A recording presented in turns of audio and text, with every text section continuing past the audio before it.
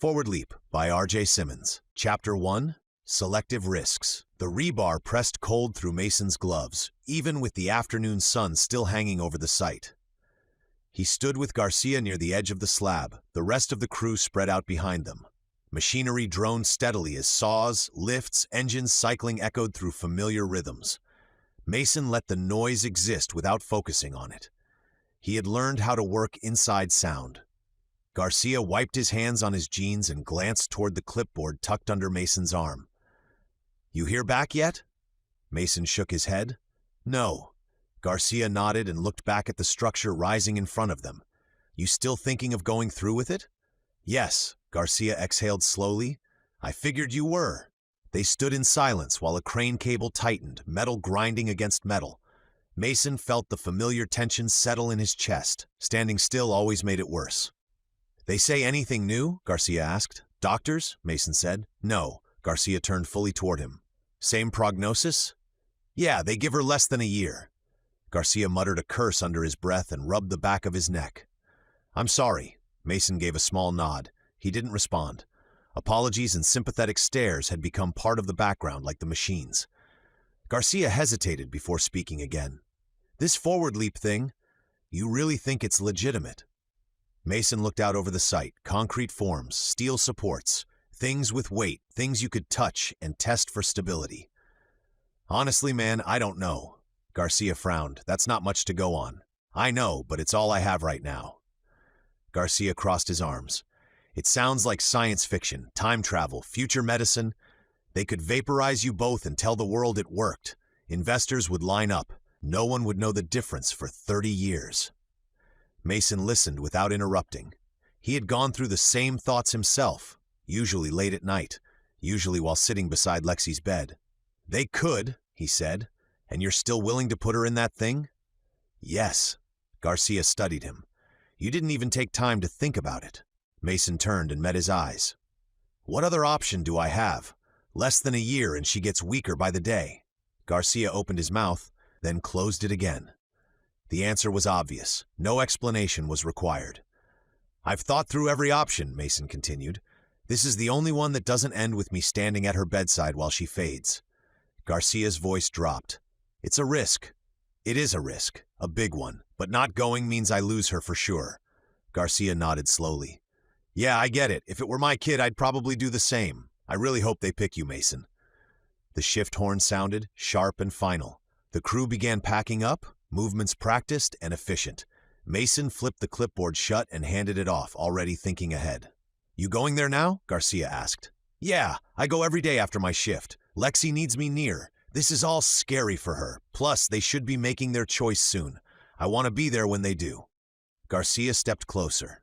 "If it's real, I hope it works." Mason nodded once. "So do I." He left the site with dust still clinging to his boots and drove across the city without turning on the radio. People had begun spray painting messages on the sides of buildings and even a few billboards. The country was split on if traveling forward in time was something humans should do. Those against it seemed to have taken to the street to voice their concerns. He passed a man standing on the corner with a sign that read, "The future is not ours." The Forward Leap initiative rose at the edge of city, set apart from everything around it. It looked like a giant college campus made from glass, steel, and clean geometry. Armed security at every entrance, cameras embedded so smoothly they were almost invisible. Mason parked and stepped out. The air felt different here. Mason wasn't sure if it was from the hope he'd attached to the place or something real. He couldn't tell. Beyond the walls of the Forward Leap campus, everything seemed quieter, more controlled. Ahead, the glass doors towered above him, reflecting the sky and his own measured approach. He slowed as he reached the entrance, the scale of the building pressing in. Then he moved forward again, closing the distance until the massive glass doors filled his vision and the outside world fell behind him. The lobby opened around Mason in white and glass. Polished marble stretched across the floor, smooth enough to reflect the overhead light in pale, broken patterns. At the center of the room stood a statue nearly 50 feet tall of a Greek god carved from stone. The figure's expression was calm, confident, untouched by time. Mason had never cared to learn which god it honored. It didn't matter. Whoever it was, they had never known what it meant to plead for a chance to save a child's life. Massive pillars rose along both sides of the lobby, each carved with figures stacked one above the other. Early hunters, soldiers in armor, scholars with books, engineers surrounded by machines, human history compressed into vertical columns, as if progress itself were holding the building upright. The walls were carved murals instead of flat panels. Wars, discoveries, cities burning and rebuilding. Some moments Mason recognized from textbooks, and others felt familiar even without names attached. He had walked through this space almost every day for 6 months, and it still impressed him. Not because it was beautiful, but because it was symbolic of this place and this program they were a part of. Someone had decided history mattered enough to carve into stone. A security guard near the medical wing entrance caught sight of him and raised a hand. "Afternoon, Mason." "Hey," Mason said, slowing his pace. "How's it going?" "Quiet so far. How was work today?" "Busy," Mason replied. "Pour went long. Weather held, though, so that helped." The guard nodded. "And Lexi? She having a good day?" Mason felt the tension in his chest ease just a little. "Yeah, as of this morning it was a better day. She made another butterfly, purple this time. Hung it right over the bed." The guard smiled. "She's going to run out of ceiling before this place runs out of funding." Mason let out a short breath that almost counted as a laugh. "That's what I told her." He stepped toward the metal detector, already bracing himself. The alarm sounded as soon as he crossed through, sharp and insistent in the quiet space. The guard glanced at the screen and then back at Mason. "Almost forgot about the shrapnel." "Yeah," Mason said. "Doc said removing it would do more harm than good. It's small, but it's stubborn." "Does it bother you?" "Only when I stop moving," Mason said, "which I try not to do."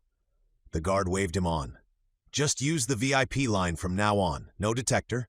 Saves everyone from listening to that thing scream every afternoon." "I appreciate it," Mason said. He meant it. Small mercies mattered more than people realized.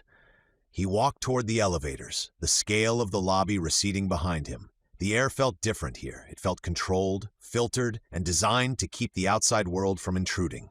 As he reached the elevator bank, 2 scientists stepped up beside him, both wearing white coats marked with forward leap insignia. Their conversation carried easily in the enclosed space.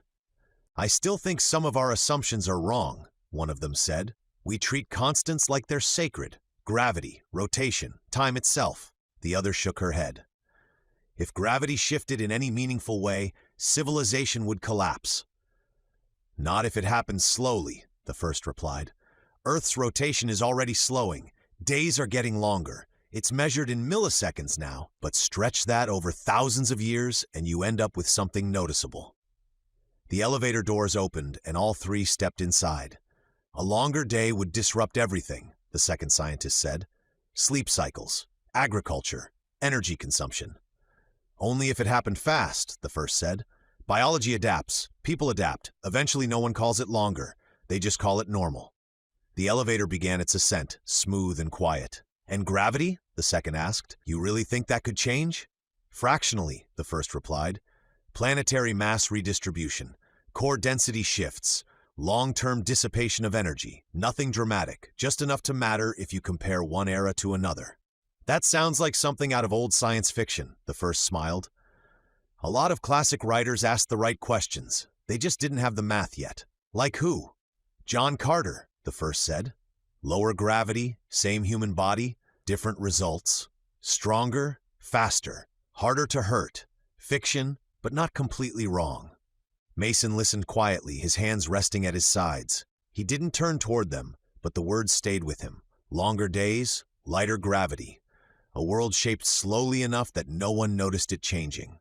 He thought about how often the doctors talked about gradual decline, about how something could be happening for years before it became impossible to ignore. The elevator slowed. The doors slid open onto the medical floor, light spilling into the car. Mason stepped out, his attention shifting fully to the hallway ahead. Clean, quiet, familiar. Lexi was waiting somewhere down that corridor, surrounded by paper butterflies and borrowed time. Mason slowed as he reached the nurse's station. The space was quieter than the lobby, the air carrying the muted hum of machines and distant voices. A nurse looked up from her terminal and recognized him immediately. "Hi, Mason," she said. "You just missed the doctor. He's got Lexi's latest labs and imaging. He said he'd come find you." "All right," Mason replied. "I'll be close." "You look like you could use something stronger than optimism," she added, nodding toward the coffee station tucked against the wall. He followed her glance. "That obvious?" she smiled. "Long shift?" "Long few years," he said, and headed for the machine. The coffee came out darker than he preferred and hotter than was comfortable to hold. He wrapped both hands around the cup anyway, letting the heat sink into his palms. The first sip tasted burnt and thick. He drank it regardless. Fatigue sat deep in his bones, the kind that sleep didn't fix anymore. He stood there and waited, eyes moving over the familiar hallway, listening to the distant rhythm of the floor. He wondered, not for the first time, how many parents sat in hospital hallways pretending they were fine. Footsteps approached. The doctor emerged from one of the exam rooms, tablet in hand. His expression was measured, careful. "Mason," he said. "Thanks for waiting." "Of course," Mason replied. "How does it look?" The doctor motioned toward a quieter corner. "It's progressing as we expected. There's continued neural degradation, but no sudden acceleration. Physically, she's holding steady." Mason nodded, absorbing it. Expected was better than surprised. "And the project?" "She's still a viable candidate," the doctor said. "No issues there." Mason exhaled slowly, not realizing how tightly he'd been holding his breath. "She's got a cold," he said. "Nurse mentioned it this morning. That won't." "No," the doctor interrupted gently. "It won't disqualify her. The entire premise of the Forward Leap initiative is to send people forward who are sick. A common viral infection isn't a concern in the long term." Mason frowned slightly. "You're sure?" "I am," the doctor said. "If the future can't handle a cold, we're all in more trouble than we think. We've started her on medication to manage symptoms and reduce stress on her system. She's responding well." "Okay," Mason said. "Good." The doctor studied him for a moment. "You holding up?" Mason gave a small nod. "I am." The answer wasn't entirely true, but it was close enough to get through the day. The doctor rested a hand on the tablet. "I'll keep you updated. If anything changes, you'll know." "Thank you." The doctor turned and headed back down the hall. Mason finished his coffee, grimacing at the last swallow, then tossed the cup in the bin. He straightened his shoulders and took a breath before moving on. Lexi didn't know how little time there was. She knew she was sick. She knew she spent more days in this building than outside it. She knew some days were harder than others. What she didn't know was the number the doctors carried quietly between themselves. She didn't know about timelines measured in months instead of years. Mason intended to keep it that way for as long as he could. Hope mattered, even borrowed hope. Especially borrowed hope. He stopped outside her door and rested his hand against the frame. He pictured her inside, paper butterflies shifting gently from the ceiling, books stacked near the bed, the careful way she watched his face for clues about how she was supposed to feel. He set his expression, smoothed the worry out of it as best he could, and reached for the handle. Then he opened the door and stepped inside.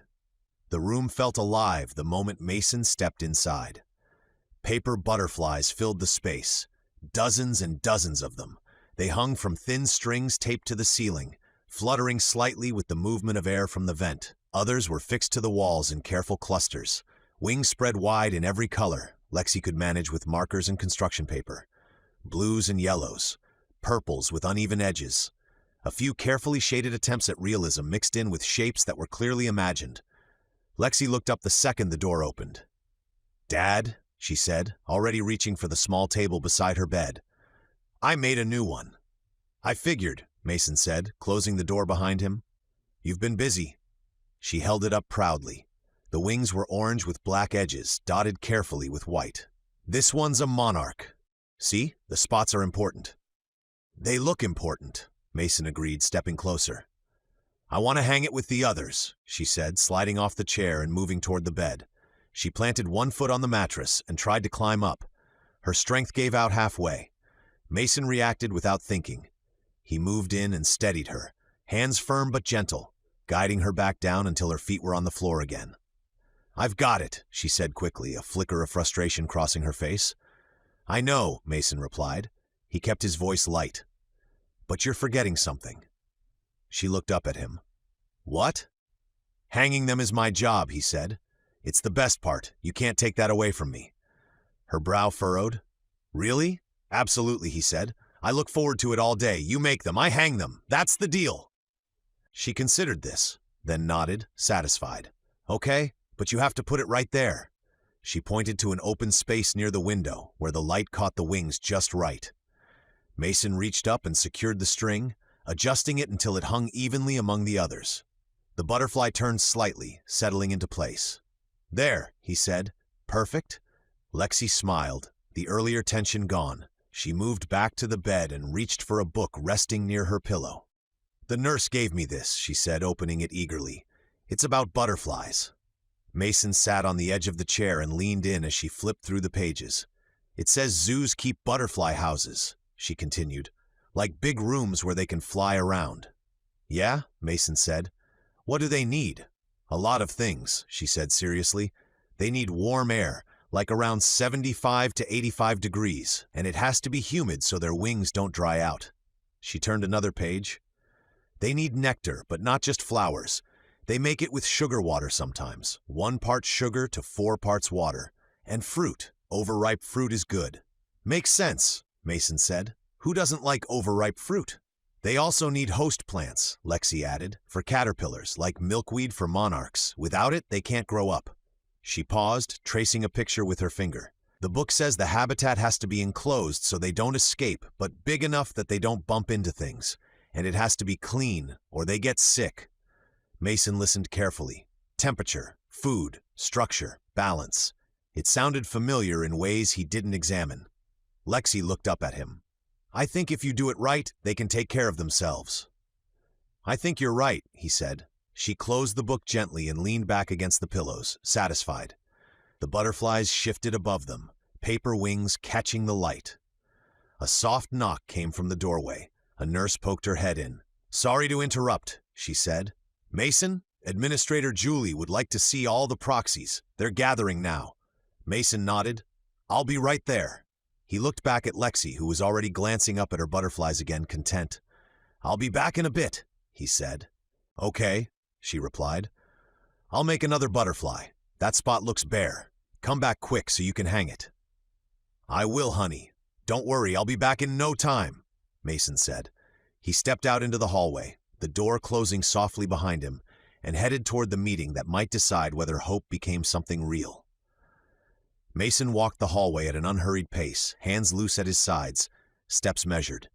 He had made this walk before, enough times that the turns and distances felt familiar, even if the reason for being here never did. The door at the end of the hall was closed, its frosted glass marked only with a name and a title. A small waiting area sat just outside, chairs arranged neatly along the wall, a table with untouched pamphlets stacked in perfect rows. Mason took a seat and looked around. There were others already waiting. A woman sat across from him, hands clasped tightly in her lap, eyes fixed on the floor. A man a few seats down stared at nothing in particular, jaw set. Near the corner, an older couple sat shoulder to shoulder, their hands intertwined, knuckles pale with pressure. Parents, spouses, children who had grown old enough to become caregivers. Proxies. They were called in one at a time. That had always been the process. Most days it was routine, updates, clarifications, adjustments to timelines. Sometimes a proxy came out pale but composed. Other times they left quietly, eyes red, shoulders folded inward. Mason had never asked why. Everyone here understood the rules. Selection was conditional. Participation was a privilege. The door opened. A young man stepped out, eyes wet, breath uneven. He didn't look at anyone as he passed, moving quickly down the hall as if the space itself had become hostile. The next proxy was called. A woman stood, walked in, and came out several minutes later with tears streaking her face. She pressed a hand to her mouth as she left, trying to contain something that refused to stay contained. Mason felt something tighten in his chest. One after another, the pattern repeated. Every person who entered the office emerged changed. Some cried openly. Others looked stunned as if the ground beneath them had shifted without warning. No one came out relieved. No one came out hopeful. A sinking feeling settled in Mason's stomach. He tried to reason with it. Maybe they were trimming the list? Maybe medical thresholds had changed? Maybe funding had shifted. Maybe this was routine and just happened to look worse than it was. But the questions kept coming. Why were they cutting large numbers at once? Had they already chosen who would go, and were now telling everyone else they were finished? Mason leaned back in his chair and stared at the opposite wall. He had felt fear before. Real fear. The kind that came with incoming fire and uncertain ground. He remembered the way his body had reacted in combat with sharp focus, narrowed vision, where everything reduced to what needed to be done next. This was different. This fear didn't sharpen anything. It hollowed him out. If Lexi was cut from the program, there was no backup plan. There was no quiet second option waiting in the wings. He couldn't afford the treatments she would need just to last the year. The program was covering it now. The hospital stays, the medications, the monitoring. Without that support, the numbers didn't add up. He thought of how casually the system measured time. Months, percentages, viability. He thought of Lexi's butterflies, of how carefully she arranged them, how much effort she put into making something beautiful in a place built around decline. And they made them all sit here, together, watching hope leave the room one person at a time. Clinical. Efficient, detached, the door opened again. "Mason Johnson," a voice called. He stood, legs steady, despite the weight pressing down on him. This was the moment he had been bracing for since the applications were submitted, since the first interview, since the day he realized hope could be taken away just as easily as it was offered. He walked toward the door, each step deliberate, and reached for the handle. Whatever waited on the other side would decide whether this was the end or whether he could keep believing there was still a way forward. Administrator Julie's office was sparse and immaculate. White walls, glass desk, no photographs, no personal effects. The room felt less like a place someone worked and more like a space designed to remove emotion from conversation. Julie sat behind the desk, posture straight, tablet resting in front of her. She looked up as Mason entered. "Mr. Johnson," she said, "please have a seat." Mason closed the door behind him and sat. The chair was comfortable, which felt intentional. He placed his hands on his knees and waited. His heart was already beating faster than he wanted it to. Julie regarded him for a moment, her expression even. She did not smile. She rarely did. "We've been reviewing the candidate pool," she began. "Before we proceed any further, I need to reiterate the risks associated with the Forward Leap initiative." Here it comes, Mason thought. "This program involves permanent temporal displacement," Julie continued. "There is no return mechanism. Once a subject enters the displacement field, they will move forward in time without the possibility of reversal. This is a one-way transition." Mason nodded. He already knew this. He had known it the moment he filled out the application. "We also cannot guarantee outcomes," she said. "The assumption is that future medical science may possess treatments or cures that do not exist today. That is an assumption. It is not a certainty." His fingers curled slightly against his leg. "There are additional variables," Julie went on. "Environmental changes, societal shifts, economic collapse. Any number of factors could result in the future being less capable, not more." She paused, watching him closely. "This is why proxies must be healthy, adaptable, and capable of managing unforeseen situations. In the event that a terminal participant cannot advocate for themselves, the proxy must be able to do so." Mason's stomach dropped. "That is one of the reasons you were considered a strong candidate," Julie said. "Were." The word echoed louder than anything else she had said. His jaw tightened. He waited for her to continue, waited for the confirmation he felt certain was coming. That Lexi had been cut, that he had failed some threshold he didn't know existed. Julie continued speaking, her tone unchanged. "We evaluate physical resilience, psychological stability, decision-making under stress." Mason leaned forward. "Just say it." Julie stopped. "If you're cutting us," he said, his voice tight, "just say it. Don't keep circling around it." She frowned slightly, genuinely puzzled. "Mr. Johnson, I'm not sure why you think." "Everyone who came out of this office was crying," Mason said. "Every single one. I've been sitting out there for an hour waiting to be told my daughter's last chance is gone." Julie's expression shifted, not to sympathy, but to understanding. "I see," she said. "That was not my intention." She folded her hands together. Those individuals were informed that they were no longer eligible for participation. In many cases, the decision was medical. In others, it was a refusal to accept the final conditions. Mason stared at her. Refusal? Yes, Julie said. When fully presented with the risks, some proxies choose not to proceed. The room felt suddenly too quiet. Mr. Johnson, she said, you and your daughter have been selected. The words took a moment to register. Selected. The pressure that had been building in his chest collapsed all at once, leaving something unsteady in its place. He leaned back in the chair, breath uneven, hands trembling despite his effort to control them. Julie continued, unaware of how close he had been to breaking. What we are doing now is ensuring you fully understand the risks before you make your final decision. Mason shook his head once. You don't need to keep going, she paused. I'm required to? It's yes, he said. I don't care what the risks are. I don't care if it burns me alive. It's the only chance my little girl has. Julie studied him for a long moment. Then she nodded. Very well, she said. On behalf of the Forward Leap Initiative, I formally welcome you as a participating proxy. She stood and extended her hand. Mason took it without thinking, the gesture grounding him. Congratulations, Mr. Johnson, Julie said. You and your daughter will be moving forward. For the first time since entering her office, Mason felt something like solid ground beneath his feet. Administrator Julie did not waste time once the decision was final. Things will move quickly from here, she said, hands folded on the desk. If you proceed, the displacement window is scheduled for 3 days from now. 3 days, Mason repeated, shocked at how soon they wanted to move. Yes, the emergence point will be 30 years forward here at this facility. Same coordinates, same structure. She paused, assuming everything functions as intended. Mason nodded. 30 years. Long enough for the world to change completely. Short enough that this place might still exist. I hope to be here when you arrive, Julie added, as if discussing a follow-up appointment. You'll be given access to the capsule storage parameters later today. You may bring personal effects and survival equipment. Space is limited, so choices will matter. How long before you'd find us, if something goes wrong? Mason asked. That depends on where you emerge, she said. If it's remote, it may take time to reach civilization. You should plan to sustain yourselves independently for a short period.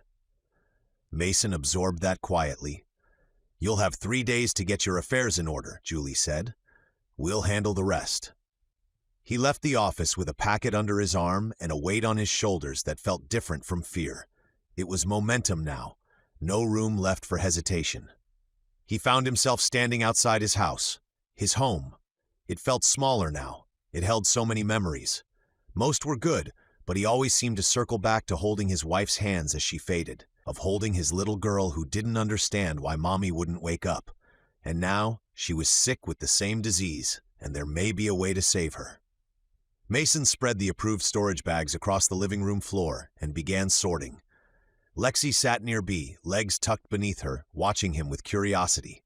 Packing bags for her capsule was simple. Clothes folded tight. Her favorite teddy bear, worn thin at the seams. A small stack of books. Every photo album they owned. Birthdays, trips, quiet moments caught without knowing how valuable they'd become. He made sure they fit. He adjusted until they did. His bags took longer. Garcia arrived in the early evening, stepping inside with a low whistle. So it's real. They worked side by side, talking as they packed. 30 years, Garcia said. A lot can go wrong in that time. You ever think about what kind of world you might step out to? All the time. This place is already tearing itself apart, Garcia said. What if it's worse? What if you come out in the middle of a war? Or halfway across the planet in a country that doesn't want you there? Mason paused, a shirt folded in his hands. I don't know what it will look like when we come out. All I know is what happens if we don't go. That isn't something I'm willing to accept. That night, after Lexi went to bed, Mason made adjustments. He broke down his compound bow carefully, reducing it to its components, wrapping each piece in cloth and sliding them into the deepest part of the compartment. Arrows followed, limited, but enough. He couldn't risk a gun. That was strictly prohibited, but they never said he couldn't take a bow. In truth, they had advised him to pack survival gear in case they came out in a remote location. He looked at the space again, then nodded to himself. Garcia watched him from the doorway. You're planning like you expect trouble. They say I'll end up in the same spot I leave, but there is all kinds of fine print that basically tells me they don't know for sure. I'm packing for the worst case. When the last bag was zipped, Mason turned to Garcia. You can have the truck. Garcia blinked. What? The keys are on the counter. You can give us a ride to the facility, then it's yours, Mason said. It's paid off. Take it. He gestured around the house. Everything else too. Garcia shook his head. That truck is the nicest thing you own. You love that truck. I was going to sell it anyway, Mason said, to buy more time in case she was cut from the program. It would have gotten us another month. He didn't need to explain further. Garcia ran a hand through his hair. I don't like just taking something like that. Then don't, Mason said. Call it a loan you don't need to pay back. Garcia disappeared to his car and came back carrying a long case. He opened it on the table. I was going to give this to you anyway. Inside lay a gladius, a short Roman sword meant for close, efficient killing. It wasn't decorative or polished for show. The blade was balanced, worn smooth in places where hands had held it before, built to be used. Mason understood then why Garcia had given it to him. Garcia had been worried about where the leap might leave him, about the chance that he could emerge among people who would see him as an enemy before they ever heard his name. The sword wasn't a symbol or a keepsake. It was protection, a quiet, practical parting gift, offered in case the world on the other side turned hostile. It was my dad's, Garcia said. It's a modern remake, but it's solid, short enough to travel. You can slide it into one of those fishing pole holders you're bringing. Mason picked it up. The weight felt right. If anyone asks, Garcia added, tell them it's a machete. Ironically, that's what my dad used it for. Consider it more survival gear. Mason nodded. Thank you. They stood in the doorway a while later, the bags packed and ready. Garcia extended his hand. I'll see you in 30 years. Mason shook it, firm and steady. You better. He shouldered the bags and stepped into the night to load the truck. They were moving forward, and he was bringing the only thing that really mattered. Lexi. Chapter 2. The Leap. The noise hit them before the gates came into view. Shouts, chants, the mechanical whir of camera rigs adjusting position. Mason slowed his pace slightly as the forward leap compound rose ahead, its clean lines and glass facade framed by a crowd pressed against temporary barricades. Protesters filled the space along the access road. Handwritten signs waved above heads. Time is not yours. Stop playing God. Leave the future alone. News vans lined the curb, satellite dishes angled skyward. A reporter spoke urgently into a camera, gesturing toward the facility behind her as if it were a crime scene instead of a medical campus. Mason felt Lexi's hand tighten around his. What's going on? She asked. Just people with opinions, he said. We'll be inside in a minute. One man shouted as they passed. You don't get to decide who lives forever. Another voice followed. This is how it starts. Mason kept moving. He didn't look at them directly, but he felt the weight of their words anyway. Anger stirred beneath the surface. Sharp, controlled, familiar. He wondered what they would do if it were their child lying in a hospital bed. If they had been handed timelines measured in months and bills they could never outrun. If someone had offered a chance. An uncertain, dangerous, imperfect but real chance. He doubted any of them would stand on principle for long. Security personnel opened a gap in the crowd, guiding them through. No one tried to stop them. A camera flashed as they passed, Lexi half hidden behind his shoulder, bags hanging heavy from his arms. The noise faded quickly once they crossed the threshold. Mason adjusted his grip on the bags and looked down at Lexi. Almost there. She nodded and squeezed his hand once more. He adjusted his grip on the bags slung over his shoulders and stepped through the main entrance, every muscle in his body tuned in. They were so close now. Inside the compound, the world returned to quiet order. Marble floors, controlled lighting, calm voices. The chaos outside felt distant already, sealed away by glass and steel. The lobby looked the same as it always had, white marble, glass. The towering statue standing watch over history carved into stone.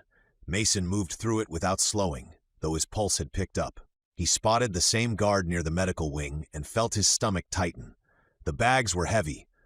He thought of what he had hidden in his bags. He pictured the metal detector, the alarm, someone asking him to open everything. hands digging through his gear, the bow components, the arrows, the wrapped length of blade hidden with his disassembled fishing pole. The guard saw him and smiled. "Morning, Mason," he said. "Big day." Mason forced his shoulders to relax. "Yeah, it is." The guard stepped aside and pointed past the checkpoint. "VIP entrance is open for you. No detector today." Mason paused. "You sure?" "Congratulations," the guard said, "and when you get where you're going, look me up." Mason nodded and walked past before anything could change. He kept waiting for someone to shout out, to ask him to stop so his bags could be inspected, but no one stopped him. No one asked about the bags. They were guided through a pre-check corridor where staff moved with calm efficiency, focused on schedules and screens rather than possessions. Mason kept the bags close, expecting at any moment for someone to tell him to set them down. They reached a wide chamber, cool and brightly lit. The capsules stood upright in recessed platforms, sleek, enclosed forms with smooth surfaces broken only by seams and access panels. One was marked with Mason's identifier, the other with Lexi's. A technician approached, her tone practiced but not unkind. "You can stow your personal items now. I'll show you how the compartments work." Mason followed her closely as she demonstrated the storage bay built into the side of the capsule. She opened it, showed him the latch mechanism, then closed it again. "Lock, unlock. That's it," she said. "Just make sure whatever you are bringing fits and the door close fully." "That's really it?" Mason asked. "Yep," she replied. "Now let's go over the critical systems. I know you've been given the instructions, but seeing it in person may help you ask any final questions before the launch." The tension he'd been carrying loosened just enough to breathe. He stowed their belongings carefully, Lexi's things first, then his. Everything fit, everything sealed. The technician moved on to the capsule itself. "Each unit is independent, but they're linked," she said, tapping a panel between the two platforms. "This tablet will let you communicate with each other during the countdown and after emergence." She activated a display. A soft tone sounded inside both capsules. "There's also a proximity system," she continued. "You'll see the relative position of the other capsule's tablet. In the unlikely event you emerge a few miles apart, this will help you reunite." Mason studied the interface, committing it to memory. "You won't be alone," she added, "at least not from each other." The technician paused beside Mason's capsule and rested a hand against a recessed panel near its base. "This is the power unit," she said. "Everything depends on it." Mason leaned closer. The panel slid open, revealing a compact, heavily shielded core surrounded by layered containment rings. It looked smaller than he expected, too small for something carrying that much responsibility. "Cold fusion battery," she continued. "Experimental.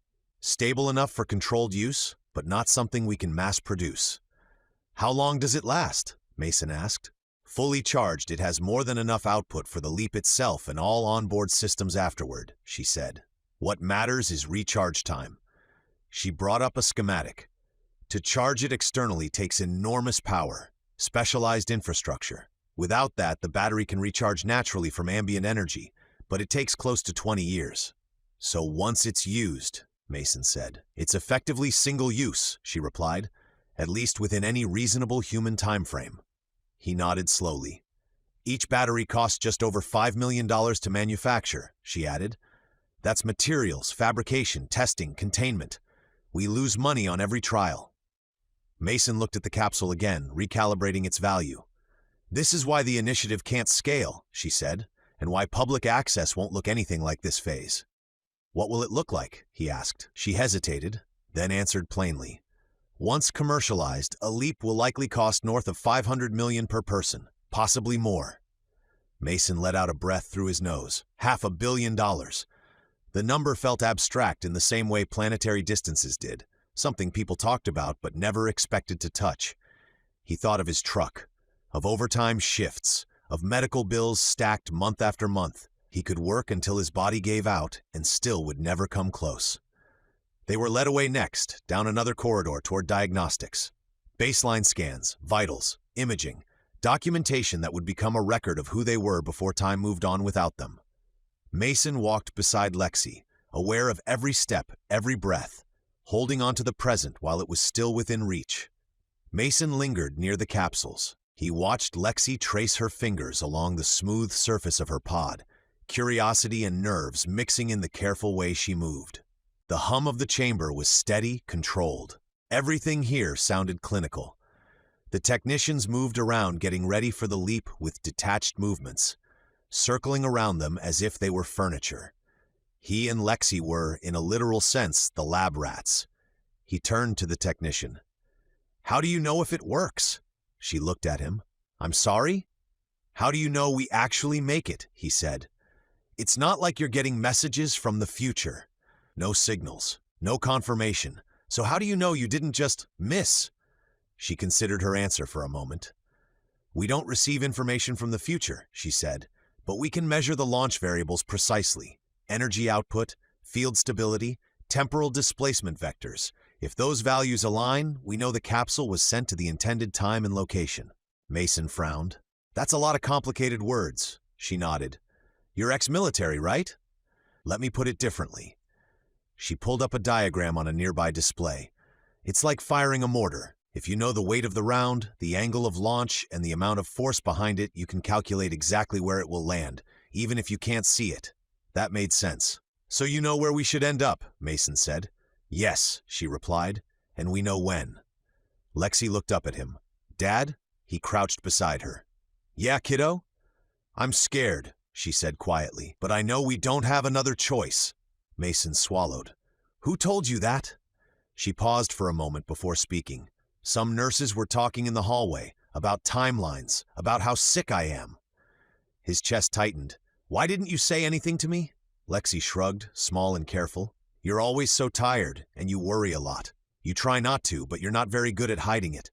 He almost laughed. Almost. "I didn't want to make it worse," she continued. "I've been trying to be brave so you wouldn't feel more stressed." Mason pulled her into a hug and held her longer than necessary. "You don't have to do that," he said. "That's my job." She leaned into him. "I know, but I can still help." He pulled back just enough to look at her. "You're the bravest person I know," he said, "and the smartest, and I love you more than anything in this world." She smiled, eyes bright despite everything. "I love you too." The technicians began their final preparations. Mason helped Lexi into her capsule, adjusting the straps carefully, making sure she was comfortable. He brushed her hair back from her face and tapped the small camera mounted near the headrest. "Keep this on," he said. "Talk to me the whole time, even during the countdown." "I will," she promised. "You better answer." "I will," he said. "I'll be right there." She reached in her pocket and handed him a small paper butterfly. "For luck, you can hang it after we get there." Mason smiled and tucked it in his back pocket. They hugged one last time before the pod sealed. Mason stood back, forcing himself to let go. He moved to his own capsule, glancing once more at Lexi's, watching her give him a small wave through the glass. "See you after," she said through the link. "See you after," he replied. The pod sealed with a soft final sound and the chamber grew very still. The straps tightened across Mason's chest and shoulders. He tested them once, more out of instinct than expectation. They held firm. The capsule adjusted subtly around him, pressure distributing evenly, the interior lights dimming to a calm, neutral glow. A screen activated in front of his face. Lexi appeared on it almost instantly. Her pod framed her smaller body, the camera close enough that he could see the freckles on her nose. She smiled when she saw him. "There you are," she said. "I'm right here," Mason replied. "You comfortable?" "Mostly," she said. "It feels like a really expensive dentist chair." He let out a short laugh. It always amazed him how Lexi looked at the world. "Yeah, it does." Around them the chamber came alive. Voices echoed faintly through the structure. Systems powered up. Readouts scrolled across the edges of his screen, numbers he didn't understand and didn't try to. A scientist's voice came through the comms. "Final system checks underway. We'll be requesting verbal confirmation shortly." Lexi shifted slightly. "Dad?" "Yeah." "You're not going anywhere, right?" "Yes, but it's okay," he said. "We're going together." The administrator's voice replaced the technician's, calm and precise. "This is Administrator Julie. We are beginning final preparations for forward displacement. Mr. Johnson, Lexi Johnson, please confirm readiness." Mason quickly replied. "Ready." Lexi nodded. "Ready." "Confirmed," Julie said. "Countdown will begin shortly. Mason focused on Lexi's face, committing it to memory even though he didn't need to. She held her teddy bear tight against her chest, one hand lifted in a small wave. "See you after," she said. "See you after," he replied. The countdown began. 10. The capsule vibrated lightly. 9. Mason felt his heart rate climb despite himself. 8. Lights along the chamber walls brightened. 7. Lexi's image flickered for just a moment, then stabilized. 6. A low hum built beneath everything else. 5. Mason opened his mouth to say something, anything, but the words caught. 4. The hum sharpened, rising in pitch. 3. Julie's voice faltered. "Stand by." 2. No, wait. Something's 1. The world broke. Power surged through the chamber in a violent wave. The lights flared white, then dimmed, then flared again. Alarms screamed. Sparks erupted from panels in the command booth, arcing wildly as systems overloaded. "Dad!" Lexi shouted through the comms. "I'm here!" he yelled back. "I'm here! Hold on!" Behind the glass of his capsule, chaos unfolded. Scientists ran in every direction. One stumbled, clothing igniting as a burst of energy tore through a nearby console. Another collapsed as thick smoke poured from ruptured tanks along the wall. The air filled with chemical vapor, dense and fast-moving. "Stop it!" Mason shouted. "Let me out! Let me out of this thing!" Everyone was too busy trying to escape the chaos to pay him any attention at all. He yanked at the release handle, but it didn't move. "Dad?" Lexi's voice cut through again, thinner now, distorted. "I'm trying to get to you," he said, his voice raw. "Just stay there. I'm coming, Lexi." Another explosion rocked the chamber. The entire room shuddered. Glass cracked, a shockwave rippled outward, and then light. Blinding, absolute light filled his vision. The world outside the capsule began to move, not fast at first. It was almost as if the people were moving just faster than made sense. Almost like fast-forwarding a video, but then it began to speed up. People blurred into streaks. Fire became lines of color. The walls of the chamber stretched and warped as if pulled forward by something he couldn't see. Time accelerated. Seconds folded into minutes. Minutes collapsed into hours. The outside world smeared into a continuous stream, motion compressing until it lost meaning altogether. "Dad?" Lexi's voice cut off mid-word. The acceleration increased again, the blur turning into something beyond motion, beyond recognition. His body felt pinned in place, pressure building from every direction at once. Then another flash of light. Brighter than before, then everything vanished. Mason's vision returned in pieces. Light came first, bright, uneven, pulsing light through his eyelids as if the world outside was moving. His eyes opened, then narrowed against the glare. The interior of the capsule was dimmer than the outside, and the contrast made everything feel washed out. Then sound found him. Not alarms, not voices, not the controlled hum of the forward leap chamber, but the sounds of nature. Wind moving through needles high above, the distant creak of trees shifting against each other.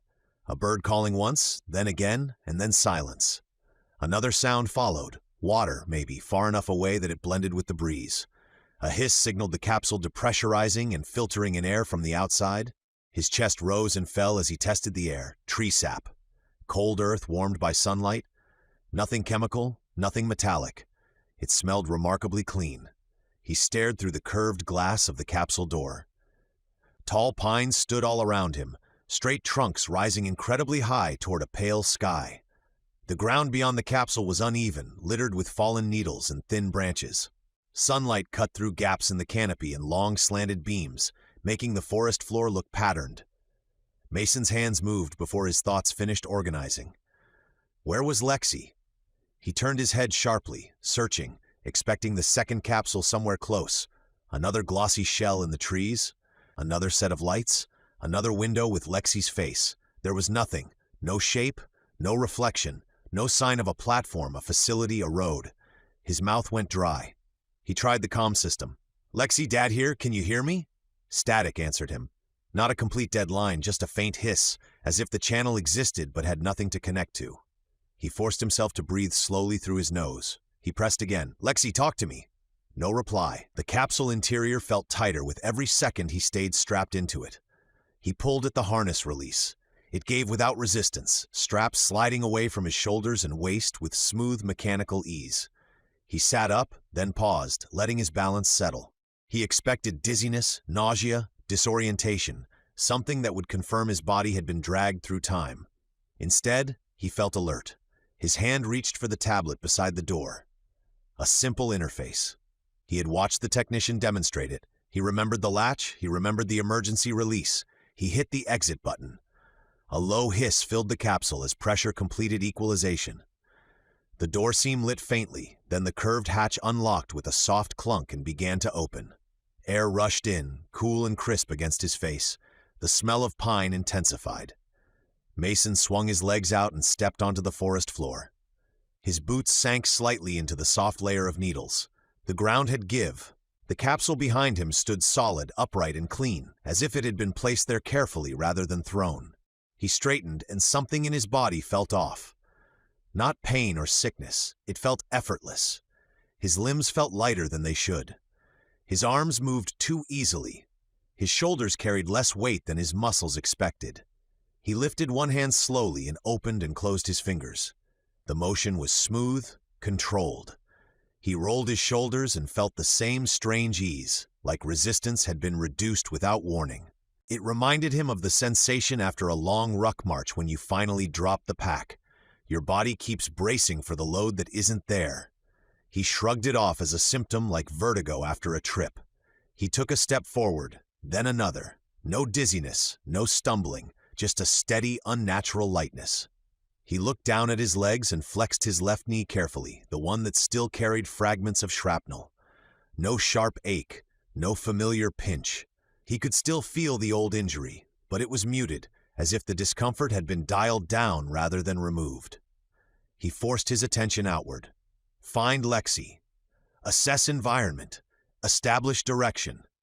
Military habits surfaced automatically, not because he wanted them, but because his mind needed structure.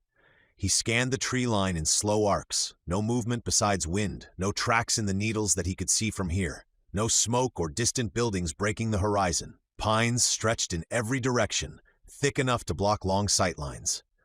He turned back toward the capsule and looked around it, half expecting Lexi's pod to be hidden just beyond the nearest cluster of trunks, the way a person might overlook something obvious when they are panicking.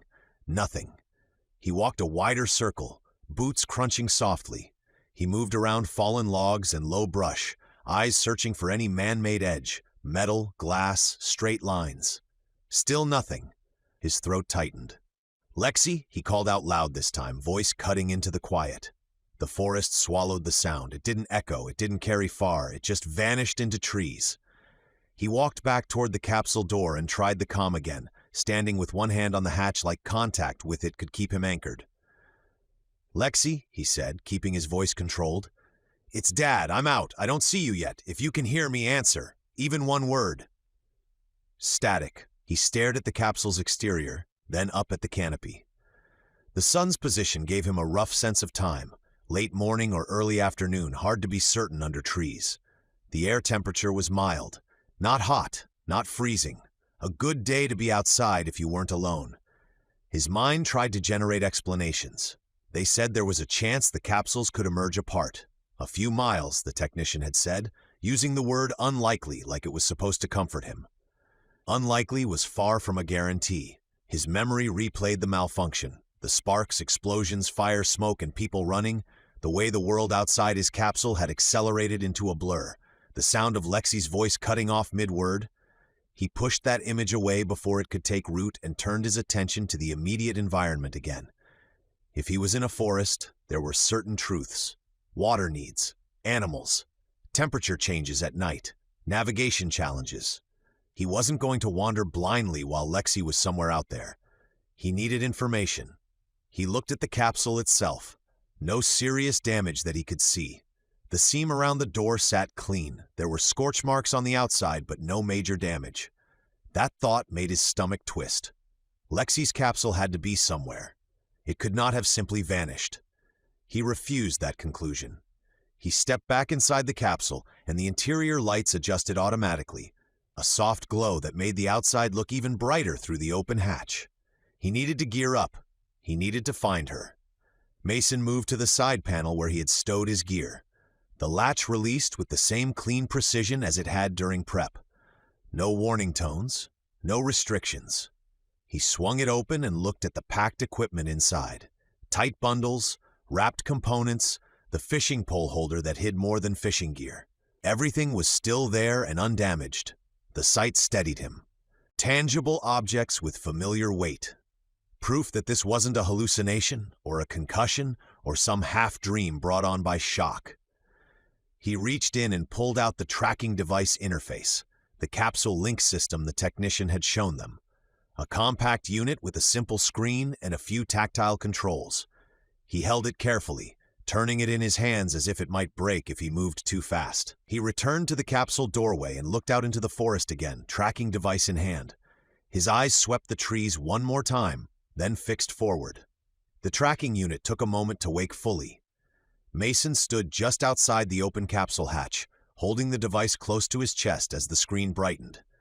The interface came into view. Minimal text, minimal icons, almost insulting in how basic it was. A faint grid appeared, then a small dot pulsed near the center. Another dot blinked farther out on the edge of the screen, steady and consistent. Lexi. His breath left him in one long exhale he hadn't realized he was holding. Relief didn't arrive as warmth. It arrived as the removal of pressure. His shoulders dropped. His throat loosened. His mind stopped racing through worst-case outcomes long enough to let a single thought settle. She's here, somewhere. He stared at the dot as if it might disappear if he looked away. It remained on the screen, pulsing calmly, giving him the first real anchor since he arrived. Then he noticed what the display didn't show. Numbers. No distance readout. No estimate. No 2 miles or 10 miles, or even a vague near and far. There was only a directional indicator, a small arrow that rotated as he shifted his stance, pointing him toward the blinking dot. A compass needle dressed up as a modern interface. Mason turned slowly in place. The arrow swung with him. He stopped when it aligned and held steady. "That's it," he muttered. He tapped the screen, swiped, pressed the only physical button on the side. The interface didn't change. The dot stayed where it was. The arrow kept pointing. It was not useless, but it was incomplete in a way that felt almost careless. He imagined the designer, someone brilliant, someone who could talk about vectors and field stability and neural preservation, someone who had never tried to navigate without a paved road. Someone who had never moved through real terrain with a life depending on clear information. A direction is not a plan. A direction is barely the beginning of a plan. Mason looked out into the forest, letting his eyes follow the arrow's line as far as the trees allowed. Trunks and branches blocked the path after a few dozen yards. The ground rose gradually in that direction, uneven and cluttered with fallen limbs. He steadied himself and forced the next step to be deliberate instead of reactive. His body wanted to move now. His instincts wanted speed. The part of him that only knew Lexi might be lying frightened and alone somewhere in this wilderness pushed him toward action without thought. His training pushed back. Plan, prepare, move with purpose. He turned and stepped back into the capsule. Inside, the air felt slightly warmer than the forest. The lighting adjusted again, soft and clinical. The interior still looked untouched, as if the capsule had just been rolled out of the launch bay and set upright for inspection. That normalcy made him uncomfortable. He opened the storage compartment fully and began pulling out what he needed. The compound bow came first. He laid the components on the capsule floor, hands moving with careful efficiency. Limbs, riser, cams, cables. He assembled it the way he had practiced at home, doing it quietly, checking tension by feel, inspecting each connection twice.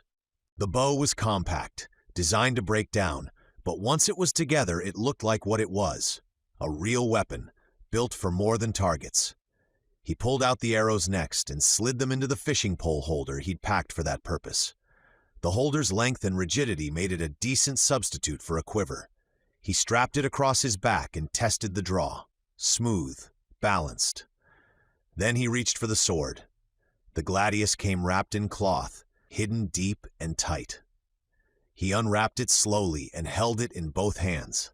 The blade caught the capsule light and reflected it in a thin line. He tested the edge with a thumb and stopped before it could bite. He found the mounting strap he'd packed and secured the sword to his side, where it would stay close and not swing too much while moving.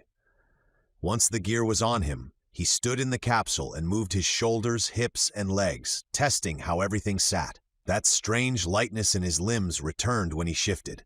He was aware of it now in a way he hadn't been when he first stepped out. His movements were too easy, not sloppy, not uncontrolled, just aided. He lifted his arm and it rose without effort. He tightened his grip on the bow and felt strength respond cleanly, like the world offered less resistance. It felt like being younger in a body that remembered fatigue. He forced himself to stop analyzing it. There would be time later. Lexi came first. He stepped back out of the capsule and checked the tracker again. The arrow still pointed, the dot still pulsed. Relief tried to push him into motion. He didn't move yet, but instead he turned his attention back to the capsule console. The technician had shown them how to communicate, how to locate the other pod, how to record entries. He hadn't looked closely at the rest. At the time, he had been focused on Lexi's face, on getting through the launch, on not getting his bag searched. Now he needed everything the capsule could tell him. He climbed back inside and leaned toward the main interface, scanning the screen for any system menus. There were icons he hadn't paid attention to before: diagnostics, environmental readings, mission status. He pressed one and watched the display shift. A list appeared.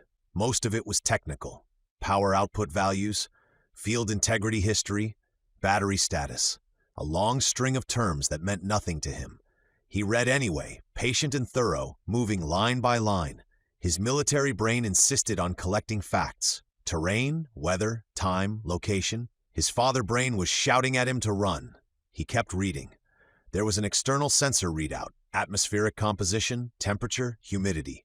The oxygen percentage looked normal. Air pressure looked different, though he had no baseline to compare it to. The temperature was mild, humidity moderate. It explained the clean smell and the comfort of the air. He found the capsule comms log. The last transmitted line was incomplete. A timestamp associated with it showed only numbers. He stared at them, trying to make sense of the format. He backed out of that menu and opened the navigation status, hoping for coordinates, a map, anything with a name. The display offered none. It did, however, show a mission header: displacement target, facility reemergence temporal offset value, synchronization, status, local date, value. He stared at the local date line longer than the others. The number format was similar to what he'd seen in training environments and in digital logs: year, month, day. It was familiar enough that his brain filled in the meaning automatically, except the year was wrong.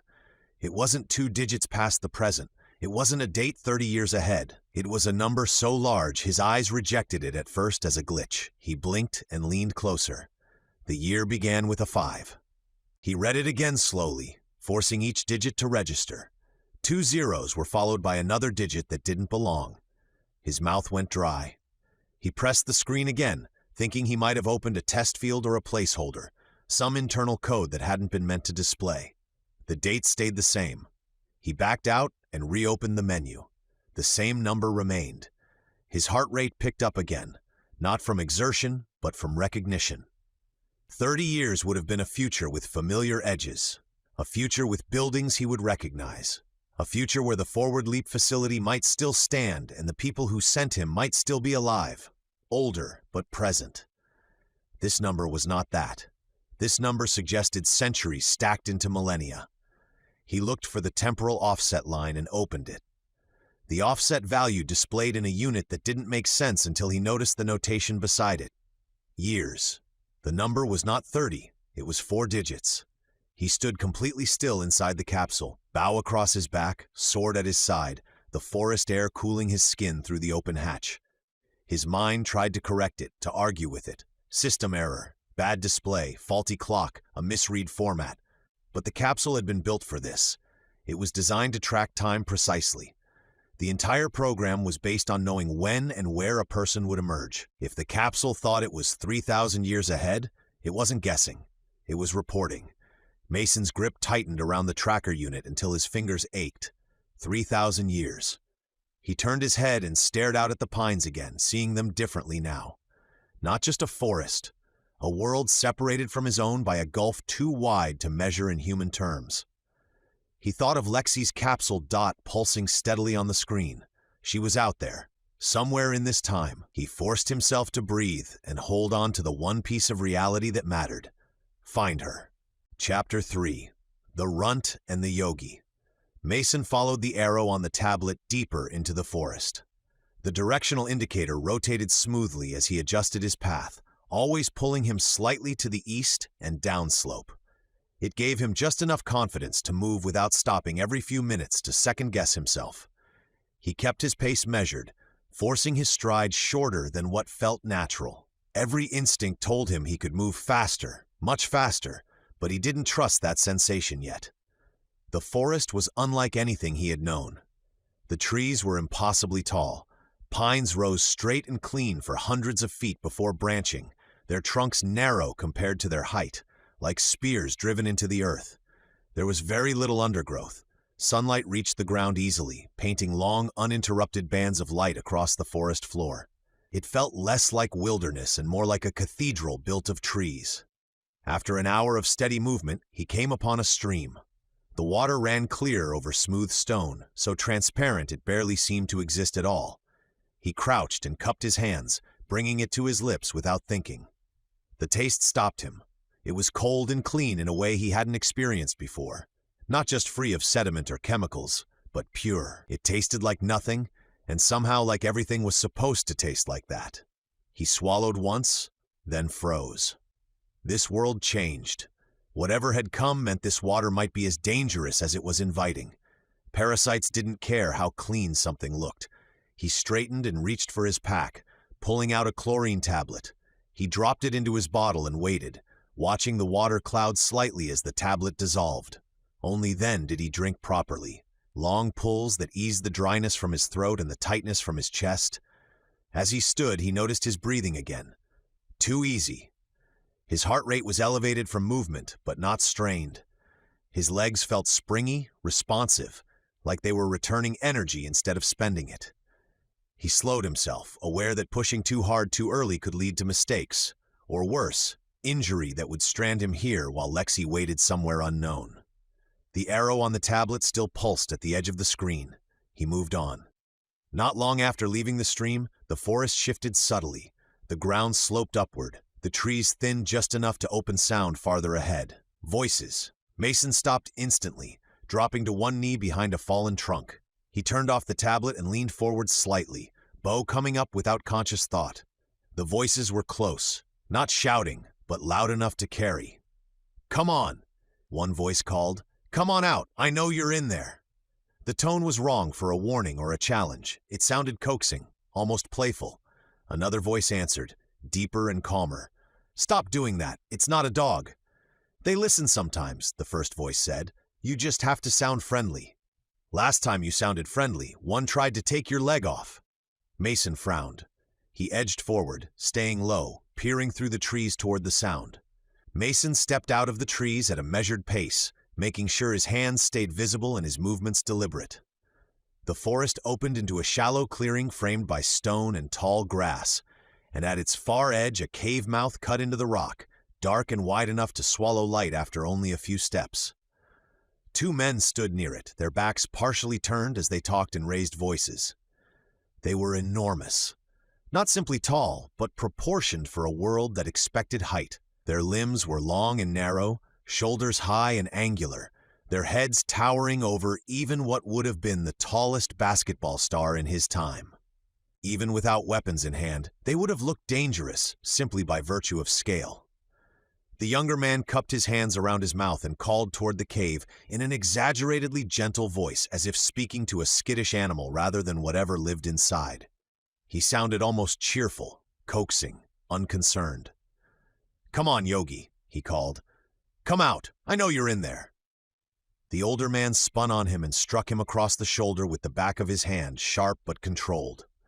"Stop that," he said. "You want it angry before it even sees us?" "It already knows we're here," the younger replied, grinning. "Might as well be polite." "You don't be polite to things that eat people." Mason shifted his weight, a dry branch snapping softly beneath his boot before he could stop it. Both men turned at once, their bodies angled toward him, weight settling into balanced stances that suggested long familiarity with violence. The younger man's grin widened instead of fading, curiosity replacing surprise. The older man's face hardened into something blunt and unsparing. Mason raised one hand slightly, palm open, and stepped forward just enough to be clearly seen. "I didn't mean to startle you," he said. "I heard voices." The younger man laughed outright and took several long strides closer, circling Mason as if he were an animal brought out for inspection. "Well, you're an odd little thing," he said. "Look at this one." The older man didn't move, but his eyes traveled over Mason slowly, without embarrassment or apology. Boots, pack, bow, sword, the lack of armor. When his gaze reached Mason's face, his brow creased. "You're a man," he said, "but you're shaped like a child." Mason opened his mouth to respond, then stopped himself. There was no version of this conversation where explaining himself would help. "And a soft one," the younger added, poking Mason lightly in the side with one long finger. "Not even a hard child, a fat one." Mason shifted away from the touch, jaw tightening. "I'm in good shape." The younger man snorted. "For what?" The older man folded his arms. "Why would you come into the pine forest dressed like that?" he asked. "No armor, no hide, no plating, just cloth and hope." "I didn't come here to hunt," Mason said carefully. "I'm passing through." The older man's mouth twitched, not quite a smile. "Then you're either very brave or very stupid. Or crazy," the younger added cheerfully. "Probably crazy." Mason glanced toward the cave and then back to them. "What are you hunting?" "A yogi," the younger said, as if proud of the answer. Mason nodded slowly. "Big animal, lives in caves, dangerous." The older man tilted his head. "You don't know what a yogi is." "I know what it sounds like," Mason replied. "Where I'm from, we'd call it a bear." Both men stared at him. The younger one's grin returned, wider and sharper than before. "That's a bad name." "It's just a name," Mason said. "Things get called different things in different places." The older man shrugged. "Maybe where you grew up was wrong." Mason let that go. Correcting them would only raise questions he didn't want to answer. He was already a strange enough presence without adding explanations that sounded like madness. The younger man's attention dropped to Mason's bow, his expression shifting from curiosity to open amusement. "That thing?" he said. "You brought that little stick to hunt with?" "It works," Mason said. The younger man laughed again. "It's a toy." The older man stepped forward and drew his own bow in one smooth, practiced motion. It was massive, a recurve scaled to his height and strength, its limbs thick and heavy, its string drawn back with effortless control. Compared to it, Mason's bow did look small, compact, almost delicate. "You stay back," the older man said. "That thing won't slow a yogi, and that little knife won't save you." He nodded toward the gladius at Mason's side, clearly unimpressed. "That looks like something you'd cut food with." Mason resisted the urge to argue. This was not the moment. "I'm not here to fight it," Mason said. "I'll keep my distance." "Good," the older man replied, "because if you panic, you'll get someone killed." Mason remained where he was, the cave looming behind the brothers like a dark mouth waiting to speak. The older man finally lowered his bow enough to acknowledge him as something more than a distraction. "You walked into our hunt," he said. "That makes you involved whether you meant to be or not." Mason nodded once. "I didn't plan on it." The older man studied him again, slower this time, eyes lingering on Mason's posture and the way he held himself despite being unarmored. "Name," he said. It wasn't a request. "Mason." The word hung there awkwardly. The older man repeated it with a frown. "Me's son," Mason clarified. "No, Mason, one word." The younger laughed and slapped his thigh. "Me's son, I like it. Did Mia lose you out here?" Mason exhaled slowly through his nose. "That's not what it means." Irek shook his head, already dismissing the effort it would take to remember it. "It sounds foolish. I won't keep it straight." He looked Mason up and down again, eyes settling briefly on his height, his unarmored chest, the light bow hanging at his back. "You're small, and you wandered into pine country dressed like you don't expect to live long." Irek turned back to Mason. "You'll be RUNT." Mason frowned. "I already have a name." "You won't live long enough for me to remember it," Irek said calmly. "RUNT fits. You're a man built like a child. If you survive, maybe we'll reconsider." The younger clapped his hands together. "RUNT it is." Mason looked from one to the other, realizing this was not a negotiation he could win and not worth trying to. "Fine," he said. "RUNT." Irek gave a single nod, satisfied, and shifted his stance slightly toward the cave. "I'm Eric. That's my brother, Soren. If you do anything loud or foolish when the yogi comes out, I will leave you for it." Soren grinned. "Don't worry. If you die, it'll be memorable. Soren moved closer to the cave again, his voice rising in exaggerated friendliness. "Yogi," he called. "Come on out.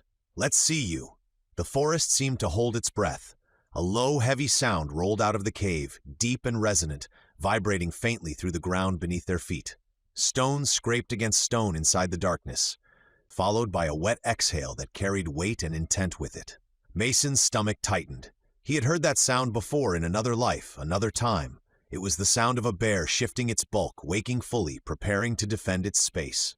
The older brother's stance changed, feet bracing as he drew his massive bow back to full tension. "Quiet now," he said. "It's awake." The younger man crouched slightly, eyes bright with anticipation. "There you are," he murmured. Mason took a slow step backward, heart pounding, eyes fixed on the black mouth of the cave. Whatever this world chose to call it, the growl echoing from within told him the same thing. Something very large was about to come out. The shape that emerged from the cave filled the opening completely. At first glance, Mason's mind reached for a familiar frame of reference because it had nothing else to grab onto. The animal looked like a grizzly from his time. Broad shoulders, heavy hump, thick fur that shifted in the light as it moved forward. The resemblance ended there. This thing was far too large. Its head alone was as wide as Mason's chest, its forelegs thick as tree trunks, its breath steaming as it tested the air. The younger brother leaned forward, squinting, and then waved one hand dismissively. "Oh," he said, almost disappointed. "It's just a cub?" Mason's stomach dropped. The older brother's expression changed instantly. The humor vanished from his face, replaced by something sharp and urgent as realization caught up with instinct. "A cub," he said, voice low. "Which means—" The ground behind them thundered.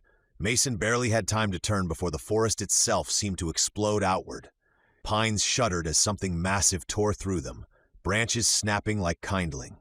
The mother burst into the clearing in a blur of motion and muscle, her size overwhelming any scale Mason's mind could supply. She dwarfed the cub entirely, a moving wall of fur and power, 3 times the size of a polar bear from his world, and built with the same brutal efficiency as the trees around her, tall, straight, and unforgiving. The older brother tried to pivot, bow half drawn, but he was already too late. The mother struck him with one sweeping foreleg, the impact lifting his enormous body off the ground and hurling him sideways as if he weighed nothing at all. He hit the dirt hard and rolled, disappearing briefly behind a fallen log. Mason moved on instinct. He tried to dodge the way he always had, aiming to slip laterally and create space, but his body responded with far more force than he intended. His legs coiled and released, launching him in a long, uncontrolled arc to the side. The world seemed to hang for a moment as his boots left the ground, and then he landed hard enough that the impact rattled his teeth. His quiver jerked with the motion, arrows spilling free and scattering across the forest floor, shafts clattering against stone and root. The bear roared and turned on him. Mason scrambled upright, heart pounding, and reached for his sword. His hand closed on the hilt and yanked, but the motion was too fast, too forceful. The blade tore free and flew from his grip, spinning end over end before skidding across the dirt and coming to rest several yards away. The mother charged. There was no time to recover the weapon, no room to rethink his movements. Mason raised his arms as the massive body slammed into him, the force driving the breath from his lungs as they hit the ground together. The impact knocked the world sideways, dirt and needles exploding around them as the bear pinned him beneath its weight. Claws raked across his chest and shoulders. Pain flared, sharp and immediate, but it was not what his mind expected. The bear's talons bit through cloth and into flesh, carving long, bloody lines. Yet they did not sink as deep as they should have. Mason felt the cuts burn, felt skin tear, but the damage stopped short, as if the claws had met resistance where there should have been none. The bear roared again, hot breath washing over his face as it reared back to strike him again. Mason reacted without thought. He planted his boots against the ground and shoved upward. The sensation startled him so badly, he almost lost focus. The bear's weight shifted. Not much, but enough that its balance changed. Mason's arms locked as he pushed again, muscles screaming and the massive head lifted higher. The bear hesitated. Mason stared up at it, shock flooding through him as realization dawned that the resistance he felt was not immovable. His arms trembled, but they held. The ground beneath his boots compressed as he drove upward again, forcing the animal back another fraction. Nearby, the younger brother dragged the older one to his feet, both of them staring at the sight unfolding in front of them. Neither spoke, neither moved to help. They watched as a man they had just mocked as a soft, unarmored runt lay pinned beneath a creature that should have crushed him instantly, and then began to push it away. Mason gritted his teeth and strained harder, every instinct screaming that this was impossible, that his arms should be breaking, that his chest should be caving in. Instead, the bear's forequarters lifted, its claws scraping uselessly as it tried to press down again. The animal snarled, confused and enraged, its massive head swinging as it tried to reassert dominance. Mason's muscles felt like stone under strain, dense and unyielding, responding to force with more force than he had ever commanded before. He did not understand it, did not have time to question it. He only knew that he could not let go, could not falter, because if he did, the bear would finish what it had started. The brothers' voices cut through the chaos from somewhere behind him, sharp with urgency. "Run!" the older one shouted. "Get out of there!" Mason heard the command, understood it, and ignored it entirely. Running felt off. His body still hadn't caught up with the rules of this place, and he no longer trusted that distance would save him. Instead of trying to flee, he twisted his hips and lunged sideways, pushing off the ground harder than he meant to. His body carried farther than expected, momentum pulling him into a rough roll across the forest floor. Needles and dirt tore at his clothes, but when he came up, he did so on his feet, balance snapping into place with an ease that startled him. The mother yogi recovered. She spun with a roar that seemed to press the air outward, massive paws digging furrows into the soil as she charged again. The ground trembled with each step, her bulk eating the distance between them in seconds. Mason had just enough time to register how impossibly fast she was before she was nearly on him again.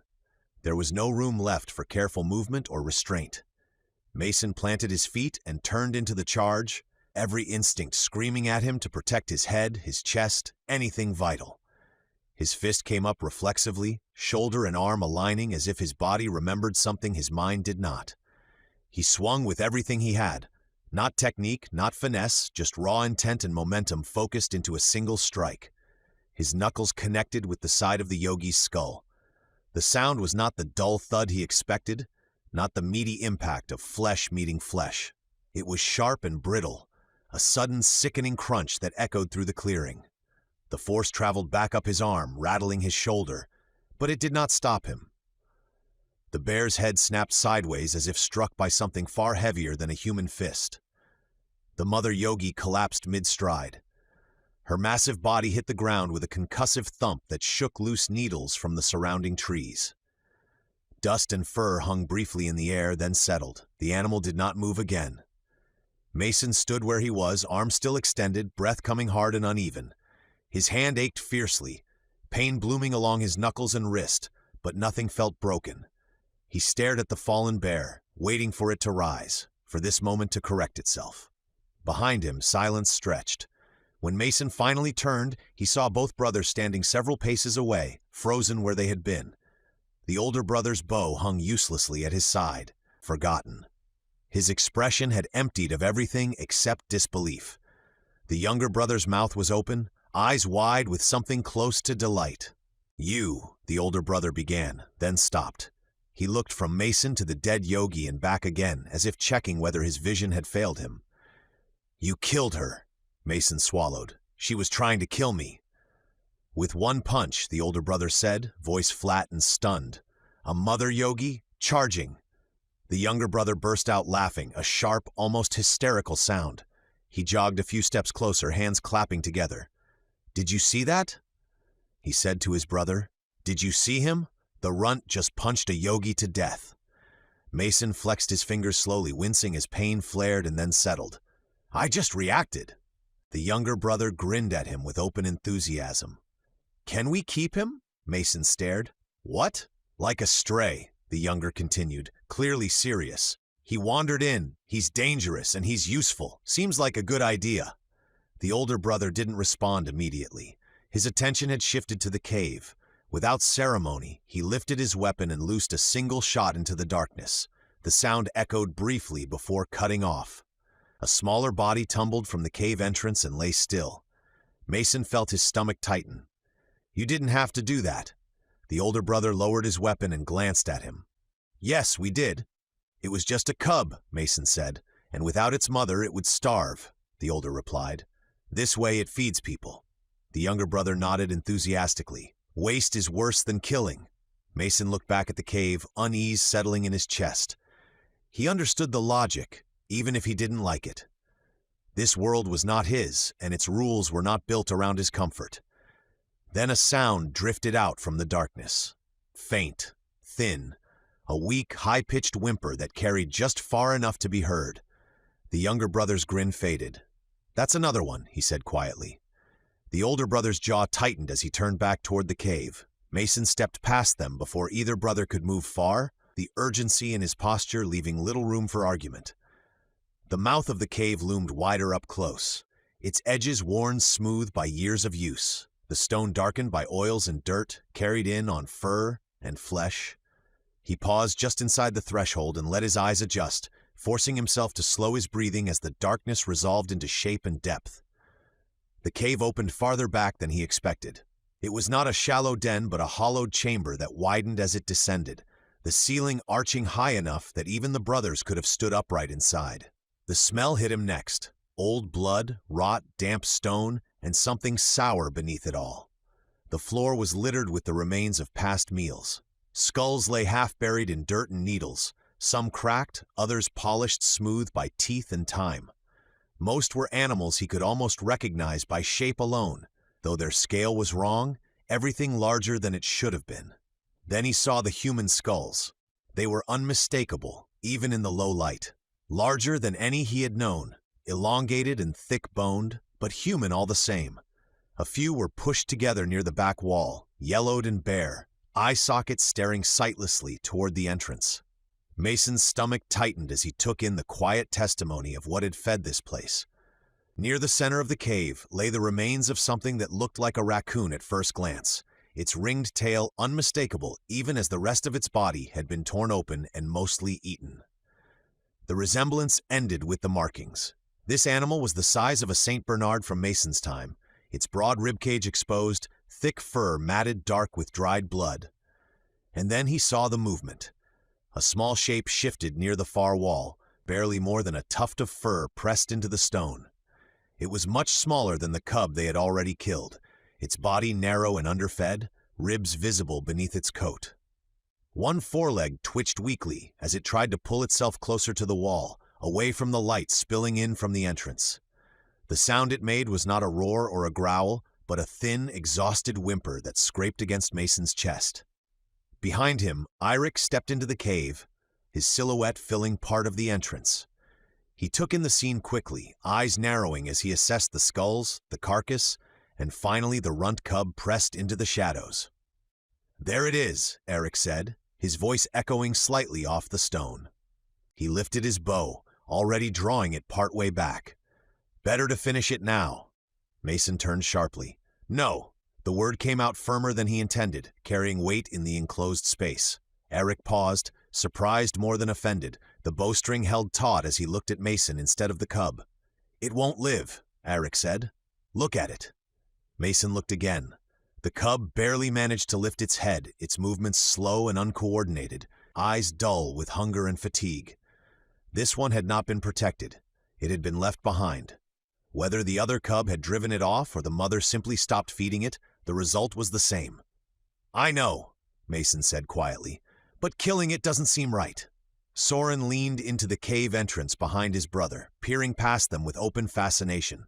"The runt has a soft spot for runts," he said, sounding almost delighted by the symmetry.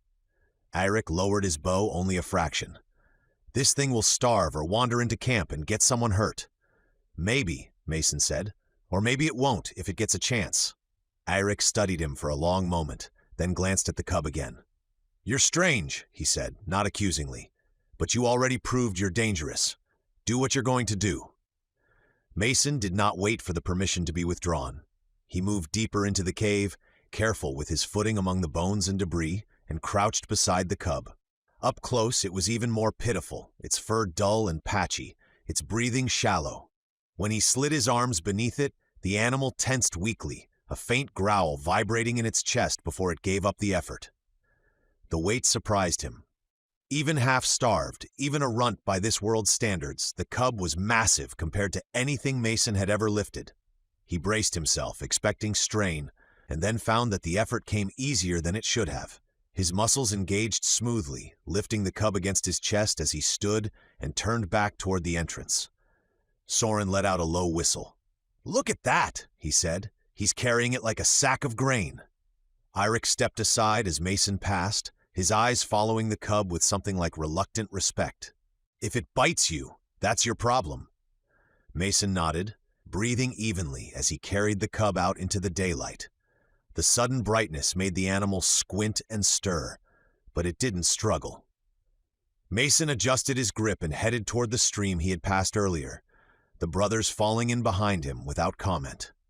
At the water's edge, Mason knelt and eased the cub down carefully, keeping one arm around its chest to support its weight.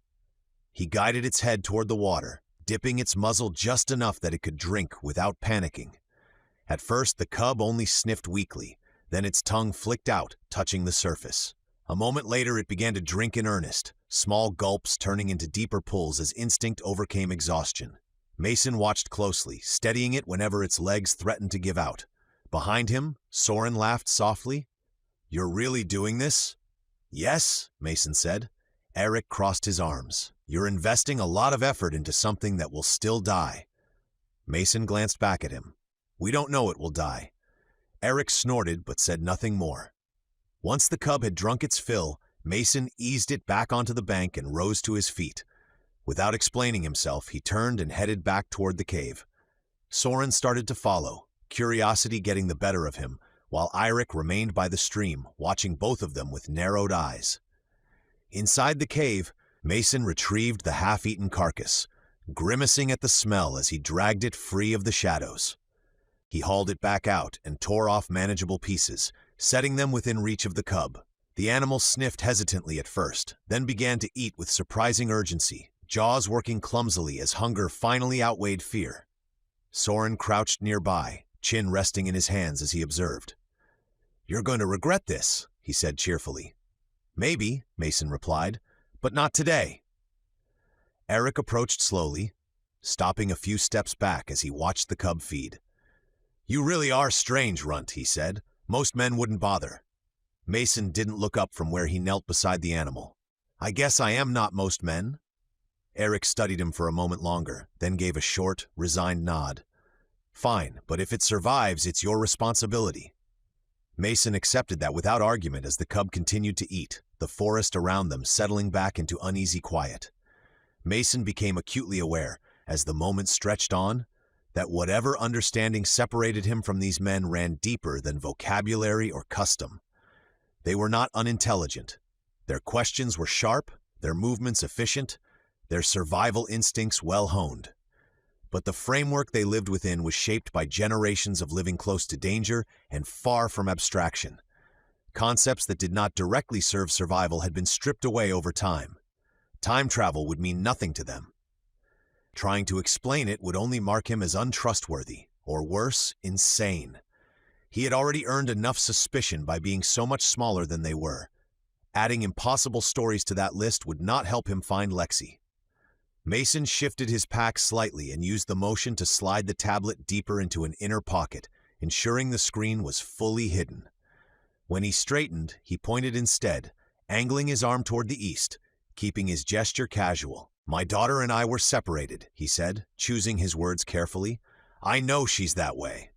Both brothers followed the line of his finger, eyes tracking the trees and the distant rise of land beyond the clearing. Eirik considered a moment longer. "Only thing that way is our city." Mason's chest tightened slightly at the word. City meant buildings, roads, people, shelter, knowledge, the possibility of someone who could help him. Before he could say more, Eirik turned back toward the dead yogi and the fallen cub near the cave, His practical nature reasserted itself, the momentary diversion over. "We need the meat," Irek said. "All of it that can be carried." Soren glanced at Mason, eyes lighting up again. "You're strong, Runt. Stronger than you look, anyway. You help us haul it back, and we'll help you look for your girl." Mason did not like bargains made with grief as leverage, but he understood necessity when he saw it. He also understood that refusing help now would leave him alone again, navigating a world he did not understand. "All right," he said. "I'll help." Soren clapped him on the shoulder with enough force to stagger him slightly. "See? He's reasonable." Eric eyed Mason again, this time with something like reluctant approval. "You fight badly," he said, "but you are strong." "Thanks, I guess," Mason replied. Eric laughed. "You've already done better than most men your size." Soren snorted. "That's not saying much." Soren's grin widened. "If you have a daughter, then you gave a mate, but any woman willing to be your wife must have been desperate." Mason paused. "Why's that?" "Because you're short," Soren said easily, "and soft and not much to look at. Good for you, finding someone anyway." Mason stared at him. "You're complimenting me?" "Yes," Soren said. "It's generous of her." Eric added without missing a beat, "She was probably blind." Soren nodded thoughtfully. "Or very old and widowed." Mason shook his head, a tired smile pulling at his mouth despite the knot in his chest. "She was not old or widowed." "Ah," Soren said. "So blind, then." Eric turned away, already moving to begin the grim work of harvesting the yogi. "Enough talking. We'll lose daylight." As Mason stepped forward to help, his eyes drifted once more toward the direction the tablet pointed, toward the unknown space between here and wherever Lexi waited. The brothers spoke of a city as if it were a fixed point, a place of safety and familiarity. He held on to that word and all the hope he could attach to it. Chapter 4. Tastes Like Chicken. When Mason insisted on bringing the weak runt cub along, the argument had come quick and loud, Soren laughing at the absurdity of it, while Eirik listed practical reasons why it was a mistake. The cub would slow them down, it would draw predators, it would probably die anyway. None of those points were untrue, and Mason understood them all. He simply did not agree that inevitability was a reason to stop trying. Rather than argue further, he had gone quiet and started working. Using saplings cut clean and stripped of branches, Mason fashioned a crude stretcher with quick, efficient movements.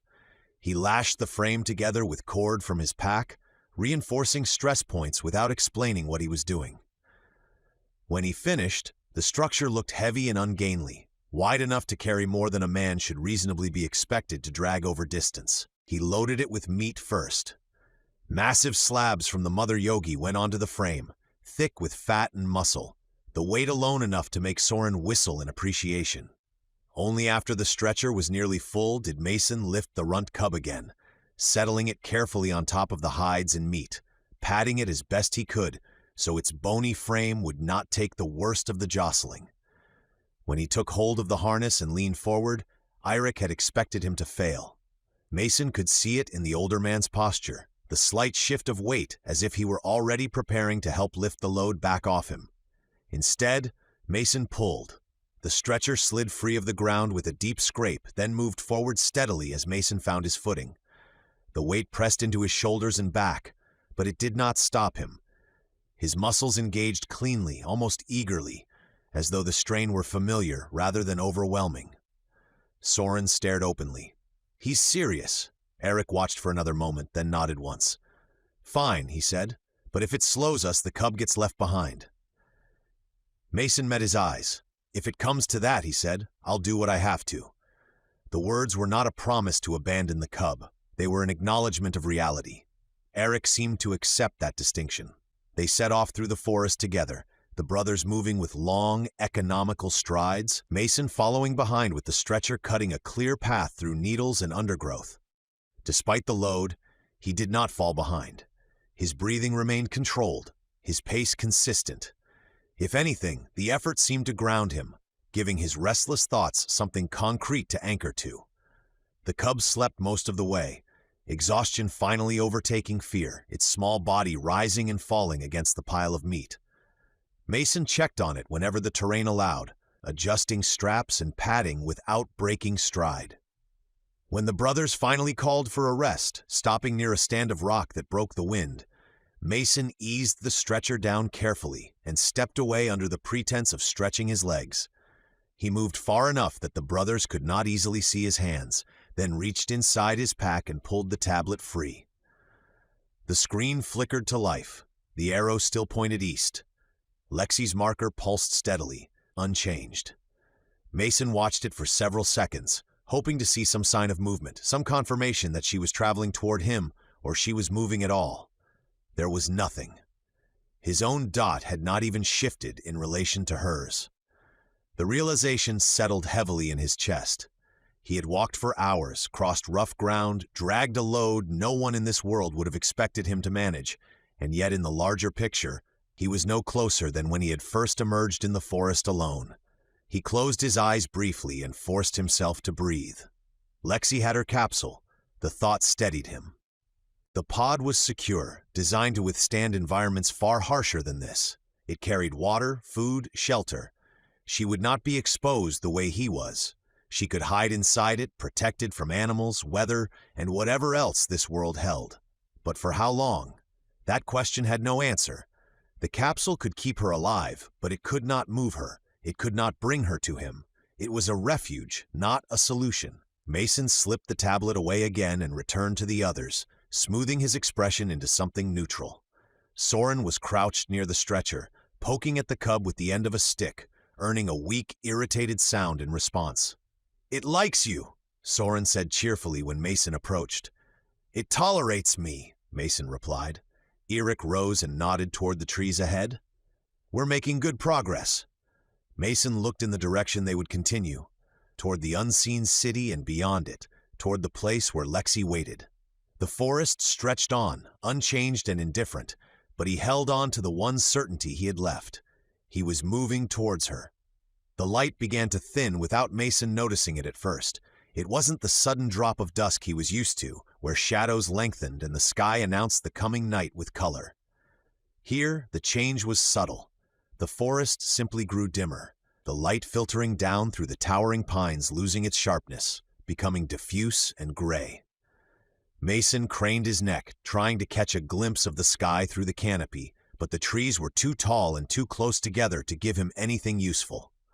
He slowed, breath steady despite the distance they had covered, and glanced around again before realizing what he was actually trying to figure out. "What time is it?" he asked absently. The brothers stopped walking. Soren turned first, head tilted, his expression sliding into open confusion. "What?" "Time," Mason repeated, already sensing the mistake. "How late is it?" Eric frowned. "Late for what?" Mason was confused. "For night." Eric looked around, then back toward the dimming forest. "It's not night yet." "No," Mason said, struggling to recalibrate his words. "I mean, how long until night?" Soren laughed softly. "Until it gets dark." Mason opened his mouth, then closed it again. He tried another angle. "How many hours until?" Eric cut him off with a shake of his head. "I don't know what that means." Mason studied their faces more carefully now, seeing that the confusion was genuine rather than dismissive. "You don't measure time?" Eric shrugged. "We wake, we work, we rest. Sometimes the light is long, sometimes it isn't." Soren nodded along. "Winter days are short, summer days are generous. Fall smells like rot, spring smells like mud. That's how you tell." Mason let the words settle. No clocks, no hours, no minutes shaved down into units small enough to chase. Time here was not something counted. It was something endured or enjoyed, something marked by weather and hunger rather than numbers. "That must make planning hard," Mason said quietly. Eric snorted. "You decide what you want to get done, then you do as much of it as you can." "How is that hard?" The light dimmed another degree as they stood there, the forest shifting towards shadow without ceremony. Eric scanned the trees and then nodded decisively. "We camp here." Soren sighed theatrically. "I was hoping we'd make it closer." "And I was hoping you'd stop talking nonsense," Eric replied. "We don't move at night." "Because of yogis?" Mason asked. "Because of everything," Eric said. "Things hunt better when you can't see them." They moved with practiced efficiency after that. Mason eased the stretcher down carefully, checking on the cub before stepping back. Soren began clearing a space for a fire, dragging fallen branches aside and exposing bare earth. Eric walked a short distance away, eyes scanning upward rather than outward. Mason followed his gaze just in time to see movement high above. Something large cut across the thinning light, wings beating slowly. It circled once, then again, its silhouette unmistakably avian but wrong in scale. The creature was easily 3 times the size of any turkey Mason had known, its wings broad and powerful, its legs hanging beneath it with long curved talons that glinted faintly as it turned. Before Mason could speak, Eric had already drawn.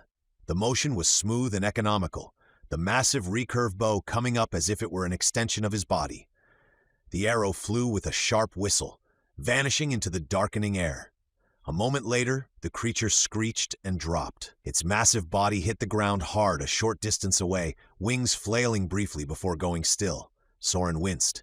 "You missed." Eric lowered his bow and shrugged. "I missed the mother." Mason stared. "That was a baby?" Soren trotted over to the fallen bird, inspecting it with professional interest.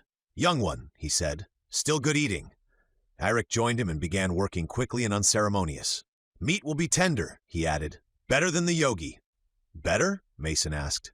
"The yogi meat needs to hang," Soren said, already grinning. "A week at least. Otherwise it's like chewing leather." Mason watched them work, the casual way they spoke about aging meat and hunting families of massive predators, and felt the quiet weight of how different this world truly was. The cub shifted faintly on the stretcher behind him, letting out a soft sound that made Mason glance back instinctively. Soren noticed and laughed. "Don't worry, it won't steal your dinner." Eric finished dressing the bird and nodded toward the fire pit Soren had prepared. "Get the fires going. We eat, then sleep." At first, Mason watched in confusion as Soren began laying out 5 separate fires. One burned at the center, while the others marked the perimeter in each direction. It took him a moment to understand the intent. The fires were not for warmth alone. They formed a barrier, a quiet defense against whatever moved in the dark beyond their camp. Without a word, Mason stepped in to help. He gathered wood and built the stacks the way he always had, his hands moving on instinct, guided by long-set muscle memory. When the flames finally took hold, their glow pressed back the darkness just enough. The clearing no longer felt exposed. It felt contained, as if the night itself had been held at bay. As the smell of cooking meat began to rise into the cooling air, Mason sat near the fire and looked into the dark between the trees, thinking of Lexi alone with her capsule somewhere beyond the forest. The brothers spoke easily behind him, arguing about portions and the best cuts, unbothered by the coming night. For them, darkness was simply part of the rhythm. For Mason, it was one more reminder that he was moving through a world that no longer measured itself the way he did, and that finding his daughter meant learning to survive on its terms, not his own. The meat cooked quickly over the fire, the fat rendering and dripping down into the coals with a hiss that sent brief sparks twisting upward. Eric worked with practiced efficiency, carving portions and setting them aside without ceremony. The offal he tossed toward the edge of the clearing, where Mason carefully dragged the RUNT yogi closer and nudged the pieces within reach. The cub ate awkwardly at first, snapping weakly before settling into a slow, determined rhythm, its entire body focused on the simple act of staying alive. Mason returned to the fire and accepted a slab of cooked meat from Eric, still steaming, juices running down his fingers. He took a bite and paused, surprised despite himself. "That's good," he said after chewing. "Tastes like chicken." Both brothers stopped eating. Soren looked at him sideways. "Like what?" "Chicken," Mason repeated. "An animal. Much, much smaller than that bird you shot." Eric frowned. "Smaller than that thing?" He gestured vaguely toward where the feathers lay discarded. "Then why would anyone bother hunting it?" Mason considered how to answer. "Because there were a lot of them. Easy to keep, easy to feed." Soren's eyes narrowed suspiciously. "Small animals are usually poisonous," he said. "That's how they survive." "Not chicken," Mason said. "They weren't dangerous at all." Eric chewed thoughtfully. "How high could they fly?" "They couldn't," Mason replied. "They don't fly." Soren laughed. "So it's a bird that can't fly, is too small to fight, and isn't poisonous." "Yes," Mason said, "and they taste good." Eric shook his head slowly. "That's not an animal. That's bait." Mason hesitated, then decided there was no salvaging the explanation anyway. "They're also afraid of everything," he added. Soren paused mid-bite. The bird? Yes, Mason said. Loud noises, sudden movement, shadows. If something looks at them the wrong way, they panic. Mason nodded. That's why, where I come from, if someone is afraid all the time, we call them a chicken. The silence that followed was thick. Soren slowly turned to look at him. You name cowards after this creature. Yes, and this creature survived long enough that the name meant something, Eirik said, brow furrowing. It didn't go extinct quickly? Correct. Soren leaned back, staring up at the branches overhead as if the answer might be written there. A flightless bird, too weak to fight, easy to catch, afraid of everything. Yes, Eirik shook his head. Your mind is unwell. Soren nodded solemnly. Deeply. Mason smiled faintly and returned to his food, deciding that was probably the most accurate summary he could give. Soren leaned forward, interest sharpening. How fast were they? Not very, Mason said. You could walk after them. Walk, Soren repeated. Not run. Walk, Mason confirmed. And how hard were they to catch? Mason shrugged. At night, you could just pick them up. The silence that followed was brief but heavy, like the pause before laughter broke through. Soren burst out first, nearly choking on his food. That's a good one, Eirik smirked, despite himself. You almost had us. Mason frowned. I'm serious. Soren wiped his mouth, still grinning. No creature that weak survives. If it did, something would have eaten it into legend. Mason opened his mouth to clarify, then stopped. He could hear how absurd it sounded through their ears. A defenseless bird that existed in abundance, raised by humans, eaten casually. It wasn't just foreign, it contradicted everything they understood about the world. Fine, Soren said, clapping him lightly on the shoulder. Good story, Runt. Eirik nodded. You tell it well, straight face, almost believable. That word, story, lingered with Mason as they ate. As the fire burned lower and the forest settled into night sounds, the brothers relaxed in a way they hadn't earlier. The danger had passed. Food was in hand. Darkness no longer pressed in, held back by flame and familiarity. Soren leaned back against a log, staring up at the branches overhead. You do well in the city, he said casually, if you survive long enough to get there. Mason glanced at him. Why's that? Because you talk, Soren replied, and people like stories. Eirik nodded, picking at a bone. Stories matter. They last longer than a person. Mason looked between them. You keep history that way? Eirik shrugged. We remember what's worth remembering. Soren grinned. And argue about the rest. Mason leaned forward slightly. Is that someone's job? Some people make it one, Eirik said. They travel, listen, speak. Soren's grin softened into something more reverent. They keep the old things alive, not just battles, names, mistakes, lessons. What do you call them? Mason asked. Eirik considered. Some say memory keepers, others say fire voices. Soren shook his head. I like the remembered, because if they tell your story, you're not gone. This place remembers in strange ways, Mason said quietly. The cub let out a small sound behind them, fed and exhausted, curling tighter into itself. Mason glanced back once more to make sure it was settled, then returned to the fire, the warmth on his face and the weight of possibility pressing just behind his ribs. Mason lost count of how much he ate.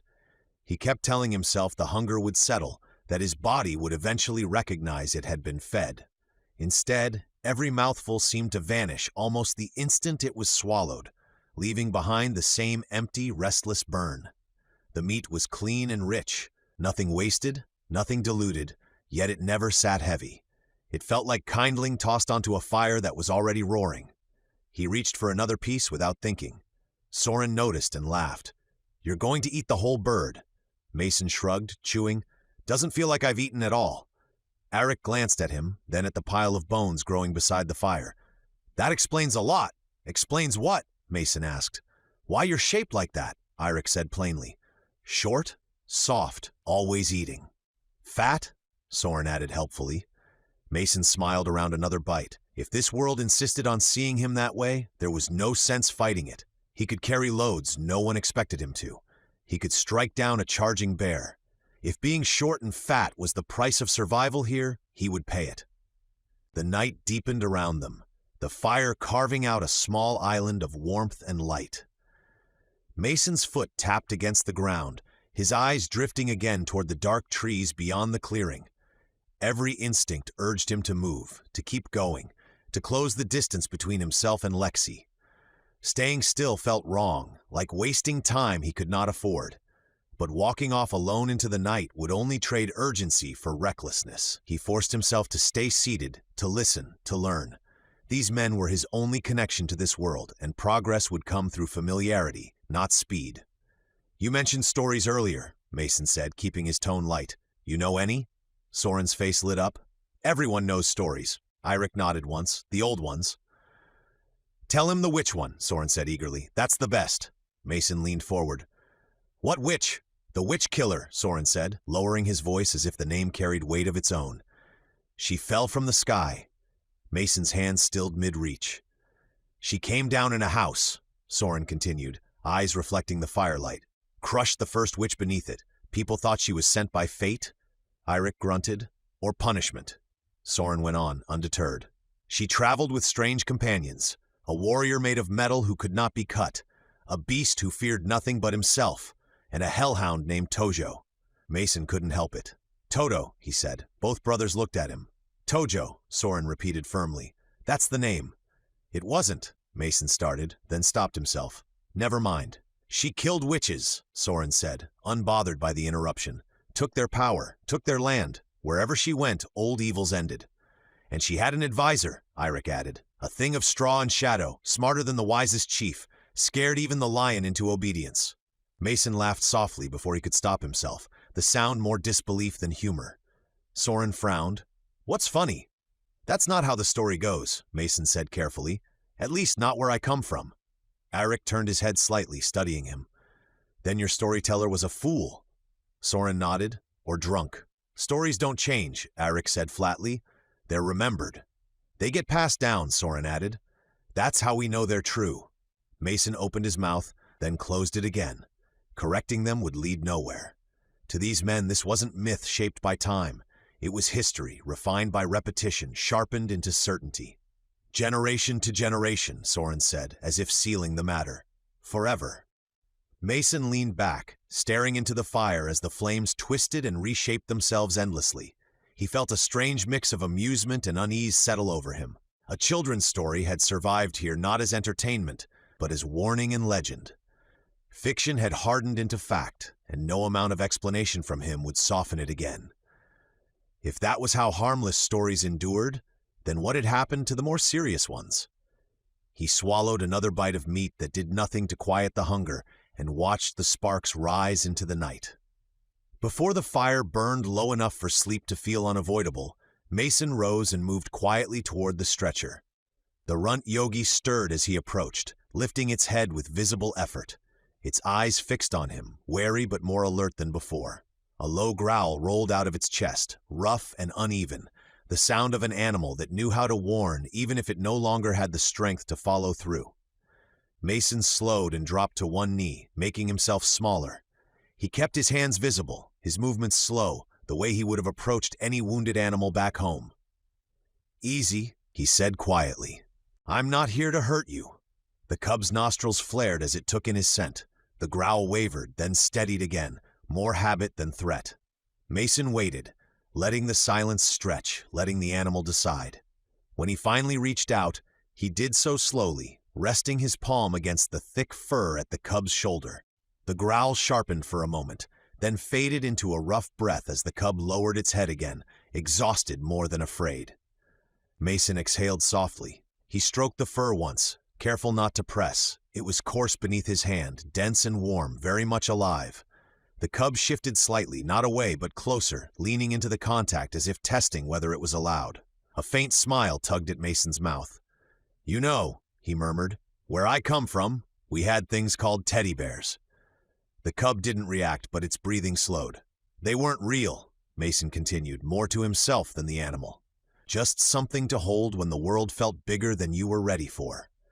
He glanced back toward the fire, making sure the brothers were still occupied, then returned his attention to the cub. "I guess that makes you a teddy bear," he said quietly, "even if you're not very cuddly." The cub let out a low, almost questioning sound. Mason chuckled under his breath.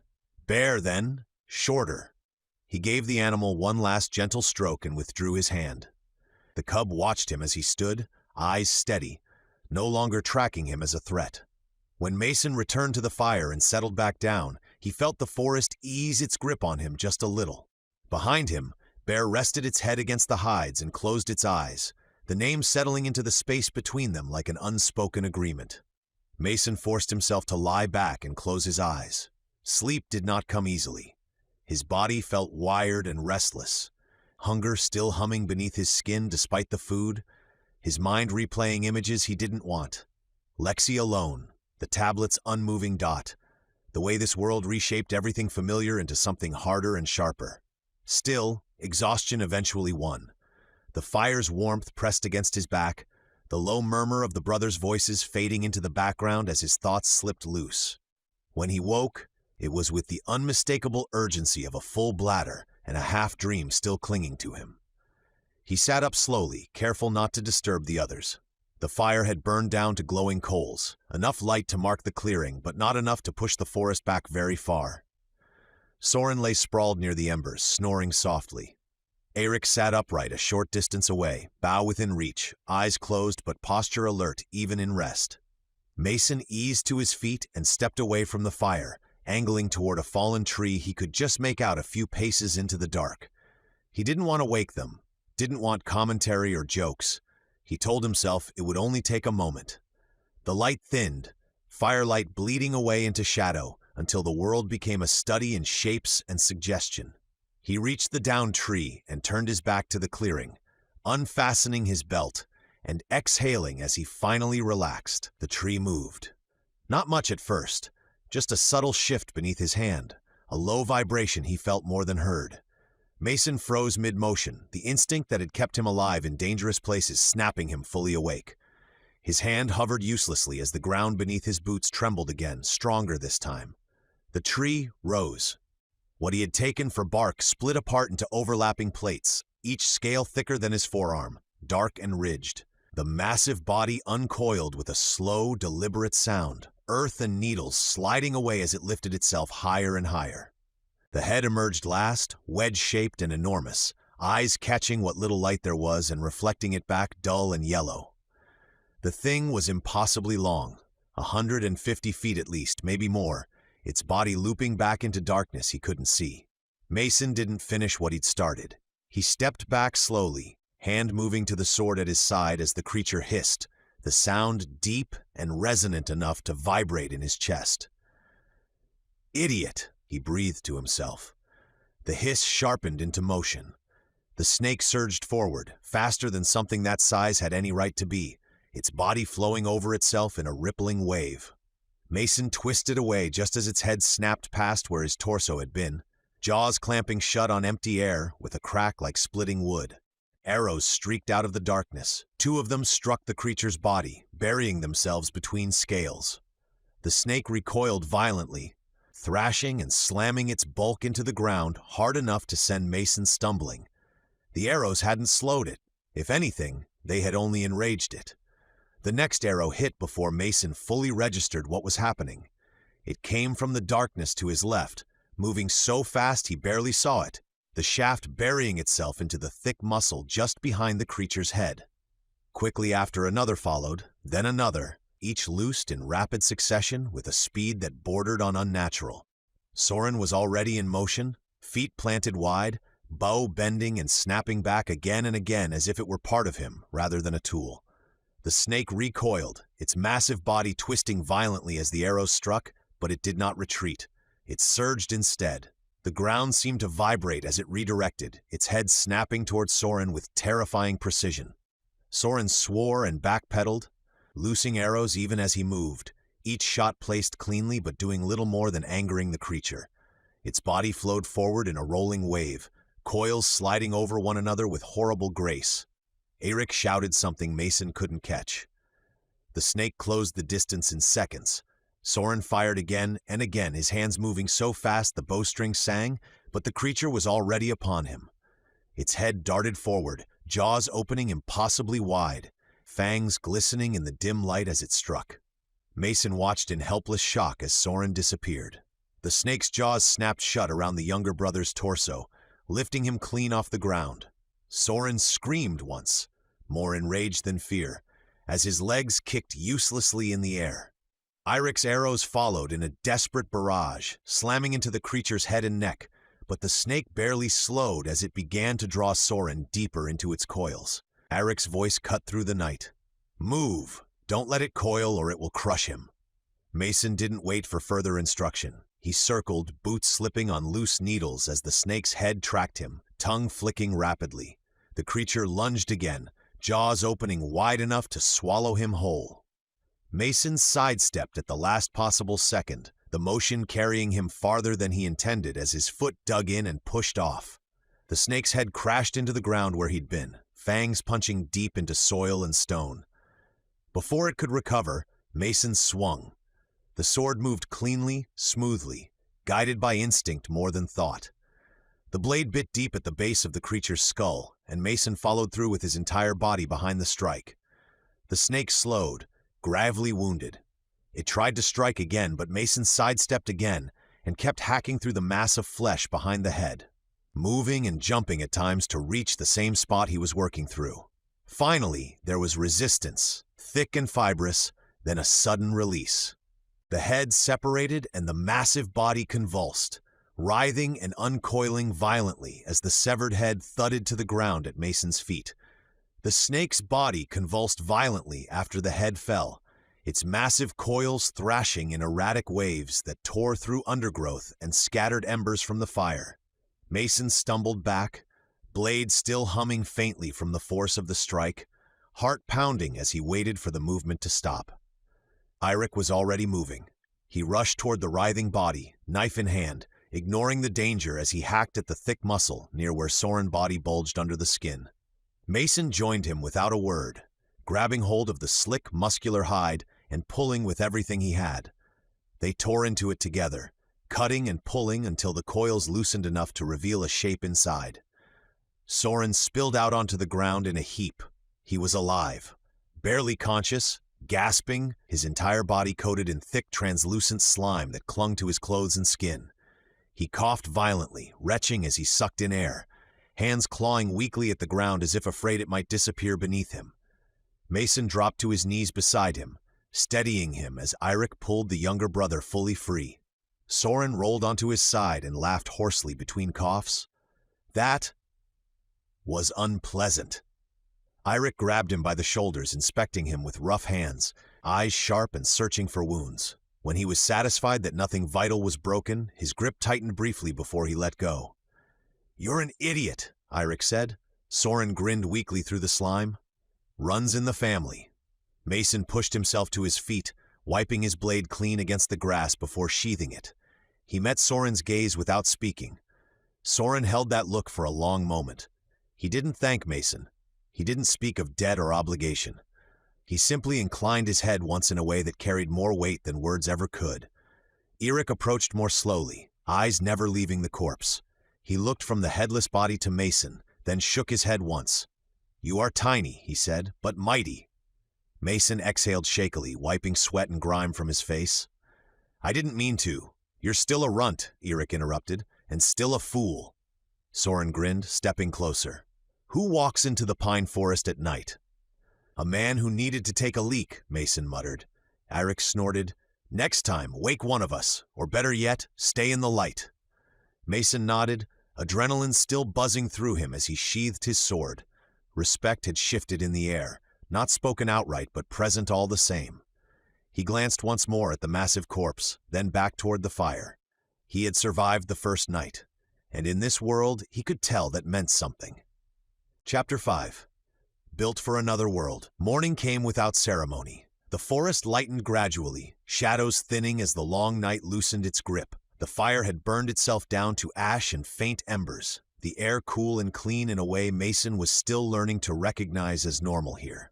Soren slept on his back, arms flung wide, one leg draped awkwardly over a log. IREX was already awake, standing near the edge of the clearing and watching the trees as if daring them to move. Mason rose quietly and stretched, muscles humming with a restless energy that hadn't dulled even after sleep. Bear stirred behind him, lifting its head and blinking slowly before settling again. Mason gave the cub a quick glance, reassured by the steady rise and fall of its chest, then turned back toward the others. Eric noticed the movement and walked over, stopping a few paces away. His eyes dropped to Mason's sword, still sheathed at his side. "That knife," Eric said, nodding toward it. "Let me see it." Mason hesitated for half a heartbeat, then reached down and drew the blade free, holding it out hilt first. The metal caught what little light filtered through the trees, dark and matte rather than shining, the edge clean and unadorned.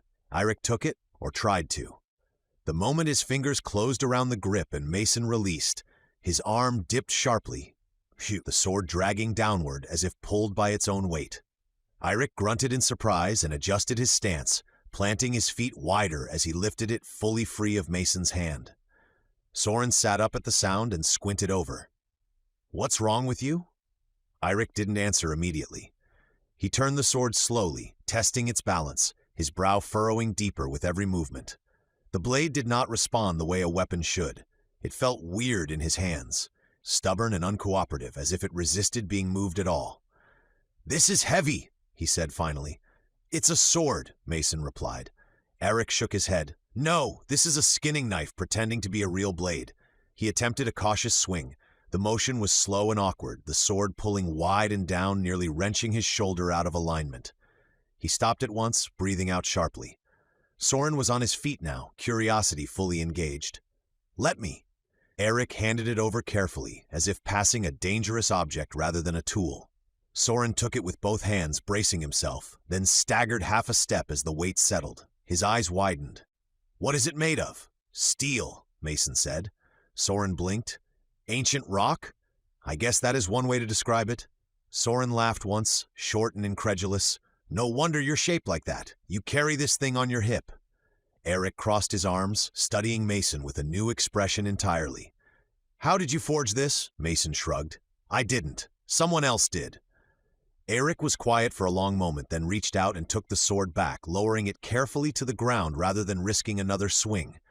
"And you use this," he said, "in battle." "Yes," Eric exhaled slowly. "That should not be possible." Soren crouched beside the blade, poking at it with one finger as if expecting it to react. "It's like trying to swing a boulder with an edge."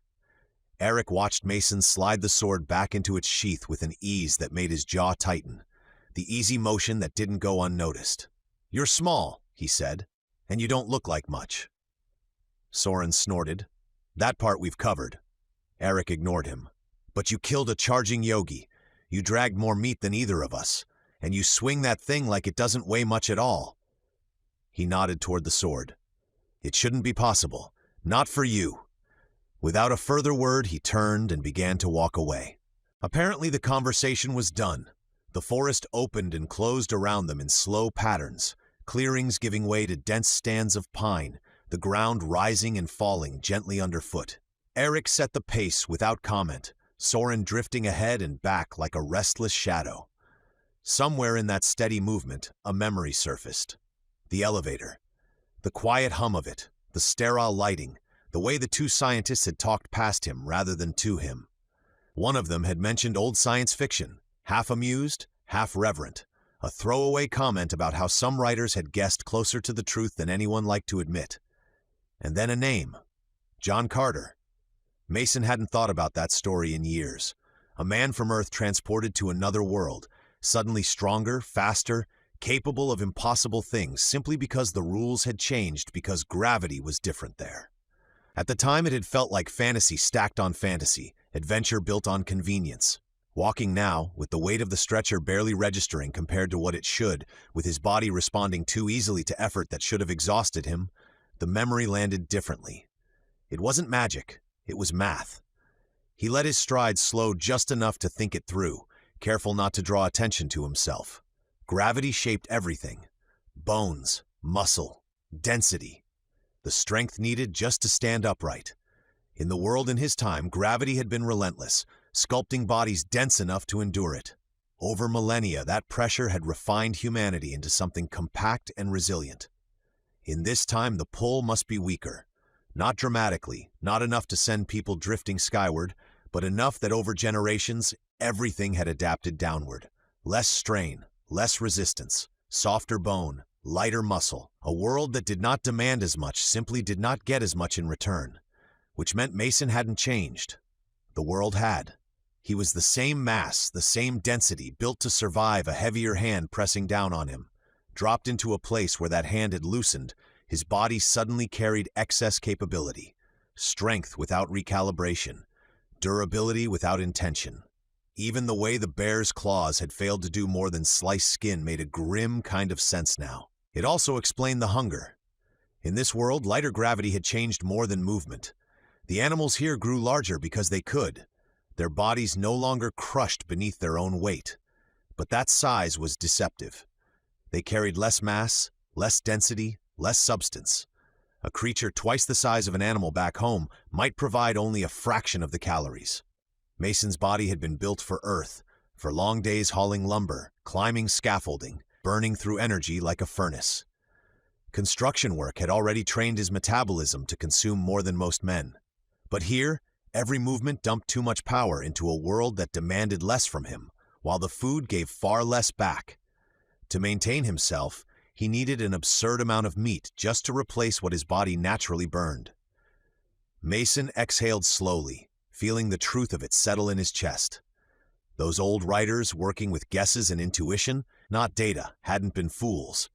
They'd extrapolated from principles, from observation, from a sense that the universe followed rules whether people understood them or not. They'd been mocked for it later, reduced to pulp and fantasy. And yet here he was, walking through a forest 3,000 years removed from his own time, living out one of their central ideas with uncomfortable accuracy. He glanced ahead at Eirik and Soren. They weren't weak, not really. They were exactly what this world had shaped them to be, capable, lethal, adapted. But compared to him, compared to what gravity had carved into his bones and muscles, they were built lighter, softer. So was everything else. The trees, impossibly tall but slender. The creatures, massive in size but not proportionally dense. Even the stone underfoot felt subtly different, the way it shifted and crumbled at the edges. Mason slowed as the path opened between the trees.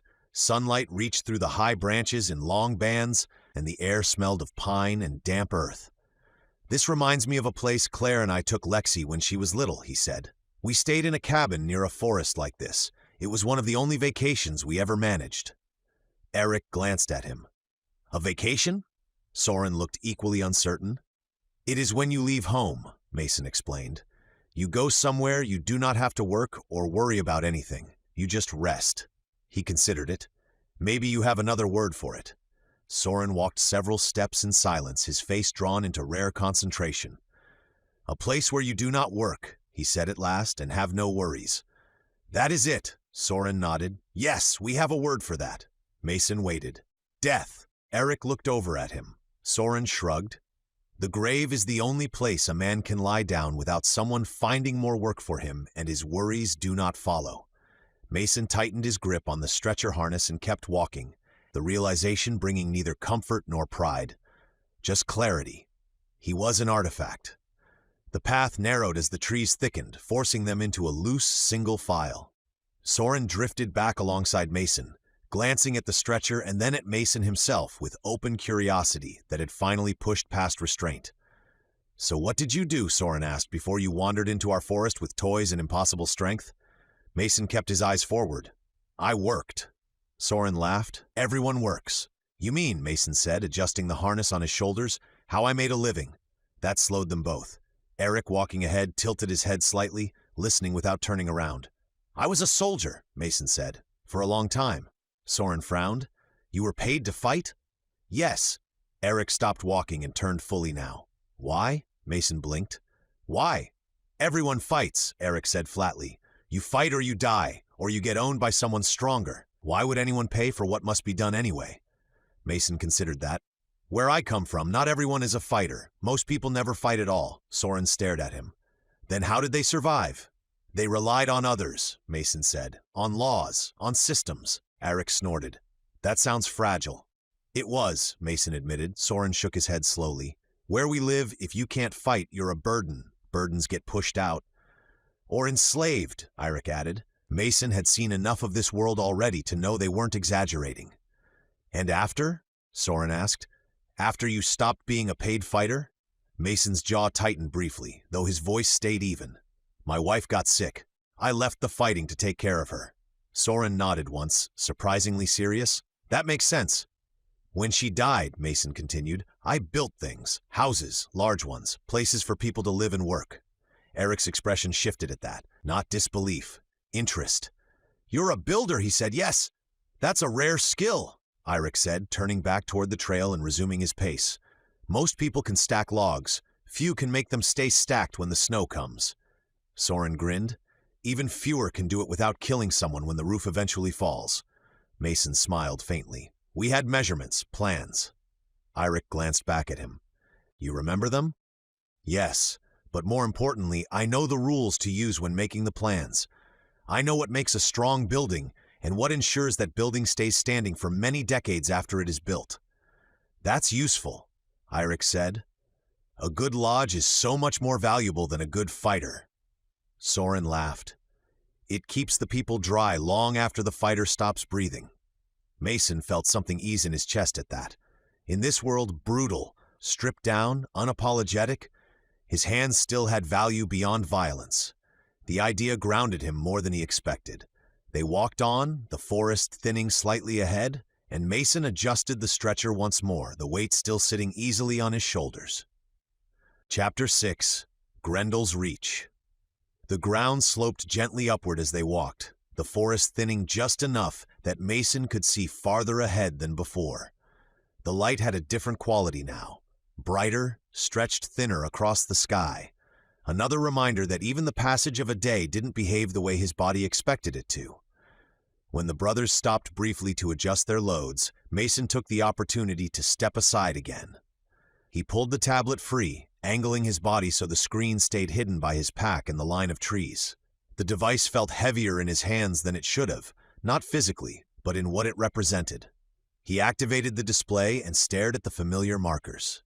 His heart sank. They had been moving for nearly 2 days by his internal count. Long hours of walking, resting, eating, sleeping, then walking again. He could feel it in his legs, in the dull ache behind his eyes. And yet his dot on the screen hadn't shifted in relation to Lexi's pulsing marker. He zoomed out, fingers moving carefully, trying to give himself context. The distance became clearer. Too clear. Whatever scale the device was using, it told the same story no matter how he looked at it. He wasn't a short walk away. He wasn't even a long day away. He was far. Far enough that at their current pace, it could take a long time to reach her. This sat like a weight on his chest. Lexi had food, water, shelter. He reminded himself of that. Her capsule was designed to keep her alive, to protect her. But this was not the future they had been promised. This was not a controlled arrival into a waiting facility staffed by doctors and machines. This was a strange world filled with predators and people who measured time by seasons instead of hours. His thumb hovered over the screen as frustration welled up. The interface felt hostile, designed by people who had never imagined someone using it under stress, in dirt and blood and fear. He swiped once, then again, nearly locking the device before catching himself. A notification pulsed at the edge of the display. 1 file downloaded of 5. Mason frowned. What now? He muttered under his breath. He tapped the alert. Nothing obvious happened. He tapped again, harder this time, then dragged his finger across the screen in irritation. A panel slid halfway open and vanished again. Come on, he whispered, forcing himself to slow down. He experimented, swiping deliberately instead of randomly, until his finger brushed the corner of the screen at just the right angle. A hidden window unfolded smoothly, as if it had been waiting for him to stumble onto it. A video file sat there, newly available. His breath caught. He opened it. Lexi's face filled the screen. For a heartbeat, Mason forgot how to breathe. She looked tired but alert, her hair pulled back messily, her eyes wide and searching as if she were looking straight through the screen at him. The image wobbled slightly, the telltale sign of the capsule's internal camera adjusting to new light. "Hi, Dad," she said softly. Mason's knees nearly gave out. He dropped into a crouch without realizing it, one hand bracing against the ground as his other tightened around the tablet. "I made it," Lexi continued. "I think it worked." Relief surged through him so fast it hurt. "I don't see you," she said, her voice wavering just a little before she steadied it again. "But I know you're here. I know you didn't just not come."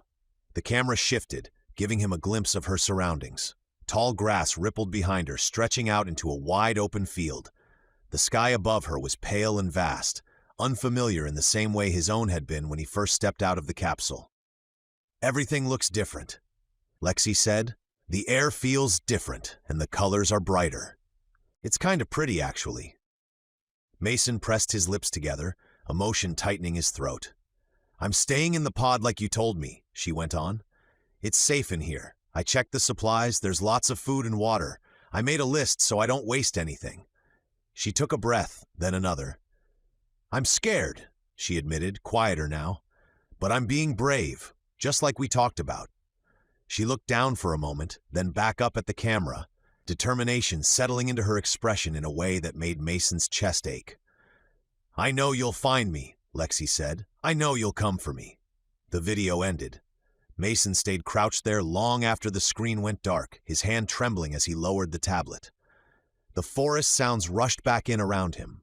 The wind through the trees, distant bird calls, the creak of leather and wood as the brothers shifted their packs. She was alive. She was alone, and she was waiting for him, believing without question that he would come. Mason rose slowly, resolve hardening beneath the fear. A week, 2 weeks, however long it took. He slid the tablet back into its hiding place, straightened his pack, and stepped back toward the others. Whatever distance lay between them, he would cross it. They walked in silence for a while after that, the grass whispering around their legs as the land opened up before them. The forest fell away behind them, leaving nothing but sky and rolling prairie in its place. Mason felt the change. The openness eased something in him, even as uncertainty took its place. He glanced ahead again, letting the name Soren had given him settle in his thoughts. Grendel's Reach, a city, or at least what these men called one. Mason didn't know what that would mean here. Part of him held on to the hope that it would resemble something familiar, stone and structure, people who built more than they destroyed, a place where knowledge mattered as much as strength. He wanted to believe that Eirik and Soren were simply rougher versions of men he'd known before. Good old country boys, hardened by where they lived rather than by what they lacked. Another part of him knew better than to expect too much. Still, he followed. The path ahead aligned with the direction he needed to go, and that alone was reason enough. Whatever Grendel's Reach turned out to be, it would be closer to Lexi than standing still. Mason adjusted the stretcher straps and kept walking, eyes forward, carrying equal parts hope and caution as the prairie stretched out in front of them. They made good time across the prairie. With the trees behind them and the land opening wide, Mason set a steady pace that surprised even him. The sled slid more easily over grass than forest floor, and he leaned into the harness with a rhythm that felt natural, almost meditative. Eirik and Soren adjusted without comment, lengthening their strides to match his quick pace. No one said anything about the speed, but Mason caught the way Eirik occasionally glanced back, recalculating. About halfway through the day, he felt a shift behind him. The sled lightened. Mason slowed and looked back just in time to see Bear clamber awkwardly off the back, paws sinking into the tall grass before finding purchase. The cub shook itself once, then trotted forward, falling into step beside Mason with surprising determination. Its gait was uneven but eager, head bobbing as it kept pace. Mason laughed softly, the sound escaping before he could stop it. "Well," he murmured, "look at you." Soren noticed and grinned. "Seems it's decided you're worth following." Bear bumped Mason's leg once with its shoulder, then kept walking as if that settled the matter. Mason let the sled drag a little slower, adjusting the straps so Bear wouldn't be tempted to climb back on. Watching the cub walk under its own power did something unexpected to him. It wasn't hope exactly, but it was close. Proof that things didn't always go the way they were supposed to. Proof that some damage could be worked around. Maybe the bear would make it. They camped that night under a sky that felt impossibly large, the stars unfamiliar and dense, scattered across the darkness like spilled grain. Mason lay back near the fire, hands folded behind his head, staring up as the brothers argued quietly about routes and weather. His thoughts drifted home. Not the house, he knew that no longer existed in any meaningful way, but the things, the tools, the conveniences. What he wouldn't give for a truck right now, even an old one, something with an engine and wheels to eat up miles without complaint. He would settle for a bicycle if it meant closing the distance faster. The thought of speed led naturally to another, a phone. The ache of it caught him off guard. Just hearing Lexi's voice, being able to tell her where he was, how far he'd come, how close he was getting, even if that closeness measured out in days instead of minutes. He swallowed and rolled onto his side, staring into the fire. That was when he remembered the frustration of charging, the way his phone back home always seemed to be dying when he needed it most. The cords, the outlets, the constant awareness of battery percentage hovering in the back of his mind, the tablet. Mason pushed himself upright, heart giving a small, sharp kick. He reached into his pack and pulled it out, the screen faintly glowing as it came to life. He stared at it for a long moment. Idiot, he thought, not unkindly. You absolute idiot. He had been leaving it on, checking it, letting the screen light up again and again, watching the map. Watching Lexi's dot as if staring at it would pull him closer. The battery indicator glared back at him, lower than he liked. There was no way to recharge it, no outlet, no solar panel, no second chances. Mason powered it down, the screen going dark in his hands. He sat there for a moment longer, holding the inert slab of technology as if it might protest, then tucked it deep into his pack. He would use it when it mattered, when he was closer, when he needed it most. He lay back down after that, the urgency easing just enough for sleep to find him. The fire crackled softly. Bear settled nearby with a small, content sound. Somewhere in the distance, something howled, long and low, but it didn't come closer. When Mason woke the next morning, the air was cool and bright, the prairie stretching endlessly ahead. One more push, Soren said, already on his feet. Eric nodded. We'll reach it today. Mason rose and tightened the harness, eyes lifting toward the horizon. By the time GRENDELL'S reach came into view, Mason already knew what he was going to see. The land rose gently, and beyond the tall grass the settlement emerged, dark vertical lines against the sky, stark and severe. As they drew closer, the details sharpened, and whatever hope he'd been carrying thinned further. It wasn't a city, not by any measure he recognized. It was a fortified town, vast for this world perhaps, but unmistakably medieval in his mind. Massive pine logs formed a towering palisade around it, each trunk stripped and driven deep into the earth side by side. They rose impossibly high, easily 100 feet, their tops sharpened to brutal points. From this height up on the hill, they could see inside the walls. Smoke drifted upward from dozens of cooking fires. Low huts clustered together in uneven rings, built from timber and hide, their roofs darkened by soot and weather. At the center stood a single long structure, broader and more solid than the rest, reinforced with heavier beams and stone. It dominated the settlement through sheer presence rather than ornament. Mason slowed, taking it in. So this was civilization. As they approached, the gates groaned open, thick timbers swinging inward.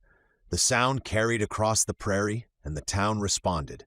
People poured out to greet the returning hunters.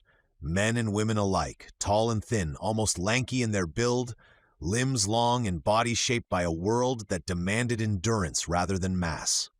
They moved with an easy strength, posture upright, steps light. They were giants to Mason all the same. Eyes flicked to the sled he dragged that was heavy with meat, then to Bear padding along beside him, and finally to Mason himself. The whispers started at once. Short, thick, built like a fat child. Mason kept his gaze forward and his pace steady. He had learned enough to understand that this wasn't cruelty so much as assessment. They were measuring him against their expectations and finding him unfamiliar. Eric and Soren led the way through the crowd, which parted instinctively as they passed. The murmurs quieted as they approached the central building, replaced by a more careful silence. "We go to the lodge," Soren said over his shoulder. "Chief gets his share." Mason adjusted the harness. "How much is his share?" Soren looked at him, confused. "Whatever he wants." "And if he wants all of it?" Mason asked. Eric glanced back, expression unreadable. "We give it to him or we can challenge him," Soren snorted. "And we won't." The lodge doors opened before they reached them. A man stepped out, taller even than the others Mason had seen so far, his frame long and imposing, his authority carried in stillness rather than bulk. Two guards flanked him, similarly lean, eyes sharp, hands resting casually on their weapons. The chief's gaze went first to Eric and Soren, and his expression shifted into approval. "You return with provision," he said, voice deep and measured. "The town will eat well." Soren dipped his head slightly. The land was kind. Then the chief's eyes moved to Mason. They lingered. Mason felt the attention, the way it stripped him down to essentials: size, shape, usefulness. The silence stretched just long enough to press. The chief smiled. "And I see you've brought something else," he said, eyes tracing Mason with open curiosity. "A new servant?" The word hung there, unsoftened. Eric stepped forward before Mason could speak, placing himself half a pace ahead, posture straight and controlled. "This is the son of May," he said clearly. "May's son." The chief glanced at Mason again, then shrugged with mild disinterest. "Whose son he is matters little." Soren grinned and gestured toward Mason with a casual sweep of his hand. "His name is RUNT." Laughter rippled through the gathered townsfolk, quick and unrestrained. Mason felt the sound brush past him like wind, not cruel so much as effortless. Names here were earned, not explained. The chief's attention shifted then, drawn to Bear standing near the sled. The young yogi lifted its head slightly, watching the crowd with dark, curious eyes. A murmur ran through the people, sharper and more focused than before. "A yogi," the chief said. "Alive!" He stepped closer, long stride measured, and studied the animal with open appraisal. "You tamed it." Eric shook his head. "We didn't." Soren nodded toward Mason. "The runt did." That earned a pause. The chief looked back at Mason, his expression changing, not softer but more alert. "You?" Mason met his gaze evenly. "It followed me." Soren laughed. "After he carried it half a day and fed it better than most people feed their children," Eric added, "he killed its mother." The chief's brows rose slightly. "With what?" Mason lifted his chin a fraction. "With my hands." A few heads turned. The laughter didn't return. The chief studied him again, longer this time. "You don't look strong." "No," Soren agreed cheerfully, "but he is." The chief nodded once, slowly. "We will see." He straightened and turned back toward the lodge, voice lifting as he spoke. "Tonight we feast." The declaration carried easily across the square. Movement followed at once. People breaking away to tend fires, others moving to unload meat, voices rising with anticipation. Soren seized the moment and stepped forward again. "We brought something else." At his signal, Eirik motioned toward the rear of the sled. Together they hauled forward the massive severed head of the night snake, its scales dull now, jaws slack, size undeniable even in death. The chief stopped. A smile spread across his face, slow and satisfied. "That will buy much goodwill." Soren inclined his head. "It tried to eat me." The chief laughed, the sound deep and genuine. "Then it earned its end." Eric began to speak, already forming the opening of the tale, but the chief raised a hand. "Save it," he said. "Stories deserve their proper place." He gestured toward the longhouse where smoke already curled thicker from the vents. Food, fire, fellowship, then words. The chief turned back toward Mason one last time, eyes lingering with open interest. "Runt," he said, "today you eat with us."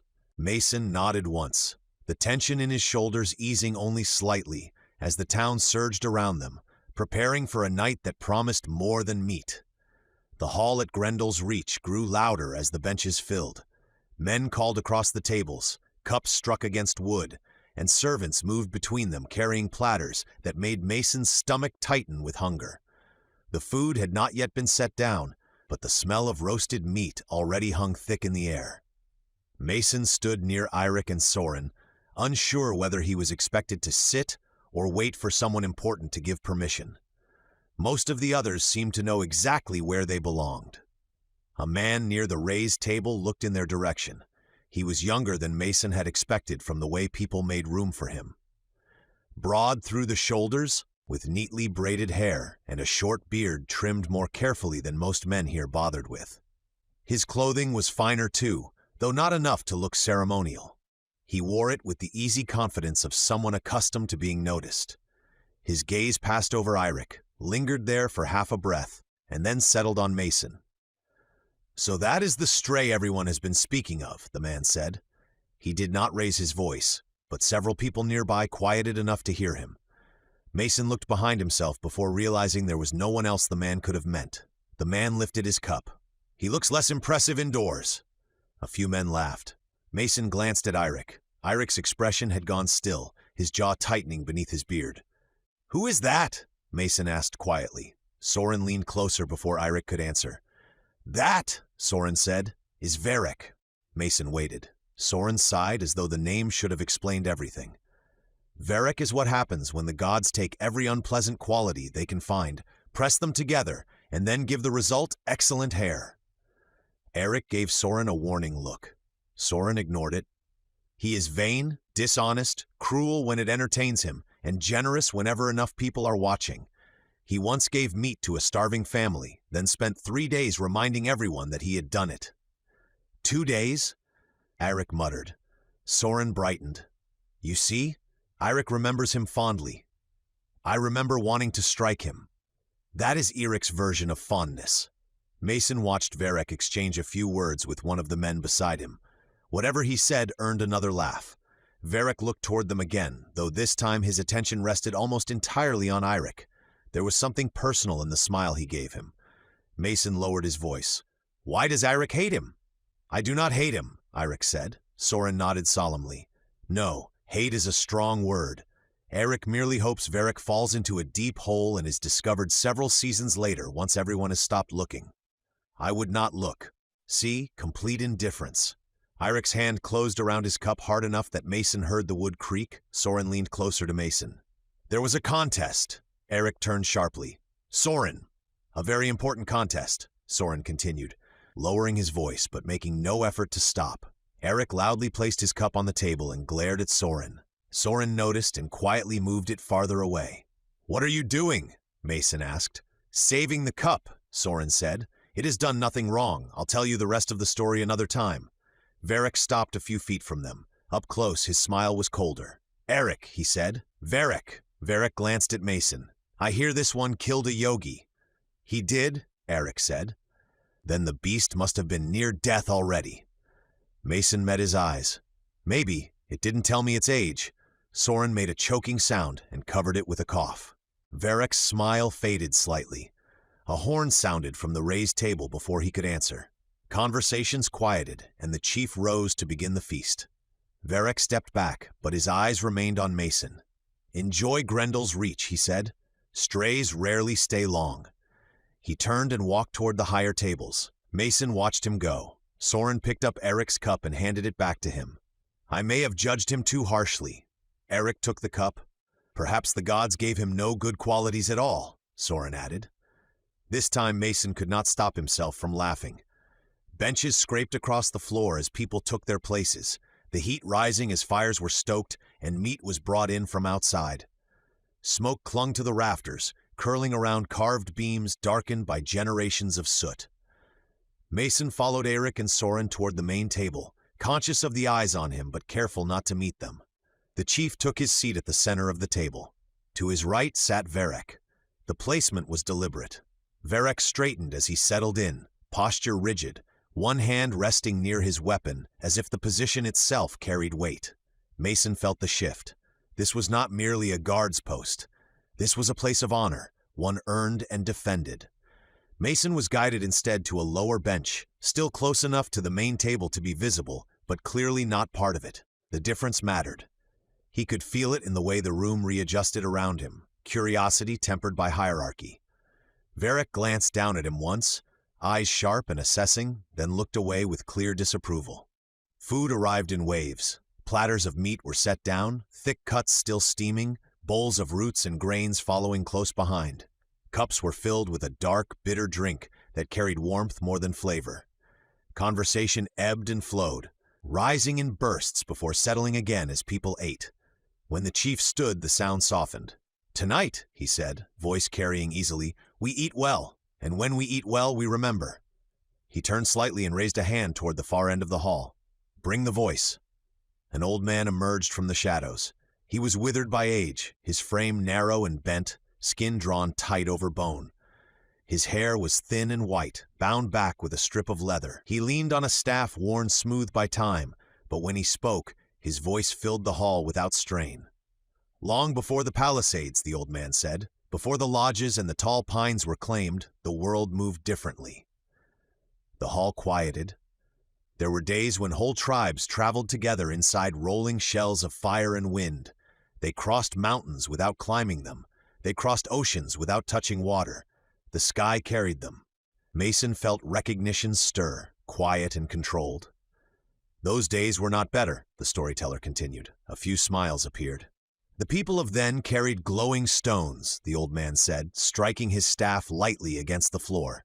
Small enough to fit in the hand, bright enough to steal the eyes, they enslaved all people who looked upon them. Murmurs rippled through the hall. The stones told them when to wake, he said, when to sleep, when to eat, what to fear, what to say, what to believe. The staff struck again, harder, and the people listened. Mason watched the faces around him. They were intent, not confused. These were not stories told as myth, but as warning. When the stones went silent, the old man said, the people did not know who they were without them. Silence held. The chief inclined his head slightly. The guard at his right remained perfectly still. As conversation slowly returned and food was passed again, Mason sat back and took it all in. The structure, the ritual, the way memory and authority intertwined here. These people were not ignorant. They were selective. They had chosen what to carry forward and what to bury. Simple lives, not simple minds. And as Mason ate, he became acutely aware of where he sat, close enough to be seen, far enough to be judged, and of the man seated at the chief's right, whose presence radiated a quiet warning. The cup struck Mason's shoulder and clattered to the floor at his feet. The sound cut through the low hum of the hall, wood on packed earth sharp enough to pull every head in the room toward him. Mason turned slowly, already knowing where it had come from. VERREK'S stood partway from his seat, one long arm resting casually on the table as if he hadn't just thrown something across the room. His frame was tall and spare, muscles stretched lean beneath his skin, his expression fixed in something between amusement and ownership. "I like your pouch, RUNT," VERREK'S said, voice carrying easily. "I want it." A few quiet laughs followed, not loud, not cruel, expectant. Mason's hand tightened around the strap of his pack without him meaning to. His mind ran through its contents in a blink. Tools he could replace, medicine he could do without, other things he could improvise without if he had to. Then the tablet surfaced in his thoughts, that he could not lose. He couldn't hand the pack over. He couldn't risk opening it here. Couldn't let curious hands dig through it, touch it, see it light up, ask questions he had no safe answers for. He lifted his head. No. The word carried farther than he intended. The hall went quiet. VERREK'S smile thinned. "You misunderstand. I wasn't asking." Mason kept his voice even. "I understand." VERREK'S eyes hardened. "Then you're refusing." "Yes." A murmur rippled through the room, subtle but unmistakable. Eric shifted where he sat. Soren leaned forward, interest sharpening into concern. VERREK'S straightened fully now. "Are you challenging me?" Mason shook his head once. "I'm not giving you the pack." That was enough. The chief rose from his seat, the movement drawing attention as cleanly as a command. "Then it is a challenge," he said, voice steady. "VERREK wants the bag." He turned his gaze to Mason. "What do you want, RUNT, if you win?" He hadn't planned this far. He'd been focused on holding the line, not on what came after. His eyes flicked briefly to the benches, to VERREK'S place of honor at the chief's right, to the way everyone in the hall oriented themselves around that seat without thinking. An idea took shape. "I want his place," Mason said. A breath went out of the room all at once. VERREK stared at him, stunned. "What?" "Your place," Mason clarified. "You sit where I sit. I sit where you sit." Silence stretched tight and brittle. Mason hadn't meant it as anything more than public humiliation, a way to take something visible without blood. He didn't yet understand how deeply place and position were braided into this world's idea of worth. VERREK'S shock faded quickly, replaced by a grin that showed too much teeth. He looked Mason up and down, taking in the difference in height, the thickness of Mason's build, the way he barely came up to VERREK'S chest. "You want my plaque," VERREK said slowly. "That's what you're saying." "Yes," VERREK laughed, loud and sharp. "Done." The chief raised a hand and the sound cut off. "The game is cuffs." Soren let out a bark of laughter. Eirik swore quietly under his breath. Mason turned to them. "What's cuffs?" Soren leaned back, still grinning, though there was tension behind it now. "You stand in the middle. No weapons, no armor." Eirik finished it. "You take turns hitting each other." Soren's grin widened. "Until one of you falls, or dies, or decides they've had enough." The chief gestured toward the open space at the center of the longhouse, where the firelight burned brightest. "Begin when you are ready." Mason stepped forward, the hush following him like a held breath, and took his place beneath the rafters. Across from him, Varrek rolled his shoulders, already confident. The fire crackled and the hall waited. Soren couldn't help himself. As Mason stepped into the open space, he leaned back on his bench and called out, "Careful, Runt. You'll have to jump to reach his face." A few chuckles rolled through the hall. Not cruel, not kind, just the sound of people enjoying what they expected to be a short spectacle. Mason ignored it and focused on Varrek. Across the room, Eirik moved quietly toward the chief. He didn't look at Mason as he spoke, keeping his voice low. The words meant only for the man who ruled Grendel's reach. The chief's brows lifted slightly as he listened. When Eirik finished, the chief studied Mason again with new interest. A slow smile crossed his face. He reached out and Eirik clasped his forearm. They squeezed once hard, the old gesture carrying meaning far beyond greeting, wager, confidence, faith. When they separated, the chief's smile remained. Varrek rolled his shoulders, loosening up, enjoying the attention. He paced a half circle around Mason, towering over him, arms hanging long and loose at his sides. "This is generous of me," Varrek said loudly. "I'll make it quick." Mason kept his feet planted. "Do what you're going to do." Varrek laughed and drew his arm back, exaggerating the motion, turning his body to show off the length of the swing. He wanted the moment. He wanted the room watching. When his hand came down, it did so with full intent, the sound of impact echoing through the longhouse. Mason's head snapped to the side. That was it. He felt a sharp sting across his cheek, heat blooming where Varrek's fist had landed. His jaw clenched on instinct. His feet stayed where they were. He didn't stumble. He didn't drop. A few voices rose in surprise. Varrek's smile faltered just slightly as he pulled his hand back and flexed his fingers. His wrist twitched. He shook it once, then again, irritation creeping into his expression. "That should've!" Varrek stopped, looking down at his hand as if it had betrayed him. Mason turned his head back to center slowly and looked up. He assessed the problem. Verrek's face was higher than he'd expected, even accounting for the height difference. It would be had to get a solid angle for the swing. He could jump, but that felt clumsy. Unreliable. Instead, he glanced to the side. A wooden stool sat near one of the tables, half kicked out of place from the earlier movement. Mason walked over to it, dragged it across the floor, and set it directly between himself and Varrek.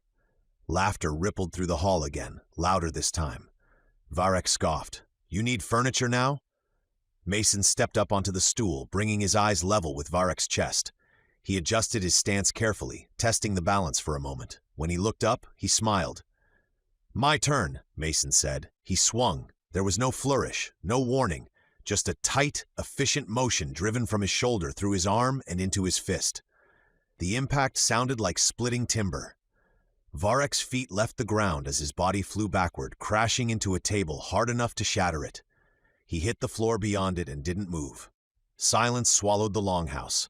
No laughter followed, no cheers, no gasps, just stillness. Mason stepped down from the stool and stood there, breathing steady, eyes on Varrek's unmoving form as the weight of what had just happened settled over the room. Chapter 7. The Place He Won. For several breaths, it seemed as if even the fire had forgotten what it was meant to do. Flames licked low around the charred logs in the central hearth, but the crackle of burning wood sounded far away, thin and unimportant beneath the weight of the silence. Smoke curled slowly into the rafters. Faces stared from every bench. Men and women who had laughed only moments before now sat rigid, their mouths closed, their hands still around cups and knives and bones. Verrek lay among the shattered remains of the table he had struck. One of his legs was bent awkwardly over a split bench. His arms had fallen wide, palms open, as though he had been thrown by something larger than a man. Blood ran from his mouth and darkened the side of his jaw. He did not twitch. He did not groan. He simply lay there, enormous and still, the place of honor he had defended so proudly, now empty behind him. Mason stood in the open space with the stool beside him. The absurdity of it struck him a moment too late. He had just used a stool in the middle of a formal challenge, like a child climbing to reach a high shelf. Back home, if anyone had seen it, they would have laughed for the rest of the week. Here, no one laughed. That made it worse somehow. He lowered his hands slowly. His knuckles hurt, but not as badly as they should have. The impact had been solid enough that he expected the familiar deep ache of bone meeting bone. Instead, his fist only stung. Verrek had taken the worst of it by far. Mason looked from his hand to Verrek and back again. "I didn't mean to hit him that hard," he said. Soren was the first to make a sound. It began as a breath, then turned into a laugh that broke loose before he could contain it. He slapped one hand over his mouth, eyes wide, shoulders shaking. Eirik shot him a sharp look, and Soren managed to smother the laugh into something like a cough. The chief rose from his seat. That single movement seemed to release the room from its spell. People shifted, benches creaked, a few voices whispered at once, too quiet for Mason to catch. The chief stepped away from the table and walked toward Verrek without hurry. He did not look angry. He did not look pleased either. His expression was measured, careful, as if he were deciding where this moment belonged inside the history of his people.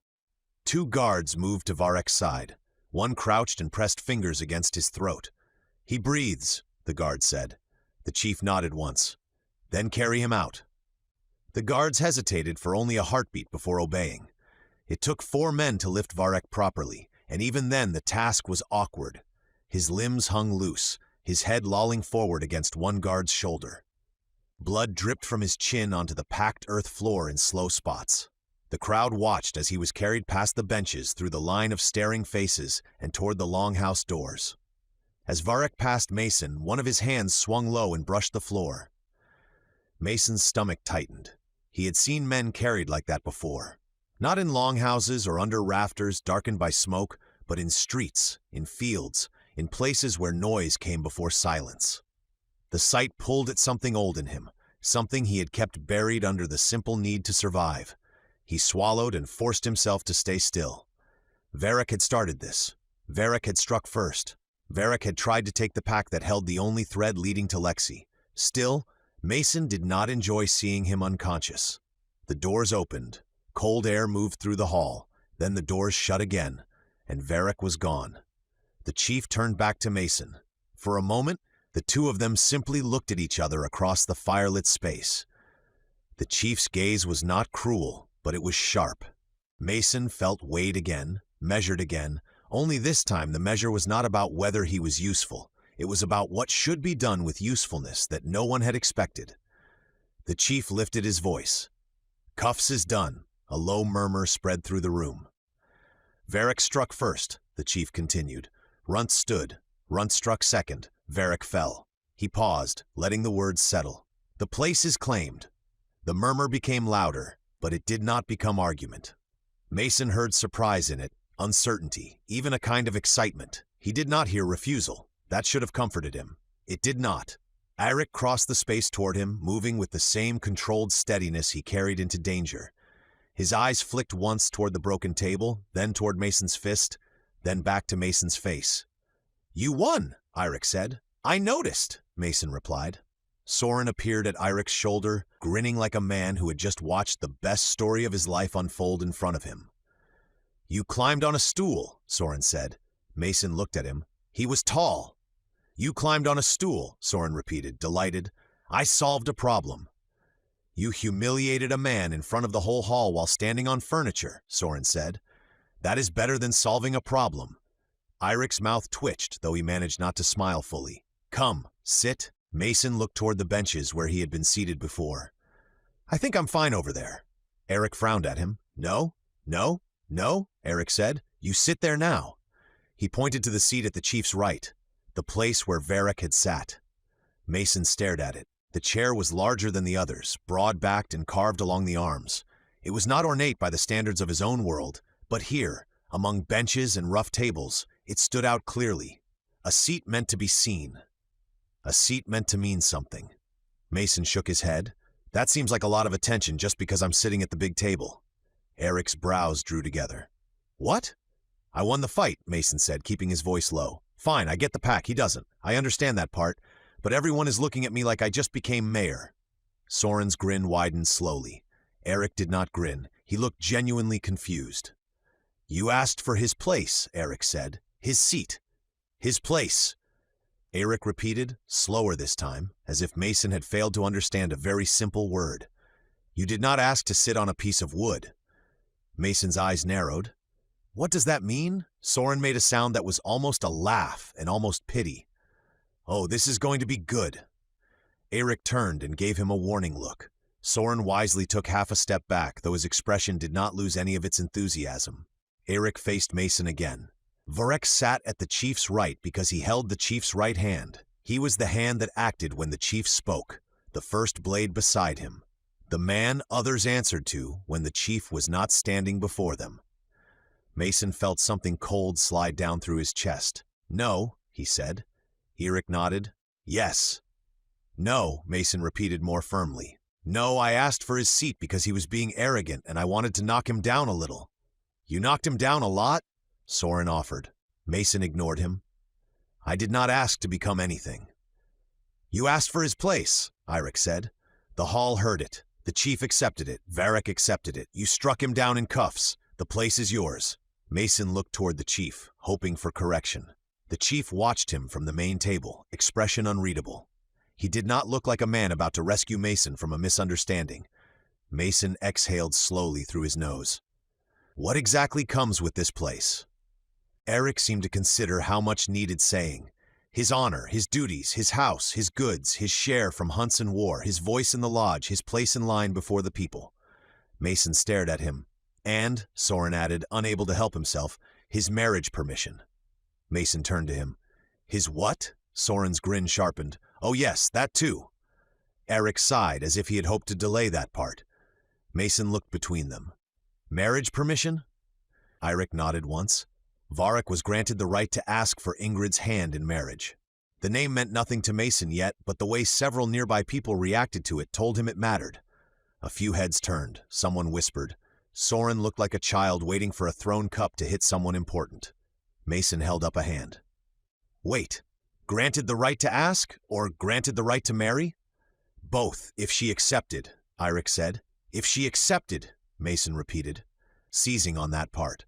"Good, then nothing changed." Soren tilted his head. "Not nothing." Mason looked at him. Soren spread his hands. "You now hold the right. VERREK does not." "The right to ask a woman to marry me," Mason said. "The right to ask the strongest woman in GRENDELL'S reach," Soren said. "A great honor." Mason's jaw tightened. "I don't want it." That was received poorly. The people close enough to hear shifted at once. Not loudly, but in the way a room changes when a careless word touches something sacred. Eric's eyes hardened slightly, not with anger, but warning.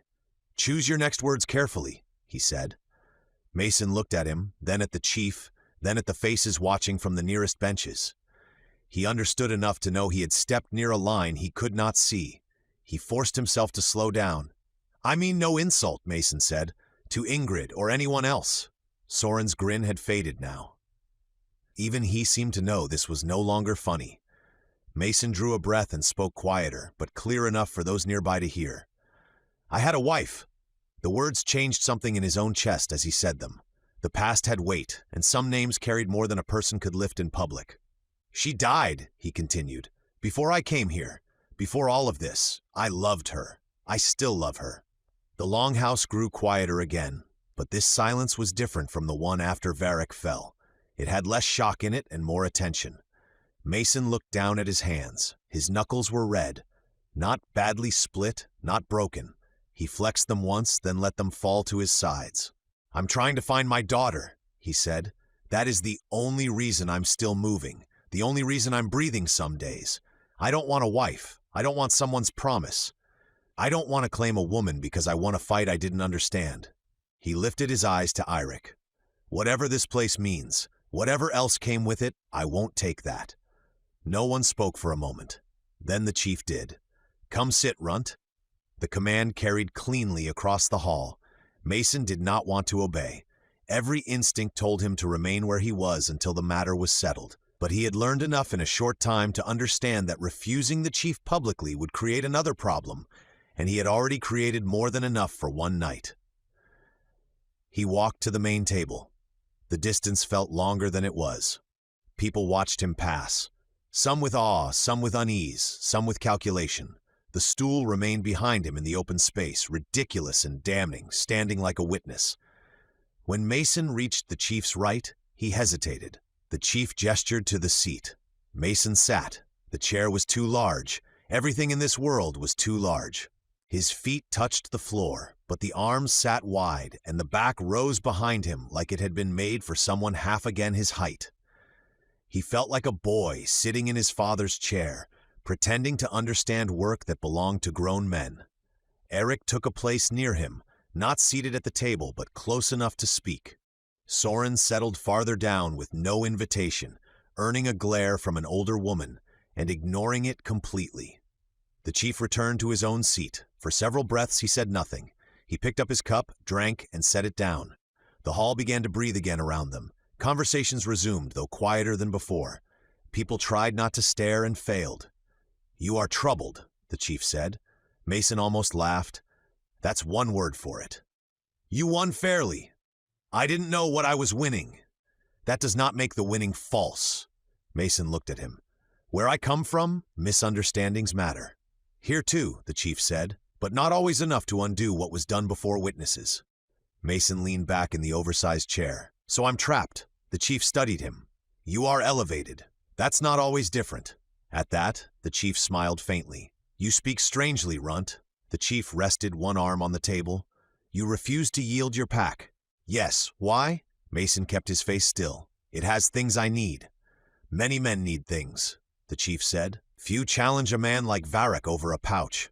"It's not just a pouch." "No," the chief said. "It is not." Mason's gaze sharpened. The chief did not press further. Instead, he looked toward the broken table where a few men had begun clearing the pieces. "VERREK'S has been a hard tool," he said. "Useful, strong, often cruel. A chief sometimes keeps near him men he would rather keep far away because near is easier to watch." Mason said nothing. "He would have become worse?" the chief continued.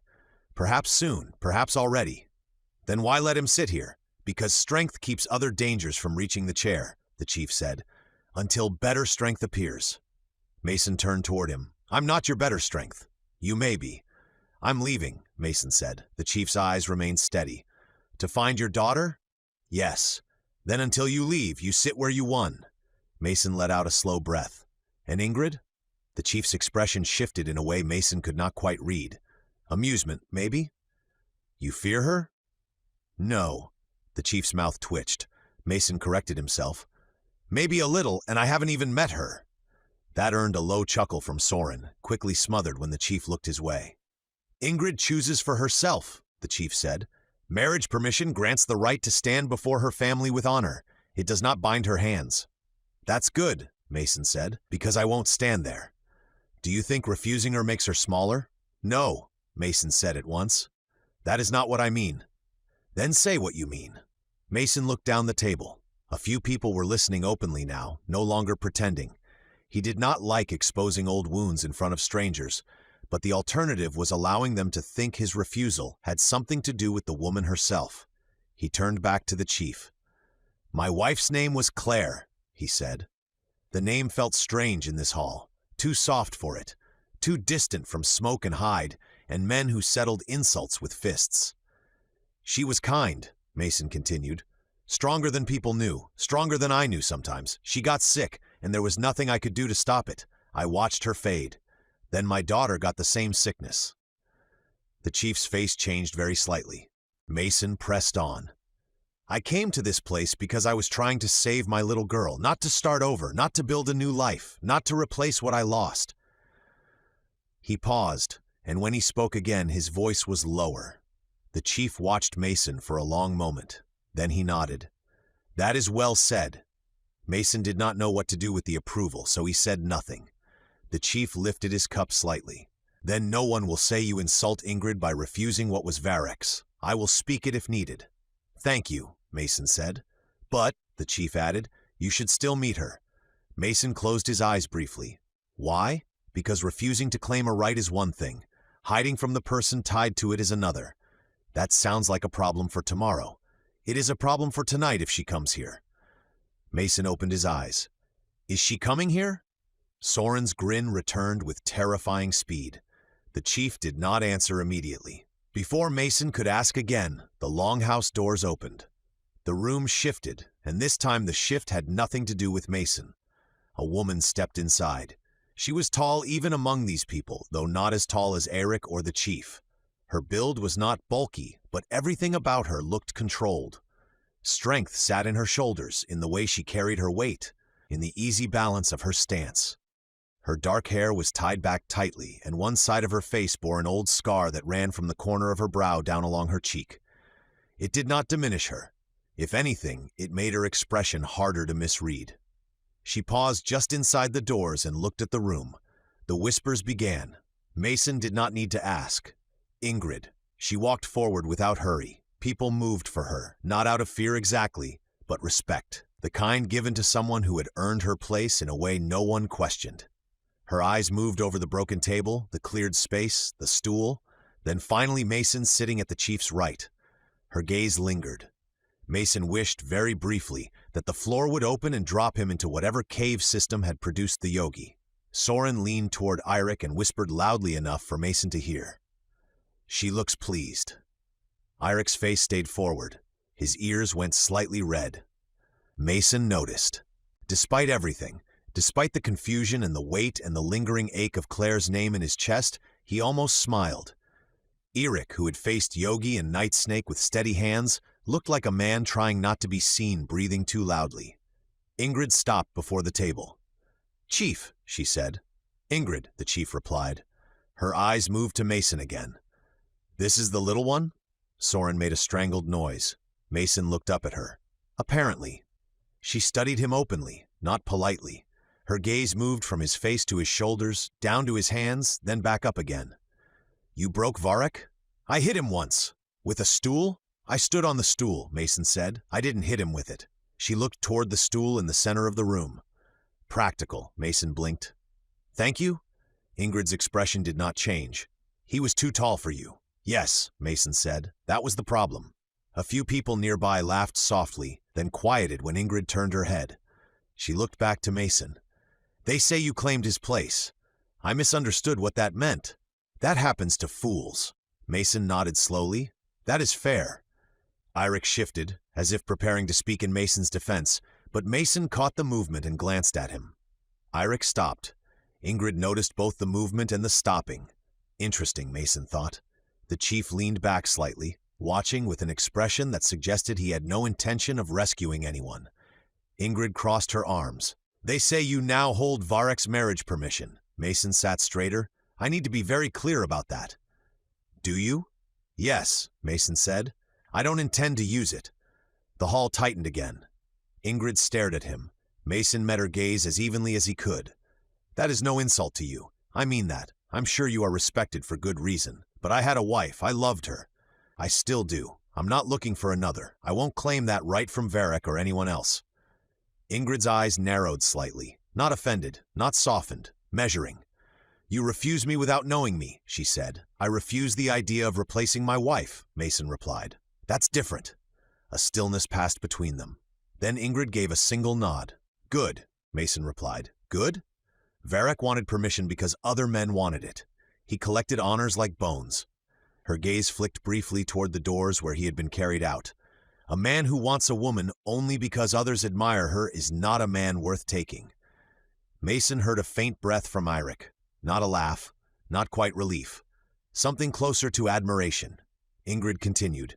"If you had tried to claim what he lost, I would have broken your other hand." Mason looked down at his hand.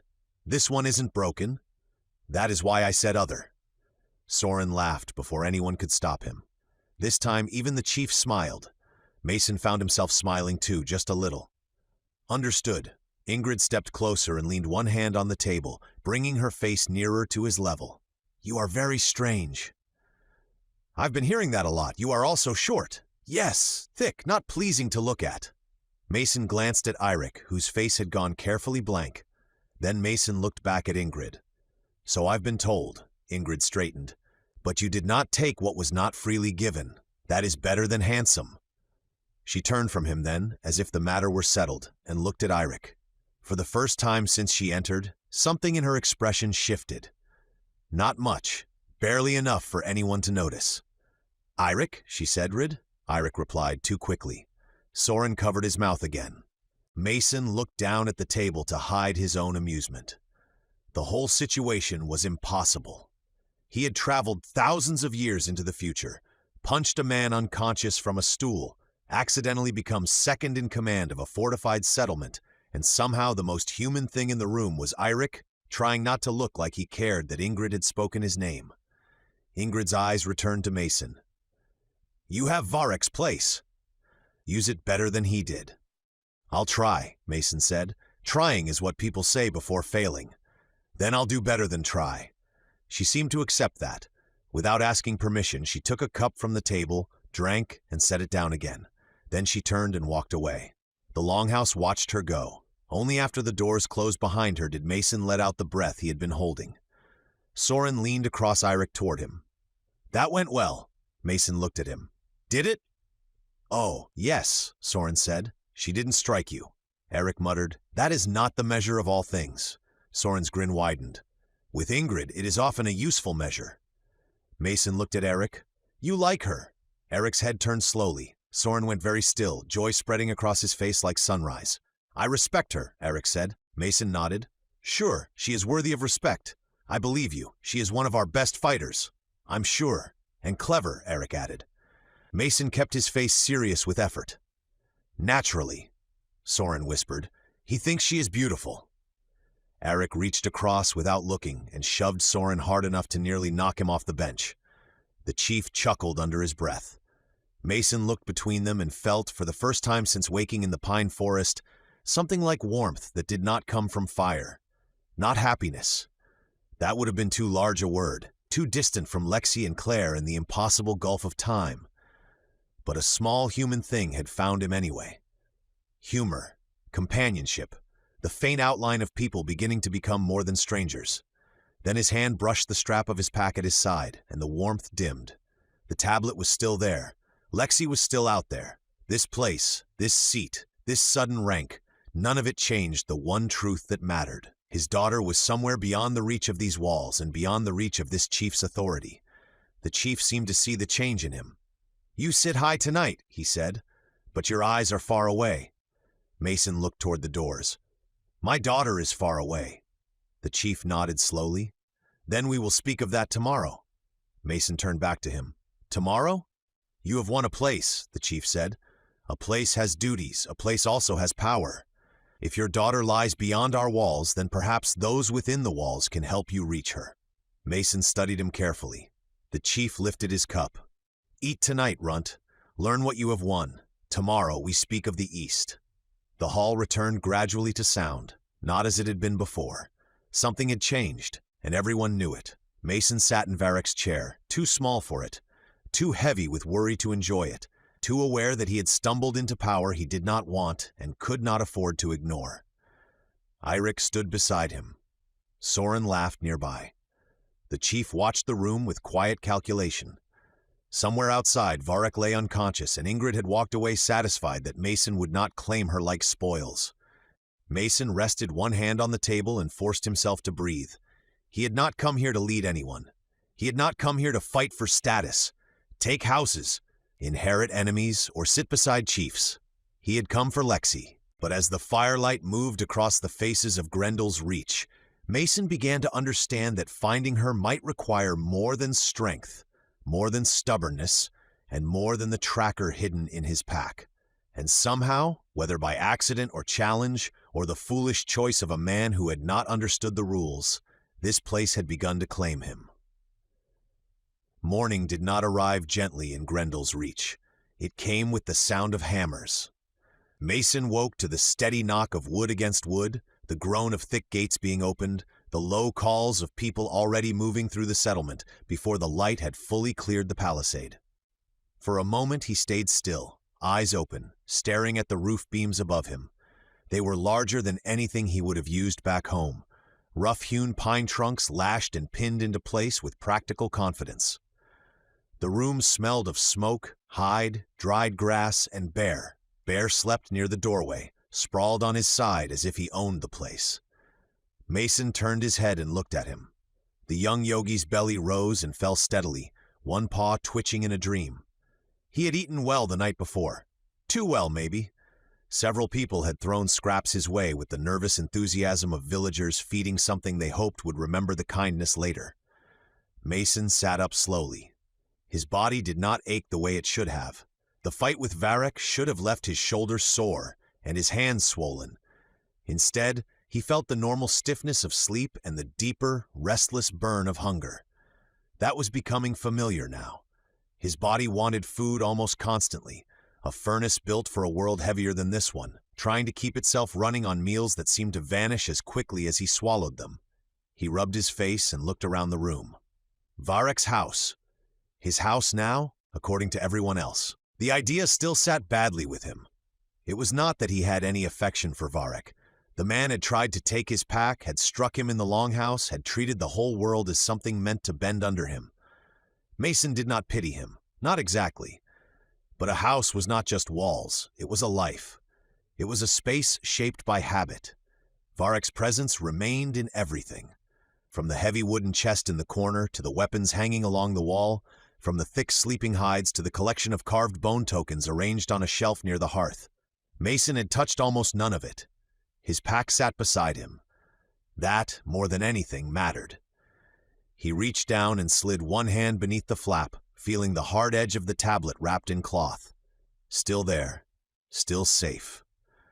Lexi's only thread to him, or his only thread to her. He was not sure which was more true. A knock struck the doorframe. Bear's head lifted, ears angling forward. A low sound rolled in his chest, not quite a growl, but enough to make the visitor outside pause. "It's Irek," a voice called. "Tell your beast not to eat me before I've had morning food." Mason stood and crossed the room. "Bear?" The cub looked at him. "Easy." Bear huffed and dropped his head back down, though his eyes stayed on the door. Mason opened it. Irek stood outside in the pale morning light, tall enough that Mason had to tilt his head back to meet his eyes. Soren leaned against a post nearby, chewing on something and looking far too pleased for a man awake this early. "You slept," Irek said. "A little." "In VERREK'S house," Soren added. "That must have troubled him wherever he woke." "Where is he?" Mason asked. "Breathing," Irek said. "Angry, missing 2 teeth." Mason grimaced. "I didn't mean to do that," Soren shrugged. "He meant to do worse to you." "That doesn't make me feel much better." "It should," Soren said. "You're very bad at enjoying victory." Mason stepped outside and pulled the door closed behind him. "I've been told I'm bad at a lot of things here." "That is because you are," Soren said. Eric glanced at him. "The chief wants you." Mason looked toward the central longhouse. Smoke drifted from the roof vents in slow gray ribbons. People moved around it with more urgency than they had the night before. No feast now. No laughter spilling out from open doors. Morning had sharpened the settlement into something watchful. "About what?" Mason asked. "The East," Eric said. The words settled in the space between them with more weight than Mason expected. Soren's expression changed too.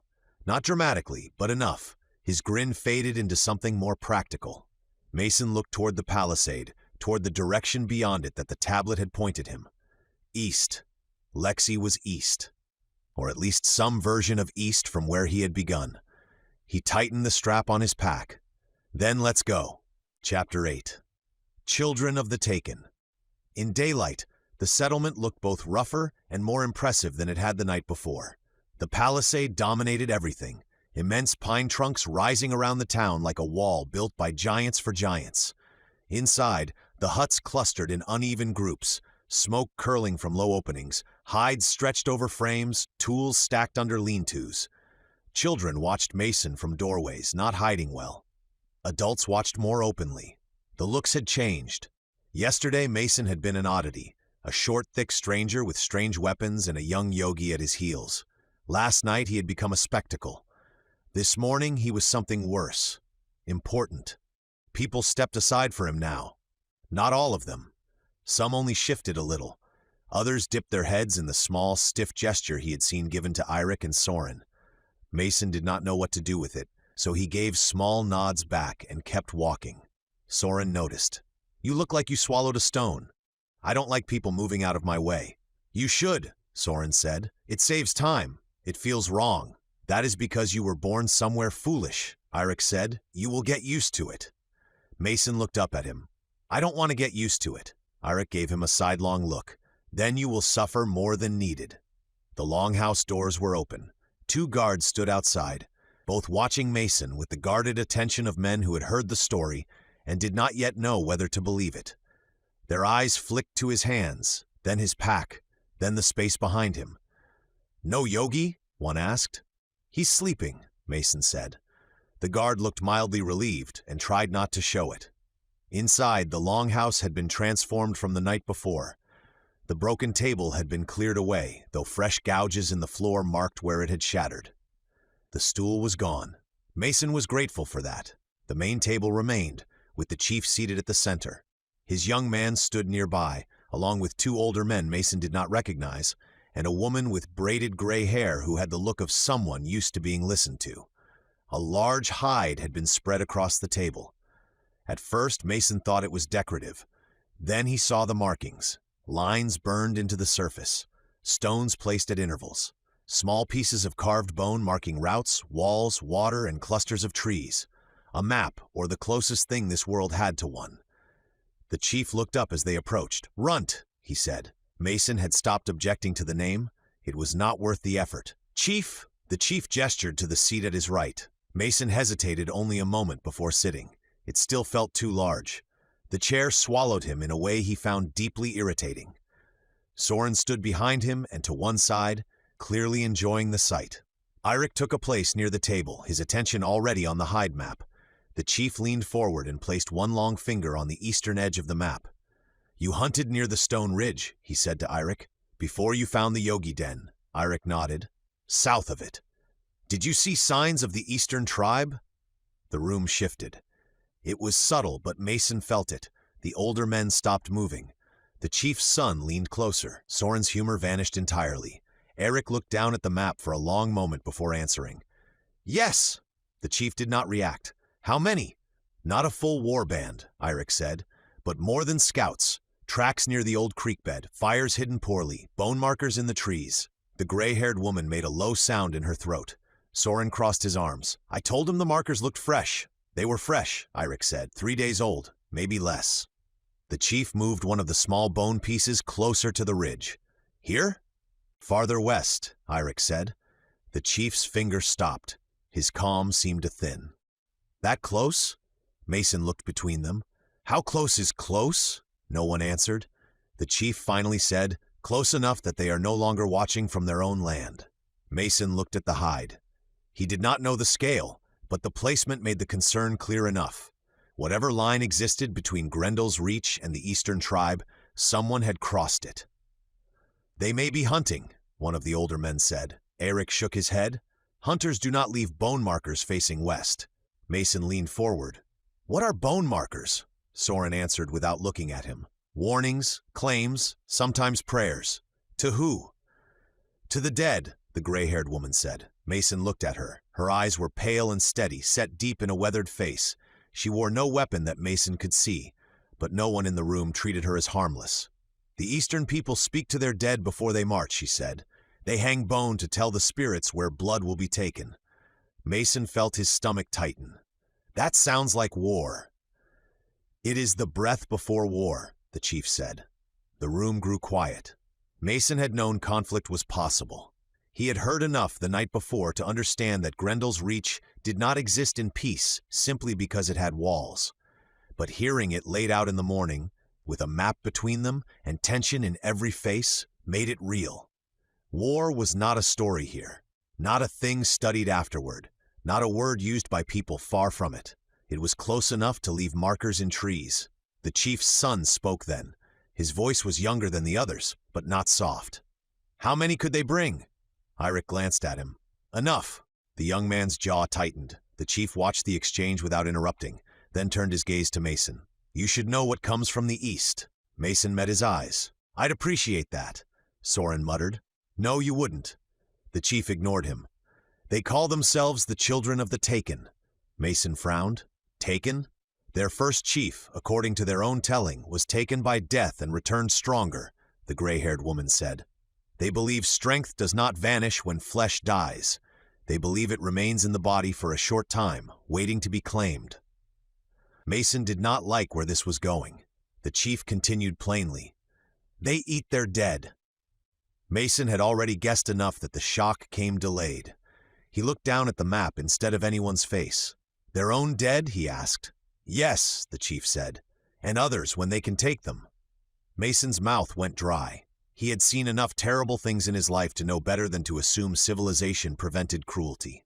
But there was a difference between knowing evil existed and sitting in a timber hall while a chief calmly explained that the neighboring tribe consumed bodies as doctrine. "They think it gives them power," Mason said. "They think it returns power to the living," the gray-haired woman corrected.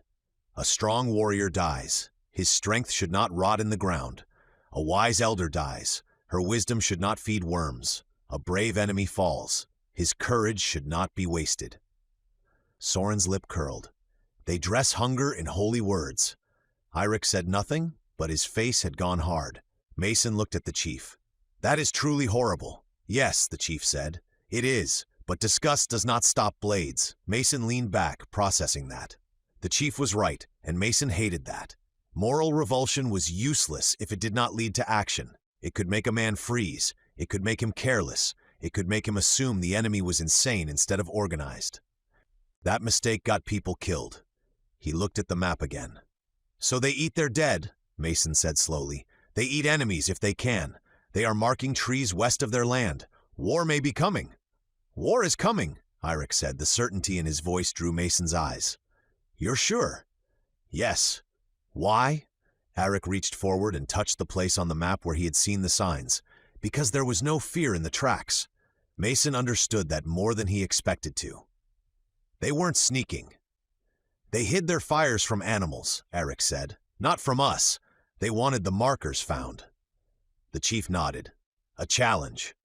"Or bait," Mason said. The others looked at him. Mason studied the hide map. "Back where I'm from, if someone wants you to make a mistake because you're angry, they let you find something that makes you react. Maybe those markers mean they're coming. Maybe they mean they want you to send men out to prove they don't scare you." The chief's son looked at him with new interest. "And then?" "And then those men don't come back," Soren grunted. "I hate when he says useful things." The chief's finger rested against the table. "You have seen war?" "Yes. How much?" Mason did not answer right away. Enough, he thought. Too much. Not as much as some. More than anyone should. "I was a fighter," he said. "A long time ago." Eirik offered an explanation. His people paid him to fight. The chief absorbed that. "A paid fighter?" "Yes, for a time." Soren leaned toward the chief's son. "He says where he comes from. Some people never fight at all." The chief's son looked genuinely confused. "How?" Mason almost smiled. "That's a longer conversation." The chief did not smile. "Then your eyes may see what ours miss. Speak when you see something." Mason nodded, though the responsibility pressed against him. "I will." The gray-haired woman reached across the table and moved a black stone beyond the eastern boundary. It sat alone, away from the markings that represented the rival tribe. Mason noticed that everyone looked at it and then looked away. "What is that?" he asked. No one answered at first.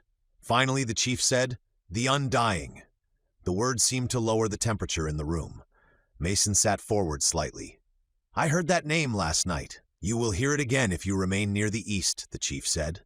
"What are they?" The chief did not answer quickly. He looked to the gray-haired woman. She folded her hands in front of her. "Some call them people," she said. "Some call them old spirits. Some say they are the last children of the broken world." Mason kept his face still. Broken world. That phrase meant something here. Not just old ruins. Not just stories of glowing stones and sky machines. A whole idea of a before that had failed. The woman continued. "They live beyond the dead cities, beyond the fields where nothing grows straight. They do not come often. When they do, people vanish." "Vanish," Mason repeated. "Taken," Soren said. Mason turned toward him. "Killed?" Soren shook his head. "Taken," the chief said. "Sometimes bodies are found, sometimes not." Mason's hand drifted toward his pack and stopped before touching it. "What makes them undying?" he asked. "They do not age as we do," the gray-haired woman said. "Or so the stories say. A warrior's grandfather sees one in youth. The warrior sees the same one as an old man, unchanged." Mason's mind moved quickly despite his discomfort. Long-lived? Preserved? Machines? People with advanced medicine? Something else? The Undying might not be monsters, but everyone here feared them for a reason. What else? Mason asked. The chief's son answered this time. His voice had gone quieter. They bleed blue. Mason looked at him. The young man nodded, as if confirming something Mason had not challenged aloud. Not red, blue, like deep river water under ice. Mason felt a strange pressure behind his ribs. Blue blood. That could be myth. It could be a misunderstanding. It could be something technological, synthetic fluid, coolant, artificial, or it could be nothing more than a tale grown sharper with telling. But after everything he had already seen, he no longer had the luxury of dismissing impossible details. "Have you seen that yourself?" Mason asked. The chief's son shook his head. The chief said, "My grandfather did." Mason turned to him. The room went still again, but this time the silence belonged to memory. The chief rested both hands on the edge of the table. He looked down at the hide map, though Mason doubted he was seeing it. "When I was younger than my son," he said, "a hunting party from this town crossed too far east, not into the tribe's land, beyond it. They found a place of old stone, smooth walls, no roof, hard bones sticking from the earth." Mason pictured ruins, concrete, rebar, maybe part of a city, maybe part of something older than even the people here understood. "There were 6 hunters," the chief said. "One returned. No one moved. My grandfather said they saw a man standing in the ruin, small compared to them, smooth skin, light hair, clothes that did not move like cloth. They thought he was lost." Mason's skin prickled. "They approached," the chief continued. "The man told them to leave. At first he seemed harmless, kind even. One hunter laughed. Another tried to take the glowing stone from his hand." The chief's eyes hardened slightly. The Undying moved faster than a striking snake. He broke the hunter's arm and opened his throat with a blade no longer than a finger. Another hunter shot him. "With a bow?" Mason asked. "Yes." "What happened?" "The arrow entered here." The chief touched his upper chest. The Undying looked down at it, then pulled it free. Blue blood came out. Not much. He did not fall. Mason said nothing. "The last hunter, my grandfather, ran," the chief said. "He heard the others die behind him. When he returned, he spoke of blue blood and eyes like dead lamps. He died 2 days later from fear or sickness. The tribe burned his body and all he carried." Mason stared at the black stone on the map. A man, small compared to them. White hair, strange clothes, advanced weapon, blue blood. Fast, hard to kill. That sounded less like a spirit and more like something built, altered, or sustained by technology. But it also sounded dangerous enough that the distinction did not matter much. Irek watched Mason closely. "You are quiet." "I'm thinking." Mason stared at the black stone on the map. His mind reached for explanations, but none came cleanly. Some kind of medicine, some kind of machine, some kind of preserved body. Something built from knowledge so far beyond this settlement that trying to explain it would only make him sound mad. The people in this room understood bows, walls, hunts, fires, seasons, debts, and blood. They understood the world through what could be seen, carried, eaten, killed, or feared. That did not make them stupid. Mason had learned that already. But they would not understand old technology, not the kind that might leave a man unchanged for generations or make blue fluid run from a wound. Even to him it sounded like science fiction. Although just a few years ago so did time travel, Mason kept looking at the map. East. Rival tribe. Beyond that, ruins. Beyond those, Undying. Somewhere in that same direction, Lexi's marker had pulsed on his tablet, far away and silent. He could feel the hidden weight of the device in his pack like a second heartbeat. "Do the children of the Taken fear the Undying?" Mason asked. "Yes," the chief said, "but they live closer to them." "They believe eating the strong protects them," the gray-haired woman said. "They believe enough stolen strength will one day let them face the Undying and take what they have." Mason's stomach turned. "They want to eat them?" Soren gave a humorless smile. "They want to eat everything that makes them afraid." Mason thought of VERREK'S, humiliated and furious. He thought of the Eastern tribe's bone markers. He thought of men who believed strength could be stolen by consuming the dead. If they saw what Mason could do, what would they think he was worth? The question must have shown on his face, because Irek answered it without being asked. "If they hear of you, they will want you." Mason looked at him. Soren nodded grimly. A small man who kills Yogi with his hands, carries ancient rock like wood, and knocks VERREK across a hall? They would carve songs into their own bones for a chance at your flesh. Mason felt an old familiar calm settle over him. Not comfort, not courage, the battlefield kind of calm. The mind narrowing around facts because panic did nothing useful. Soren continued, not unkindly. There were traders, woodcutters, 2 men from the North Road, 1 woman who talks even while asleep. By sunset, half the grasslands may know the RUNT broke VERREK. Mason opened his eyes. Great. You should have lost quietly, Soren said. I'll remember that next time a giant tries to steal the only thing I care about. The chief raised a hand and the small exchange ended. The chief turned to Eirik. Send 2 runners to the western farms, quietly. Tell them to come inside the walls before the next moon. Eirik nodded. Soren straightened. I'll go. No, the chief said. You will send Talon and Brek, you stay. Soren frowned. Why? Because you saw the markers and because RUNT listens to you even when he should not. Mason glanced at Soren. That's debatable. It is true, the chief said. Soren looked pleased again. I am useful. Occasionally, Eirik muttered. The chief looked back to Mason. And you will learn this map. Mason hesitated. I need to go east. You will, the chief said. Not blind. My daughter is out there. I know. The chief's answer was simple, but not dismissive. Mason heard that. He forced himself not to push too hard, too soon. The chief leaned closer. If you run alone, you may reach her, or you may feed the eastern fires, or vanish into the undying stones. If you learn first, you gain more than speed.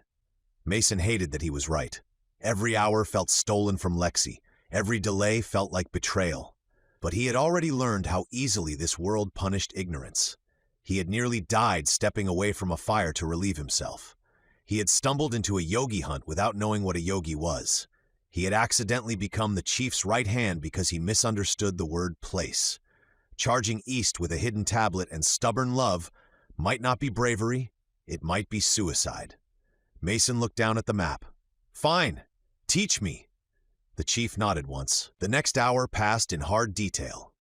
Mason learned the names of rivers that did not exist in his time, or existed under names long forgotten. He learned that the Stone Ridge ran north to south, broken by 3 passes. He learned the eastern tribe moved often, not as a single town, but as clusters bound by blood and hunger and shared belief.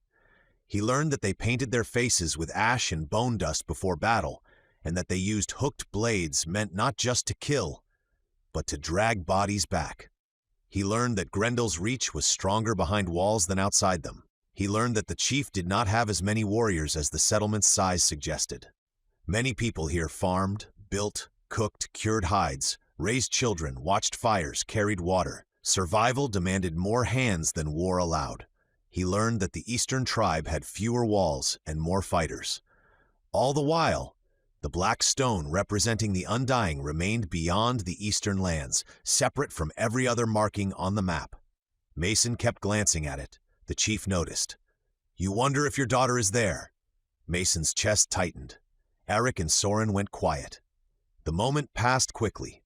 The chief turned away to speak with the gray-haired woman, and the room began to break apart into motion. Orders were given. Messengers called. The map stones were removed one by one, except for the black stone. The woman picked that one up last and held it in her palm for a moment before putting it into a pouch. Mason stood from the oversized chair and stepped away from the table. Eirik came beside him. You handled that better than I expected? That's not much praise. It is from me. Soren joined them, stretching his arms above his head. I still think you should have told them about the chicken.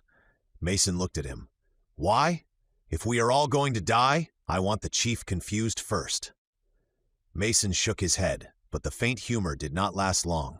Outside the longhouse, Grendel's reach had changed again. People still moved through morning work, but now Mason saw what he had missed before. Arrows being counted, gate hinges inspected, water barrels rolled closer to the inner wall. Children called back from the outer paths. Dogs, or what passed for dogs in this world, were leashed and moved near the gates. The settlement had not panicked, it had tightened. A town preparing to be threatened. Mason stood on the longhouse steps and looked east, beyond the huts, beyond the palisade, beyond the grasslands and ridges, and all the unknown dangers between him and Lexi. The eastern tribe stood somewhere in that distance, hanging bones in trees and believing power could be eaten from the dead. Beyond them lay the undying, blue-blooded figures from old ruins, feared by people who did not frighten easily. Somewhere past all of it, or among it, or beyond what any of them understood, was his daughter. IREX stood beside him. "You are thinking of running." Mason did not look at him. "Yes. Will you?" "Not today." "That is wiser than I expected." Mason glanced up at him. Again, not much praise. Eric followed his gaze east. "War makes every road longer. My road was already long. Then do not make it longer by dying early." Behind them, Soren was already shouting at someone near the gate, assigning runners with far more drama than necessary. Bear appeared from between two huts, having apparently woken and decided Mason had been gone too long. The young yogi padded toward him, earning several quick retreats from nearby villagers. Mason crouched as Bear approached and rested a hand on the cub's head. Bear leaned into the touch, heavier than any animal that Young had a right to be, though Mason knew now that even his weight was deceptive in this lighter world. "You and me both," Mason muttered. "We keep getting pulled into things." Bear huffed. Mason stood again. He had survived this long by adapting, even when adapting meant swallowing fear long enough to think. He looked east one more time. "I'm coming, Lexi," he said quietly. No one answered. No voice came through static. No dot pulsed before his eyes. No video appeared to promise she was safe. Only the wind moved over Grendel's reach, carrying smoke, pine, and the distant smell of rain. Mason turned from the palisade and followed IREX back into the settlement, toward maps, weapons, questions, and a war he had never meant to enter. The chief's son found Mason before noon. Mason had been standing near the inner edge of the palisade, watching men repair one of the upper walkways. The wall was even more impressive up close. From a distance, it had looked crude by the standards of his own time, all sharpened trunks and heavy crossbeams. Up close, he could see the intelligence in it. The logs were not simply stacked and tied. They were seated deep, reinforced at angles, braced against pressure from the outside and from shifting ground beneath. The carpentry was rough, but the thinking behind it was sound. He had been studying the joints, wondering how long they would last through rain and frost, when Bear made a soft sound beside him. Not a growl. Not quite. Mason turned. The young man stood a few paces away, hands visible, posture relaxed in the careful way of someone who had been taught how not to alarm dangerous things. He was tall, of course. Everyone here was tall. But he had not fully settled into his frame yet. His shoulders had width, though not the hardened weight of IREX. His face still carried youth around the edges, even if his eyes were sharper than most men twice his age. Mason had seen him in the longhouse and out of the private meeting, standing near his father and trying not to look too eager when war was discussed. He had the chief's stillness in pieces, but not the whole of it. There was something restless under his skin, a need to prove itself that Mason recognized. Bear lifted his head and sniffed.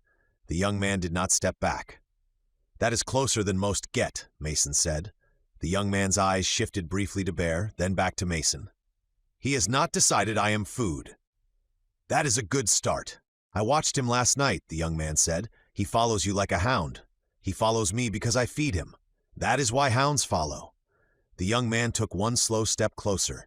Bear watched him, ears angled forward, but did not rise. "I am Kale," the young man said. Mason gave him a small nod. "Mason. Most call you RUNT. Most are committed to being irritating." Kale's mouth twitched. "You do not like the name." "I guess I've been called worse." "By enemies?" "By friends. Mostly."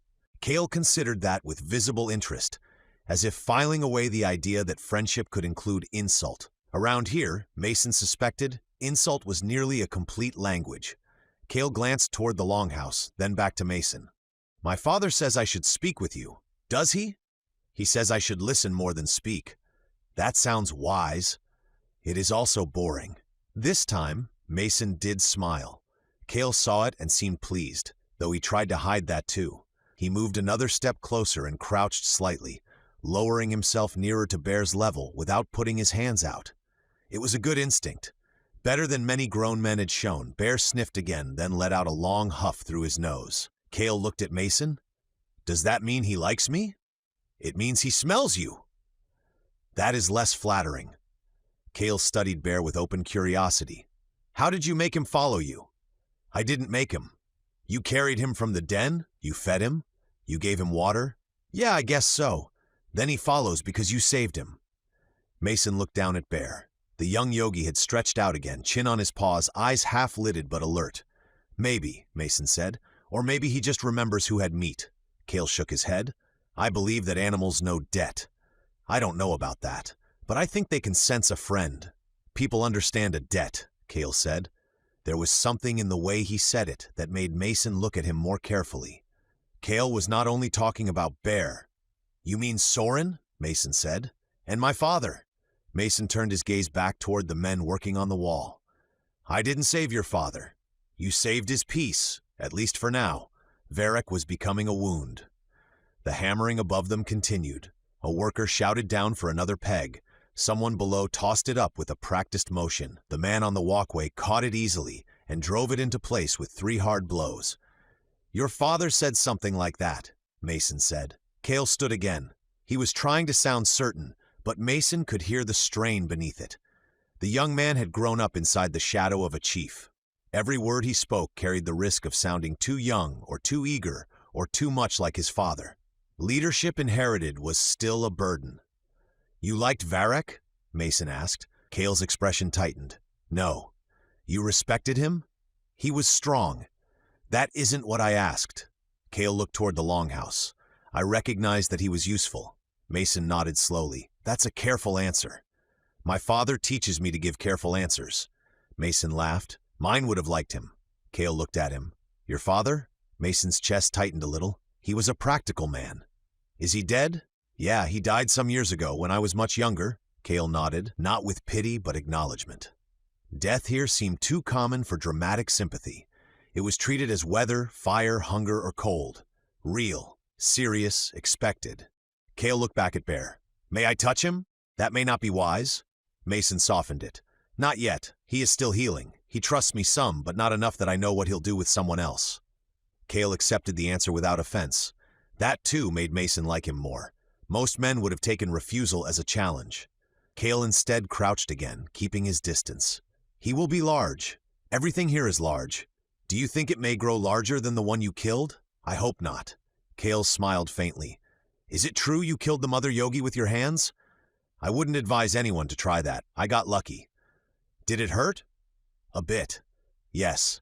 Cale's eyes sharpened, but not as much as it should have. Mason looked down at him.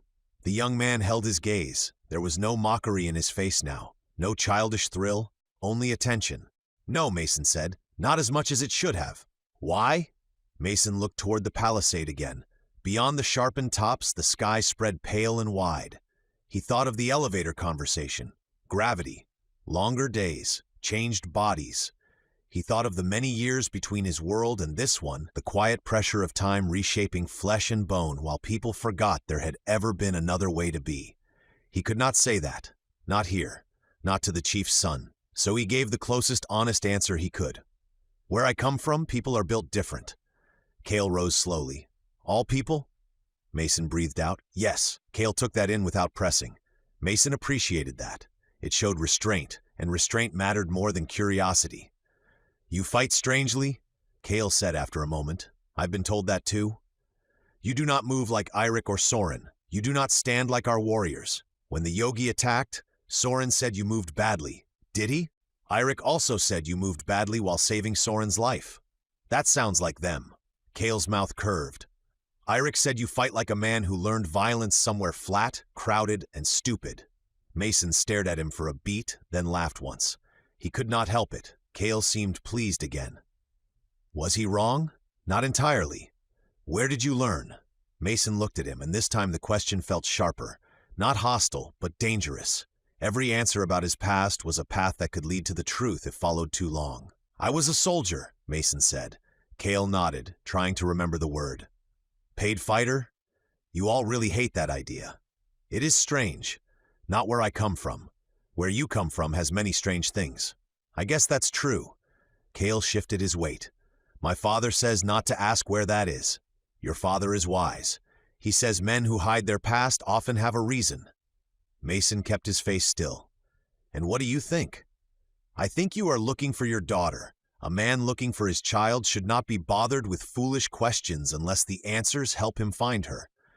Mason felt something in his chest loosen and tighten at the same time. He had not expected that from him. "Thank you," Mason said. Cale looked briefly uncomfortable, as if gratitude was more difficult to receive than praise. "It is only sense." "No," Mason said. "It's kindness. There's a difference." Cale considered that and seemed unsure what to do with it. A shout came from the wall. Both of them looked up. A section of beam shifted as two men hauled it into place. One lost his footing, and for a moment the heavy timber swung wide. Men below scattered. The worker recovered quickly, bracing his shoulder against the post, while another climbed to help. Cale watched without moving, but Mason saw his hands flex. He wanted to run forward. He wanted to help. He also knew half the settlement would panic if the chief's son climbed into a work crew without warning. "You're not allowed up there?" Mason said. Cale's jaw tightened. "I am allowed. But they don't want you there." "That is different." "Yes," Mason said, "it is." Cale looked at him sharply. "You see much. I've been around men trying to prove themselves." "I am not trying to prove myself." Mason gave him a flat look. Cale's expression held for a moment, then cracked. "Not only that." Mason leaned back against one of the inner braces of the wall. "What is it then?" Cale looked toward the workers. "They climb, they hunt, they stand watch, they leave the walls when signs are found. They come back bleeding and people praise them. If I go, everyone watches my father's face before deciding what they think. That's because you're his son." "I know what I am." "Do you?" Cale looked ready to be offended, but Mason continued before he could answer. "Because from where I'm standing, you're not just his son. You're his heir. You're a symbol whether you want to be or not. If you fall off that wall, it isn't just a young man breaking his leg. It is the chief's bloodline landing in the dirt. It is every enemy hearing the future of GRENDELL'S reach is fragile." Cale's face went still. Mason regretted the bluntness for about half a second, then decided the boy was old enough for truth. He had watched maps of war being discussed. He had asked questions about Eastern raiders. He would inherit danger whether anyone softened it or not. "You think I should hide behind guards?" Cale asked. "No." "Then what?" "I think you should understand why people reach for you when you step too close to an edge. It isn't always because they think you're weak." Cale's eyes dropped to bare. For a while they stood in silence. Mason found himself liking the boy more with every passing moment. Cale had pride, but not VERREK'S kind. His pride was restless, not rotten. He wanted to be seen as an adult. He wanted to be useful in his own right. He wanted the respect given to men like Eirik and Soren, not the careful distance given to his father's son. Cale looked at Mason's sword. "May I see the short blade?" Mason hesitated. Cale noticed. "I won't take it." Mason considered him another moment. Then he drew the gladius and held it hilt first. Cale reached for it with one hand. "Use two," Mason said. Cale paused, then took it with both hands. Even warned, he nearly dropped it. His eyes widened as the weight pulled his arms down. He recovered quickly, planting his feet and tightening his grip, but surprise flashed plainly across his face. "This is stone heavy. It's steel." "Ancient rock," Cale said, using the term Soren had used before. "Close enough." Cale tried to lift it into a guard position. He managed, but awkwardly, his wrists straining against the unfamiliar density. "And you carry this at your side?" "Most of the time." Cale looked at him then with the same expression the others had worn when first understanding the weapon. Not fear exactly. Recalculation. "You are not large," Cale said. "No, but you are heavy." Mason pointed at him. "That is the first time anyone here has gotten close to the truth." Cale frowned. "Close? Close enough." Cale returned the sword carefully. Mason sheathed it. The young man's eyes moved to Mason's bow next. "And the little bow with the strange wheels?" Mason sighed. "You people really need another word besides little." "It is little. It is compact. That means little? It means small on purpose." Cale smiled. "May I try that too?" "No." Cale's face fell slightly before he hit it. "Why not? Because if you mishandle the sword, you drop it. If you mishandle the bow, you injure yourself or someone else." "I know bows. Not this one." Cale studied him, then nodded. "Will you show me?" Mason looked toward the wall, then toward the open training ground beyond the nearest line of huts. A few warriors were already practicing there, loose circles of sparring and archery. If he demonstrated the bow in front of them, word would spread. But word was already spreading about him anyway. "Fine," Mason said, "but you listen." Kale straightened. "I listen well." Soren's voice came from behind them. "No, he does not." Mason turned. Soren approached with a strip of roasted meat in one hand and a grin on his face. "He listens like a young hawk, hears everything, obeys half." Kale frowned. "Why are you here?" "To watch something amusing happen. Mason is showing me his bow." "I know," Soren said. "That is the amusing thing." They moved toward the training ground together. Bear rose and followed, drawing glances from everyone they passed. A handful of warriors drifted closer. Eirik appeared from somewhere near the longhouse, as if summoned by the possibility of someone doing something foolish. He looked at Mason, then at Kale, then at the bow. Mason selected an arrow and pointed toward a thick practice post at the far end of the yard. It was a massive section of trunk, scarred by years of use. Most arrows embedded shallowly in its surface. Some had bounced off and lay broken nearby. "Watch," Mason said. He drew. The bow came back smoothly in his hands. Around him, the others went quiet. It looked wrong to them. He knew that now. A short weapon, compact and dark, bent by a short man with broad hands, while taller, leaner warriors watched as if the world had forgotten its own rules. Mason aimed and released. The arrow snapped across the yard with a sound unlike their heavier bows. It struck the trunk with a hard crack and drove deep. Not just deep, the shaft vanished entirely, burying through the wood. Kale stepped forward despite himself. Soren stopped chewing. Eirik's expression changed very little, but Mason saw his eyes narrow. Kale approached the post. "How far did it go?" he asked. Mason walked over and around the trunk. The arrowhead had punched through the far side. Only a few inches of wood had stopped it from breaking free completely. "Almost through," Mason said. Kale looked back at him. "That post is thicker than a man." "Yes, and this is a small bow. Compact," Mason said. Kale did not smile this time. "Can I try to draw it?" Mason nodded. Carefully, no arrow. He held the bow out. Kale took it, set his stance properly, and pulled. Nothing happened. His arms tightened, his jaw clenched. The string moved a fraction, then stopped. He tried again, harder this time, face reddening with effort.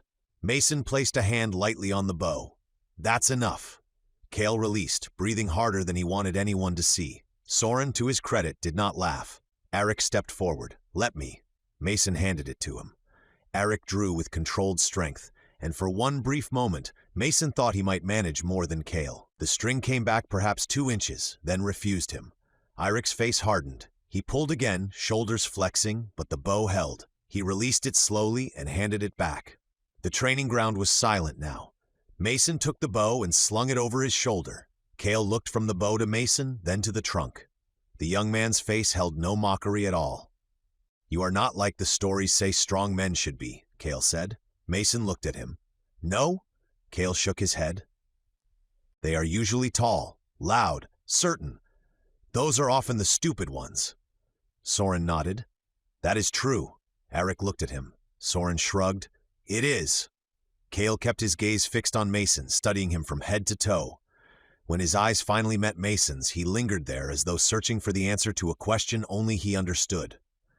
"You are afraid most of the time." The word struck closer than Mason expected. The warriors nearby went still, reacting as though the chief's son had delivered an insult sharp enough to draw blood. Mason searched Kale's face but found no mockery there. No challenge, only a blunt observation. "Yes, I am," Mason said. Kale looked surprised that he admitted it. Mason continued, "I'm afraid for my daughter. I'm afraid I won't reach her in time. I'm afraid I'll make the wrong choice because I don't understand this place. Fear isn't weakness. Letting fear make your choices for you is weakness." Kale listened to those words carefully. Eirik looked away first, though Mason had the sense he was not dismissing them. Kale nodded slowly. "My father says a chief must be brave." "Your father is brave," Mason said, "but I'd bet he's afraid more often than you think." Kale frowned. "Of what?" "Losing you." Kale went quiet. The young man looked toward the longhouse, where the chief stood speaking with 2 guards. From this distance, the chief looked immovable, a tall figure wrapped in authority, built into the settlement as surely as the palisade. But Mason knew fathers. He knew what fear could live beneath a steady face. Cale swallowed once. "He does not say that." "No," Mason said. "He wouldn't. He is trying to make you strong enough to live without needing to hear it." Mason felt a sudden, sharp memory of Lexi asking if he was going anywhere. Lexi holding her teddy bear in the capsule. Lexi trying to be brave so he would not worry more. The ache of it moved through him so quickly, he had to look away. Footsteps sounded on the wooden walkway behind them. The guards posted along the rampart stiffened at once, though none spoke. Cale turned quickly, then straightened so sharply that Mason knew who had arrived before he looked. The chief came up onto the rampart with the calm authority of a man who did not need to announce himself anywhere within his own walls. Cale lowered his head slightly. "Chief." The chief's gaze moved from the boy to Mason, then back again. His expression did not reveal much, but his eyes missed nothing. "Cale," he said, "go see to your duties in the Great Hall." Cale's face tightened for the briefest moment. It was not quite disappointment and not quite shame, but something between the two. "Yes, Chief," Cale said. The chief held his gaze. "Now." Chapter 9. Cowards in the Dark. Cale turned and walked back along the rampart, descending the ladder toward the town below with as much dignity as he could gather. The chief waited until the boy was gone before stepping beside Mason at the rail. For a while, neither of them spoke. The wind was cooler up here. It moved across the prairie first, then struck the wall and rose over it in steady currents that carried the smell of grass, smoke, and distant rain. Mason looked east again because every quiet moment turned him that way. Lexi was out there, somewhere beyond the ridges, beyond whatever stood between this town and her capsule, beyond war and politics and old wounds he did not yet understand. The chief rested one hand on the rail. "You have drawn the boy's attention," he said. "He came to me." Mason looked back over the town. He could still see Cale crossing the open ground below, moving toward the longhouse. The boy paused once when someone called to him, then kept going. "He wants to prove himself," Mason said. "All young men do." "Maybe," Mason replied, "but with him it feels like more than that." The chief did not answer immediately. Mason leaned forward, folding his arms over the rail. "He's trying to step into something bigger than he is. I don't know your customs well enough to understand all of it, but I know that look. He wants people to stop seeing a child when they look at him." "He is a child," the chief said. "Yes," Mason said. "He is." The chief turned slightly, studying him. Mason kept his eyes on Cale until the boy disappeared through the longhouse doors. "That doesn't mean what he feels is small." The wind moved between them. "It's scary," Mason added after a moment. "Letting a child walk on his own, letting him take on big things. You want to keep your hand on their shoulder forever. Make sure they don't fall. Make sure nothing gets close enough to hurt them." His jaw tightened. "But you can't. Not forever." The chief's gaze shifted east with his. "No," he said. "Not forever." Mason thought of Lexi in her pod, recording a message with a brave face because she knew he would see it. He thought of the way she had said she was staying put like he told her, the way she had made a list of supplies because that was what she thought would make him proud. He should have been there. He should have been the one opening the capsule door, helping her out, telling her she was safe, and that whatever came next, they would face it together. Instead, she was already doing the impossible without him.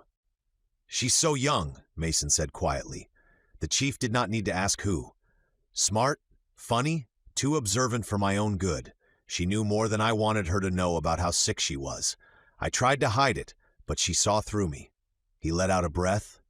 "Children do that. They see more than we give them credit for." The chief nodded once. "Cale sees much, too much some days," Mason continued.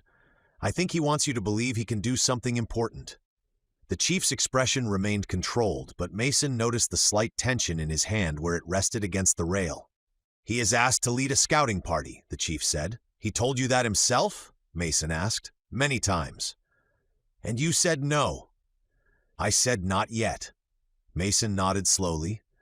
"That's a hard answer to hear when you're young." "It is often the correct one." The chief looked at him. Mason did not back away from it. "I'm not telling you what to do. He's your responsibility, your people, your decision. But if he's going to have to go someday, He should be taught before that day comes. The chief's eyes narrowed, though there was no anger in them. You believe I should let him lead? I think he should learn how to survive before anyone asks him to prove he can. Mason looked down at the town again. The chief remained silent for a long moment. I will consider it, he said at last. Mason heard the caution in the answer. It was not a promise or a decision, only the opening of a door that could just as easily be closed again. He wasn't sure why he had spoken for the boy. There was something about him that reminded Mason of Lexi, his sharp mind, his constant questions, the way his curiosity seemed too large to contain. That's all anyone can ask, Mason said. The chief turned his gaze back toward the east. No, people ask for far more than that every day. A faint smile touched Mason's face. That's true. The prairie beyond the wall remained dark and still, but Mason knew stillness could lie. He had already learned that lesson in this world. A fallen tree could become a snake. A cave could hold more than one cub. A friendly feast could turn into a contest that ended with a man carried out bleeding. The chief seemed to follow his thoughts. You look toward the east often, he said. That's where my daughter is. You are certain?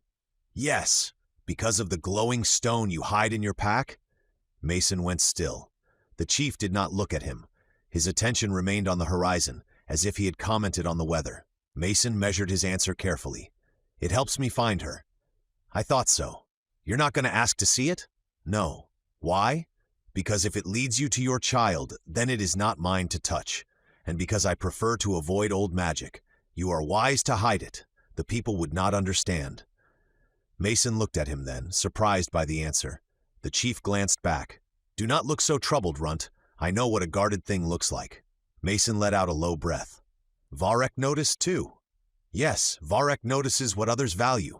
Then he decides he should have it. Mason's hand drifted unconsciously toward the strap of his pack. He picked the wrong thing. He did. Below them, the great hall doors opened and closed again, spilling firelight briefly into the open air. Cale had vanished inside.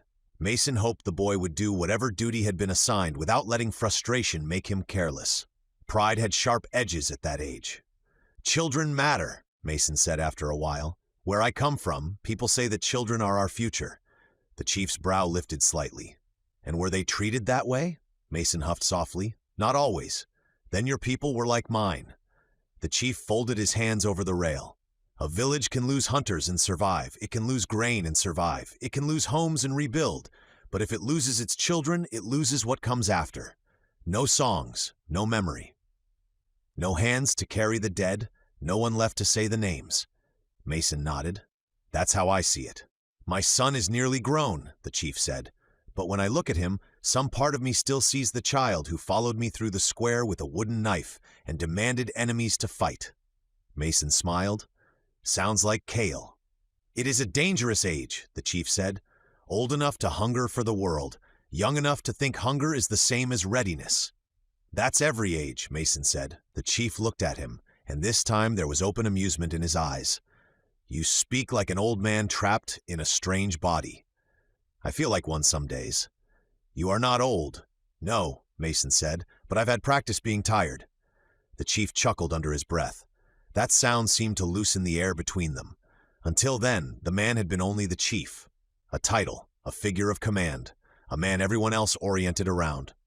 But there, on the rampart, with smoke rising below and darkness spreading east, he seemed more human than he had in the longhouse. That reminded Mason of something. I don't actually know your name, he said. The chief turned his head. My name? Everyone just calls you the chief. The man stared at him for a beat, then laughed. Not loudly, but enough that one of the nearby guards shifted in surprise before pretending he had not heard. That is because I am the chief. That's a job, Mason said, not a name. Most are not brave enough to call me by name. Mason shrugged. I wasn't trying to be brave. It just feels strange talking to someone and only knowing their title. The chief laughed again, though more quietly this time. You are different, Runt. So I've been told. Small, the chief said, looking him over without mockery. Strangely made. Too bold when silence would serve you better. Yet you notice what others overlook, and you ask questions that never occur to most men. A faint smile tugged at his mouth. And sometimes you solve problems in the strangest ways imaginable. Mason winced. You mean the stool? The stool, the chief confirmed. I was solving a height problem.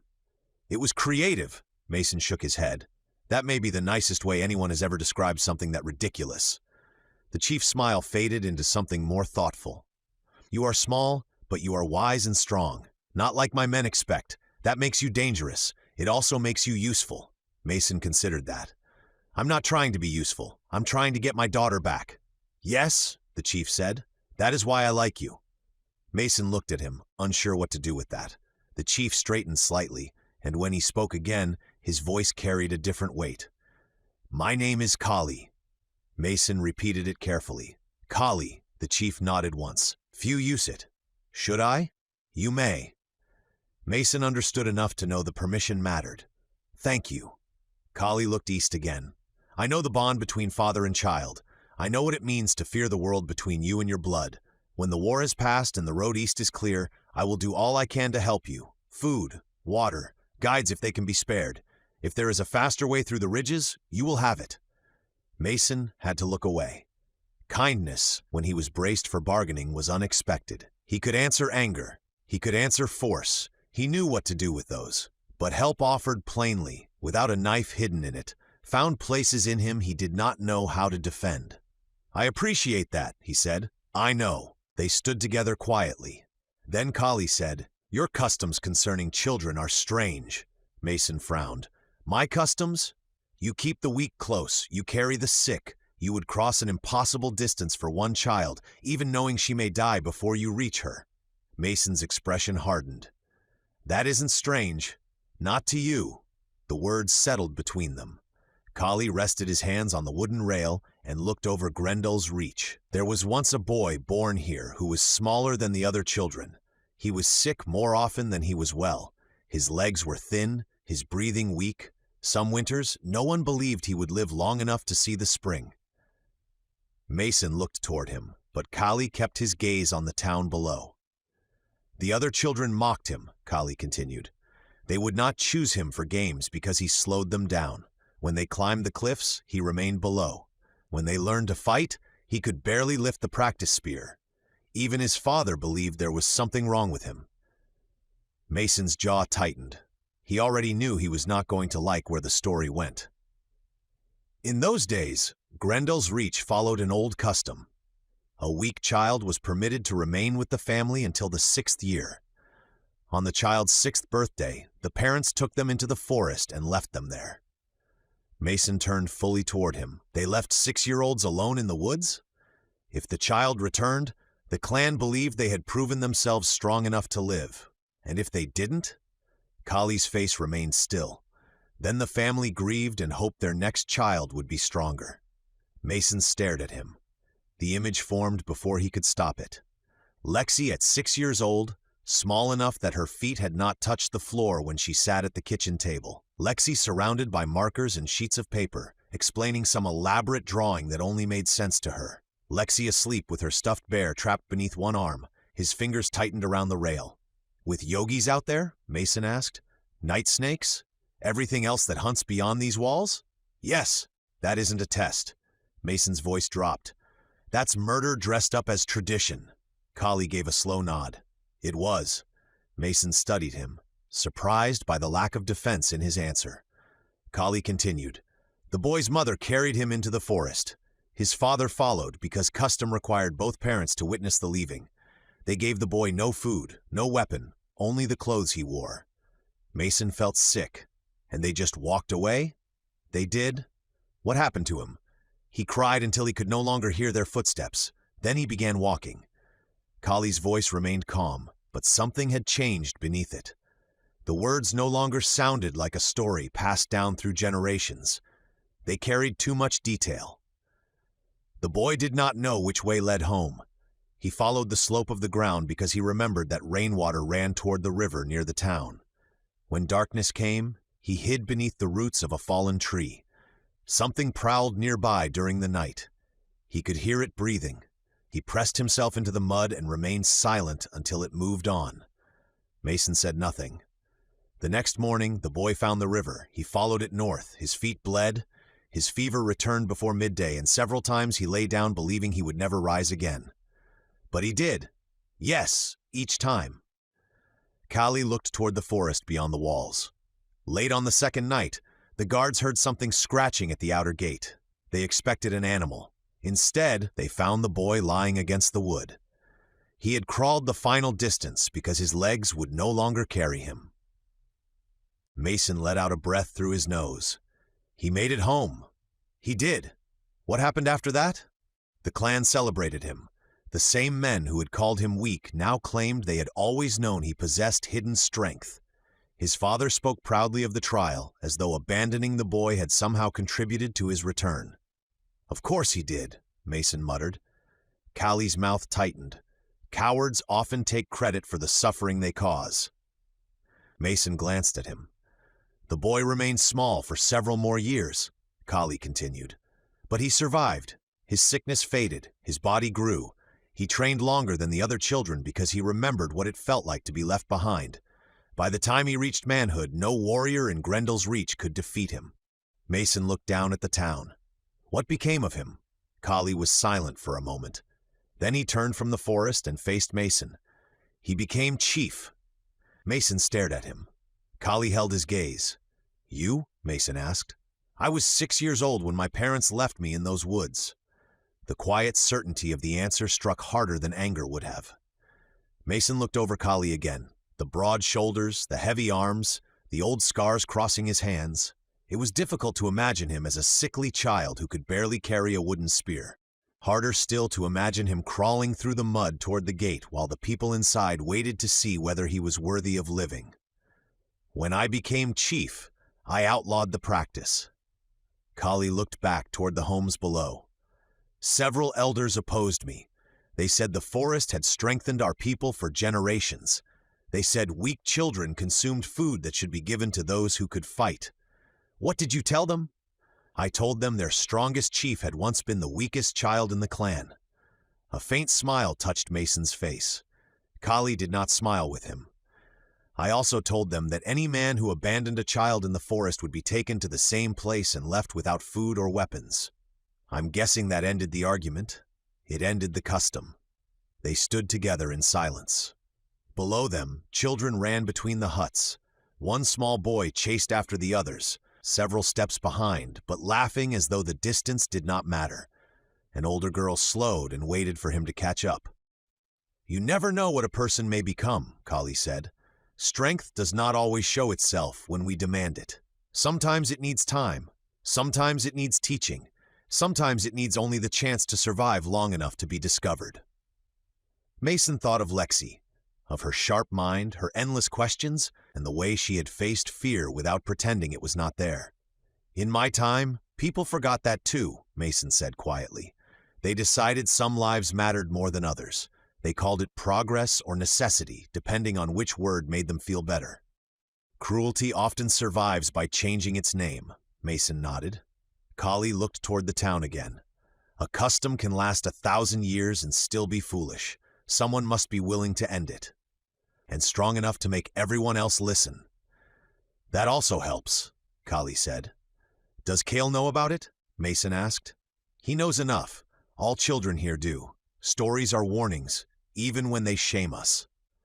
Mason thought about Kale wanting to lead a scouting party, wanting to prove himself before men who probably still whispered old ways when fires burned low. The wind rose suddenly over the rampart, rattling loose hides tied near a watchpost. One of the guards shifted and peered into the darkness. Mason followed his gaze but saw nothing beyond the moving grass and the black line of the eastern road. Kali seemed to sense the change too. There is one more matter, he said. Mason glanced at him. Verrek is a vengeful man. I guessed that. You humiliated him before the Reach, took his place, took his standing. Men have killed for less. He tried to take the only way I have to find my daughter. I know, Kali said, but he will want revenge. The statement was calm, factual, not a threat, not comfort, simply a line drawn in a world where lines mattered. Mason did not know what to say to that. His friends will be angry, Kali continued. Men who sat close because he sat close. Men who took favor from his hand and called it their own worth. They will not love you for moving him aside. I don't need them to love me. No, but you need to stay alive long enough to reach your daughter. That, Mason said, I do need. Kali extended his hand. It was not the forearm clasp Mason had seen among the people of Grendel's reach. It was Mason's own gesture, or close to it. A hand-offered palm turned sideways, fingers open. Mason looked at it, then took it. Kali's grip was firm. Mason matched it carefully, still learning how much strength was too much in this place. The arrow came out of the dark with a sound like tearing cloth. Kali jerked as it sliced past his arm, cutting through sleeve and skin in one clean line. Before Mason could move, the shaft struck him square in the chest. The impact drove the breath from his lungs. It felt less like being pierced than being hit by a sledgehammer. Pain exploded across his sternum, bright and hard, and the force threw him backward. His boots left the walkway. His shoulders hit first, then his head cracked against the boards. The sky above him lurched, stars and smoke smearing together as the arrow quivered from his chest. For a moment, Mason could not breathe. The rampart erupted. "Archer!" someone shouted. "Down! Shields!" Kali's voice cut through all of it, sharp with command. "Find them!" Mason tried to inhale and managed only a thin, broken gasp. His hands twitched toward the arrow but did not close around it. The shaft stood from his chest, trembling with every failed breath. It had not gone all the way through. Some distant, practical part of his mind understood that first. The arrow had punched through cloth, skin, and muscle, but then it had stopped. His sternum had caught the head. Dense bone from another age had held against an arrow shaped by this one. But pain and shock drowned the explanation before he could speak it. Boots pounded toward him. Faces appeared above him in pieces.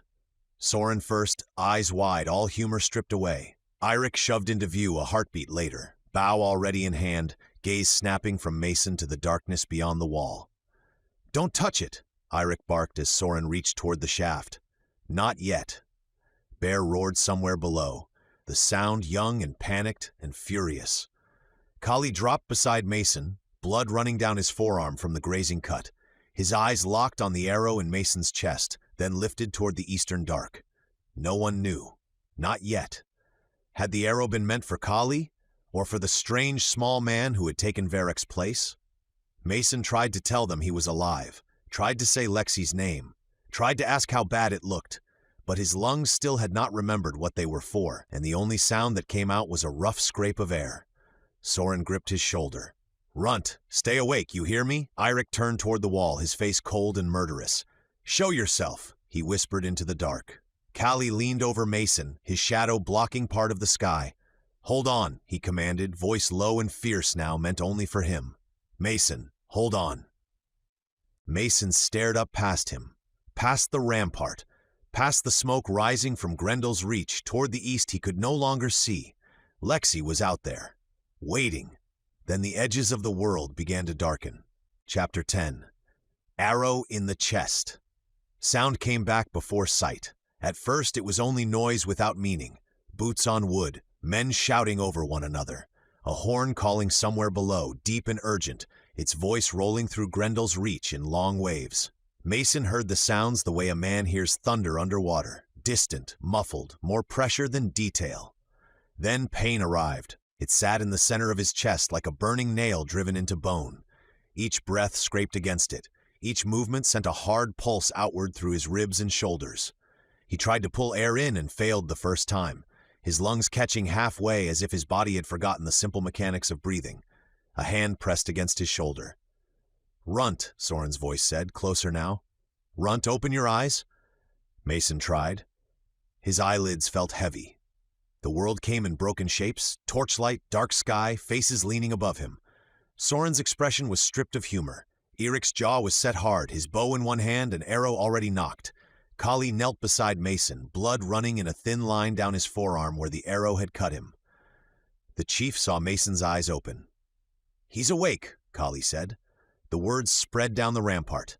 A few guards turned. Someone muttered a prayer or curse. Soren exhaled so sharply it sounded almost like a laugh, though no amusement came with it. Mason tried to speak. Nothing came out but a rough breath. "Do not move," Kali said. Mason ignored that at first because the warning made no sense. His hand twitched toward his chest, toward the source of the pain. Soren caught his wrist before he could reach it. "Don't!" Soren said. Eirik said not to touch it. Mason looked down. The arrow was still there. It stood from his chest at a shallow angle, the shaft trembling slightly with every uneven breath. His shirt was torn around it, dark with blood, but not soaked the way it should have been. The head had gone in, but not far. Mason could feel that. It had struck something solid and stopped. The pain was fierce, impact pain, torn flesh and cracked bone, rather than the deeper pain of a punctured lung or heart. His mind understood before his body did. Sternum stopped it. He tried to say it. What came out was a strained whisper. Didn't go through. Soren blinked. What? Mason swallowed, then winced at the movement. Bone. Eirik's gaze dropped to the arrow, then to Mason's face. He understood enough to look disturbed. Kali leaned closer. You will explain later. Mason let his head fall back against the boards. His vision swam. Shooter? Kali's expression hardened. Verrek, he said. Kali's voice lowered, but the anger in it was clear. One of the wall guards saw him loose and run. He fled before they could reach him. He had help, or he had planned his path well. Mason tried to turn his head toward the wall, toward the darkness beyond. You sure? Yes. Was he aiming? Mason had to stop and breathe shallowly. At you? Kali's face did not answer quickly enough. That is not yet known, the chief said. The honesty made the moment colder. The arrow had passed close enough to cut Kali before striking Mason. It could have been meant for the chief and missed. It could have been meant for Mason and nearly taken Kali along the way. Either truth was dangerous. One meant Verrek had tried to murder the ruler of GRENDELL'S Reach. The other meant Mason had become worth killing only a day after taking a seat he did not even want. Mason closed his eyes for a second, then forced them open again. Lexi, he whispered. Soren leaned closer. What? Pack. It's safe, Eirik said. No one has touched it. Kali looked over his shoulder. Lift him. Hands moved under Mason's back and legs. The moment they raised him, pain flared so hard the world went white at the edges. His breath broke into a harsh groan before he could stop it. Soren cursed under his breath and adjusted his grip. Careful, Eirik snapped. I am being careful, Soren shot back. He has a tree sticking out of him. It is not a tree. It looks like a tree from here. Mason would have laughed if breathing had not already become a negotiation. Instead, he managed a weak sound that might have been amusement or pain. They carried him down from the rampart. The descent blurred, torches streaked above him. The wooden ladder or stairway creaked under the weight of several men moving together. Kali walked close, one hand still bleeding, issuing orders in a voice that cut through panic cleanly. Close the eastern gate. Double the wall watch. No one leaves without my word. Find Verrek's friends. Hold them. Do not harm them unless they draw a blade. Mason heard every order and understood only pieces. His focus kept slipping. He would catch the shape of Kali's face, then lose it to darkness. He would hear Soren telling him to stay awake. Then suddenly they were on the ground and the smell of smoke was stronger. The village opened around him. People had gathered in the square. At first, Mason saw only silhouettes. Tall figures clustered in firelight, faces turned toward him, bodies pressing forward until guards shouted them back. The news had moved faster than the men carrying him. It had run from the wall to the longhouse, from the longhouse to the huts, from one frightened mouth to another. The runt had been shot. The arrow had not killed him. That was enough to change the air. Mason felt it even through pain. The crowd was not only curious, it was afraid. The same people who had laughed when he climbed onto a stool to strike Verrek now stood rigid as he was carried past them. Some stepped back when they saw the arrow standing from his chest. Others leaned forward despite themselves, eyes wide, searching for proof of what they had already begun to believe. He still breathes, someone whispered, hit in the heart. No man lives from that. It did not enter. It entered enough. I saw him fall. Undying. The last word moved through the crowd like a spark through dry grass. Undying.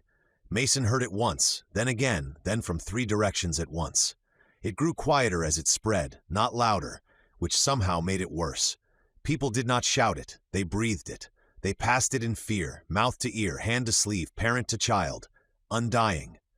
A woman pulled a small child behind her. A warrior who had watched Mason defeat Verrek took 2 steps back and put one hand on his knife, then seemed ashamed of the movement and let it fall. Even some of the bravest men near the longhouse hesitated as Mason was carried closer, their eyes fixed on the arrow and the shallow rise and fall of his chest. Mason tried to understand through the pain. Undying, deathless things, old places. He had heard hints before. The brothers had spoken of eastern lands where things did not die properly. Men feared them, tribes feared them. Even the people who ate the dead for strength feared what lay farther beyond. Mason had filed those details away as superstition wrapped around some future world horror he had not yet seen. Now that fear was being placed on him. "He bleeds," Soren snapped suddenly. The crowd quieted near him. Soren's voice rose, angry and defensive. "Look at him. He bleeds." For a moment, no one moved. Then Eric shifted Mason's weight slightly as one of the healers pushed forward through the crowd. The movement tugged at the torn cloth around the wound. Fresh blood welled across Mason's chest and ran down his side in a visible line. Red. The firelight caught it clearly. Someone gasped. Another voice said, "Red." That word moved faster than Undying had. Red blood, not blue, not undying. He is not one of them. The change in the crowd was quick but not simple. Fear did not vanish. It bent into something else. Shock, confusion, a deeper unease. Mason was not one of the deathless things from the old places. His blood proved that much, but the proof did not make him ordinary. If anything, it made him harder to explain. He was human. He bled red like they did, and still the arrow had failed to kill him. Mason's head rolled slightly to one side as they carried him through the square. He saw faces passing by, children peering from behind adults, warriors staring with open disbelief, old women muttering under their breath, a man making some sign with his fingers, not against evil exactly, but against uncertainty. Kali noticed the crowd pressing closer and turned on them. "Back!" he commanded. The people obeyed. Space opened. Mason's vision darkened at the edges again. He heard Bear before he saw him. The young yogi roared from somewhere ahead, the sound rough and panicked, too large for the narrow space between huts packed with the crowd. People cried out and scattered. Someone shouted for a spear. Soren shouted louder, "Leave him! He's with us!" Bear came into view as a blur of dark fur and awkward limbs, pushing through two men who were trying very hard not to look afraid. The cub was still thin by the standards of its kind, still young, still recovering. But among people, near firelight, with his head low and teeth bared in fear, he looked monstrous enough. He reached Mason and tried to shove his nose into the men carrying him. Mason felt the cold, wet press against his hand. "Bear," he whispered. The cub huffed, distressed, and paced alongside them as they moved. "He follows," Soren said, as if daring anyone to argue. No one did. They carried Mason to a house near the center of the village, larger than most but smaller than the longhouse. He did not remember seeing it earlier, though he must have passed it. It had heavy beams, a hide-covered entry, and a raised sleeping platform inside. The smell of old smoke and oiled leather clung to it, along with something sharper, metal polish, sweat, and stale pride. The world tilted as they carried him inside. The last thing he saw before darkness took him fully was Kali standing in the doorway with firelight behind him, one bloody arm hanging at his side, his face set like stone. Then everything went quiet. Mason woke to warmth and weight. For a moment he did not know where he was. The ceiling above him was made of dark beams, low enough that smoke stains marked the wood in uneven lines. Firelight moved somewhere to his left. The air smelled of herbs, blood, animal fur, and unfamiliar oil. His chest hurt. That brought everything back. The rampart, Kali's hand in his, the hiss of the arrow, the impact. Mason drew in a slow breath and quickly regretted it. Pain tightened across his sternum like a band. He clenched his teeth and kept the breath shallow until it passed. Something heavy shifted near his feet. Mason lifted his head slightly. Bear lay across the bottom of the bed like an oversized hound, his body draped over the furs, as if he had decided Mason might escape if not pinned in place. The young yogi's head rested on his paws, but his eyes were open, fixed on Mason with steady attention. When he saw Mason looking back, Bear made a low sound in his throat and thumped his rump once against the bed frame hard enough to shake it. "Hey," Mason rasped. Bear's ears twitched. "You're getting heavy." The cub huffed and did not move. Mason let his head fall back. That was when he realized his right hand was closed around something. His sword. The gladius lay across his chest, sheathed but ready, his fingers locked around the grip. Someone had placed it there, or he had reached for it half-conscious and refused to let go. The weight of it should have worsened the pain, but instead it comforted him. Familiar metal, familiar purpose, something from his world still within reach. He turned his head carefully. Kali stood near the window opening, speaking quietly with Soren. The chief's arm had been wrapped from wrist to elbow in clean cloth. Blood had seeped through in a thin line, but he seemed otherwise untroubled. Soren stood with his arms crossed, face unusually serious, though he still looked like a man trying not to say three foolish things at once.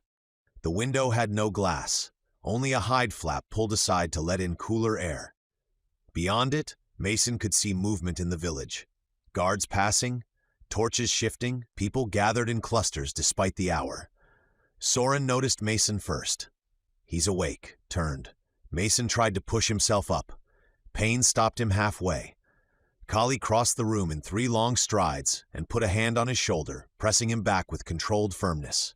"Do not make me regret keeping you alive." Mason let himself settle. "Was that what you were doing?" Among other things, Soren stepped closer, relief breaking through his serious expression. "You look terrible." Mason swallowed. His mouth felt dry. "Good to see you too."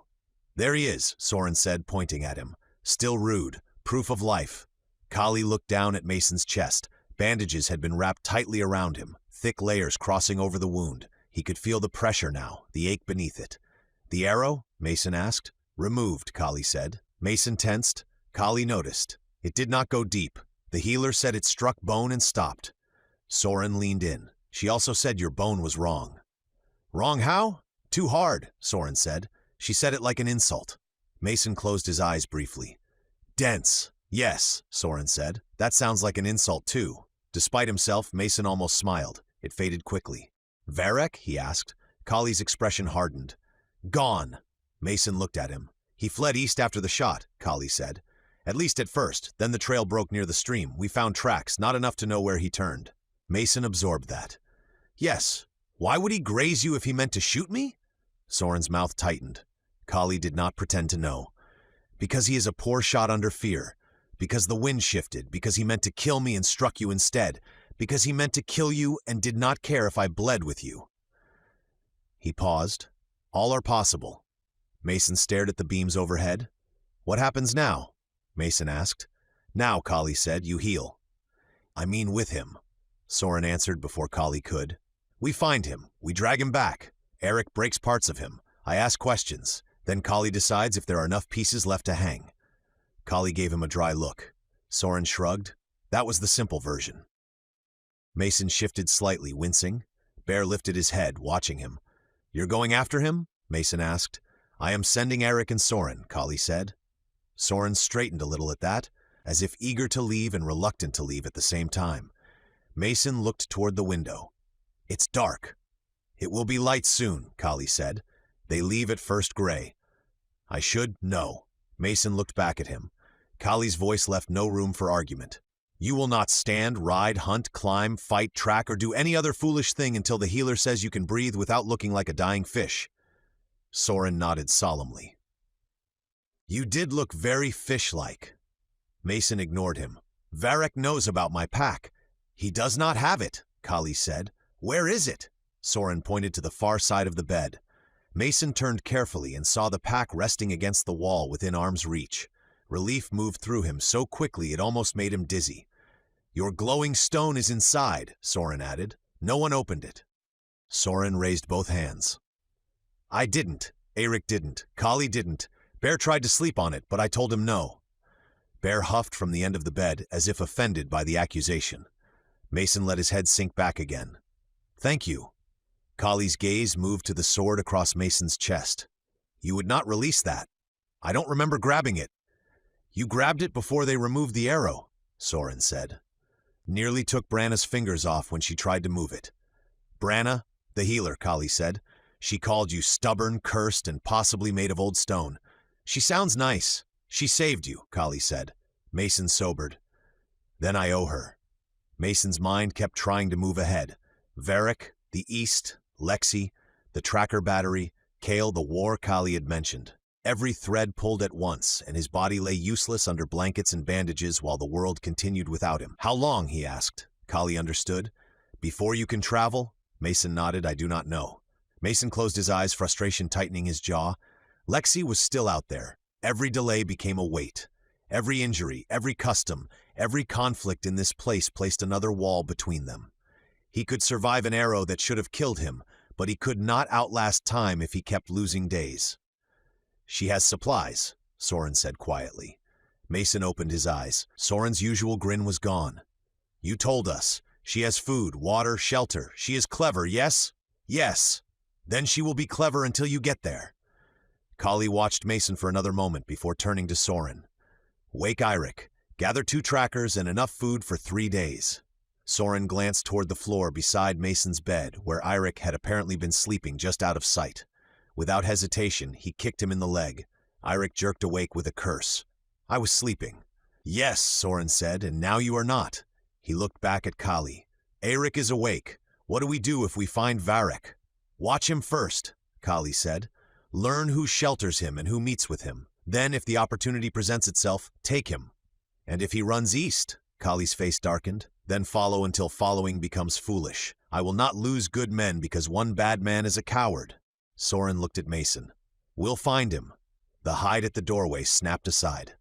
Ingrid entered like fury, trying very hard to disguise fear. She did not ask permission. She did not slow when the guard outside protested. She pushed into the room with her blonde hair braided tight, her shoulders squared, and her eyes already fixed on the bed. Anger carried her forward, but Mason saw the truth beneath it before she could bury it. Her gaze moved too quickly over him. Bandaged chest, pale face, sword in hand, breath still shallow. She was worried. That seemed to irritate her more than anything else. Soren stepped into her path. "He's awake, but—" Ingrid shoved him aside with one hand. Soren stumbled half a step, caught himself, and pointed at her. "That was unnecessary." "You're a fool," she said without looking at him. Eirik stood near the far wall, arms crossed, but his posture changed the moment she entered. It was subtle. Too subtle for most in the room, perhaps, but not for Mason. His shoulders drew back. His eyes followed her for half a second too long before he forced them away. Ingrid noticed. Her gaze flicked to him, sharp as a blade drawn halfway from its sheath. "You look like a man waiting to say something wise." Eric's mouth twitched. "I was waiting for the danger to pass." "Then leave," she said. "You are standing in its way." Soren looked between them and wisely said nothing, which for him was nearly heroic. Mason tried to lift his head. Ingrid. Her attention snapped back to him at once. For one brief moment, the hard edge in her face cracked. She stepped closer, her eyes tracing the bandages as if she could judge the wound by glare alone. Then she saw the sword lying across his chest, and Bear sprawled at the foot of the bed like a monstrous guard dog, and her expression hardened again, embarrassed by its own concern. "You are difficult to mourn," she said. Mason blinked. "I'm not dead." "That is the difficulty." Soren grinned faintly. "She was more pleasant when she thought you might be." "I am never pleasant," Ingrid said. "No," Eirik said quietly, "you are not." The words were simple, but something moved between them when he said it. Not insult, not quite affection, something old enough to have habits around it. Ingrid looked at him, and for a heartbeat her sharp tongue failed her. Eirik held her gaze, his face guarded, his jaw tight, then both of them looked away. Mason noticed the space they left untouched. Whatever existed there had rules around it, rules neither of them liked. Maybe rank, maybe family obligation, maybe some custom Mason did not yet understand, but it was there all the same, unspoken and alive. Ingrid recovered first. "You let Verrek shoot you," she said. Mason blinked. "I didn't let him do anything." She came closer and looked at the bandage without touching it. "You were on the wall with Kali." "Yes. You stood in open torchlight after humiliating a vengeful man in front of the whole reach." Mason glanced at Kali. "She always this direct?" "Yes," Kali said. Ingrid ignored him. "You are either fearless or stupid. People keep giving me those 2 options." "Which one is it?" Mason's chest hurt too much to laugh. "Stupid, probably," Soren nodded. "That has been my assessment." Ingrid shot him a glare. "Why are you still here?" "I was enjoying the warmth." "You were given orders." Soren sighed dramatically. "Everyone keeps remembering that." Kali looked at him. "Go." Soren's joking expression faded. He nodded once, then looked back at Mason. "Stay alive until I return. I don't want to explain to Bear that you died while I was gone." Bear lifted his head again at the sound of his name. Mason managed a faint nod. "Find him." Soren's face sharpened. "We will." He left quickly after that, ducking through the doorway and into the cold gray before dawn. A moment later, Mason heard his voice outside calling for Eric, followed by Eric's lower reply. Kali remained near the bed. Ingrid stood beside Mason, arms crossed, her anger still filling the room even as her eyes kept returning to his wound. "He frightened the village," she said. "Verrek?" Mason asked. "You?" Mason looked at her. Kali answered more fully. "Many thought you were undying." Mason remembered pieces then, the crowd, the whispers, the word moving through them. "Because the arrow didn't kill me." "Yes, but they saw my blood." "Red," Ingrid said. "Undying bleed blue?" "When they bleed," Kali said. The room seemed to cool around the words. Mason had questions, a lot of them, but he could feel how guarded both Kali and Ingrid became at the mention of those things. Old places, deathless things. Blue blood. This world had more dangers than animals and angry men with bows. "I'm not undying," Mason said. "No," Ingrid replied. "That is why they are afraid in a different way now." Mason shifted his hand on the sword. "That doesn't make sense." "It makes perfect sense," Kali said. "If you were undying, they would know what kind of fear to have. But you are a man, red blood, mortal pain, and still you do what men should not do." Ingrid's gaze was steady. "People fear what has no name." Mason looked toward the window, where the first hint of gray had begun to touch the sky beyond the hide flap. East would be visible soon. The same direction Verrek had fled. The same direction Lexi waited. The same direction war was gathering. He was in Verrek's old bed, in Verrek's old house, with Verrek's enemies becoming his protectors, and Verrek himself somewhere beyond the walls. Bear lowered his head again across Mason's feet, pinning him in place. Kali turned toward the door. "Rest. You will need strength when morning brings questions." Mason swallowed against the dryness in his throat. "What questions?" Kali paused at the threshold and looked back. "The village will want to know what you are," he said. "And soon, so will our enemies." Then he stepped out, leaving Mason under the low beams of a stolen house, with Ingrid watching him, like anger was the only language she trusted for concern. And the red stain beneath his bandages, already becoming the beginning of another story. Mason waited until the hut was quiet. That took longer than he wanted. After Ingrid left, Branna returned twice to check the bandage across his chest. The healer was a narrow-faced woman with gray hair braided down her back and hands that showed no hesitation around blood. She pressed along Mason's ribs, checked the wound, muttered to herself, and told him that if he tore the stitching loose by trying to stand, she would sew his mouth shut next so he could at least suffer in silence. Kali came once more near midday, spoke with the guards outside, and looked in only long enough to make certain Mason was still breathing. He did not crowd him. He did not ask questions Mason was too tired to answer. He only gave a short nod, then left to deal with the town Verrek had tried to split open with one arrow. Bear remained. The young yogi had taken possession of the foot of the bed and refused every attempt to move him. Soren had joked before leaving that the animal had become Mason's ugly nurse, but there was truth under the joke. Bear lifted his head whenever anyone entered. He watched Branna with suspicious eyes, growled at one of Kali's guards, and shoved his broad muzzle into Mason's hand every time Mason shifted too sharply.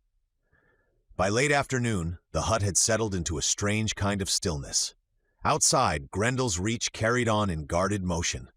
Mason could hear it through the hide-covered window and the gaps between the logs. Hammering, low voices, children being told to stay close, the scrape of boots passing the door more often than before. The settlement had not returned to normal because normal no longer knew where to stand. Inside the hut, the fire burned low in its pit. Smoke drifted upward through the vent, leaving a thin haze beneath the rafters. VERREK'S possessions had been mostly stripped away, but traces of him remained. A horn cup on a shelf, a pair of heavy boots near the wall, a long knife with a cracked handle resting on a peg. The place felt borrowed in the worst way, as if its former owner might step back through the doorway at any moment and demand it all returned. He lay still until the ache in his chest eased enough for him to think around it. The wound itself was not as deep as it could have been, but the impact had bruised everything beneath it and likely cracked his sternum. He had no way to be certain, though he suspected the damage extended into his ribs. Deep breaths hurt. Turning hurt, laughing would probably kill him, or at least make him wish it had. He had broken ribs before. This was different, but it belonged to the same miserable family of pain. Bear huffed at the foot of the bed. "I'm not moving," Mason muttered. Bear blinked slowly, unconvinced. Mason turned his head toward the wall where his pack rested. It sat within reach because Kali had ordered it so. No one had opened it. No one had asked again. That alone told Mason more about the chief than any speech could have. In a village where strength decided ownership as often as law did, Kali had left the one thing Mason valued most untouched. Mason waited another few breaths, listening. No one outside the door, no one at the window. He eased his left arm out from under the fur blanket and reached toward the pack. The motion pulled at his chest. Pain flashed across the wound, sharp enough to make his jaw lock. Bear's head came up. "I'm fine," Mason whispered. Bear's ears tilted forward. Mason paused until the pain backed down, then tried again, slower. His fingers caught the strap and dragged the pack across the floor inch by inch. The rough leather scraped against packed earth. It sounded too loud in the quiet hut. Mason froze twice, listening for footsteps, then continued until the pack rested against the bed frame. He pulled it up beside him with more effort than he wanted to admit. His body still felt powerful in this world, still wrong in its strength, but injury narrowed everything. The arrow had not gone through his sternum, but it had reminded him that strong was not the same as invulnerable. He could bleed, he could fall, he could be slowed, he could die. He opened the pack and reached inside. The tablet was tucked deep, wrapped in cloth, exactly where he had hidden it. His fingers closed around its edges and held there for a moment before drawing it out. It felt absurdly fragile in his hands now, smooth and thin, a relic from a world of glass rooms and sterile machines. Here in a hut of wood and hide, it might as well have been magic. Mason glanced at Bear. The cub watched the tablet with mild interest, then lowered his head again. "At least you don't ask questions," Mason said. Bear gave a low rumble that sounded very much like disagreement. Mason pressed the power button. For a second, nothing happened, and cold panic moved through him faster than reason. Then the screen glowed faintly to life. Battery lower than before. Mason exhaled carefully, keeping the breath shallow. He dimmed the screen at once and turned his body slightly to shield the glow from the window. The interface loaded slowly, as if the device itself were tired. The tracker map appeared first. He had not meant to open it, but there it was, the small marker showing him, the distant pulsing point showing Lexi. Still east, still just as far, still there. He stared at it longer than he should have. The distance did not change. Looking would not pull her closer. He knew that, but the dot was proof. It was heartbeat and promise, the only line left between them that no one in this world could see. Then a small notification pulsed in the corner. One file downloaded. Mason went completely still. The first video had nearly broken him. It had also kept him moving. Lexi's face, her voice, her belief that he would find her. Those things had become a kind of fuel. He had replayed them in his mind through the forest, across the prairie, inside the longhouse when laughter turned on him, and again when the arrow struck. Another file. He tapped the notification and missed it because his hand was shaking. Bear lifted his head again. Mason steadied the tablet against his stomach, winced at the pressure, and used his thumb more carefully. The file menu opened. There it was. A second video. No title, just a timestamp and a progress marker, downloaded from Lexi's capsule when the signal between their devices had somehow aligned long enough to pass the file through whatever crippled system remained. Mason hesitated. For a moment, fear held him more tightly than hope. If he opened it, he would know more. More could be good. More could be unbearable. She could be hurt. She could be crying. She could tell him she was out of food, that something had found her, that the pod had failed, that the world had taken one more thing from him while he lay in VERREK'S bed unable to stand. His finger hovered over the screen. Then he thought of her sitting alone in the pod, recording because she believed he would eventually see it. He owed her the courage to watch. Mason opened the file. The screen went black for half a second. Then Lexi appeared. Mason forgot the pain in his chest. She was sitting upright, closer to the camera than before. Her hair had been brushed back from her face, though not well. A few loose strands stuck out near her temple. She looked tired, but less frightened. Behind her was not the inside of the capsule. That realization struck him so hard, he stopped breathing. The background was white, not the sterile white of the forward leap facility, but something warmer. Curved walls, soft light, a surface behind her that looked like glass but carried no reflection. A bed or chair supported her, though the shape of it was unlike anything Mason recognized. Smooth, seamless. Lexi smiled when the recording began. "Hi, Dad." The sound of her voice was like a hand closing around his heart. Mason pressed his lips together, eyes burning. "I hope this gets to you," Lexi said. "The pod says it sent the first one, but I don't know if you saw it yet. I'm pretending you did because that makes this easier." She took a breath and glanced off screen, then back at the camera. "I'm safe." Mason closed his eyes. Just for a second. The words were so simple and so enormous that he could not hold them while looking at her. Safe. Not alone in a field. Not trapped in the pod. Not waiting in the dark with supplies running out. Safe. He opened his eyes again quickly, afraid to miss even a fraction of her face. "People found me," Lexi continued. "Real people. They look like us, mostly. They talk a little weird." She smiled faintly. "You would hate that part." Mason let out a broken little laugh, and that caused the pain to seize his chest. Bear rumbled in concern. "I'm okay," Mason whispered, without taking his eyes from the screen. Lexi looked steadier now than she had in the first video, but Mason knew her too well to miss the effort behind it. She was performing calm for him. Not lying exactly, just shaping the truth so it would not hurt him as much.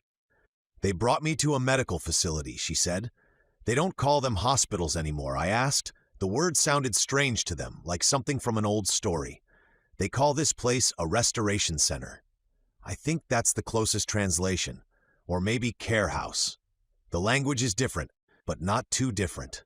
Some words are weird, some sound almost normal." A restoration center. Mason stared at the curved white room behind her, trying to imagine who had built it. If Lexi had been found by people with medical facilities, then not every part of this future had collapsed into palisades and raids. Somewhere east, there were still doctors, still machines, still knowledge. The thought was almost too big to trust. Lexi shifted slightly, and the camera adjusted with her movement. "The doctors are nice," she said. "I still call them doctors because I don't know what else to call them. They don't seem to mind. They scan everything instead of taking blood all the time, which is great because I was very tired of needles." Mason smiled despite himself. "They said they've never seen my condition before," Lexi continued. "Not exactly, but they understand parts of it. They understand genetics. They understand nerves and the brain and all the things the old doctors talked about, except they talk like they can actually fix things instead of just slow them down." Her voice trembled on the last words. Mason heard it. Lexi cleared her throat and straightened, trying to get back to the practical report she had clearly planned. "They think they can help me." The hut seemed to fall away. Mason stared at the screen, afraid even to blink.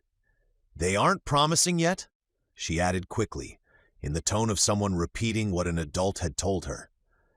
"They said they need to do more mapping and compare my cells to current baselines. I don't know what that means. I think it means people now are different enough that my old stuff looks confusing to them." She gave a small shrug. "But they weren't sad when they said it. You know how doctors used to get that face?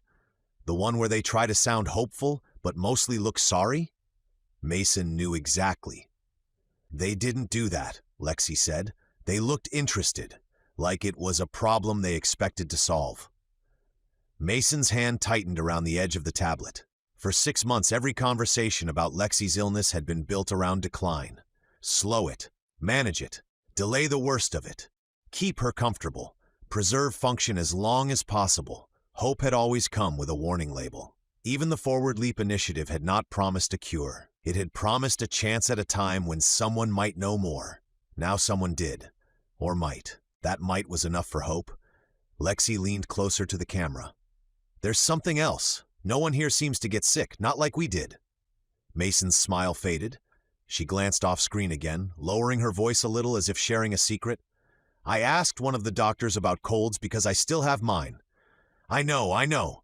I'm taking medicine. I can just see you making that face. Mason was absolutely making that face. Lexi sniffed. It was small, almost nothing. Just a quick, ordinary sound, the kind he had heard 1,000 times when she had allergies or a winter cold or stayed up too late reading under the covers. On screen, Lexi wiped her nose with the back of her hand, then made a face. Sorry, it's still annoying. The doctors were very interested in it, which was weird. I told them it's just a cold. They acted like I had brought them a dinosaur. Mason's throat tightened. Apparently, Lexi continued, they don't really have viral sickness anymore. Or not in the same way. They said most harmful pathogens were eliminated a long time ago. Some still exist in labs or in preserved samples, but people don't just catch things at school or in stores or whatever. I guess they have immune treatments when something new shows up, but new things almost never show up. She sniffed again. Mason's fingers went numb around the tablet. A cold. Something so small he had dismissed it because the doctor had dismissed it. Something every parent had dealt with. Tissues, soup, medicine, a thermometer, a few miserable days. Nothing compared to the disease killing her by the day. Lexi looked down at her hands. They put me in a clean room, but everyone is still nice. I think they're protecting me too, not just everyone else. Mason heard the uncertainty she tried to hide. They said they can handle it, she added. So don't worry. Mason almost laughed at that. It came out as a breath full of pain. Don't worry. She might as well have asked him not to breathe. A shadow moved behind Lexi and she turned her head. Someone spoke off-screen in a language Mason could not understand fully. It had the bones of English buried somewhere under years of change, but the sounds had shifted. Softer in places, clipped in others. Lexi listened, then nodded. Okay, she said to the person. 1 more minute. She turned back to the camera. There's a boy here, she said. His name is Adam. He's maybe my age, maybe a little older. He has a bone disease. A rare one. They said it's unusual now, but not impossible. He walks with supports sometimes, but he's really funny. He showed me how to make the wall change colors, and then we got in trouble because apparently patient rooms are supposed to stay calm. A small smile crossed her face, real this time. Mason clung to it. Adam says I talk like an old recording, Lexi continued. I told him he dresses like a lampshade, so I think we're friends. Mason shut his eyes again, overwhelmed by the normality of it. A boy, a joke, a room where walls changed colors, his daughter making a friend in a future world. When he opened them, Lexi's expression had softened. I told him about you, she said. Not everything, just that you're coming. Her eyes brightened with tears she refused to let fall.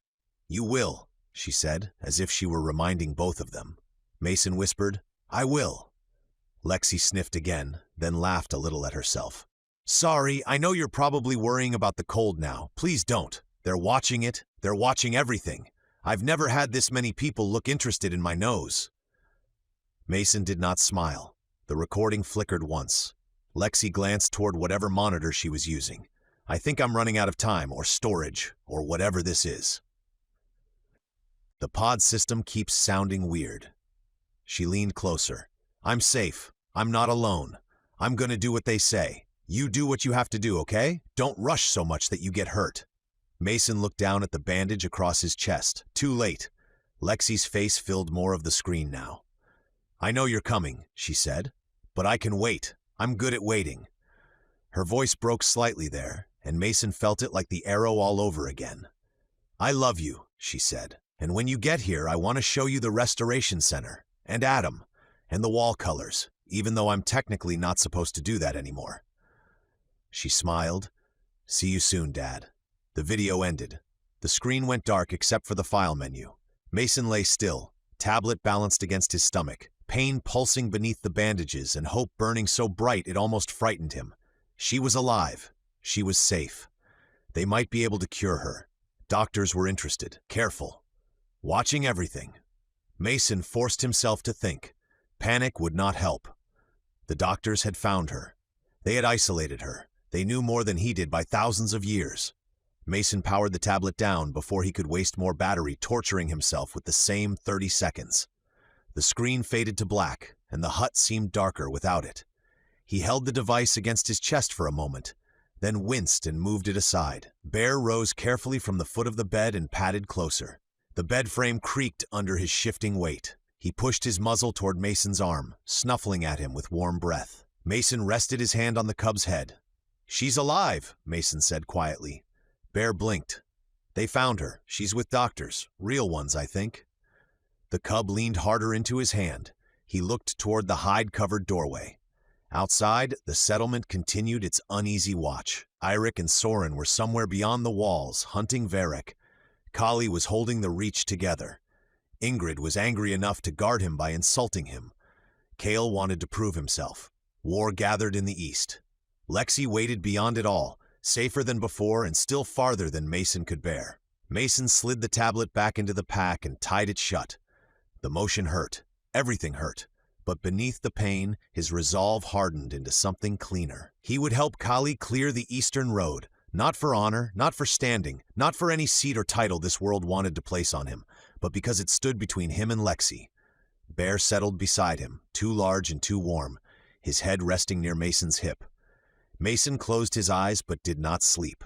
In the dark behind his eyelids, Lexi smiled from a white room in the east and sniffled like it was nothing. Chapter 11, Tactics of History. Mason made it halfway to the door before Bear decided to object. The young yogi lifted his head from the floor and watched him with dark, offended eyes as Mason eased one leg over the side of the bed. The movement pulled at the bandages across his chest. Pain tightened through his sternum and spread outward along his ribs in a dull, stubborn wave. Mason stopped, one hand braced on the bed frame, jaw clenched until the worst of it passed. Bear rumbled low in his throat. "I know," Mason said. "Bad idea." Bear blinked, still doing it. That earned another rumble, deeper this time. Mason looked down at the animal. "You're not my doctor." Bear shifted his weight and stretched one massive paw across the floor, blocking the space between Mason and the door. Mason's childish. The yogi did not move. Mason sat there for a moment, breathing shallowly. Sweat already gathering at the back of his neck from the effort of sitting upright. Branna had told him not to leave the bed. Kali had told him to rest. Ingrid had told him not to die, which was less specific, but carried the same meaning. All of them had been clear. All of them were also dealing with a war council, a missing traitor, and a road east that might close before Mason could reach Lexi. He was done lying still. The second Lexi video had changed something in him. Not softened him, not eased him. It had done the opposite. It had placed hope close enough that every delay became harder to endure. Lexi was alive. Lexi was safe. Doctors in some future place called a restoration center believed they might be able to help her. She had made a friend named Adam. She had smiled. He could not help her from a bed. He reached for the edge of the pack and dragged it closer. The tablet stayed hidden inside, wrapped and tied down. His sword lay beside him, returned to its sheath, the familiar hilt near his hand. He buckled the belt carefully, moving slowly enough that pain stayed sharp but manageable. His shirt was ruined from the arrow, so he pulled on a spare one from his pack, leaving the front open where the bandages made closing it impossible. Then he stood. For a moment, the room tilted. Mason froze, one hand against the wall. His body had not forgotten strength, but injury had changed its terms. The weaker gravity still made standing easier than it should have been, yet his chest punished every careless movement. Each breath reminded him where the arrow had tried to enter and failed to punch through. Bear rose at once. "No," Mason said. "Stay." Mason sighed. "Fine, but if you knock me down, I'm blaming you." The yogi pushed his muzzle lightly against Mason's hip, then stood there as if offering support. The gesture was so clumsy and earnest that Mason rested a hand on his head despite himself. "You're getting better at this," he said. Bear huffed. Mason moved toward the doorway with small, deliberate steps. Outside, GRENDELL'S reach had changed. The settlement he had first entered had been rough, loud, curious, and hungry for spectacle. Now it had tightened into purpose. People moved everywhere, but there was less shouting than he expected. The fear was there, present in the quick glances toward the eastern wall and the way mothers kept children close, but it had been folded into work. Supplies were being carried into the great walls. Baskets of dried roots and smoked meat moved in lines from storage huts toward the longhouse and deeper shelters. Men hauled water skins 2 at a time, shoulders bent under the load. Women checked bundles of arrows, sorting shafts by length and straightness. Older boys carried stacks of firewood. Younger children ran messages until someone snapped at them to slow down before they tripped and wasted blood before the battle even arrived. The whole town had become a machine made from muscle and worry. Mason paused outside the hut and took it in. The palisade loomed above everything, high and brutal against the pale sky. Guards stood along the ramparts in greater numbers than before. Some watched the prairie. Others kept their eyes inward, scanning roofs and alleyways, proof that VERREK'S arrow had made enemies inside the walls feel as dangerous as those beyond them. People noticed Mason almost immediately. A woman carrying a bundle of cloth stopped so abruptly that the man behind her nearly walked into her back. A pair of boys near a water barrel stared openly, their mouths slightly parted. One of the guards at the corner straightened and touched 2 fingers to his chest in a gesture Mason did not recognize. Whispers began. Not as many as before. Quieter now. The fear was still there, but it had changed again. He had survived. He was walking. The bandage showed beneath his open shirt, and no one could pretend the arrow had been harmless. Yet there he was, upright, moving through the village with the young yogi beside him like a shadow made of fur. Mason kept his pace steady. That took effort. Every step sent a small jolt through his chest. Every uneven patch of ground made him aware of how much his torso wanted to stay still. He resisted the urge to press a hand over the wound. He did not want to look weaker than he already felt, not because he cared about pride, but because these people measured weakness constantly. They had been trained to look for it, some with pity, some with calculation. Bear stayed close, his shoulder brushing Mason's leg. One man stepped too near and Bear's head swung toward him. The man backed away at once. "Easy," Mason murmured. Bear listened, though not happily. Near the center of the village, 2 men were bracing a cart, while a third loaded bundles of spears onto it. One of the wheels had sunk into soft ground. Without thinking, Mason angled toward it. The nearest man saw him coming and stiffened. "RUNT, you should not!" Mason put one hand on the cart frame and lifted. Pain flared across his chest, and he regretted the instinct. But the cart rose anyway, wheel freeing from the mud with a wet pull. The 3 men stared as Mason held it long enough for one of them to shove a plank under the wheel. Mason lowered the cart carefully, then stepped back and breathed through his nose. The man swallowed. "Thank you." Mason nodded and kept walking before his face could reveal how much that had hurt. Bear grumbled beside him. "I said I know," Mason muttered. By the time he reached the great hall, sweat had dampened the back of his shirt. He stopped at the entrance to gather himself, pretending to study the doors while his breathing steadied. The great hall stood darker in daylight than it had during the feast. Without the crowd packed inside and firelight turning everything loud, the carved beams and heavy roof seemed more severe. This was not only a place for eating and stories. It was where decisions hardened into action. The guard outside looked surprised to see him. "Mason," he said, then seemed unsure whether to use RUNT instead. "Mason is fine. You are expected to be resting. I get that a lot." The guard glanced down at Bear. "Is the yogi coming in?" Bear stared at him. Mason looked at the animal, then back to the guard. "Do you want to tell him no?" The guard thought about that for less than a second and pulled the door open. Inside, the hall had been rearranged for war. The central tables had been pushed aside to make room for a broad hide map stretched across wooden planks. Stones, carved markers, bone tokens, and knives held different places across it. The fire burned lower than it had during the feast, but several lamps had been added around the map, their light focused and practical. The smell of roasted meat had been replaced by leather, smoke, and damp wool. Kali stood near the head of the map, speaking quietly with 2 older warriors. Mason did not know. His bandaged arm was tucked close to his side, but he showed no other sign of the wound. The chief looked up the moment Mason entered. His expression changed first to surprise, then irritation, then something that might have been approval if it had not been buried so quickly. "You are supposed to be in bed," Kali said. Bear padded in behind him, claws clicking faintly on the packed floor. Several people shifted away. Bear ignored them and sniffed at the nearest bench. Kali's eyes moved from Mason's bandages to his face. "Can you stand? For now?" A dry sound came from the side of the hall. Mason turned and saw Ingrid standing near the map, arms crossed, a blade strapped at her hip. She wore fitted leather armor, reinforced at the shoulders and ribs, her hair braided tighter than before. She looked ready for battle, counsel, and insult in equal measure. "You walk like an old man pretending not to limp," she said. Mason nodded. "Good morning to you too." "It is not good. You are upright against orders. They were sensible. That should have been enough. I've always struggled with sensible." Ingrid's eyes flicked to his chest, and for half a second the sharpness in her face thinned. Then she recovered. "Clearly." Mason glanced from her to the map. "Didn't expect to see you here." Her eyebrows lifted. "Because I am a woman?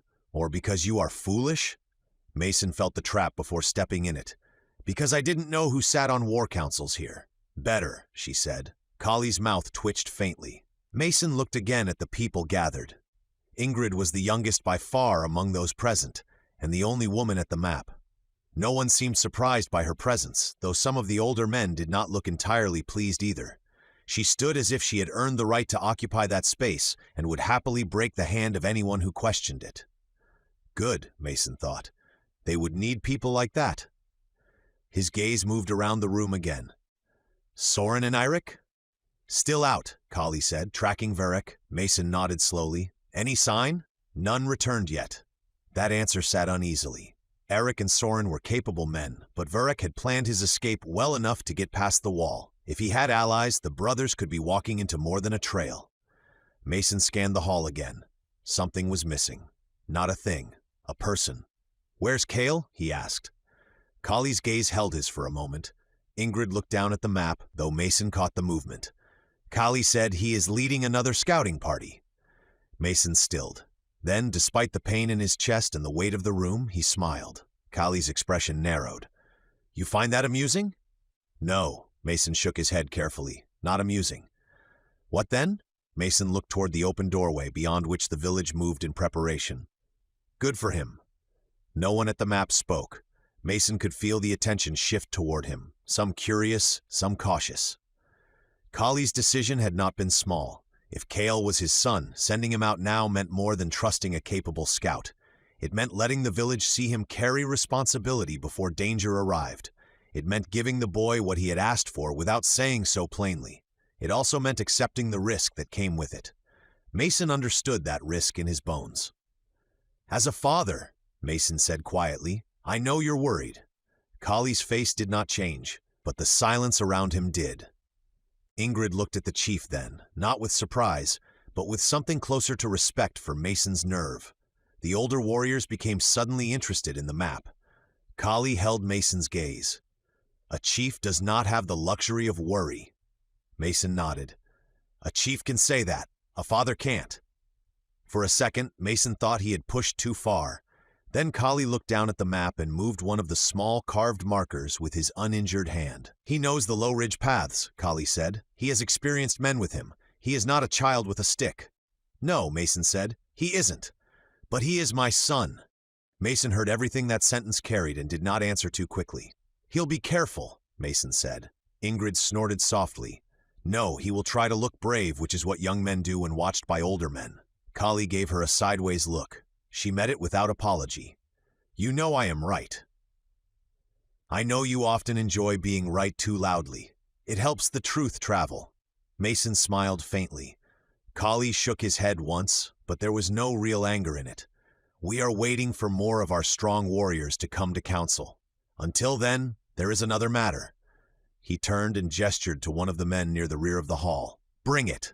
The man disappeared through a side doorway and returned carrying a bundle wrapped in dark hide.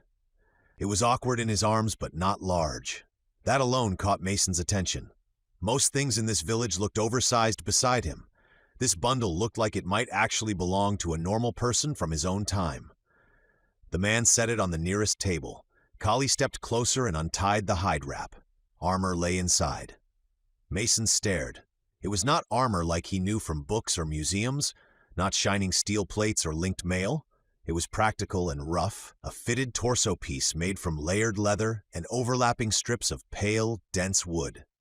The shape was compact, broad through the middle compared to the narrow frames of the people around him. New straps had been added along the sides, darker than the rest, with fresh stitching visible where the old construction had been altered. The inside was lined with something dark and smooth, wood grain so tight it almost looked like stone. Along the outside, especially over the shoulders and chest, thick fur had been worked into the design, coarse, dark, and familiar. Mason touched it lightly. Yogi fur. Bear stepped closer and sniffed the armor. Mason glanced down at him. "Sorry, buddy." Bear huffed once, then seemed to lose interest. Kali watched Mason's face. "It was made from armor my son wore as a child." Mason looked up.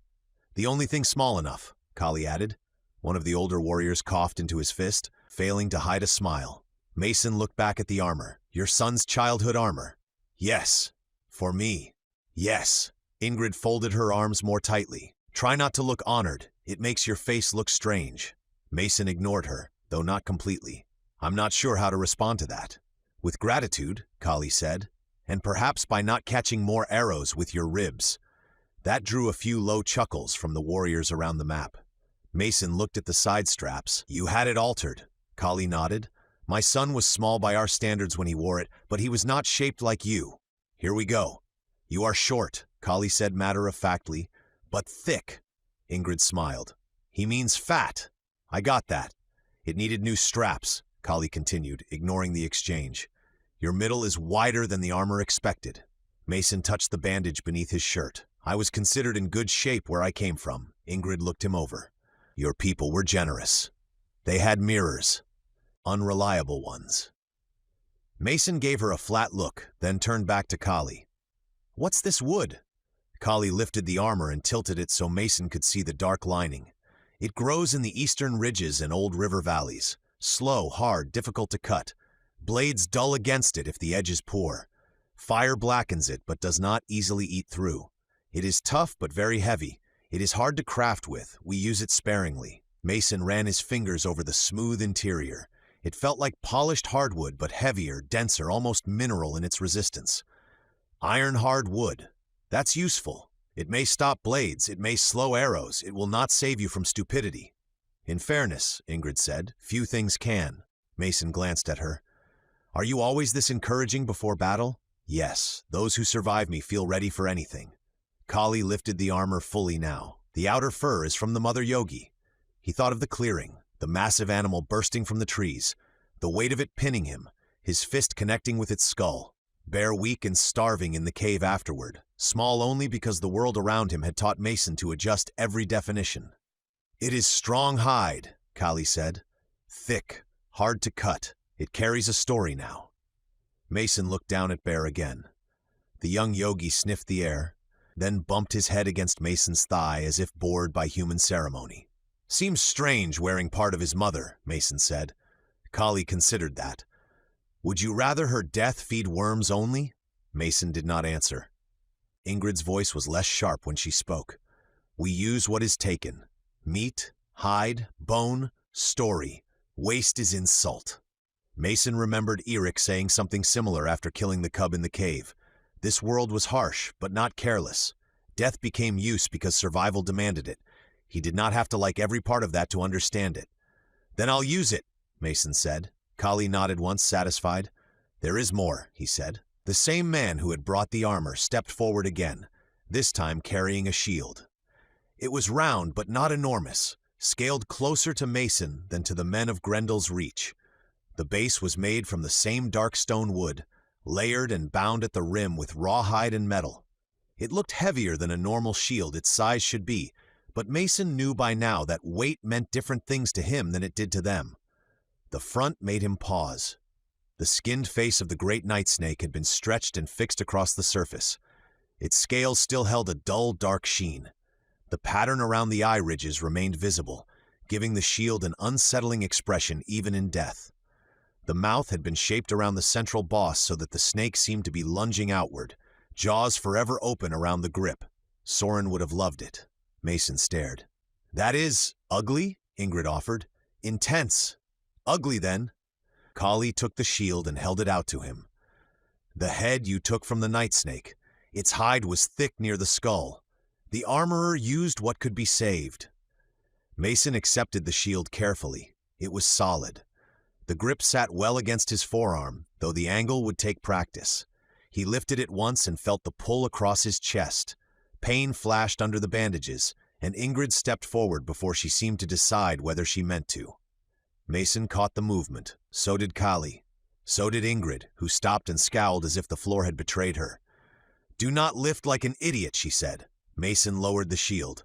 "Good advice." It was not advice, it was an observation. Kali's mouth twitched again. Mason shifted the shield more carefully, testing its balance without raising it far. The stone wood held weight. He could use it, though not well yet, and not today without tearing Branna's work apart. "The snake tried to eat Soren," Mason said. "Yes," Kali replied. "Now perhaps it will eat arrows instead." One of the older warriors laughed at that. Mason looked at the shield again, at the dead face stretched across it, at the strange practicality and symbolism fused together. In his own time, a thing like this would have been decoration, a fantasy prop, a museum piece behind glass. Here it was battlefield equipment with a memory attached. Kali nodded toward the armor. "Between the two, maybe you will stop trying to catch arrows with your ribs." Mason looked at him. "That was one time. In my experience," Ingrid said, "men who say that are planning a second. I wasn't planning the first, and yet you managed it." Mason let out a careful breath, almost a laugh, but not quite. The pain kept it short. Kali grew more serious. "You should not fight today if you can avoid it. I know, but battle does not always ask permission. If the wall is breached, if the hall is reached, if those who come east have brought more than raiders, you will need protection." Mason studied the armor again. "You expect the wall to be breached?" "No," Kali said. "I prepare as if it will be." That, Mason understood. He set the shield down carefully and touched the armor once more. "Thank you." Kali inclined his head. The words felt too small. Mason knew that. This was not a spare coat handed to a guest. Not undying. Holder of VERREK'S seat. Man in the chief's son's old armor. None of those names mattered as much as father. He looked down at the map spread across the table. Somewhere past the carved ridges and river lines, beyond the tokens marking enemy movement, beyond the unknown eastern road, Lexi was alive in a white room with doctors who thought they might save her. The hall filled steadily. Warriors entered in ones and twos, some still fastening straps, others with wet hair from hurried washing or dirt on their boots from the wall. Older men came too, the ones whose fighting years had not ended so much as narrowed. They leaned on spears or walked with old injuries, but their eyes remained sharp. 2 women joined the council after them, both scarred, both greeted by Kali with the same nod he offered the men. Ingrid stood already in place, arms folded, saying nothing but watching everything. Kali ordered Bear to wait outside. That had taken 4 guards, one very brave old woman with a basket of smoked meat, and Mason promising the yogi that he would return. Bear had not accepted the arrangement with grace, but he had accepted the meat. Kali waited until the last of those he expected had arrived. Then he placed his hands on the edge of the table and looked over the council. "They will not strike the walls first," he said. The room quieted at once. Mason watched how quickly every face settled. Whatever doubts some of them had about him, whatever whispers still moved through the village after the arrow and the blood, they listened to Kali. "They have numbers," Kali continued. "More than we can meet in the open. More than they would spend against sharpened pine unless forced. They will surround the reach, cut the paths, burn what fields and stores remain outside the walls, and wait for hunger to do what their blades need not." One of the older warriors grunted. "Coward's work." "Effective work," Ingrid said. The man looked at her. She met his stare flatly. "Dead from hunger is still dead." Kali nodded once. "She is right." The older warrior looked away, not happy but not foolish enough to argue. Mason studied the map more closely. It had been painted onto thick hide, with ridges marked by raised lines of dark cords sewn into the surface. Rivers were blue dye. Roads and trails were carved with shallow cuts. The eastern lands spread across the table in a way that felt both primitive and practical. These people had walked the land, hunted it, buried men in it. The map held the knowledge that mattered to them. Kali picked up a carved black token and set it east of the Reach. Their main force was seen here 2 days ago. By Kale? Mason asked. A few eyes shifted toward him at the interruption. Kali looked at him, then back at the map. By another scout. Kale was out there somewhere, leading men, carrying the kind of responsibility he had asked for and probably imagining it felt better than it did. Kali moved another token. Their outriders have pressed north and south, not close enough to strike, close enough to measure us. They want us afraid, one of the women said. They want us still, Ingrid corrected. Fear is useful only if it roots your feet. Kali pointed to the map with a knife. There are 3 passes they could use to bring the main body through the ridgeline. He tapped one route to the north. Narrow, steep, bad footing. Then another farther south. Longer, but hidden in timber. The third lay between them, marked by a line that followed blue water for much of its length. A broad-shouldered man with a gray beard stepped forward. Mason had heard someone call him Dagon when he entered. He wore a cloak of patched hide and carried the relaxed confidence of a man used to being listened to. There are 3 passes, Dagon said, but only one gives enough fresh water for such a force. He pointed to the middle route, his finger following the blue line. Here. The ridge stream runs along the valley floor. If their numbers are what the scouts claim, they must take water every day. Men can march hungry longer than they can march dry. Animals even less. Kali nodded. That is my thought. Dagon traced the route slowly. They will come through the valley, follow the water, cross the ridge here, then spread out on the western slope before turning toward the Reach. Mason leaned forward despite the pull in his chest. The movement hurt. He ignored it, his eyes fixed on the place where Dagon's finger paused. On the hide map, the route narrowed sharply before opening again beyond the ridge. The stream bent there, squeezed between steep markings on one side and rough ground on the other. It looked like the land itself had closed a fist around the road. "What's that?" Mason asked. Dagon looked at him. "The ridge throat," Mason pointed carefully. "It narrows there." "Yes. How narrow?" Dagon glanced at Kali, then back to Mason. "Wide enough for perhaps 6 men shoulder to shoulder where the path begins to climb. Less in places if carts break the edge." Mason looked closer. "And it goes uphill?" "Yes," Dagon said. "The path rises against the ridge. It stays tight until it crosses the crest. Then the valley widens." Mason stared at the pinch point. The hall faded slightly around him. He was not in GRENDELL'S reach for a moment. He was years younger, kneeling over terrain models and sand tables, listening to instructors explain fields of fire, choke points, high ground, force multipliers. He remembered the blunt simplicity of it. Never let the enemy use all his strength at once. Make him come at you where his numbers matter least. Use terrain as another weapon. High ground, narrow access, limited frontage. Control the movement, control the fight. He thought of old stories too. Men holding a pass against overwhelming numbers, 300 against an empire. History simplified into legend, but the lesson had always been real. A small force could hold longer if the enemy had to feed itself into the fight a few men at a time. Mason tapped the ridge throat. "Why wait behind the walls?" Several faces turned toward him. Kali did not speak right away. "Explain." Mason straightened carefully.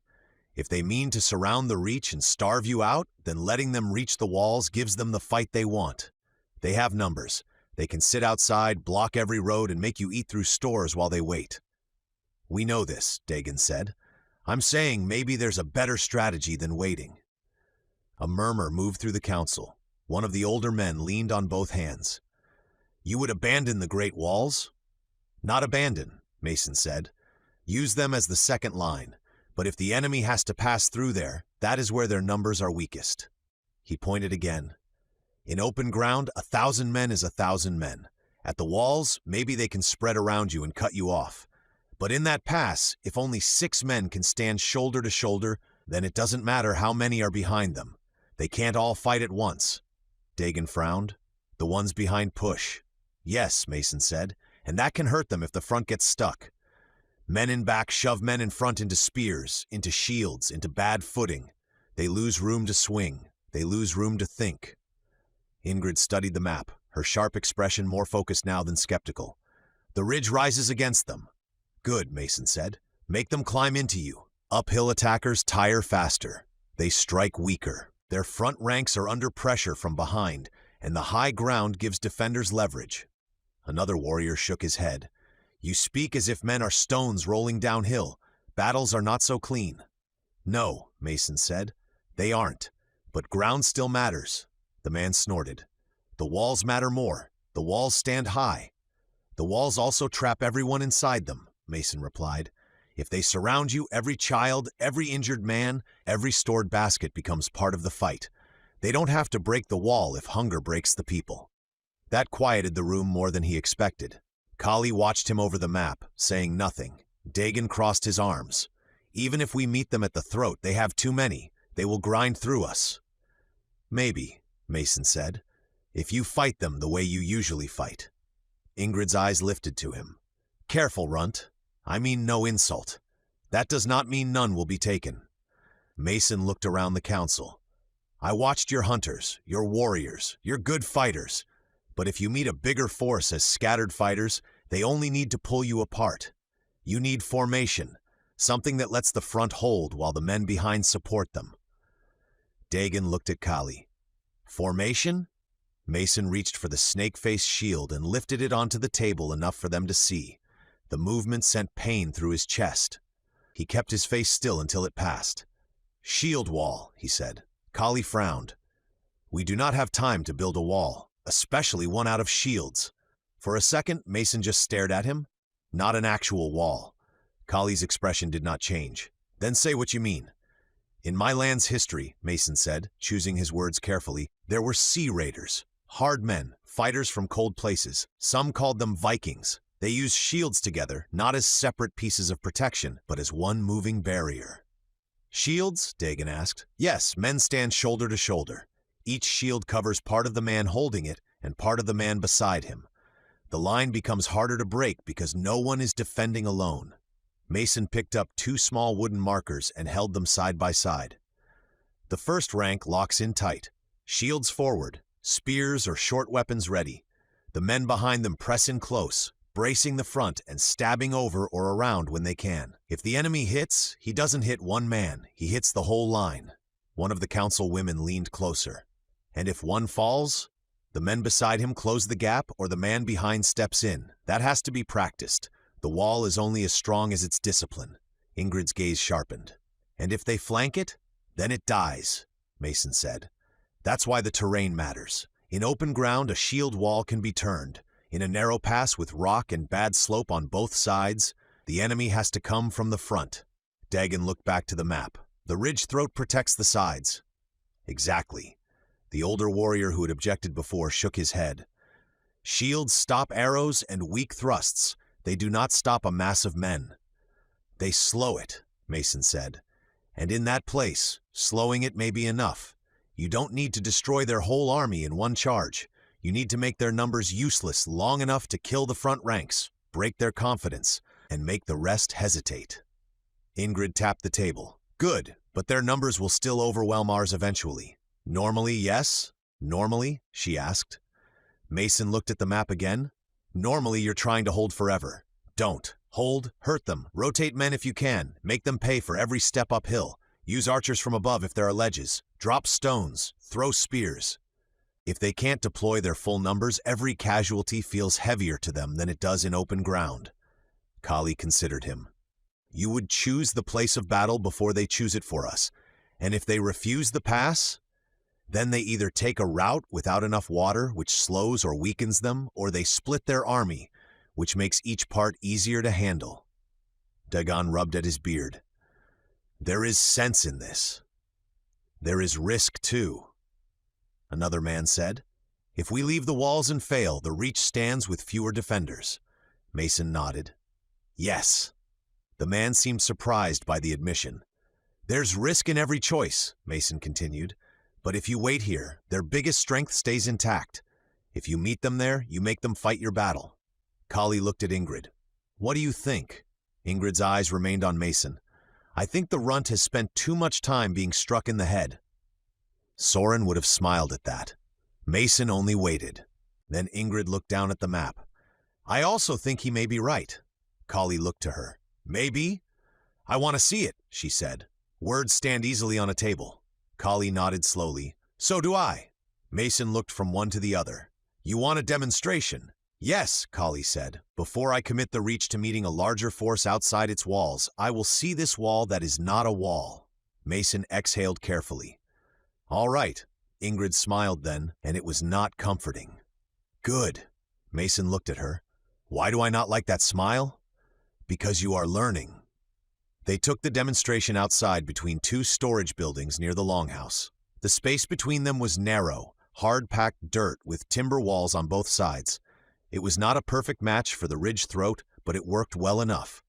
At one end, the alley opened into the square. At the other, it narrowed where barrels and stacked firewood had been moved aside to create a rough passage. Warriors first, then workers, then children who slipped between adults until someone pulled them back. The preparation for battle paused in small pockets as word spread that the strange runt was teaching a wall made of men.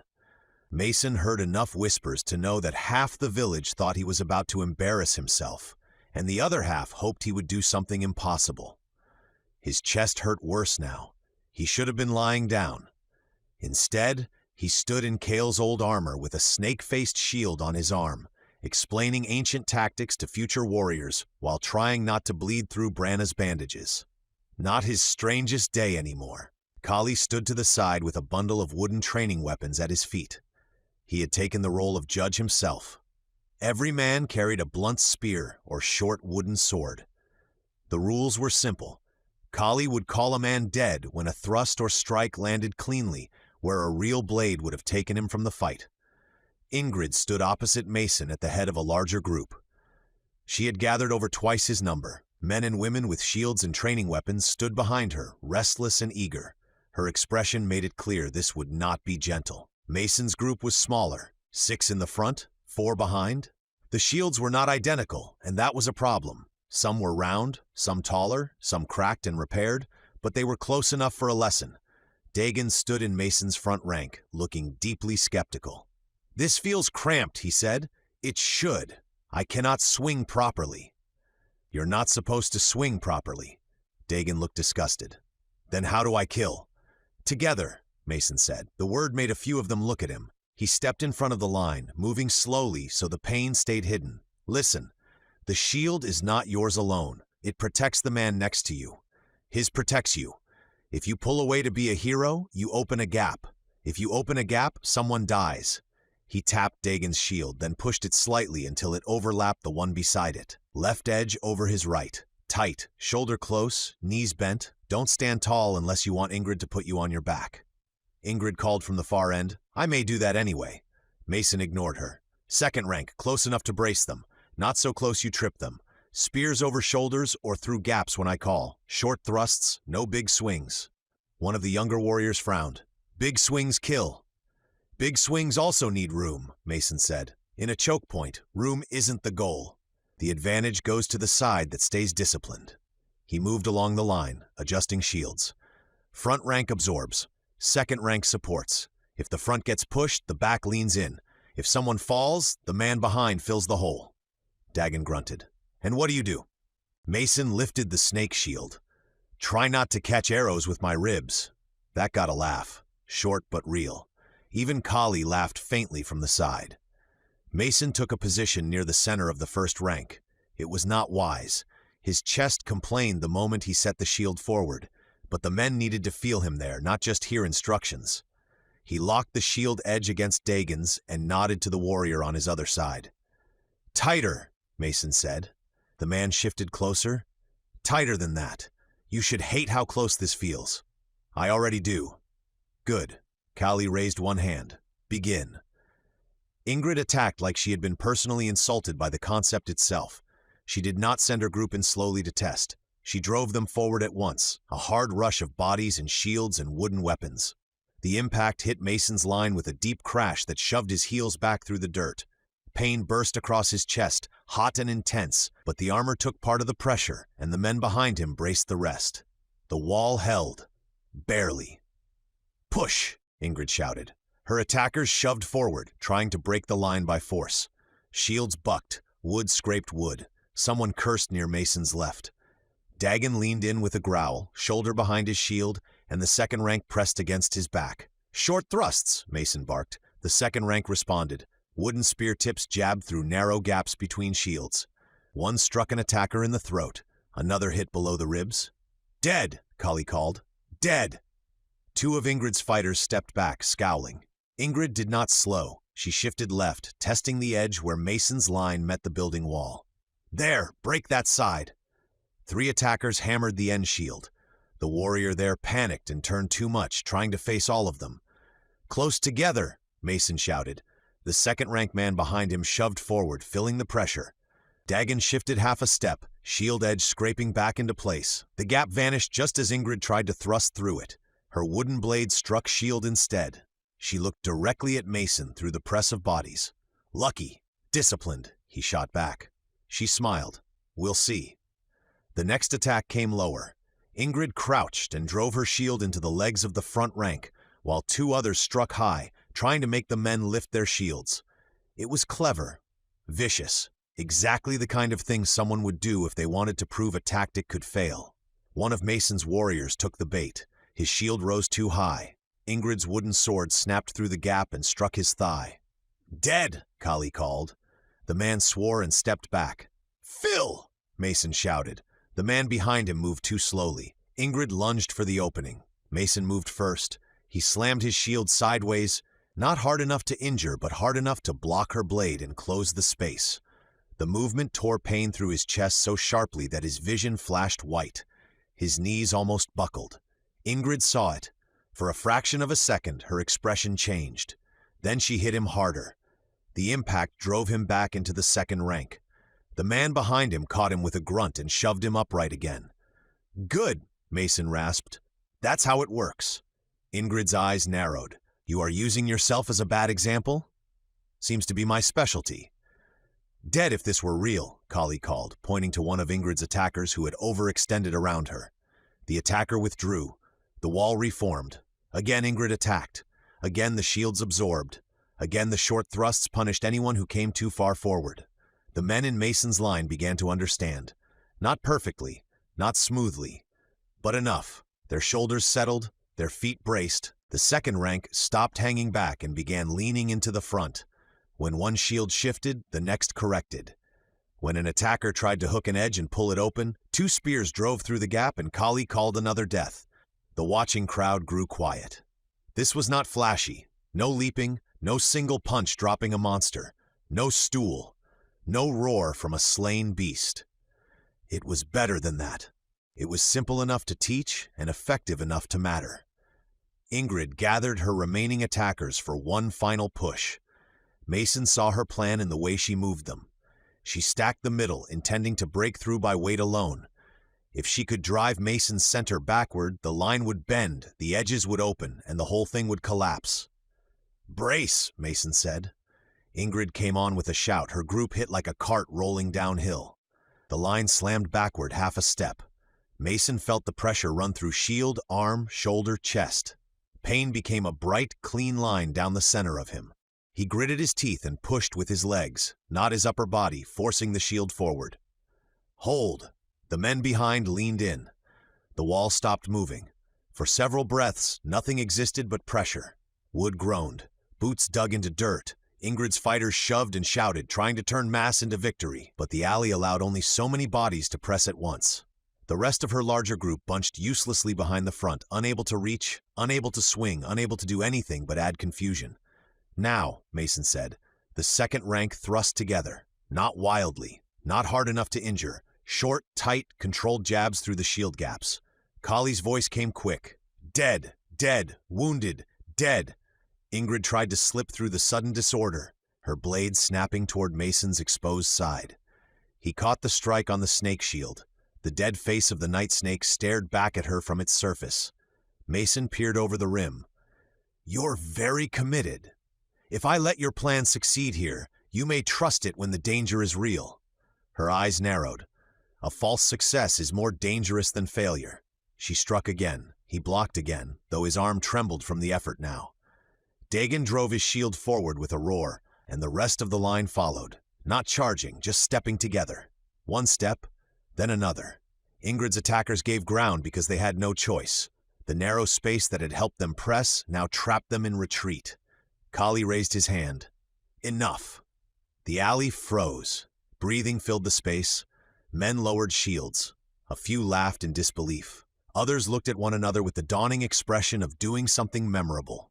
Mason lowered his shield slowly. His chest screamed at him. He kept his face under control until Ingrid stepped close enough to speak quietly. "You are bleeding through your bandage." Mason looked down. A small red stain had appeared beneath the edge of the armor. "Branna will be upset," he said. He then grinned. "Was all that necessary?" "Yes. You tried very hard to break it. I tried to break it because the enemy will." She looked past him to the men in his line, then back to him. It held. Mason waited. Ingrid's mouth tightened as if praise had to be dragged out with hooks. "Reluctantly, I am impressed. Reluctantly accepted," she pointed at him. "Do not become smug. It sits poorly on the short." Dagan stepped closer, rolling his shoulder. "It felt wrong." Mason nodded. "It will." But it held. It did. Dagan looked toward Kali. "At the ridge throat with stone on one side and drop on the other, it may hold even better." Kali stood where he had watched the demonstration, arms folded, eyes on the narrow alley as if he were seeing the ridge pass superimposed over it. The council waited. The crowd waited. Even Ingrid said nothing. Finally, Kali looked at Mason. "You can teach this quickly?" "Not perfectly," Mason said, "but enough for the front ranks to understand, enough to make them harder to break." "How many?" "As many as can hold shields and obey orders." "Put the strongest and steadiest in front. Not the wildest, not the proudest, the steadiest. Men behind them brace and thrust, rotate when the front tires if the pass gives enough room." Kali nodded slowly. "And archers?" he asked. "Above or behind if they can shoot over safely. If there are ledges at the ridge throat, use them. Stones too, anything that makes the enemy stop and bunch up before they hit the shields." Dagan added, "There are ledges." Kali looked at him. "Two," Dagan said. "Narrow, but enough for archers who know their feet." Kali turned back to Mason. "And you?" Mason knew what he wanted to say. "Put me in the front." He also knew he could barely stand after one short demonstration. "I teach first," Mason said. "Then I go where I'm useful." Ingrid snorted. A rare outbreak of sense. Kali looked at the red stain on Mason's bandage, then at the shield in his hand. "You will go where I put you." Mason did not argue. That seemed to satisfy him. Kali lifted his voice so the gathered warriors and watching villagers could hear. "We meet them at the ridge throat." The words moved through the crowd like a physical thing. Some faces showed fear, others surprise, others grim approval. Kali continued, louder. "We do not wait for hunger behind our walls. We choose the ground. We choose the fight. The shield wall will be taught before nightfall." He looked at Mason once more. "The RUNT's plan will stand or fall with us." He had wanted a way east, a way to Lexi. Instead, he had handed Kali a strategy that might save the Reach or doom its strongest defenders outside the walls. There was no clean line anymore between helping them and helping himself. The road east passed through their war, and now his knowledge belonged to it. Ingrid stepped beside him, arms crossed as the warriors began to move. "You realize," she said, "if this fails, many will blame you." Mason watched Kali give orders, already dividing men into groups, already turning the demonstration into action. "Yes," he said, "and if it works, they may like you." "That sounds worse." "It is," Ingrid said. "Blame is simple. Gratitude expects things." Mason looked down at the snake-faced shield. The dead eyes of the great serpent stared outward, fixed and empty. He thought of Lexi's second video, the white room, the doctors, Adam, the sniffle. A future beyond this fight, and yet chained to it. Chapter 12. Power of the Dead. The shield wall training spread through GRENDELL'S Reach faster than Mason expected. At first, most of the warriors treated it like a strange game. They stood too far apart. They tried to swing over one another. They opened gaps because they were used to fighting as individuals, each man and woman eager to prove strength in the grandest and loudest way possible. That instinct had kept many of them alive in raids, hunts, and one-on-one challenges, but it worked against the wall. Mason corrected them until his voice went hoarse. "No, shoulder to shoulder. Closer, closer than that. If you can move comfortably, you are too far apart. Your shield protects him. His protects you. Stop trying to win alone. That last command earned the most annoyed looks. Dagon, who had started the morning skeptical, became one of the quickest to understand. He was old enough to care more about winning than looking impressive, and once he felt the wall hold against a heavier push, his doubts shifted into harsh practicality. He began correcting others before Mason could reach them. "Not like that," Dagon barked at a young warrior who kept turning his shield too wide. "You open your side like a fool asking to be gutted." The young man scowled. "I know how to use a shield." "Then use it for the man next to you, not for your pride." Mason glanced over at him. "That was good?" Dagon looked offended. "I do not need praise from a wounded runt wearing a child's armor." "No," Mason said, "but you got it anyway." The training continued in short, brutal rounds between the buildings. Men rotated in and out of the front line. The second rank learned to brace without smothering those before them. Spear thrusts became shorter. Shields began to overlap properly. Kali watched from several positions, sometimes beside the buildings, sometimes from a raised step near the longhouse, studying the movement with a commander's silence. Mason saw the moment the warriors began to believe. It did not come from explanation. It came from resistance, from feeling a larger group slam against them and fail to break through, from understanding that the warrior beside them was not in the way, but part of the same defense. The first time a smaller line held steady against twice its number for a full count of 60, the watchers stopped whispering. After that, the mood changed. The shield wall was no longer Mason's strange idea. It became a weapon, not fully sharpened yet, not ready, but real. By late afternoon, Mason's chest felt like it had been packed with hot stones. The bandage beneath the armor had begun to stick to his skin. Every breath scraped at the wound. He had tried to hide the pain at first, but Ingrid had noticed. Then Kali had noticed Ingrid noticing, and that had led to Mason being ordered to sit on an overturned water barrel near the edge of the training lane like an injured old man allowed to watch younger people work. He hated how much he needed it. Bear sat beside him, huge head resting on Mason's knee, occasionally growling at anyone who came too close. "You're making me look fragile," Mason muttered. Bear's ears twitched. Ingrid walked past with a training sword over one shoulder. "You are fragile. You were shot just days ago." "I'm walking. Poorly. I'm teaching. From a barrel." Mason looked down at the barrel beneath him. "It's a tactical barrel."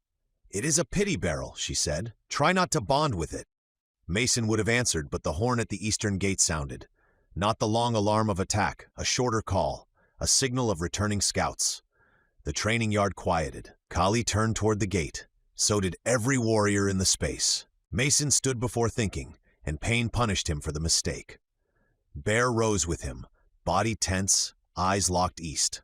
The gate crew moved fast. The smaller inner gate opened first, then the outer gap just enough to admit riders and close again if needed. Mason could not see clearly from where he stood, but the reaction of the people near the gate told him something had returned that mattered. Two figures came through first on foot.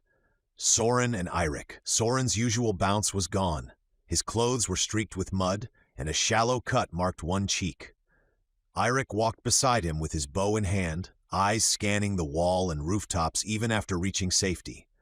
Behind them came three others, trackers from the scouting party, tired but upright. One carried a sword. Another had blood dried on one sleeve, though Mason could not tell if it was his. Kali moved toward them. Mason followed more slowly. Ingrid fell into step on his other side without asking. When Mason glanced at her, she did not look back. "You will not fall in front of the whole village," she said. "I wasn't planning to." "I do not trust your plans." Bear pressed close enough to Mason's leg that walking became awkward but steadier. Soren saw Mason before reaching Kali and lifted both hands slightly. "Look at that. The dead man walks." Mason stopped near the edge of the gathering. "You look terrible." Soren touched the cut on his cheek. "Yes, but mine improves my face." "That would be difficult," Soren smiled. It was brief, but real. Then his expression sobered again as he turned to Kali. "We found his trail," Eirik said. Kali's eyes sharpened. "Speak." Eirik stepped closer to the map table that had been carried outside during training. One of the younger warriors hurried to clear training shields from it. Eirik did not wait for ceremony. He pointed east, beyond the palisade. "Varrek left through the lower water cut," he said. "Someone must have opened it from inside." The crowd shifted. Kali's face remained still. Who? Not yet known. Soren pulled something from his belt and tossed it onto the table. A small strip of leather. Mason did not recognize it, but Kali did. One of the inner gate ties, Kali said. Soren nodded. Cut clean, not torn. A murmur moved through the watching warriors. Mason saw several glance toward the gate crews. The problem had just grown beyond VERREK. He had help, Ingrid said. Or found a fool, Soren replied. Which is nearly the same thing but less organized. Eirik continued. He went east first, then turned north near the streambed to hide his prints. We found where he circled back to the old ridge path. Dagon frowned. That path dies in stone. It does, Eirik said. Unless a man knows where the goat trail splits. Kali looked at him. He does. Yes. Mason studied their faces. So he's still out there. For now, Eirik said. Soren rubbed mud from his sleeve. He walks where the ground turns bad. VERREK always did think too highly of his own legs. Soren straightened. Still moving east. Mason felt the words land in his chest. Not on the wound, but somewhere deeper. East. Everything went east. Lexi. War. VERREK. The tribe gathering beyond the ridge. The route through the throat. It all pulled in the same direction, and every thread tied itself tighter. Kali looked toward the open gate, though it was already shut. And Kale? The question lingered in the air. Soren's mouth tightened. Eirik answered. We saw no sign of his party. Kali's face did not move. Mason, watching him closely, saw the father behind the chief anyway. No sign means nothing yet, Eirik said. He took the southern sweep. We stayed on VERREK'S trail as ordered. Kali nodded once. Kale knows his task. Ingrid's eyes flicked toward him. She said nothing. Mason did not either. Not here. Not in front of the warriors. Kali turned back to Eirik. How far until he reaches their lands? Half a day if he keeps to hard ground, Eirik said. Less if he rests, more if he has friends waiting. He will not rest, Ingrid said. Soren nodded. No, cowards run hard when they remember what waits behind them. Mason looked at Kali. You think he's going to the rival tribe? Kali's gaze shifted to him. Yes, to betray the reach. I'm sure of it. Mason looked toward the map, toward the marked ridge throat and the water route. Would they even take him? Several warriors looked at him as if the answer were obvious, but Mason continued anyway. He ran, shot from hiding, fled his own people. Why would they accept a coward? Kali's expression darkened, because cowardice and usefulness can live in the same skin. Dagon grunted. An enemy does not need to respect the traitor to use him. Kali stepped closer to the table and rested his uninjured hand on the map. VERREK knows our defenses. He knows where the wall is strongest and where repairs are weakest. He knows which stores have been moved inside and which shelters hold children. He knows the names of our leaders, our old grudges, who dislikes whom, who obeys quickly, and who must be pushed. Mason understood that much. Military intelligence did not need honor. It needed access. Kali's eyes met his. And now he knows you. Mason felt the council's attention shift toward him. Kali continued. He knows you killed a yogi and a night snake.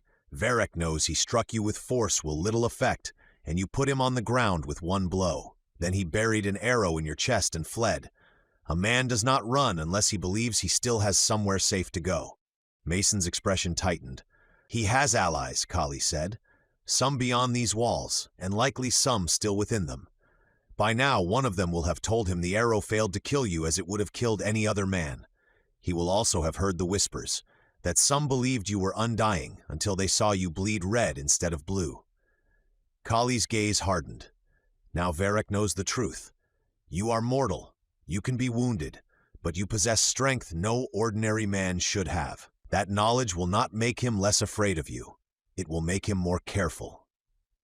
Mason looked down at the armor, at the yogi fur over his shoulders and the shield resting nearby with the night snake face stretched across it.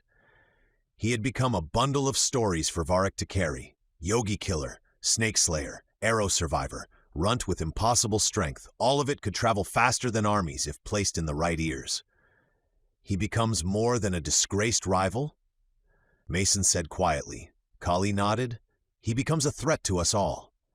Mason had thought of VERREK as a personal threat. Dangerous, yes. Angry, yes. But still one man. A man with a wounded pride and a bow. A problem to be tracked down before he caused more damage. Now Mason saw the larger shape. If Verrek reached the eastern tribe, he would not only tell them about GRENDELL'S reach, he would tell them about Mason. He would turn Mason's survival into bait, his strength into rumor, his red blood into challenge. He would give the enemy a reason to want him alive or dead, whichever fed their beliefs better. And if those beliefs were what Kali had said before, Mason looked at him. "You told me they eat the dead." The crowd around them quieted further. Even those who had heard it before did not seem comfortable with it spoken plainly. Kali's jaw tightened. They believe flesh carries power. Soren's usual humor vanished completely. They eat the heart if they want courage, the hands if they want skill, the tongue if they want a speaker's gift. Mason stared at him. Soren shrugged, but there was no lightness in it. "I wish that were a joke." Ingrid's voice came cold from Mason's side. "It is not." Kali looked toward the east. Their chief has gathered men by promising strength, not only through victory, but through taking what the defeated possess. Their warriors believe that if they consume a strong enemy, something of that enemy remains in them. Mason felt a slow, crawling revulsion move through him. He had seen ugly things in war. Men could build rituals around almost anything if fear and hunger shaped them long enough. But hearing it discussed as strategy, as a force that might soon stand across from him at the ridge throat, made the future feel older and more savage than the past. "And me?" Mason asked, though he already knew the answer. Kali's eyes returned to him. "You are a prize." The words held no comfort. Mason looked at the gathered faces. Some watched him with concern, some with calculation, some with the same quiet fear he had seen after the arrow. He wondered how many of them had already reached that conclusion before Kali spoke it aloud. "A runt," Kali said, "with strength beyond men twice your size. A man who kills yogis with his hands. A man who cuts the head from a night snake. A man whose bones stops arrows." Ingrid added, "A man foolish enough to keep proving these things in public." Mason glanced at her. She did not smile. This time the sharpness in her voice was not wit. It was warning. Kali continued, "If Verrek reaches them, their chief will hear that you bleed red. That matters. If you were undying, fear would war with hunger. But if you are human, then in their eyes your power can be taken." Mason's stomach tightened. "They'll think eating me gives them my strength." "Yes, that's insane." "Belief does not need sanity to move armies," Kali said. Mason had no answer for that. He thought of the protesters outside Forward Leap again. The signs, the fury, people so certain of the meaning of something they did not understand. The shape was not the same, but the root felt familiar. Fear, wrapped in conviction, could justify anything if enough people repeated it together. Dagan leaned over the map. "If Verrek reaches them before we reach the ridge throat, they may change their approach." "How?" Mason asked. "They may send hunters ahead for you," Ingrid said.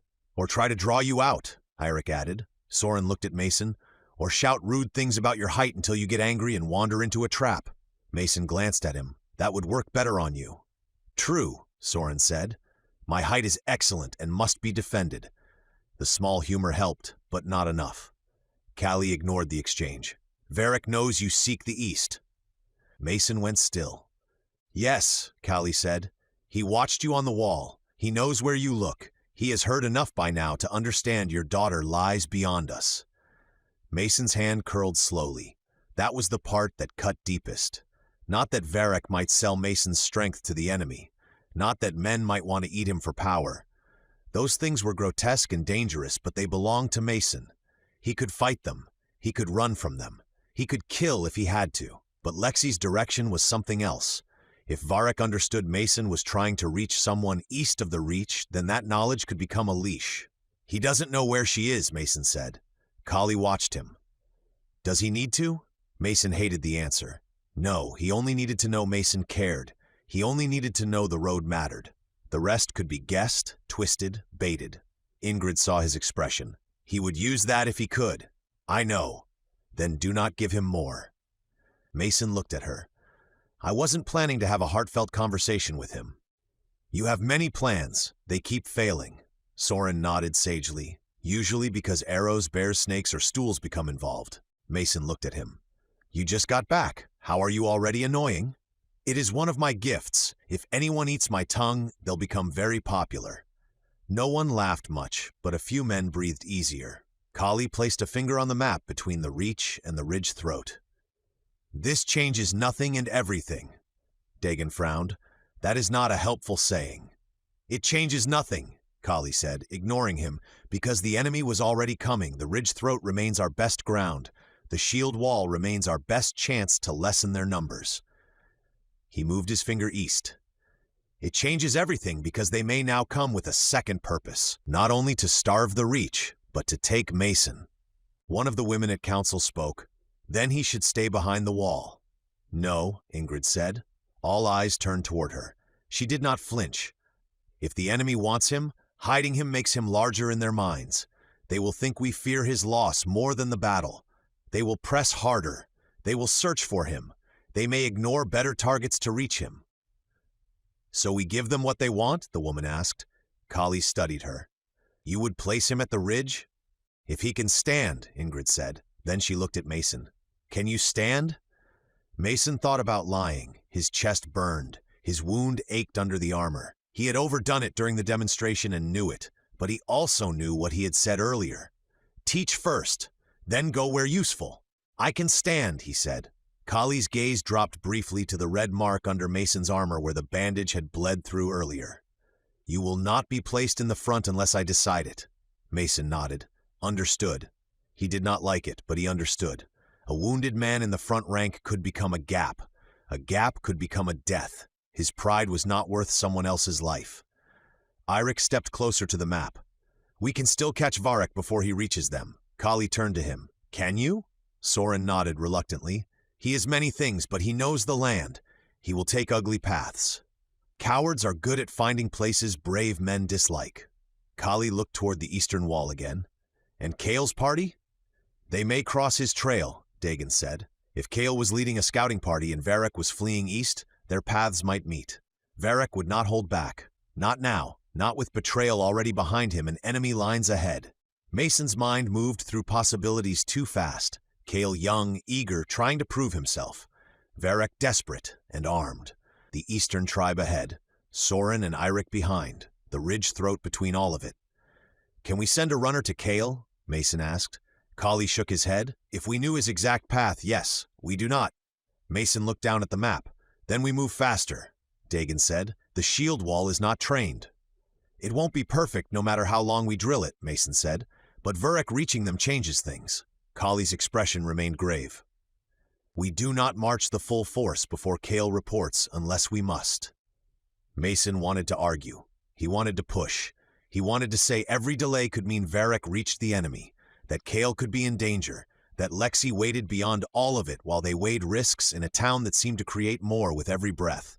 But Kali was right to be careful. A rushed army could be as dead as a late one. Soren looked between them, then raised one hand. Since we are discussing terrible choices, might I suggest one that is only moderately foolish? Ingrid closed her eyes briefly. That is usually how disasters begin. Soren ignored her. Eirik and I go back out with fresh legs. Take 2 more, not to catch VERREK this time, to find Kale's trail and warn him. Eirik nodded. VERREK is east. Kale sweeps south. If they cross, it will be near the broken streambed or the old ridge stones. Kali looked at him. You just returned? Yes, Eirik said. You are tired? Yes. Can you move fast? Yes, Soren added. I will complain while doing so, but yes. Kali considered them both. Mason looked at Soren's mud-streaked clothes, the cut on his cheek, the fatigue around his eyes, then at Eirik's stillness, which somehow made him look more tired, not less. These men had already been out. They had already followed VERREK through bad ground. Sending them again was a hard task. Not sending them was harder for the chief. Kali nodded once. Go. Soren looked relieved in a way that suggested he had not been sure the offer would be accepted. We leave now? Eat first, Kali said. Drink, take fresh water and 2 runners, then go. Soren clapped a hand to his chest. A wise order. I have long believed food improves courage. You have long believed food improves everything, Ingrid said, and I have been correct. Eirik turned to leave, but Kali stopped him with a word. Eirik? The older brother paused. If you find VERREK and Kale both, Kale comes first. Eirik nodded. Yes, Chief. Soren's face sobered again. We'll bring the boy back if there is a way. Kali's voice remained steady. Bring back what truth you find. That was a chief speaking. Mason heard the father underneath and could imagine his worry. Eric and Soren moved away from the table, already calling for supplies. The crowd parted for them. Whispers followed. VERREK'S, Kale still out? Betrayal, the RUNT wanted by flesh-eaters. Mason could almost see the story forming as it passed from person to person, growing teeth. Kali waited until the brothers were gone before turning back to the council. Training continues, he said. Dagon, take the second group. Ingrid, take the attackers. Break them until they learn not to break. Ingrid smiled faintly. Gladly. Mason, Kali said. Mason looked at him. You sit. Mason opened his mouth. Kali raised one hand. That was not a request. Ingrid stepped close enough that only Mason could hear her. If you want to press the matter, I will tell Branna you were lifting carts. Mason stared at her. You saw that? I see many stupid things. Yours are rarely subtle. He sighed and lowered himself carefully onto the nearest bench. The movement hurt enough to make him pause halfway, but he managed to sit without making a sound. Mostly. She leaned down slightly. You are a prize now. So I've heard. Do not let it flatter you. Being hunted by cannibals wasn't going to. Good, she said. Then perhaps there is still hope for your mind. She turned away before he could answer, already calling warriors back into formation. Kali remained by the map.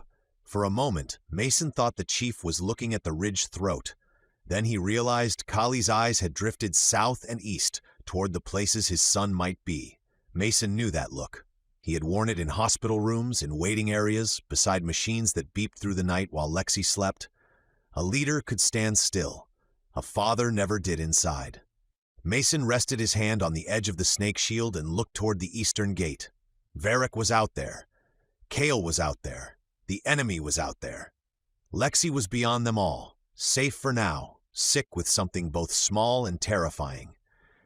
And now Mason understood that if the rival chief learned of him, the war would not only be fought over walls, food, and land. It would be fought over what men believed strength could become when they were hungry enough to devour it. Chapter 13. The Wall Between U.S. It was not the deep call of a planned signal or the steady command of a watchman reporting movement at a distance. It was sharper than that. Urgent. The kind of shout men gave when what they saw had already become a problem. Runners! The word cut across the training yard. Mason turned from the line of shield men just as the second shout came. Scouts at the east field! The men around him reacted before he fully understood. Shields dropped from practice positions. Training spears lowered. Heads turned toward the wall. The whole village seemed to hold still for the span of one breath, and then motion broke everywhere at once. Kali was already moving. He crossed the yard with a speed that made the men around him clear a path without being told. Ingrid turned from the group she had been drilling and barked orders for real weapons. Eric and Soren, only recently returned from the trail, were near the longhouse with packs still half open from being resupplied. Both looked up at the shout and moved at once, fatigue forgotten. Mason followed Kali. He should not have. His chest still burned beneath Kale's old armor, the bandage under it stiff from dried blood and fresh seepage. Each step tugged at the wound where VERREK'S arrow had struck, and the armor pressed down hard enough that pain lived in every breath. Branna had not cleared him to fight. Branna had not cleared him to walk across the yard. Branna would probably have clubbed him unconscious if she had known he was already on the move again. None of that mattered when the third shout came down from the wall. Kale? Kali did not stumble, but Mason saw the word hit him. The chief climbed the rampart ladder 2 rungs at a time. Mason went after him, slower but still too fast, one hand gripping the rail as he pulled himself upward. His shield bumped against his back. His sword struck his thigh. The armor pinched at his side where new straps had been added to fit his broader frame. He ignored all of it. By the time he reached the platform, Kali was already at the edge. Mason stepped beside him and looked east. The field beyond GRENDELL'S reach stretched in a broad downward slope before rising again toward the broken ridge paths.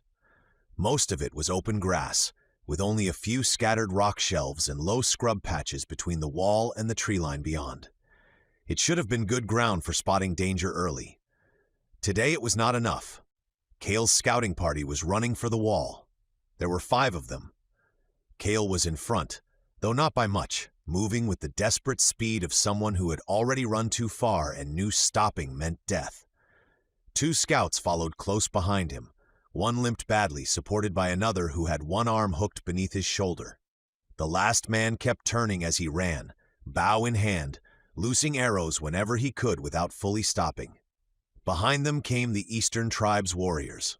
There were perhaps 20, not an army, but not a raiding pair either. A small force by the standards of what Kali feared was coming, yet formidable enough in the open. They moved with cruel purpose. They were lean like the people of Grendel's Reach, but their armor was darker, patched with bone plates and strips of hide dyed almost black. Their hair was tied back with cords. Some carried spears, others carried hooked blades made for catching limbs and pulling men off balance. They were not chasing like hunters hungry for a quick kill. They were herding.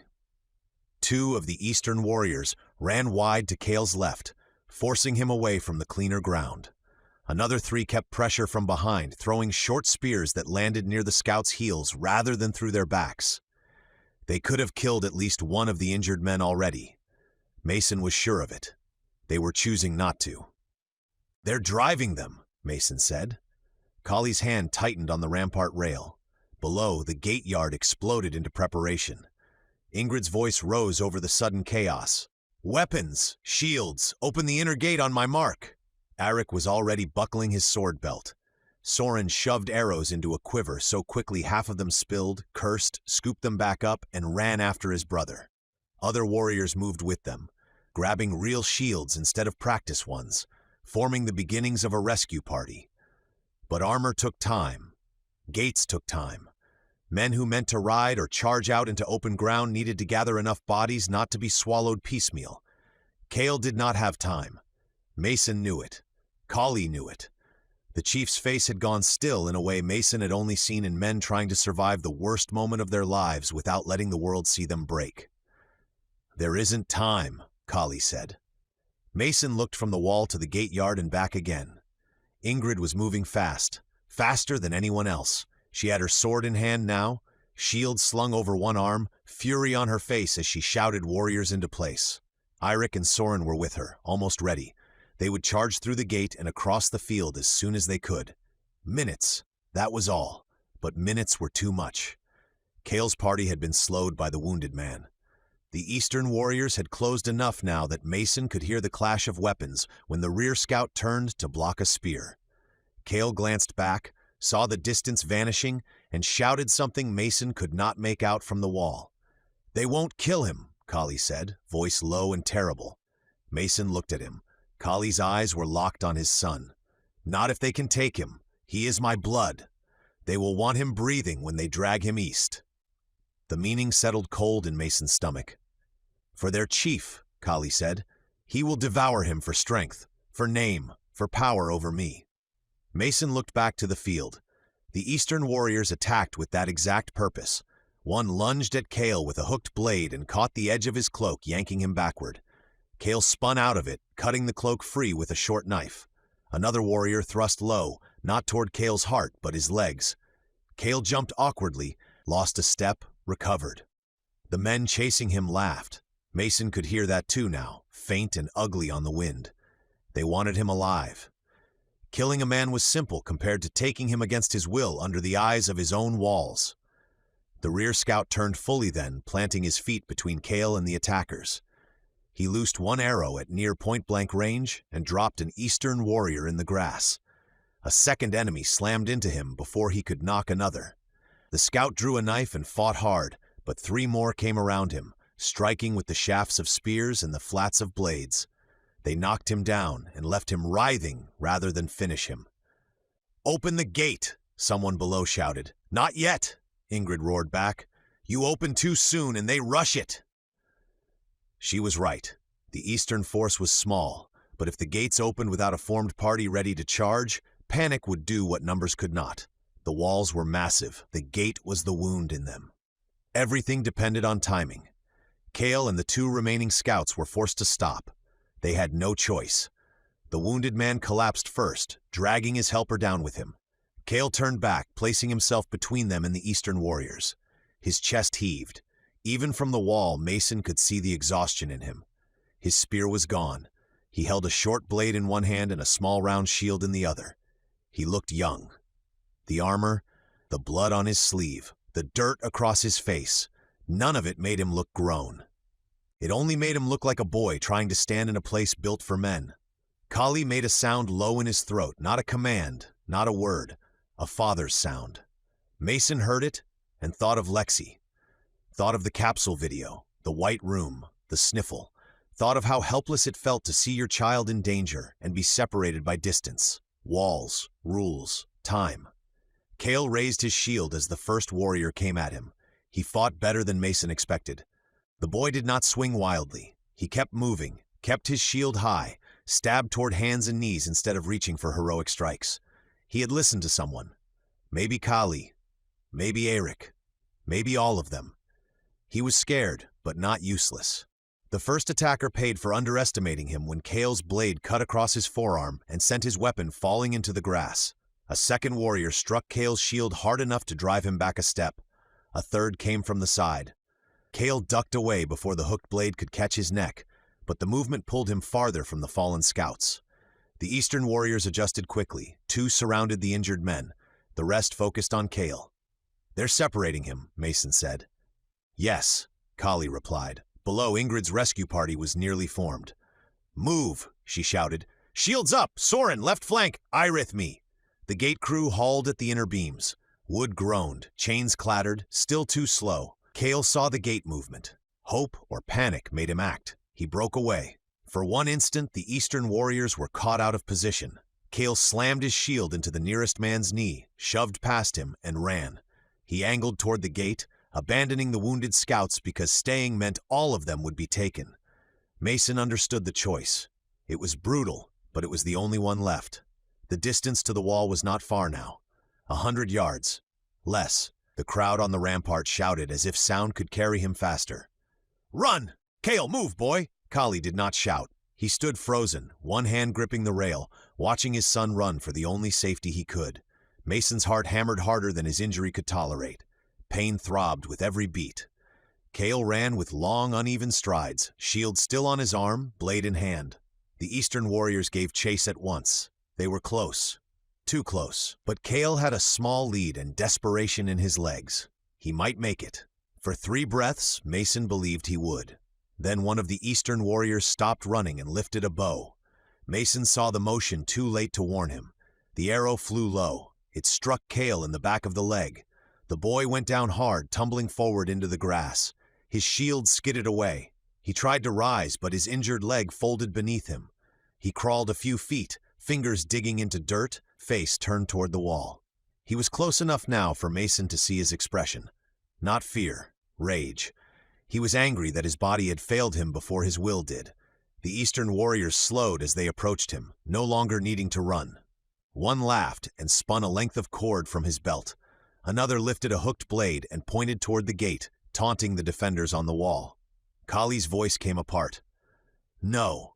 Below, the inner gate was almost clear. Ingrid's party was ready, but the outer gate still had to open. The beams were heavy. The process took time, even when men hurried. Too much time. Kale was on the ground, 20 yards beyond bow range for most men on the wall, and far too close to the enemy for a clean shot from anyone except the very best. The walls were too tall. That thought came to Mason with cold clarity. Too tall for any normal man to cross quickly. Too tall to climb down without ladders. Too tall to jump from without breaking bones. They had been built that way for protection, and now they were part of the delay. Mason looked down. The drop from the rampart to the ground outside was absurd. In his own time, a fall from that height would have shattered legs, pelvis, spine, maybe all of it. Even in this lighter world, the height was dangerous. He could jump farther here, move faster, survive more impact than he should. But surviving was not the same as landing well. Kali turned toward the gate yard. Faster! One of the men kicked Kale's knife away. Another grabbed him by the back of his armor and rolled him over. Kale swung a fist and caught the man in the jaw, but the warrior only laughed and struck him across the face with the back of his hand. A third man bent to bind his wrists. Mason stepped away from the rail. Ingrid's voice rose from below. Outer gate, now! The beam groaned. Kale fought like a trapped animal. Mason took one step along the platform, then another. Kali noticed. Mason. Mason did not stop. His body already knew what his mind had decided. He ran along the rampart platform, boots hammering against wood, pain lancing through his chest with every stride. Men shouted as he passed. One reached for him and missed. The snake-faced shield bounced against his arm. Kale's old armor dug into his ribs. The world narrowed to the wall's edge, the field beyond, and the boy on the ground. "Mason!" Kali shouted. There was fear in the chief's voice now. Mason reached the break in the rampart where a watch platform jutted outward. It gave him a clearer angle over the sharpened logs below. He did not slow enough to think better of it. Thinking would only give reason time to catch him. He planted one foot on the rail. For an instant, he saw everything at once. The open field, the Eastern warriors bending over Kale. Ingrid below, turning toward him in horror. Soren's face tilted upward, mouth open mid-shout. Kali on the rampart behind him, one hand outstretched. Lexi in a white room far to the east, saying she knew he would come. Mason jumped. The wall fell away beneath him. Air tore past. The ground rushed up too fast, still too far down no matter what this world had done to gravity. Mason adjusted in midair by instinct, trying to bring his legs under him, trying to roll with an impact that had no business being survivable. He hit badly. His feet struck first, but the angle was wrong. Pain exploded up both legs, sharp and terrible, driving through ankles, knees, hips. The force folded him sideways and sent him crashing into the grass. His shoulder hit next. The shield slammed into the ground. His chest screamed as the healing wound took part of the impact despite the armor. For one black second, he saw nothing. Sound vanished. Then it returned all at once. Shouts from the wall, the roar of the gate opening, Kale yelling, the Eastern warriors turning. Mason forced his eyes open. He was on the ground outside the wall. His legs hurt badly. Not broken, he thought, though the thought came without certainty. His left knee throbbed deep. His right ankle burned. The old shrapnel ache in his leg had returned with new life, joined by fresh pain everywhere. He pushed himself up anyway. His body protested with such force that he nearly fell again. The armor felt heavier now. The shield strap had twisted around his forearm. Dirt clung to his face. Blood filled his mouth where he had bitten his tongue. One of the Eastern warriors stared at him, stunned. Mason understood why. No one should have come over that wall. No normal man could. For one heartbeat, the entire field hesitated. Mason used it. He surged forward. His first step nearly collapsed under him, but the second held. The weaker gravity helped, but not enough to make him graceful. He ran crooked, half limping, half falling into speed. Pain burned up through his legs with each stride. His chest felt like the arrow had struck him all over again. But the Eastern warriors were on top of Kale now, and one had already looped cord around the boy's wrists. Mason drew his sword. The gladius came free with a sound he barely heard over the pounding in his ears. The nearest Eastern warrior reacted first, thrusting a spear toward Mason's stomach. Mason caught it on the snake shield. The spear point skidded across the scaled face and glanced away. Mason closed the distance and drove his shoulder into the man. He hit him hard. The warrior flew backward and struck the ground with the loose, boneless impact of a man whose body had not expected such force. Mason stepped over him and swung at the next. That one raised a hooked blade. Mason's short sword cut through the haft near the head, then continued into the man's upper arm. Blood flashed dark in the grass. The warrior screamed and stumbled back. The others shouted in a language Mason did not know. But he understood the tone. Not fear. Not yet. Recognition. Prize. The word Kali had used came back to him. A runt with power. The Eastern warriors spread, changing their focus with terrifying speed. Two stayed near Kale. The rest turned toward Mason. Their purpose shifted. The chief's son was still valuable, but suddenly Mason was too. One pointed at him and shouted something. Another slapped his own chest and then pointed toward Mason's arm, his shoulders, his head. Mason did not need translation. They knew, or thought they did. Kale lay on his side, face bloody, one leg twisted beneath him where the arrow had struck. His wrists were half bound. His eyes were wide, fixed on Mason with disbelief. "Can you move?" Mason shouted. Kale stared at him. "Can you move?" The boy jerked himself back into the moment. Leg? I see it. An Eastern warrior lunged from Mason's right. Mason turned too slowly because his legs were not responding cleanly. The hooked blade caught the edge of his new armor and scraped across the yogi fur, biting into the stone wood lining beneath. The force spun him half a step, pain flaring through his injured chest. The armor held. Mason slammed the snake shield forward into the attacker's face. Bone cracked. The man dropped. Another spear came low toward Mason's bad leg. He barely shifted in time. The spearhead cut across his thigh instead of driving through it. Pain burned hot but shallow. Mason hacked down and snapped the shaft, then kicked the broken end away. The kick nearly dropped him. His ankle screamed. He staggered, and the Eastern warriors saw it. They came together. Not wildly. Not like men rushing a monster. Like hunters adjusting around wounded prey. Mason raised the shield and backed toward Kale. The wall behind him was alive with shouting. Arrows began to fall from Grendel's reach, but the defenders had to shoot carefully. Kale and Mason were too close to the enemy. A few shafts struck the grass. One hit an Eastern warrior in the shoulder and spun him down.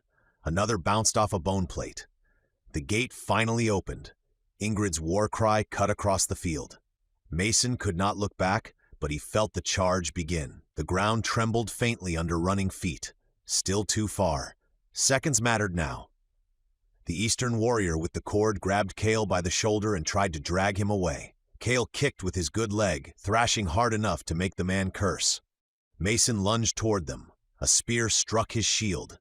Another hit the armor over his ribs. The impact drove him sideways. Pain shot through his wound and down into his stomach. He nearly lost his grip on the sword. The Eastern fighters pressed, trying not just to kill him but to entangle him. One had a looped rope. Another carried a barbed hook. They wanted him alive if they could manage it. Mason realized that with a cold jolt. They were not trying to end the fight quickly. They were trying to take him too. He roared, not a word, just raw sound, and drove forward with everything he had left. The shield hit the first man like a door thrown open by a storm. Mason felt the impact through his wounded chest and ignored it. He stabbed low into the thigh of the second, then ripped the blade free and swung the shield edge into the cord-bearer's hands. The man dropped the rope. Mason stepped between him and Kale. For one breath, he stood over the chief's son alone. The Eastern warriors circled, furious now. Their eyes were bright. Their mouths moved in chants or threats. Mason could not tell. Blood ran down his leg. His chest burned. His landing had done something bad to his ankle, and every shift of weight made the world tilt. Behind the enemy, Ingrid's party was closing. But the nearest Eastern fighter saw it too. He shouted to the others, and their purpose sharpened into one final attempt. 3 came at Mason at once. Mason raised the snake shield. The first spear hit and glanced. The second slammed into the shield hard enough to numb his arm. The third attacker ducked low, reaching not for Mason but for Kale's bound wrists, trying to hook the boy and drag him clear. Mason dropped to one knee and brought the gladius down. The blade struck the hook, knocking it wide, then bit into the dirt beside Kale's arm. Mason shoved the boy backward with his shoulder. "Crawl," he said through clenched teeth. Kale dragged himself toward the wall, using elbows and one good leg. The Eastern warriors surged after him. Mason rose into them. He blocked with the shield, struck with the sword, kicked when he could, shoved when he could not swing. His strength still surprised them, but his body was failing him in pieces. His chest could not take full breaths. His legs did not trust the ground. Every movement carried pain. Still, he held. A hooked blade caught the edge of his shield and pulled. Mason let the man pull, stepping with it instead of resisting, then slammed his forehead into the attacker's face. The man fell back screaming. A spear point scraped along Mason's helmetless temple, opening skin above his ear. Warm blood ran down the side of his face. He barely felt it. The next warrior raised a club made from some dark, polished bone. Before it could fall, an arrow punched through his throat. The man collapsed. Soren's voice rang out from behind him. "You jumped off the wall?" Mason, panting and half-blind with pain, managed to look back. Soren was sprinting toward him with his bow in hand, Eric beside him, Ingrid ahead of both of them like a blade given legs. Behind them came the rest of the rescue party, shields high, weapons drawn. Ingrid hit the eastern line first.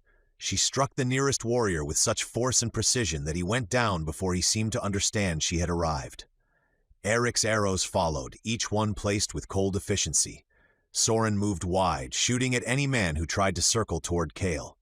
The Eastern warriors understood the moment had turned. One shouted a command. The others began to pull back, not fleeing in panic, but retreating with discipline. Two dragged their wounded. One tried to take the fallen cord-bearer and abandoned him when Ingrid nearly cut his arm off.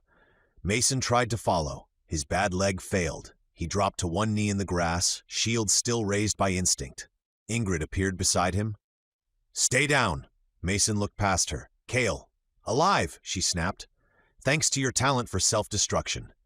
Then more Eastern warriors spilled from the tree line. They came in a dark wave from the scrub and timber beyond the open field, breaking from cover in groups of 5 and 10. The first 20 had been only the fastest of them, the lightest armed, the ones sent ahead to overtake Kale before he reached the wall. The rest had been close behind, and now they poured into the field with spears, hooks, axes, and bone-handled clubs. 50 at least. Maybe more. Enough that the space between the trees and the wall seemed to fill with motion. The rescue party from Grendel's reach slowed for half a breath as the scale of the fight changed in front of them. Then Ingrid charged harder. She hit the first Eastern warrior like a storm given a blade.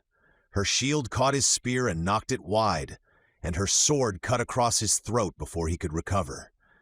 She did not pause to watch him fall. She turned into the next, ducking under a hook meant for her neck and driving her shoulder into the attacker's chest. He stumbled backward, and she followed with a brutal upward cut that opened him from hip to ribs. Eric moved differently. He did not roar. He did not rush. He planted himself near the right edge of the Grendel line and began killing with terrible calm. His bow bent and snapped back again and again. Each arrow found a throat, an eye, a gap beneath an arm. Men charging toward Ingrid dropped before they reached her. A spear thrower raised his weapon from the second rank, and Irik's arrow took him through the hand, pinning flesh to wood. The man screamed and fell back into those behind him. Soren came in laughing, but there was nothing careless in the way he fought. He moved low and quick, losing arrows until the distance became too tight, then letting the bow fall against its strap and drawing 2 short blades. An Eastern warrior swung a club at his head. Soren ducked under it, cut the man behind the knee, and shoved him face first into another attacker's spear. He twisted aside from a hook, grabbed the shaft, and used it to pull the man off his feet. "I hate being outnumbered," Soren shouted. "It makes everything so cramped." Kale tried to crawl, but the cord around one wrist snagged in the grass. Mason stepped over him and raised the snake-face shield as 3 warriors closed. They had seen the gate open. They had seen reinforcements arrive. Now their purpose changed again. Some turned to meet Ingrid's party. Others pressed toward Mason and Kale with renewed urgency, as if they had been ordered to take at least one prize before retreat became necessary. Mason's chest burned. His legs throbbed from the terrible landing. His ankle felt unstable beneath him, and every twist sent sharp warning through the joint. Blood ran down the side of his face from the cut near his temple. The bandage beneath his armor had gone wet again. He ignored all of it. The world narrowed. Kale at his feet, enemy ahead, gate behind, Lexi east. Everything else fell away. The nearest warrior lunged with a spear. Mason caught the shaft against the snake's shield and drove forward. The impact of shield against man sounded like a door cracking under a battering ram. The warrior flew backward, feet leaving the ground, body slamming into 2 men behind him hard enough to knock all 3 into the grass. The next attacker swung a curved blade at Mason's neck. Mason brought the gladius up. Steel met the future-forged blade with a shriek, but the difference in metal and force was not equal. Mason's sword cut through the weapon near the middle. The severed edge spun away, and the gladius continued through the man's chest. The strike carried farther than Mason intended. The Eastern warrior folded around the blow and fell in 2 broken halves at Mason's feet. The men around him hesitated, only for a moment. Then hunger, belief, and numbers shoved them forward again. They thought he was strength that could be taken, power that could be eaten, a red-blooded prize. A hooked blade caught the rim of his shield and pulled. Mason let himself be drawn half a step, then slammed the shield edge into the attacker's face. Bone collapsed beneath the blow. The man fell without a sound. A spear came low toward Kale. Mason stomped down on the shaft, snapping it against the ground, then kicked forward. His boot struck the attacker's knee. The joint bent the wrong way with a wet crack, and the man dropped screaming into the dirt. Another came from Mason's left. Men who had believed they were hunting a prize suddenly found themselves between Grendel's warriors, Mason's impossible strength, and a yogi that seemed to have chosen sides. "Bear!" Mason shouted. The yogi turned his head at the sound, mouth red, eyes wild.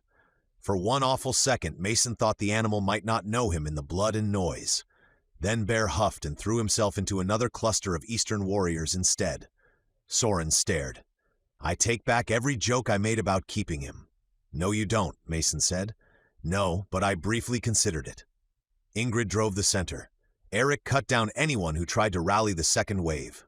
Soren moved between Mason and Kale, slashing at hands that reached for the wounded boy. Bear tore through the flank, not with discipline but with raw, terrifying force. Grendel's warriors followed the opening, shields locked in pairs and small groups now, some already using pieces of what Mason had taught them. They covered one another better than they had before. Not a full wall, not yet, but enough to matter. The Eastern warriors fought brutally, but their purpose had failed. They had come to take Kale. Then perhaps Mason.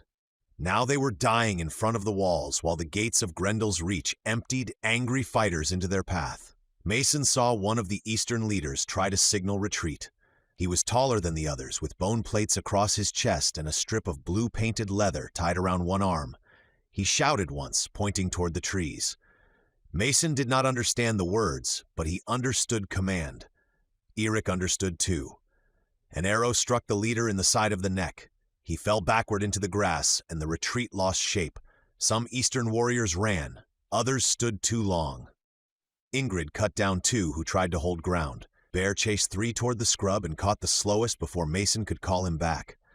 Soren swore and ran after the yogi, not to save the enemy, but to keep Bear from chasing too far into the trees. "Bear, no! We are not invading the forest right now!" Bear roared at him. Soren pointed a blade. "Do not argue with me while eating a man!" Mason almost laughed. The pain in his chest stopped him again. A final Eastern warrior broke toward Kale, desperation making him fast. Mason saw the movement and reacted without thought. He stepped across the boy's body and swung. The attacker raised his sword. Mason's gladius cut through it, then through him. The man fell in the grass beyond Kale, and after that there were no enemies close enough to strike.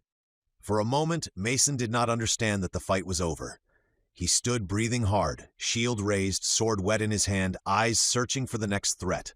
Blood thundered in his ears.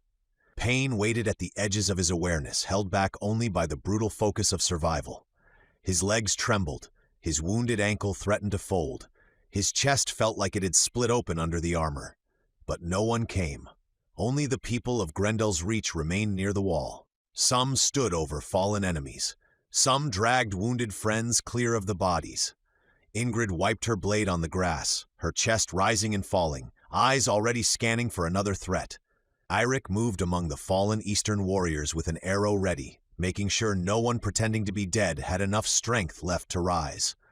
Soren returned from the edge of the field with Bear, who looked far too pleased with himself. Kale groaned at Mason's feet. That sound pulled Mason fully back. He dropped to one knee too quickly and nearly blacked out from the pain. His shield fell beside him. He sheathed the gladius by feel and leaned over Kale. The boy's face was pale, his jaw clenched hard enough to tremble. Blood soaked the cloth around the arrow in his leg, but the shaft had gone through muscle, not bone, as far as Mason could tell. His wrists were still half bound. Mason cut the cord. Kale blinked up at him. "You jumped." "Yeah, that was stupid." Mason slid one arm under Kale's back and the other beneath his knees. His body screamed at the movement. He ignored it. Kale tried to protest. "I can." "No," Mason said. The boy stopped. Mason stood with Kale in his arms. The field tilted. His legs nearly gave out. Pain tore through his ankle, knees, chest, and wounded thigh, while the armor dragged at every movement. Kale did not feel as heavy as he should have, but Mason's own body was failing beneath him. The boy was still much larger than he was, and carrying his bulk made every step toward the gate feel like one Mason had no right to take. Ingrid moved toward him. "Give him to me." Mason shook his head. "Mason," she warned, "I've got him. You barely have yourself." "I've got him," he repeated. She looked ready to protest, but something in his face stopped her. Maybe she understood. Maybe she only decided that fighting him in front of Kale would waste time. She moved to his side instead, sword still drawn, walking with him. Soren came to the other side, Bear padding behind them like a bloodied shadow. "You know," Soren said, voice softer now, "carrying the chief's son in after leaping off the wall is going to make people talk." "They already talk?" "Yes, but now they'll be worse at it." Mason focused on the gate. The walk felt longer than the battle. People lined the opening as he approached. Warriors stepped back. Some bowed their heads, others simply stared. The same wall that no man could cross without a gate now stood behind him, proof of what he had done and how badly he had paid for it. Kali waited just inside. The chief's face was unreadable until his eyes fell on Keel. Mason stopped in front of him and shifted the boy carefully forward. "He'll live," Mason said. Kali took one step closer. Keel opened his eyes. "Father!" That single word broke something in the chief's face, but only for a moment. Kali placed a hand against his son's cheek, then looked down at the wound in his leg. His jaw tightened, but his shoulders loosened in a way Mason understood completely. Alive. Whatever else came after, the boy was alive. Kali looked at Mason. There were 100 things in his eyes now. Gratitude, fear, calculation, wonder, a father's relief, and a chief's understanding that everyone had seen what Mason had done. "Thank you," Mason tried to answer. He did not get the words out. His legs failed first. Then the pain he had been ignoring came back all at once, huge and complete, filling his chest, his knees, his skull, every torn and bruised part of him. The world narrowed to Kali's face, Ingrid's hand reaching for him, Soren's voice saying his name, and Bear's roar rising behind him. Mason collapsed inside the gates, with Kale still alive in his arms. Chapter 14, Wings of Death. Mason woke the next time to arguing. The voices were too controlled, which meant the anger behind them had been forced into shape by people who knew others were listening.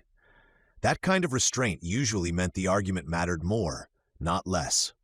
He opened his eyes slowly. The ceiling above him was familiar now. Dark beams, smoke stains.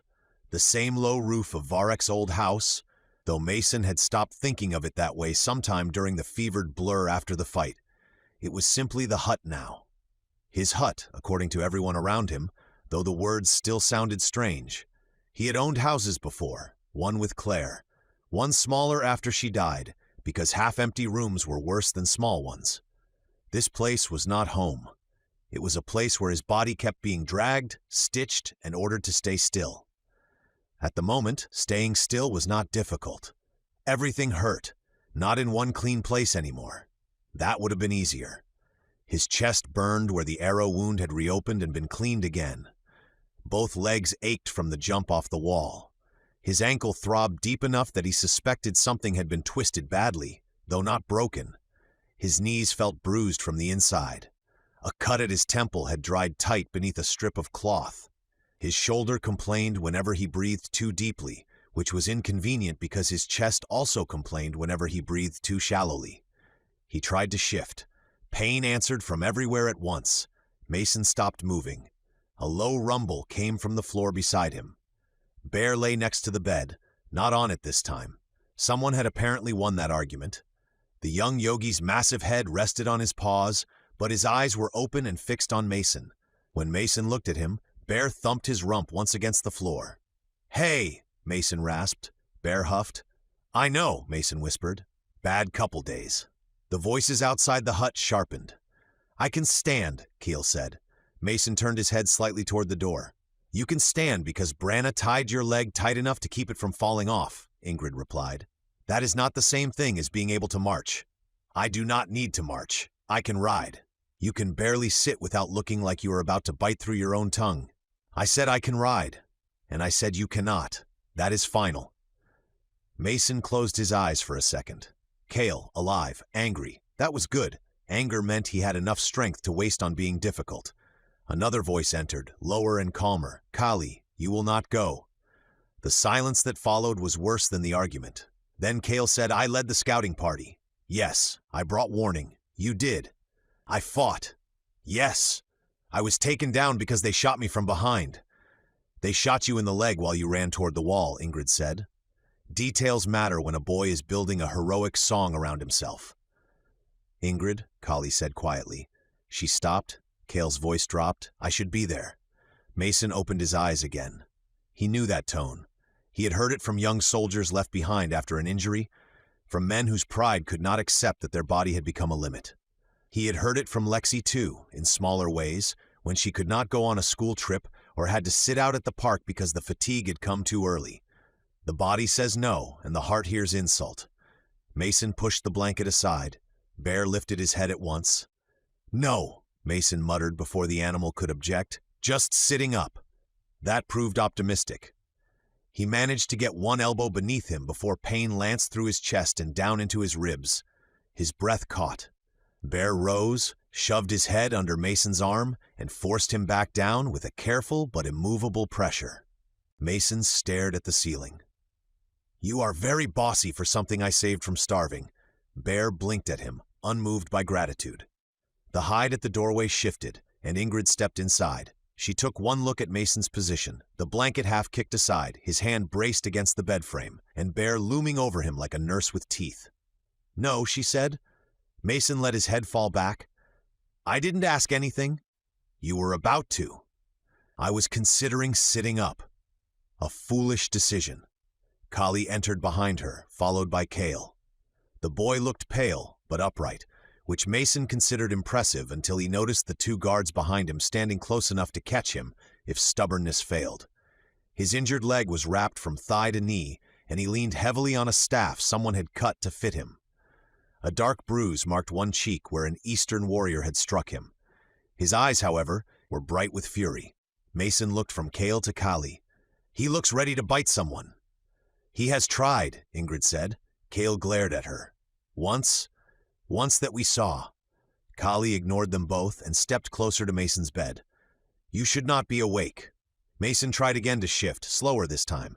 Bear pressed against his side but did not fully stop him when Kali reached down and helped lift him.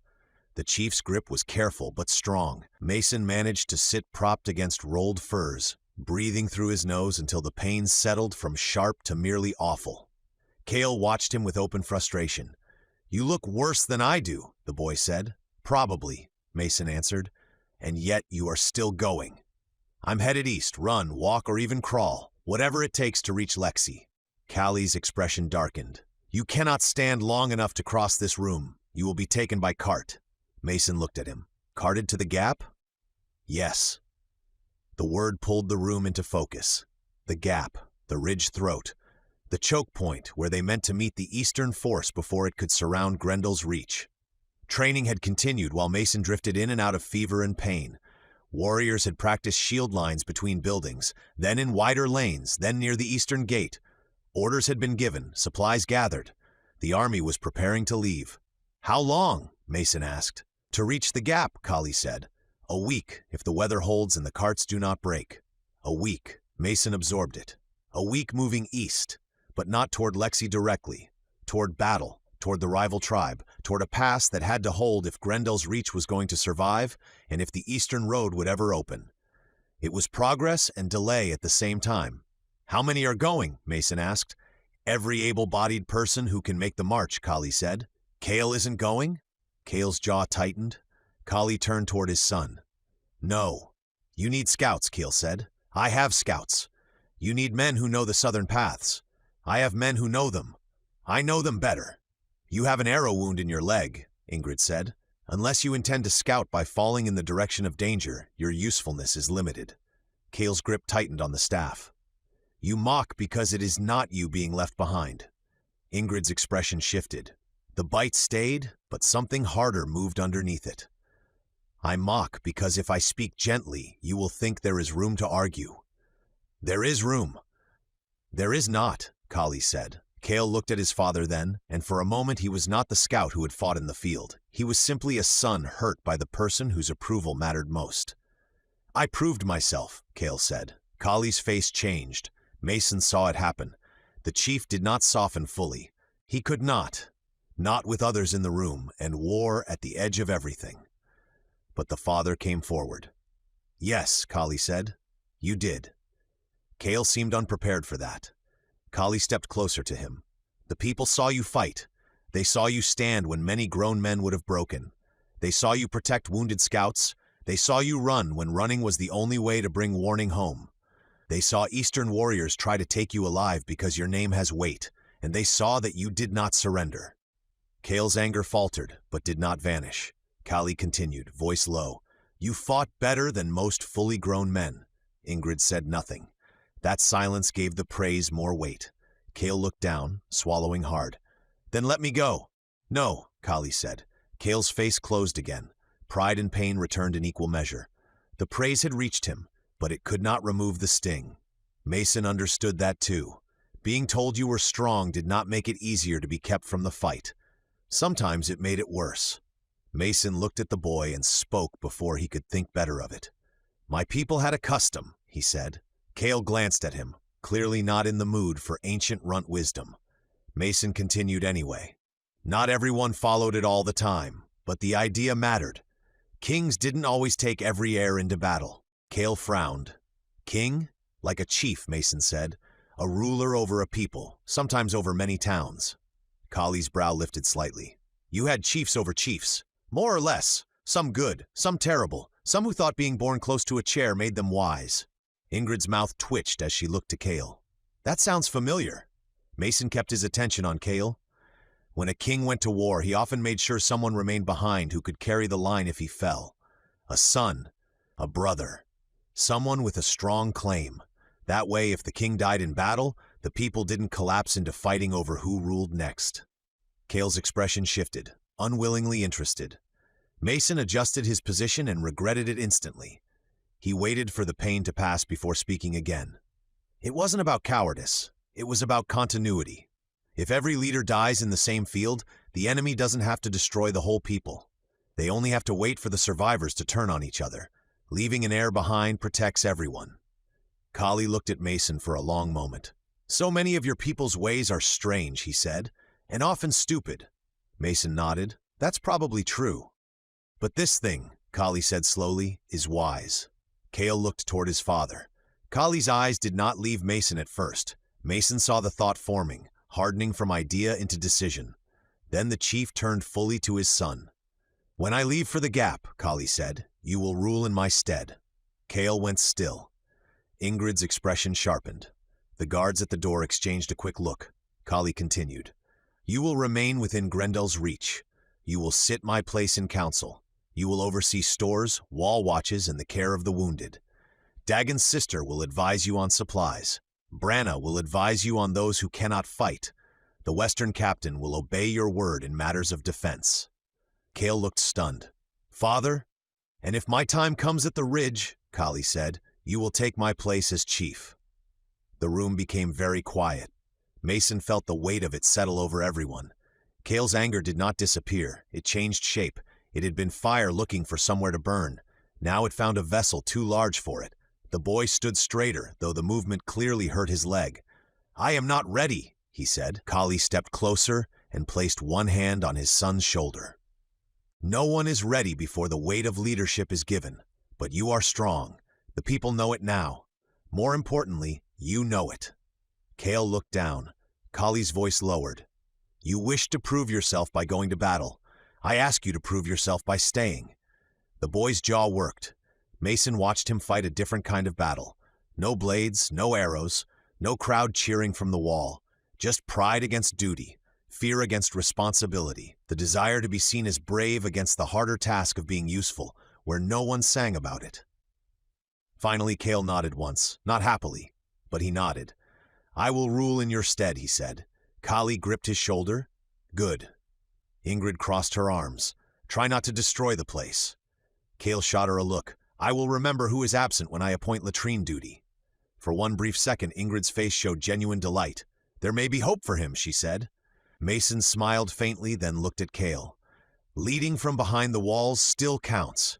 Kale's eyes met his. "It does not feel like it." "No," Mason said, "but it does.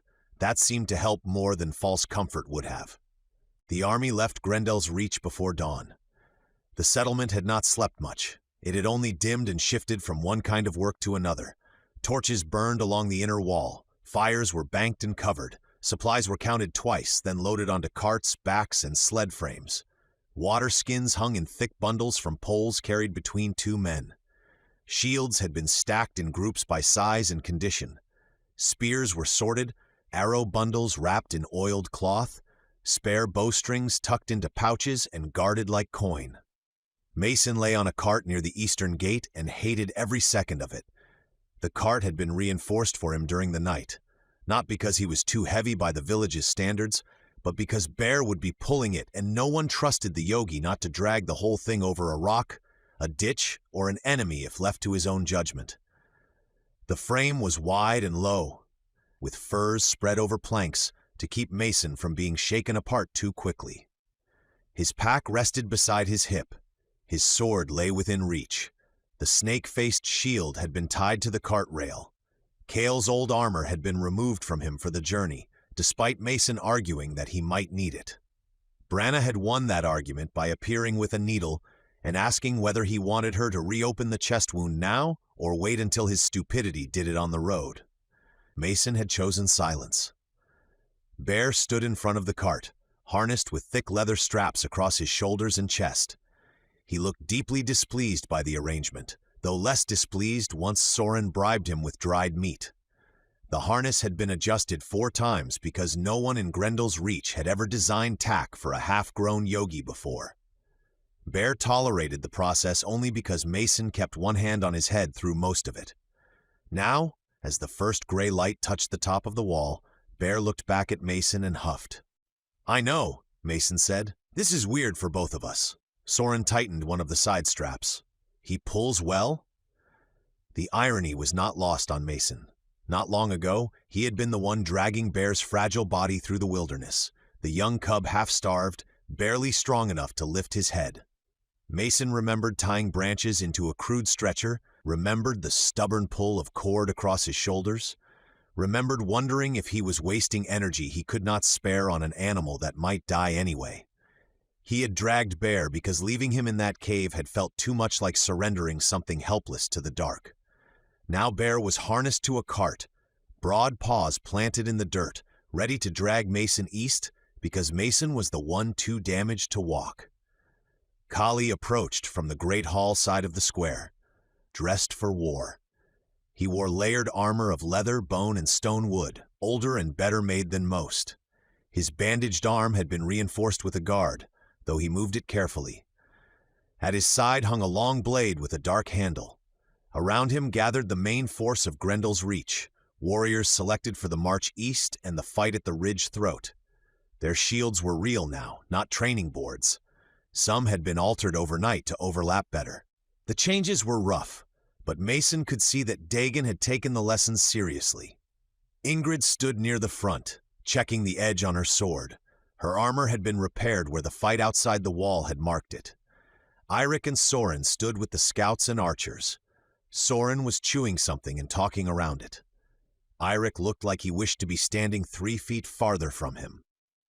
Dagon moved among the shield men, cuffing one on the shoulder and adjusting another's grip before the army had even left. Kale stood near the gate. He had dressed as formally as his injury allowed. His leg was bound stiffly, and he leaned on the staff, but he wore a cloak marked with Kali's line and a short blade at his hip.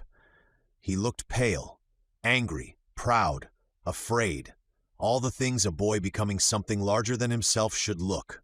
The people remaining in GRENDELL'S reach had gathered behind him, not behind Kali, behind Kale. Mason saw the boy realize it. He did not turn around, but his shoulders changed when he felt the weight of the village at his back. Kali stopped before him. For a moment, chief and son looked at one another without speaking. Then Kali removed a small carved token from around his own neck. Mason had seen it before, though he had not understood its meaning. It was a dark piece of polished wood shaped like a narrow leaf or flame, marked with lines that might have been names. Kali placed it over Kale's head. "This is my word," Kali said, voice carrying through the square. Until I return, Kale speaks for me within these walls. A murmur moved through the crowd, then settled. If I fall, Kali continued, he will be chief after me. Kale swallowed hard. Kali placed both hands on his son's shoulders. Hold the reach. Kale's voice came rough but steady. I will. Guard the children. I will. Listen before pride speaks. Kale glanced unwillingly toward Ingrid. She smiled. Kale looked back to his father. I will try. Kali accepted that because it was the truth. Then he drew his son into a brief embrace. It lasted only a moment. A chief could not cling in front of the village. A father probably wanted to. Mason saw the restraint in it and felt something twist in his chest that had nothing to do with the wound. When Kali stepped back, Kale straightened as much as his injured leg allowed. The gate beams were lifted, the eastern gate opened. Cold morning air moved through the gap, carrying the smell of grass and damp earth. Beyond the wall, the field still bore marks from the fight. Dark patches in the soil, broken shafts, trampled ground. The bodies had been removed, but the signs of battle never disappeared just because men tried to clean up after it. Kali turned to the army. We go to the ridge throat, he said. We choose the ground. We hold the line. We return with the road east open. A low sound moved through the warriors. Mason lay on the cart and watched the faces around him. These were not soldiers in the way he had known soldiers. They had no uniforms, no radios, no medevac, no artillery, no engines waiting in reserve. But they had purpose. They felt fear and walked forward anyway. That part had not changed in 3,000 years. The army began to move, scouts first, then archers, then the shield men in groups. Carts followed, loaded with food, water, spare weapons, and Mason. Ingrid walked near Kali at the front third of the column. Eirik disappeared ahead with the scouts before the gate had fully opened. Soren lingered near Mason's cart long enough to inspect Bear's harness one more time. If he runs off with you, Soren said, should we chase or assume it was your plan? Chase. Good, I was hoping for clarity. Bear started forward when the cart ahead moved. The harness tightened. For a moment, the yogi seemed surprised that the cart followed him. He looked back, offended. Mason lifted one hand weakly. Keep going, Bear huffed, then pulled. The cart rolled. Pain shifted through Mason's body with the first turn of the wheels. He clenched his teeth and waited for it to settle. It did not settle much, but it became something he could endure. The gate passed overhead. Mason looked up at the tall, sharpened logs and remembered the fall, the air rushing past him. The ground slamming into his legs, Kale in the grass, Eastern warriors reaching for him. He remembered all of it clearly now, which probably meant he would dream about it later if he managed to sleep. As the cart cleared the gate, Mason turned his head. Kale stood inside GRENDELL'S reach with the village behind him and his father's token against his chest. He looked too young and too serious and too proud to admit that being left behind hurt. Mason raised 2 fingers from the edge of the cart. Kale saw. After a moment, he returned the gesture. Then the gate began to close between them. The army of GRENDELL'S reach moved east. Mason lay on his back, pulled by the animal he had once dragged half dead through the wilderness, and watched the sky brighten above a world that had become stranger every day since he woke in it. A week to the gap, a battle waiting there, a daughter beyond it all. Bear's paws thudded steadily against the road, and Mason let the rhythm carry him forward because, for now, forward was the only thing left that mattered. The march east did not move like Mason expected an army to move. There were no straight lines, no stamped cadence, no one called out left and right. The people of GRENDELL'S reach traveled the way they lived, practical, alert, and shaped by terrain. Scouts ranged ahead and to the flanks. Archers moved light, never too close to the carts. Shield fighters walked in clusters, grouped by the men and women they had trained beside since Mason first showed them the wall that was not a wall. The supply carts rolled where the road allowed and were lifted or dragged where the road gave up, pretending to be useful.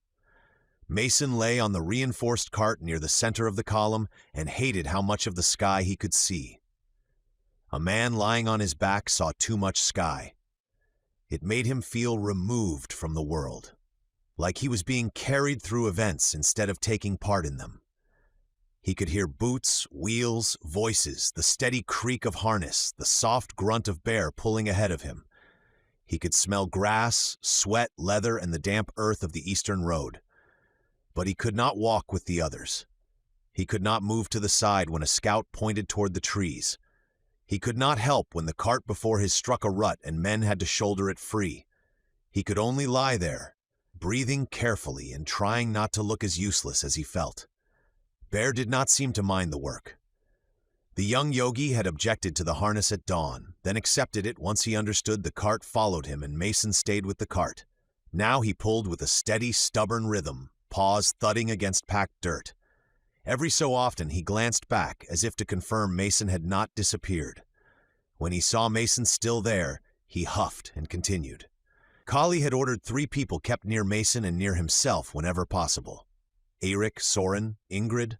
The chief called them his fiercest and most trusted 3.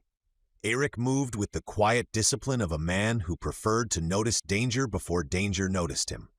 He was rarely beside the cart for long, but he was never far. Sometimes Mason saw him among the archers. Sometimes he walked the edge of the trees. Sometimes he vanished entirely for several minutes, only to reappear ahead of the column with a gesture that sent scouts adjusting their route. Soren stayed closer, perhaps by choice, perhaps because Kali knew the younger brother's tongue could keep Mason from sinking too deeply into his own thoughts. He walked near the cart with his bow over one shoulder, making comments about rocks, weather, marching, Bear's smell, Bear's eating habits, and Mason's continued refusal to grow to a proper size. Ingrid walked ahead, not far ahead, close enough that Kali could call her back with a word, far enough that she could see the road before it reached the chief. She moved like she distrusted every bend, ditch, shrub, and bird. Her sword rode at her hip, her shield across her back. She watched the land with the cold attention of someone who expected it to lie. Mason watched Eirik watching her. It was not obvious. Eirik was not Soren. He did not stare open-mouthed or smile foolishly or trip over his own feet because a woman crossed his path. He hid it better than that. But Mason had spent enough years around men who tried not to reveal what mattered to them. Eirik's eyes found Ingrid when she moved too far ahead. His posture changed when she entered thicker brush. When she turned to speak to Kali, Eirik looked away half a second before her gaze could reach him. It happened often enough that Mason stopped thinking it was accidental. Near midday, the column slowed where the road narrowed between 2 long banks of stone. Kali went forward to speak with Ingrid and Dagon. Soren wandered off to debate with one of the supply men about whether dried root counted as food or punishment. For the first time in hours, Eirik walked alone beside Mason's cart. Mason waited until Ingrid had moved ahead again. "You love her," he said. Eirik did not stumble. That was impressive. His head turned slowly toward Mason. "You were struck harder than we thought." Mason smiled faintly. It hurt, but not enough to stop him. "Maybe. Still true." Eirik looked forward again. "You should sleep. I've been lying here all day. I'm done sleeping. You should pretend. It would improve the march." Mason let the deflection pass for a few steps. Bear pulled steadily, snuffling at something in the road before deciding not to eat it. The wheels groaned over uneven ground. Mason said, "If you love her, why didn't you ask for her hand?" Eirik's jaw tightened. This time the silence was an answer. Mason waited. At last Eirik said, "Because I never won the right." Mason looked at him more closely. "Verrek beat you," he said. Eirik's eyes did not leave the road. "Yes." "In a contest?" "He did." The words were flat, but Mason heard what sat behind it. Not only loss, shame, anger, old and carefully stored, maybe regret. "And now the right belongs to me," Mason said. Eirik's face hardened slightly. "It does, Runt." Mason shifted on the cart, then regretted it as pain tightened across his chest. He waited it out before speaking. "You can have it." Eirik looked at him then. Mason lifted one hand slightly. "I'm serious. I'll give it to you. I'm not going to ask her. I don't want the right. I have no claim here, and I don't want one." Eirik stared at him for a long moment. Then he looked ahead again. "No," Mason frowned. "No. The right cannot be given." "Why not? Because then it is not worth having." Mason let out a slow breath. "That sounds like one of those customs that makes everything harder for no practical reason." "It has reason." "Explain it." Eirik walked several steps before answering. "A woman such as Ingrid does not become a prize passed from one hand to another. I didn't mean it that way. I know. Irre's voice remained even. But the custom would. Mason considered that and said nothing. Irre continued, quieter now. The right to ask is not command. She may refuse. She would likely refuse most men because most men are fools and because she enjoys proving it to them. That sounds like her. But earning the right means a man has shown enough strength, standing or courage that the asking is not an insult. Mason looked ahead at Ingrid, who had stopped near a bend in the road and raised one hand to halt the front scouts. She crouched, touched the ground, then pointed toward a patch of brush where tracks must have crossed. Irre watched her despite himself. The right to ask the most beautiful, most ferocious, most sharp-tongued woman in the whole land should be very valuable, he said. Mason heard the softness under the words. Then earn it, Mason said. Irre's mouth tightened. War comes first. Ingrid stood and turned back toward them. Her eyes moved over the column, then briefly met Irre's. The look was short, too short for anyone else to mark, but something passed there, something older than this march, something neither of them would touch in daylight. Then she turned away. Irre looked down at the road. Mason decided not to push further. Some wounds needed time before they could be handled, and some were not his to touch at all. Soren returned a few moments later with a strip of dried meat in one hand and a grim expression. This, he announced, is not food. It is a challenge. Irre did not respond. Soren looked between him and Mason. Why do you both look like someone died? Your conversation returned, Irre said. Ah, Soren said. A small death, then. The cart struck another rut, and pain ran through Mason's thigh and into his hip. He clenched his teeth until the wooden wheels settled again. Someone had thrown a folded cloak beneath his head, but every jolt still drove the back of his skull against the boards. Above him, the sky drifted in and out between the shoulders of the men pulling the cart toward the gap. A flicker of color passed through his vision. Mason turned his head. A butterfly had settled on the cart's railing beside him. Its wings opened and closed in slow, careful movements, bright blue near the body and edged with bands of orange and yellow. It was larger than any butterfly he remembered, but not by much.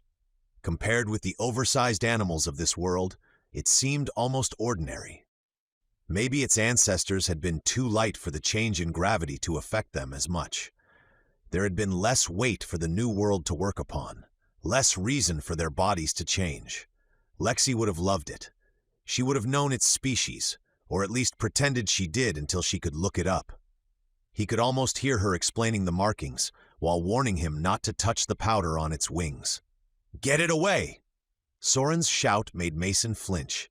The man had been walking beside the cart. Now he stumbled backward into Irre, slapped wildly at his own shoulder, and nearly went down beneath the cart's rear wheel.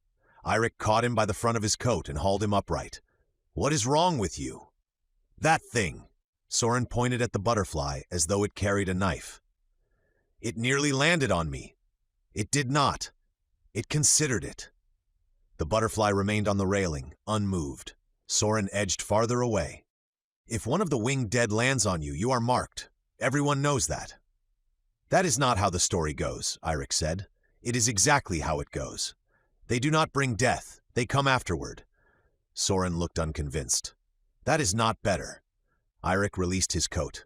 When the great death crossed the world, people said the winged ones gathered wherever the dying lay. They carried the spirits away so they would not become lost between this life and the next. And if one lands on you, Soren said, it has arrived early. Eric sighed. You make every story worse. Mason watched the butterfly flex its wings. The belief sounded ridiculous, but people from his own time had feared black cats, broken mirrors, and walking beneath ladders. They had invented omens from spilled salt and numbers on a calendar. Soren's fear was not much stranger. The butterfly lifted from the railing. Soren ducked so quickly that his boot caught a stone and he fell onto one knee. It passed over Mason instead, circling once above the cart before the wind carried it toward the green land beyond the road. For a moment, he watched the color grow smaller against the sky. Then the cart struck another rut, and Lexi vanished from his thoughts beneath a fresh surge of pain. Chapter 15. From When I Came. They made camp before full dark in a shallow bowl of land bordered by low stone and twisted trees. The site had been chosen carefully. Water ran nearby in a narrow stream. The ground rose on 3 sides, giving watchers decent sight lines. The carts were drawn into a rough inner circle with the shield fighters camped beyond them and scouts farther still. Fires were kept small and shielded. No songs rose. No loud stories. This was not a hunting party or a feast road. They marched toward battle, and everyone knew the Eastern force could have eyes in the dark. Kali ordered Mason's cart placed near a cluster of stones slightly apart from the main camp. Not far enough to be isolated, far enough to be private. Eirik, Soren, Ingrid, and Bear remained with him. Guards were posted in a wide ring around the small camp, but Kali gave them an odd instruction. "Face outward," he said. "Eyes to the dark, not inward." The guards obeyed without question, though one looked curious. He wisely did not ask. Bear settled near Mason's cart with a satisfied grunt, apparently pleased that the day's pulling had ended. Soren unfastened the harness and rubbed the yogi's shoulder with both hands. "You are a better cart beast than conversationalist," Soren told him. Bear yawned, displaying teeth long enough to end the criticism. "But a wonderful listener," Soren added. Mason lay propped on rolled blankets, his chest bandaged beneath a loose shirt. Branna had sent a young apprentice with strict instructions and several foul-smelling poultices. The apprentice had changed Mason's bandages at camp while looking terrified that Bear might decide healers were food. Now, Mason felt slightly less like he was being sawed open with each breath, which he counted as progress. Kali came to sit near the small fire after speaking with Dagon and the night captains. He looked tired for the first time that day. Not weak, never that. But the weight of the march, the coming battle, and the sun left behind in Grendel's reach sat on him plainly in the firelight. Ingrid stood at the edge of the fire's reach, facing outward even though the guards already did. Eirik sat where he could see both her in the dark. Soren sat near Bear, feeding the yogi scraps and pretending it was training. Mason watched the guards for a moment. "They're watching out," he said. Kali looked at him. "Yes! Not in! Yes! Why?" Kali's gaze moved to Mason's pack. The pack rested beside him on the cart, tied shut. The tablet was inside, wrapped deep. He had not touched it since the second Lexi video, though he had wanted to check it a dozen times throughout the march. The battery had to be protected. Every use mattered, but knowing that and living with it were different things.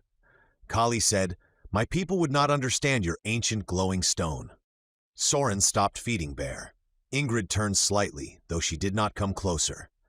Eric's eyes dropped to the pack and then back to Mason's face. Kali continued calmly. "They would fear it. Some would worship it. Some would want it destroyed before its light called old death upon us. None of those reactions would help the march." Mason rested one hand on the pack. "You know I look at it. I know you like to look at it. It helps me find my daughter." "Yes," Kali said, "and perhaps it gives you wisdom." Mason blinked. "What?" Kali nodded toward the pack. "You came to us with strange knowledge, shield walls, ancient customs of rulers and heirs, ways of thinking that do not belong to these lands. Perhaps the stone speaks them to you." For a moment, Mason just looked at him. Then he laughed once, badly. Pain punished him immediately. He hissed and pressed a hand to his chest.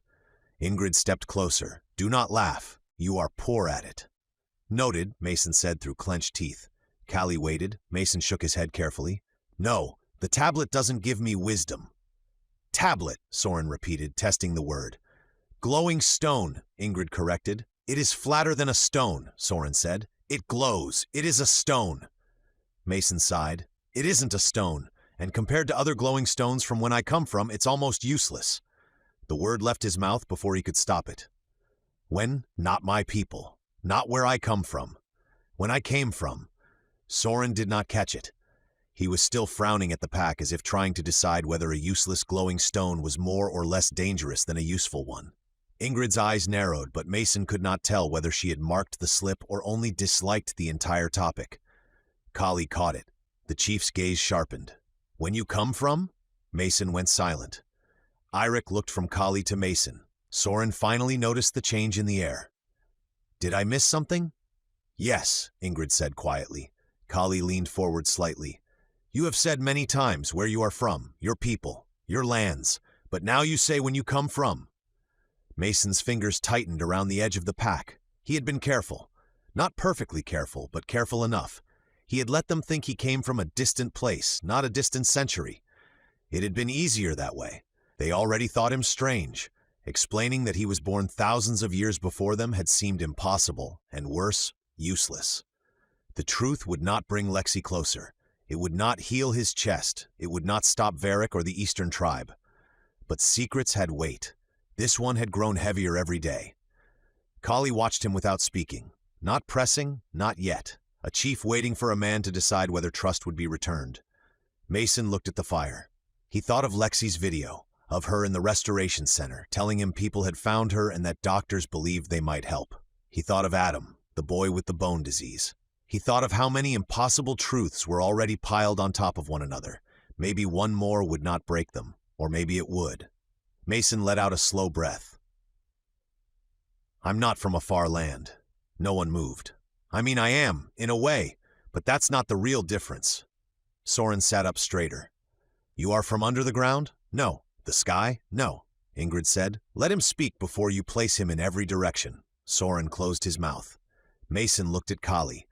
I was born long before your people, not years, not even hundreds of years. He paused. Thousands. The fire snapped, Bear huffed in his sleep, unaware that the world had just shifted again for the humans around him. Kali's face did not change quickly, but Mason saw the idea strike him. Not belief yet, not disbelief. Calculation, memory, stories rearranging around a new center. How many? Eric asked. Mason looked at him. About 3,000. Soren's eyes widened. You are very old. I'm really not. 3,000 is very old. No, I didn't live through the years. I was sent forward. Forward? Ingrid asked. Mason nodded. My people had machines, not magic, machines. We built things that could do what hands couldn't. We crossed oceans in hours. We spoke to people on the other side of the world through devices smaller than your fist. We had weapons, medicines, cities so large you could walk all day and never leave them. Soren looked at Eirik. This sounds like storyteller fever. It sounds like bright age stories, Eirik said quietly. Kali's gaze deepened. Mason continued. In my time, my daughter was sick, dying. There was a program meant to send people forward 30 years, only forward, not back. The hope was that medicine would be better in the future, that a disease no one could cure then might be curable later. Ingrid's face shifted slightly at the mention of Lexi. The sharpness stayed, but compassion moved beneath it. You sent your daughter, she said. I went with her, Mason replied. Or I tried to. Something went wrong. The machine failed. It didn't send us 30 years. It sent us about 3,000, and we were separated. The small camp was silent. Even Soren had no joke ready. Mason tapped the pack. The tablet came with me. It still talks to the system in her pod sometimes. That's how I know she's alive. That's how I know she's east. Kali looked toward the dark beyond the guards. Your daughter is also from before. Yes, and the place she reached has healers from after. Yes, Ingrid's brows drew together. Then she stands between two worlds. Mason looked at her. So do I. Eirik leaned back slowly, as if the truth had finally given shape to every strange thing about Mason, and also made him harder to look at directly. The strength, Eirik said. Your body was made under heavier sky. Gravity, Mason said. Yes, that's part of it. Your words, Kali added. Your customs, your knowledge of old war. Some of it, Mason said. I know more than I should here, less than I wish. Soren finally found his voice. So when I said you were built wrong, I was built in a different world. Kali sat back, eyes on the fire. It makes sense. That surprised Mason more than disbelief would have. It does? Yes, Kali said. Not fully, but more than any other answer. You were always more like a broken piece of an old story than a man from another village. That might be the nicest thing anyone said about me here. It was not meant as praise. Ingrid stepped closer to the fire now. Why hide it? Because people already feared me, Mason said. They thought I was undying after the arrow, then not undying when they saw red blood. If I told them I came from 3,000 years ago with a glowing device that shows my lost daughter, what exactly do you think would have happened? Soren raised a hand. I would have had many questions. Ingrid looked at him. And some fear, he admitted. Kali nodded. You chose well to hide it from the village. Mason studied him. And from you? The chief did not answer quickly. You chose like a father hunted by need, Kali said at last. I understand that better than I dislike it. That was fair. Mason untied the pack slowly. All four of them watched the movement. I can show you, he said. Soren moved back at once. No, Mason paused. No, Soren shook his head hard. If that stone holds 3,000 years inside it, I do not need them leaping into my eyes. It doesn't. No, Ingrid said. Mason looked at her. Her face was firm. Not afraid exactly, but guarded in a way he had not seen from her even in battle. If what you say is true, that thing carries more than light. It carries voices of the dead. My daughter isn't dead. No, Ingrid said, but your time is. Irreversible's voice came quietly. Some doors should be opened by those who know where they lead. Mason looked at him, then at Kali. The chief had not moved away, but he did not reach for the pack either. Perhaps only you are strong enough to resist its pull. Mason almost corrected him. Almost. It was just a tablet, a dying piece of technology. Compared to the world he had lost, it was not even impressive. Children in his time had used brighter screens to watch cartoons in restaurants. It did not hold spirits. It would not take anyone. It could not steal years through their eyes. But looking at them around the low fire, he understood how useless that explanation would be.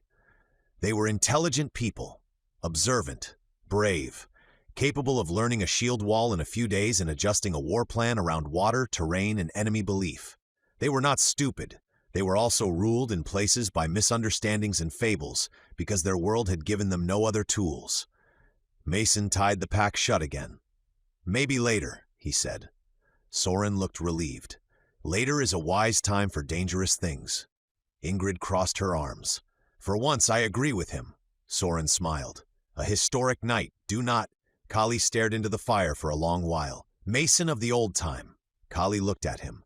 Tomorrow, you will tell me what else your dead world remembers about holding a narrow pass. Mason nodded. I will tell you what I know. And you will tell no one else unless I say it, Kali added. Agreed. Kali stood. The army needs the RUNT, not a ghost from before.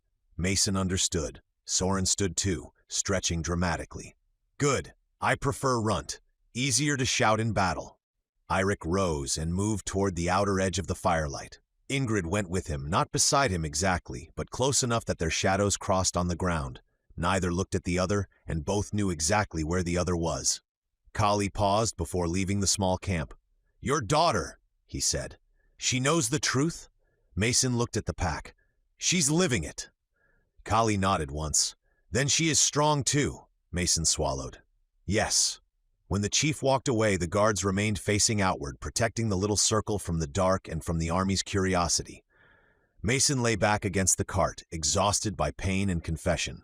Bear shifted closer until his warm bulk pressed against the wheel.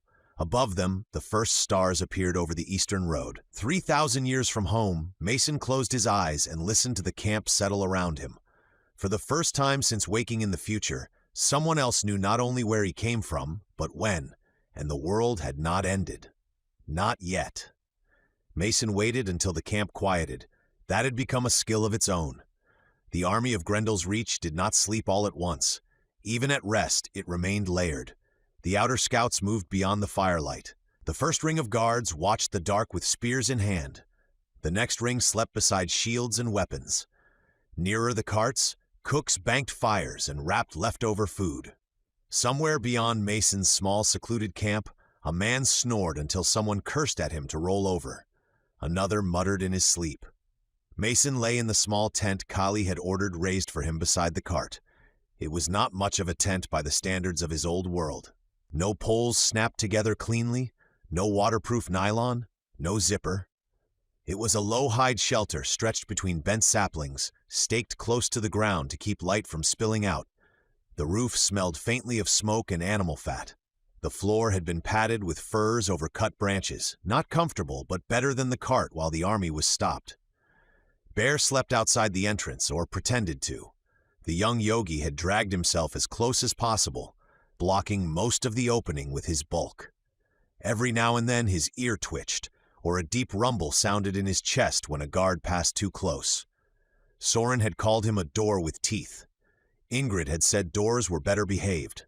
Mason had not laughed because laughing still hurt.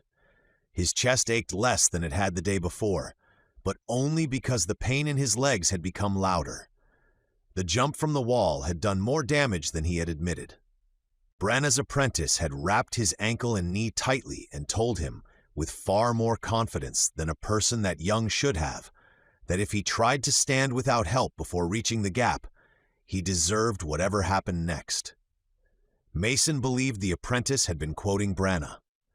For the first time since leaving Grendel's reach, no one sat within arm's reach of him. Kali had gone to speak with Dagon and the night captains. Eirik was posted beyond the small camp, close enough to respond but far enough to give privacy. Soren had been dragged away by duty and food in equal measure. Ingrid had vanished into the dark after telling Mason that if he reopened any of his wounds, she would not help carry him again. That left him alone with Bear, the tent, the ache of his body, and the pack beside his hip. The pack had become heavier since Kali learned the truth. Not physically. It weighed the same, but now it held more than Mason's secret. It held proof. It held Lexi. It held the thread between a man from before and a daughter somewhere ahead. It held the only object in this world that still behaved by the rules he had been born under. Mason lay still for several minutes, listening. No footsteps near the entrance. No voices turned his way. The guards had been ordered to look out, not in. Kali trusted him, or trusted the need. Maybe that was not the same thing, but for now it worked. Mason reached for the pack. The motion pulled at his chest, then at the bruised muscles along his side. He paused, breathed through it, then drew the pack closer inch by inch until he could loosen the tie. His fingers were clumsy with fatigue. The knots seemed harder than they had any right to be. Eventually, he got the flap open and reached inside. The tablet was still wrapped in cloth. He held it for a moment before turning it on. The darkness inside the tent changed when the screen woke. Blue-white light filled the small space, reflecting off the hide roof and Mason's hands. It looked too bright, too clean, too alive. He lowered the brightness until the screen became barely more than a glow. Battery still low, lower than before. Mason swallowed back the familiar stab of panic. Every use cost him. Every minute stole from whatever remained. But not checking felt worse. Lexi might have sensed something. The system might have updated. The marker might have moved. He opened the tracker first. Her dot was there, still east, still impossibly far. The small point pulsed with the same cold indifference as always. No explanation, no comfort, just location. A proof of life that refused to acknowledge what a proof of distance did to a father's mind. Mason stared at it until he forced himself to look away. Then he saw the notification. One file downloaded. His hands stopped. The tent seemed to shrink around him. Bear breathed slowly outside, unaware. The camp beyond remained quiet. The army slept or pretended to. Somewhere ahead, the ridge throat waited. Somewhere beyond that, war gathered. But none of that existed for a moment. Only the notification. A third file. Mason's thumb hovered above it. He had thought the second video would make this easier. It did not. Hope made fear sharper. The first message had told him she lived. The second told him she was safe in a restoration center with doctors who believed they might help her. A third video could be anything. Good news, bad news, a goodbye. He closed his eyes and heard Lexi's voice from the last file. I'm safe. I'm not alone. You do what you have to do. I'm trying, he whispered. Then he opened the file. The screen went dark. Lexi appeared. Mason forgot to breathe. She looked better. Not perfect, not untouched by everything she had suffered. Her face was still thinner than it should have been, and her hair had been cut shorter around her shoulders, probably for medical access or cleanliness. But the gray exhaustion that had lived under her skin in the hospital was gone. Her eyes were clearer, her cheeks had more color.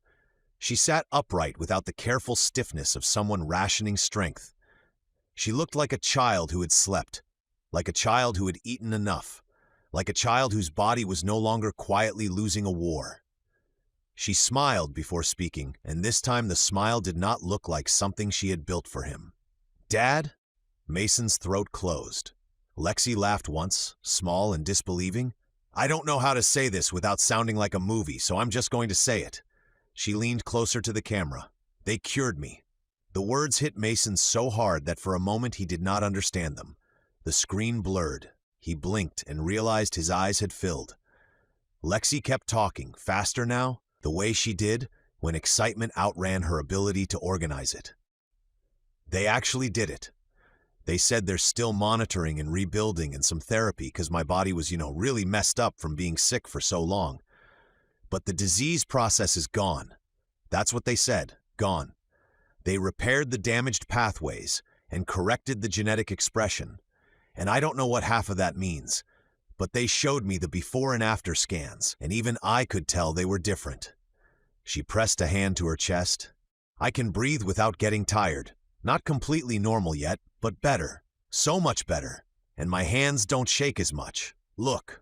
She held one hand up to the camera. Mason stared at it. Her fingers were steady. Not perfectly. There was a tiny tremor if he looked hard enough, but it was nothing like before. He remembered her trying to hold a spoon steady and pretending she was not frustrated. He remembered the way she hid her hands under blankets when the tremors got worse. He remembered lying to her badly, telling her it was okay while both of them knew okay had become a word they used because no better one existed. On screen, Lexi's eyes shone. I know you're probably crying, she said. Which is okay because I cried too. A lot. Adam said he thought people from the old time were supposed to be tougher, and I told him my dad could throw him through a wall, so he took it back. Mason laughed. It hurt so sharply that he had to clamp a hand over his chest and breathe through his teeth, but he did not regret it. They cured you, he whispered. Bear stirred outside the tent. Mason lowered his voice. They cured you. Lexi glanced off screen, listening to someone, then nodded. I know, 1 second. She turned back. There's more. The doctors are studying the capsule battery, the power core thing. I don't know what to call it because everyone here uses words that sound like they were designed by someone who hated normal people. Mason wiped his eyes with the heel of his hand and focused. They think it might help Adam, Lexi said. Her smile changed then, still hopeful, but more serious. He has a rare bone disease. I told you that before. It's not like mine. They know how to treat it, sort of, but his case is complicated because his bones don't respond to normal regeneration cycles. That's how they explained it to me. The treatment needs a lot of stable power in a short window, then a sustained power source after, and the restoration center has limits because of rationing. Mason frowned. Rationing. In a facility advanced enough to cure Lexi, power was still a problem. Lexi continued. The capsule battery is old tech to them and new tech at the same time, which is really confusing. They said it stores energy differently from what they use now. Denser, slower to release unless it's connected to leap systems. They think if they can adapt it, it might power Adam's treatment. Mason's chest tightened again, but not from injury. The battery. The capsule battery was not only power, it was a way back into the leap system, a possible beacon, a survival system. A thing he did not fully understand but had trusted because it came from his world and because the people who built the capsules had made it sound essential. Lexi looked down at her lap. They asked me if they could study it. I said yes. Mason went still. I know, she said quickly, looking back at the camera. I know you're probably making that face, but Dad, they saved me. And Adam's my friend. If there's a chance it can save him too, I couldn't just say no. Mason closed his eyes. He knew that face she meant. He also knew she was right. Lexi went on, speaking carefully now. They said they're still trying to locate your capsule, or the signal from it. Or you. They don't know exactly why the system isn't syncing. They know my capsule came through, but the records are broken. Mason looked at the pack as if the answer might be visible through the cloth. Him, the tablet, the broken link, the only trace they had. They want to bring you to me, Lexi said. They really do. Dr. Sina said if they can lock on to your capsule system, they may be able to send a recovery drone or transport or whatever they call it. But the battery matters. If they take too much from it, my capsule may not be able to transmit to you. Mason's thoughts caught on that word. But they said maybe they can replicate the power, Lexi continued, or rebuild it, or wait for the battery to recharge naturally. But that could take years. Years, Dad, not days. So I told them to help Adam first. She swallowed. I hope that was okay. Mason stared at her face on the screen. He wanted to tell her no. He wanted to tell her to guard every possible path back, every resource, every option, because she was his daughter and nothing mattered more than reaching her. He wanted to be selfish, in the clean, honest way parents were selfish when their child's life sat on one side of a scale and the rest of the world sat on the other. But Lexi had been saved. Adam had not. And Lexi, cured or not, was still herself, a child who made paper butterflies for luck. A child who rationed supplies in a pod because she thought it would make him proud. A child who, when given the chance to protect her only connection to her father, offered power to save a boy she had just met. Mason pressed his fist lightly against his mouth. "It's okay," he whispered, though she could not hear him. "It's okay, honey." Lexi seemed to search the camera as if she might see the answer there. "Adam says I did the heroic thing," she said. "I told him heroic things are usually just stressful things people praise you for later." Mason smiled despite himself. "That sounds like something you'd say." She sniffed, but not like before. No cold, no congestion, just emotion. Relief moved through Mason again. The cold was gone too, or treated, or at least not visible. That small, stupid fear loosened its grip enough for him to breathe a little easier. Lexi wiped under one eye quickly and shifted the subject with forced brightness. "Also, Adam shared some things he learned in history class because apparently I'm very behind on so many years of homework." Mason leaned closer. "He said people before his time, but after ours, harvested heat from the Earth's core for energy, like geothermal, but way bigger than what we had. They drilled deep and built systems to pull heat up and move it through these huge converter networks. Adam says it powered cities for a long time. Clean, mostly. Cheap, kind of. Except not really, because people are people and they always think they understand consequences until consequences show up." Mason frowned. Lexi tilted her head. "That last part was Adam editorializing. He's dramatic."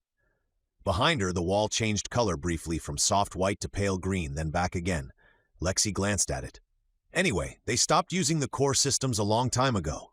Not before damaging the flow. That's how Adam said it. Damaging the flow. They changed the way heat moved inside the planet, or through part of it. I don't understand all of it, but it affected the spin. Earth's spin was already degrading a little. I guess that was known even in our time, but it was supposed to be super slow, like not a problem for forever." Mason's mind sharpened despite the fatigue. The spin, gravity, the length of days, the lighter pull he had felt from the moment he woke. Lexi's voice dropped into the careful tone of a child repeating something learned from someone else. "They say the gravity is different year by year now. Just slightly. Not enough that people notice every morning, but measurable. Adam says his teachers talk about it like weather that never stops changing. The planet is still safe, but not stable the way it used to be." Mason stared at the screen. Not stable. That was the first phrase from this future that sounded truly familiar. "They teach this in school," Lexi continued, "which is weird because it feels like the kind of thing adults should maybe hide until after you are grown." Lexi looked toward someone off-screen. "I have to go soon. They're doing another therapy session, and Adam wants to show me the garden level after. It has butterflies, Dad. Not real ones from our time, I think. Maybe engineered ones. They're smaller and blue, and their wings have these bright edges." I asked if they have monarchs, and Adam said, "What is a monarch?" Which was honestly ridiculous because who doesn't know what a monarch is? Mason's smile faded into something tender and painful. That girl did love butterflies. They said once I'm stronger, I can record longer messages, maybe live sync if the system stabilizes. I don't know what that means exactly, but I'm hoping it means I can talk and you can talk back. I want that. Her face softened. "I really want that," Mason whispered. Lexi leaned closer to the camera. "I know you're coming, but I need you to be careful. So wherever you are, please don't do something reckless." Mason looked down at his bandaged chest, his wrapped ankle, the bruises crossing his arms. Lexi narrowed her eyes at the camera as if she could see him through time and distance. "I mean it," she said. "No reckless dad stuff. I love you," she said. "I'm okay now. I'm really okay." The recording flickered once. "Find me when you can. Not if it kills you. When you can." The file ended. The tent fell into silence. Mason did not move. The screen returned to the file menu, dim and ordinary, as if it had not just changed the shape of his entire life. Outside, Bear breathed against the tent flap. Somewhere in the camp, a guard shifted his spear. The fire beyond the hide wall cracked softly, Mason stared at the dark thumbnail of Lexi's face. They cured her. For months, he had lived with the countdown of her body failing. For weeks before the leap, every conversation had been weighed against the same truth. Less than a year. Maybe. Probably less. Treatment no longer curative. Comfort. Preparation. Options exhausted. They cured her. He should have felt only relief. He did feel relief. It was enormous, too large for his body to contain. It moved through him until he had to press the tablet against his chest and breathe around it carefully. Lexi would live. The little girl who had handed him a paper butterfly and tried to be brave in a hospital gown would live. But relief did not come alone. She was safe, and he was still here. She was healed, and he was lying in a hide tent with a stitched chest, damaged legs, and an army of tribal warriors marching toward a cannibal force that wanted to eat his strength. She was in a white room with doctors, color-changing walls, and a boy named Adam learning history in a school. Mason was in a world of stone-wood shields, yogi fur armor, and people who believed a tablet might swallow their souls through the eyes. The distance between them had never felt stranger. Not just miles. Civilizations? How could both be true? How could a restoration center advanced enough to repair genetic disease exist somewhere east, while GRENDELL'S reach lived behind sharpened logs and fought with spears? How could Lexi's doctors study a capsule battery that might power impossible treatment while Kali's people feared glowing stones as old magic? How could Adam learn about geothermal core systems in class, while only a long march away by Mason's understanding of the map, tribes still raided, starved, and devoured enemies for imagined strength? It did not fit. Mason turned the tablet slightly, looking at the tracker again. Her dot pulsed east. Still there. Still far. He zoomed, but the map data was too damaged to give him what he wanted. Broken terrain, unreliable distances, signal strength instead of roads. The device was making guesses from systems that no longer worked properly, or worked across rules Mason did not understand. Lexi said they were trying to locate his capsule. His capsule was west of his first waking point, hidden somewhere in a forest that might as well be another life now. He powered the tablet down. The glow died. Darkness returned. Mason lay back against the rolled blankets, the tablet resting against his stomach. His chest hurt, his legs hurt, his head hurt from trying to hold too many impossible things at once. But beneath all of it, one truth stayed steady. Lexi was cured. He let himself feel that again. Not the fear, not the confusion, not the questions about Earth's failing spin or the strange geography of future civilization. Just that. His daughter would live. A sound escaped him before he could stop it. Not a sob exactly, but close enough that Bear lifted his head outside the tent. The hide flap shifted. Bear pushed his nose inside, then his whole head, sniffing loudly. Mason wiped his face with one hand. "I'm fine," Bear huffed, unconvinced. "She's okay," Mason whispered. "They fixed her." Bear blinked. "She's really okay." Ariga, the yogi pushed farther in until the tent wall strained around him. Mason set one hand on his broad forehead. Bear's fur was warm under his fingers, rough and alive. For several minutes, Mason stayed that way. Then a voice outside said, "You are speaking to the beast as if he answers." Mason looked toward the entrance. Ingrid stood beyond Bear, mostly hidden by the dark. He could see only the outline of her shoulders and the faint glint of firelight along her braid. "He listens better than Soren," Mason said. "That is not praise. Most rocks listen better than Soren." Bear huffed, perhaps in agreement. Ingrid crouched near the entrance but did not enter. Her eyes moved once to the pack, then back to Mason. "You looked at the glowing stone, yes. Did it bring good news or bad?" Mason looked down at the tablet, now dark in his hands. "Both," he said. Mason swallowed. "They cured her." Ingrid's expression changed in the darkness. It was hard to see, but he heard the difference in her voice when she spoke. "Your daughter?" "Yes." The word came out rough. "She will live?" Mason nodded, then realized she might not see it. "Yes." Ingrid let out a slow breath. "Then tonight is not for fear." Mason almost laughed, but the grief tangled with relief made it impossible. "Feels like fear came along anyway."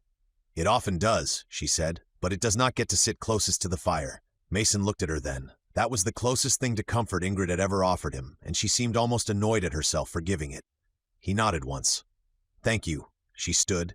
"Do not tell Soren I was kind. He will become unbearable." "He already is, more unbearable." Mason smiled faintly. Secret's safe. Ingrid started to leave, then paused.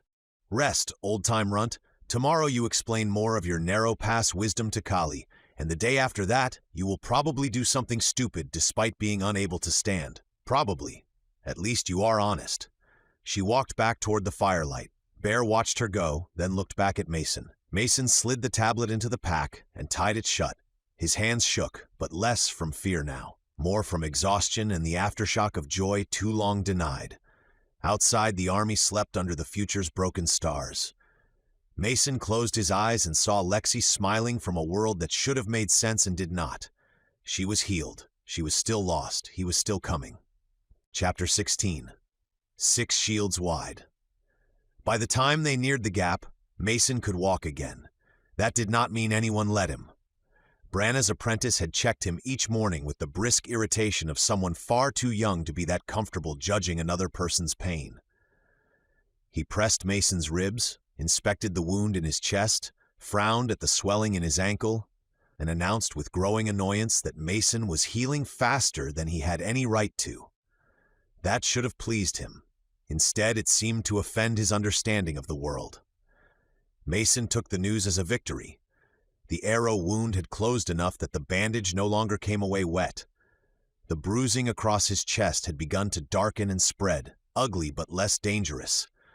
His ankle still ached and his knees complained whenever he stood too long, but he could put weight on both legs. He could move from the cart to the fire without help. He could walk short distances if he did not hurry.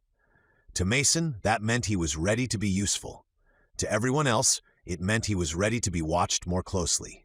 "You will ride," Kali had said that morning when Mason suggested walking with the shield fighters for a while. "I can walk." "Yes." "Then I should." "No." Mason had stared at him. That was the whole discussion? Yes. Ingrid, passing close enough to hear, had said it was one of his better arguments. So Mason rode in the cart while Bear pulled him east.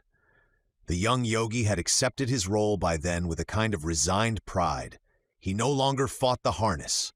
He pulled hard when the road rose and slowed when the cart wheels hit uneven ground. Soren claimed Bear was learning discipline. Ingrid claimed Bear had more discipline than Soren. Eric said nothing but occasionally adjusted the harness when a strap rubbed wrong, which Mason noticed and Bear tolerated. The road became harder as they climbed into the ridge country. The open grasslands behind them gave way to broken stone, narrow trails and slopes where scrub trees clung low to the ground. The air grew cooler. The wind moved differently between the rocks, coming in sudden pushes that carried dust and the smell of mineral water. The army stretched thinner as the path narrowed, forcing carts and fighters into a longer line. Scouts moved ahead more carefully now. Every ridge could hide eyes. Every cluster of stone could conceal a bowman.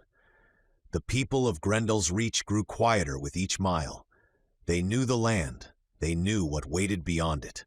Even those who had joked on the first day now walked with their shields closer and their eyes higher. Dagon's shield fighters practiced whenever the column stopped, forming short walls on slopes and in dry stream beds. They had improved. Not enough for Mason's comfort, but enough that the idea had become part of them. Their first instinct was still to break out and fight alone. Their second instinct, increasingly, was to hold. That second instinct might save them. Late on the 7th day, the path widened. Mason noticed the change first in the way the front of the column spread out. Men who had been walking single file began moving into pairs, then groups. The carts stopped jolting as badly. The air opened around them. The stone banks on either side pulled back, and the road climbed toward a broad shoulder of land below the crest.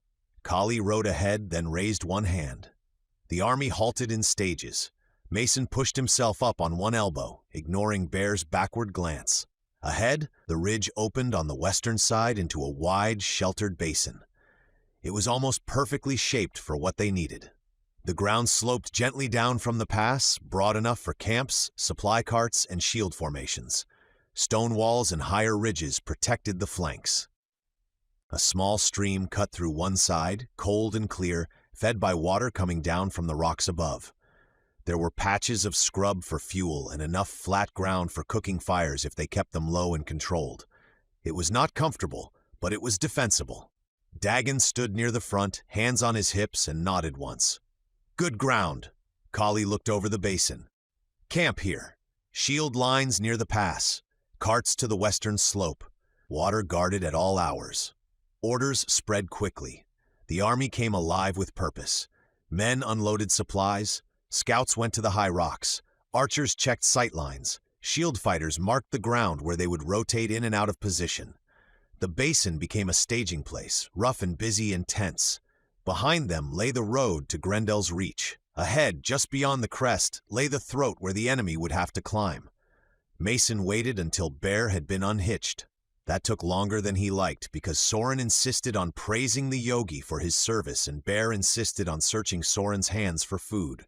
Once the harness was removed, Bear shook himself hard enough to rattle the cart and then wandered to the stream where several warriors moved aside with impressive speed. Mason sat up. Ingrid saw him from 20 yards away. No, I haven't done anything. You are sitting like a man about to do something. I'm going to look at the gap. You are going to fall over in the gap. I'm good at falling carefully. That is not a skill. Mason swung his legs over the side of the cart anyway. His ankle protested, but it held. He stood slowly, using the cart rail until the first wave of dizziness passed. The week had done him good, even if no one wanted to admit it. He was weak compared to how he had been before the arrow, before the wall, before carrying Kale through the gate. But he could stand. He could walk. His body was healing faster in this light gravity than he would have expected in his own world. Ingrid watched him cross the first few steps, then shook her head as if his survival personally offended her. Take the shield, she said. I'm just looking. Men are often killed while just looking. Mason looked toward the snake-face shield tied to the cart, then decided arguing was not worth the energy. He took it. The weight tugged at his still sore arm, but the familiar grip steadied him. His sword hung at his side. His pack rested over one shoulder, lighter than it had once felt and more important than ever. He made his way toward the crest. No one stopped him. That surprised him until he noticed Kali watching from near the center of the basin. The chief said something to Dagon, then turned away, allowing it without formally allowing it. That was good enough. Mason walked on. The last stretch rose harder than it looked. By the time he reached the top, his breath had shortened and sweat had gathered beneath his shirt. The wind struck him full in the face as he stepped onto the peak of the pass. Then he saw the gap. It was perfect. The path cut through a high wall of stone as if some ancient giant had driven an axe into the ridge and left a narrow wound behind. Sheer rock rose on both sides, not smooth but steep enough that climbing under fire would be nearly impossible. The ground between the stone walls was uneven and hard, a rising path of packed dirt, embedded rock, and gravel. At its narrowest point, 6 or 7 people could stand shoulder to shoulder, 8 at most if they were smaller or willing to press hard. Beyond that, the path dipped east. The valley below opened in long folds of green and brown. A stream flashed silver where it wound through the lower ground. The enemy would have to climb toward the pass along a route that bent just before the throat, meaning the defenders could control how many reached the line at once. The stone walls would protect the flanks. Archers could stand on ledges above if they were careful. Stones could be dropped. Spears could be braced. The shield wall could hold here in a way it never could have held in open ground. Mason stood alone at the top and let himself feel the brutal simplicity of it. This place could save them. It could also become a grave. He walked a few steps into the throat itself and placed one hand against the stone wall. It was cool beneath his palm. The wind funneled through the gap, tugging at his shirt and carrying the sound of the camp behind him in broken pieces. Voices. Cartwheels. Dagon shouting about shield spacing. Bear roaring at someone, probably because someone had tried to move him from the stream. Mason looked east. Somewhere beyond that valley, Lexi was alive, cured. The thought still had the power to make his knees weak for reasons that had nothing to do with injury. He had replayed the third video twice since it downloaded and forced himself not to watch it a third time. Battery mattered. The tablet's power had to last. But Lexi's face, healthier and brighter, had stayed with him so clearly that he did not need the screen to see her. They cured her. He still struggled to believe it. He pulled the tablet from his pack. The act was automatic now, though he still glanced behind him first. No one stood close. The camp lay below the crest, busy with preparation. The throat itself was empty except for him, shield leaning against his leg, tablet in both hands. The wind was strong enough that he turned his body to block it before powering the device on. The screen glowed. Mason lowered the brightness and opened the tracker. For a second, he thought the map had malfunctioned. The dot was wrong. Lexi's marker no longer sat on the far edge of the display. It was inside the map radius. Mason stared. His own marker pulsed near the western edge of the screen. Lexi's pulsed east of him, not close enough to reach by afternoon. Not close enough to shout to, but close. Infinitely closer than it had appeared before. It was no longer pinned to the unreachable border like a promise always retreating. It sat within the same visible field, a fixed point in relation to him, separated by terrain and distance he could actually measure. Mason's hand tightened around the tablet. "What in the world?" he whispered. He zoomed out, then in. The marker stayed, the relative distance recalculated. A broken number flickered in the corner, unstable but present. The last time he had checked, the dot had seemed to sit firmly at the edge of the screen. It had done that every time. No matter how long they marched, no matter how many miles the army covered, the marker barely seemed to move. Mason had assumed that meant Lexi remained many days, maybe weeks, beyond him. Now he understood. The dot had been fixed at the edge because she had been outside the screen's display radius. It was not showing distance properly. It had been showing direction. Only direction. The designers, whoever they were, had decided that when a target was beyond visible range, the tracker would pin the marker to the edge rather than clearly state that it was off-map. Maybe there had once been other information in the interface. Maybe full systems would have displayed scale, distance, and warnings. Maybe the broken connection had stripped those away. It did not matter. He had misunderstood the tool because the tool was flawed, or broken, or both. Mason stared at the screen, anger rising so fast it almost overtook the relief. "If I ever could go back in time," he said through clenched teeth, "I would throttle every designer who touched this thing." The wind took the words. Lexi was closer. Much closer. He had thought she was many days beyond the ridge, maybe far past enemy territory, maybe beyond any hope of reaching quickly. But from this height, from this pass, the tracker showed her within range, close enough that the world itself seemed to shift under him. He turned east again, raising his eyes from the screen to the valley. For the first time, he tried not to look at the landscape as wilderness. He searched it. Far below, the valley rolled outward and then dipped toward a line of dense green. Beyond that, faint in the distance, he saw shapes that did not fit. At first, he thought they were hills, then he looked longer. They were too narrow, too vertical. The sides were irregular, but not natural. Columns of green and brown rose from the far side of the valley, clustered together in strange formations. Vegetation covered them in heavy sheets. Trees grew from ledges. Vines or hanging growths blurred the edges. But underneath the living cover were shapes too straight, too tall, too deliberate. Not hills, columns, towers. An ancient city, covered in green, broken by time, standing where Lexi's marker seemed to point, or near enough. A cold thought moved through him. How could her restoration center be there? A place of white rooms, doctors, color-changing walls, and school lessons about energy systems. A place that cured genetic disease. A place trying to locate him with recovery drones or transports. How could that exist near a dead city wrapped in vegetation and feared by tribes as the land of undying? The screen pulsed in his hand. Lexi's marker remained. Mason looked from the tablet to the distant columns and back again. The pieces did not fit. They had never fit. He had known that. But here, on the ridge, with both the marker and the visible ruins before him, the contradiction became impossible to ignore. Behind him, a voice called out, "Are you done looking at your magic stone now?" Mason nearly dropped the tablet. He turned sharply, pain flashing across his ribs. Eric stood several yards back at the western edge of the throat. He had one hand raised, palm outward, as if to signal that he had stopped at a safe distance. His bow hung at his shoulder, and his expression was as flat as ever, though his eyes were fixed pointedly somewhere above Mason's hands and not on the screen itself. I do not want it to steal my soul if I walk up there, Eirik said. Mason stared at him. Then he powered the tablet down and tucked it into his pack. It doesn't steal souls. That is what a soul-stealing stone would want you to say. Mason let out a breath that almost became a laugh. Fair.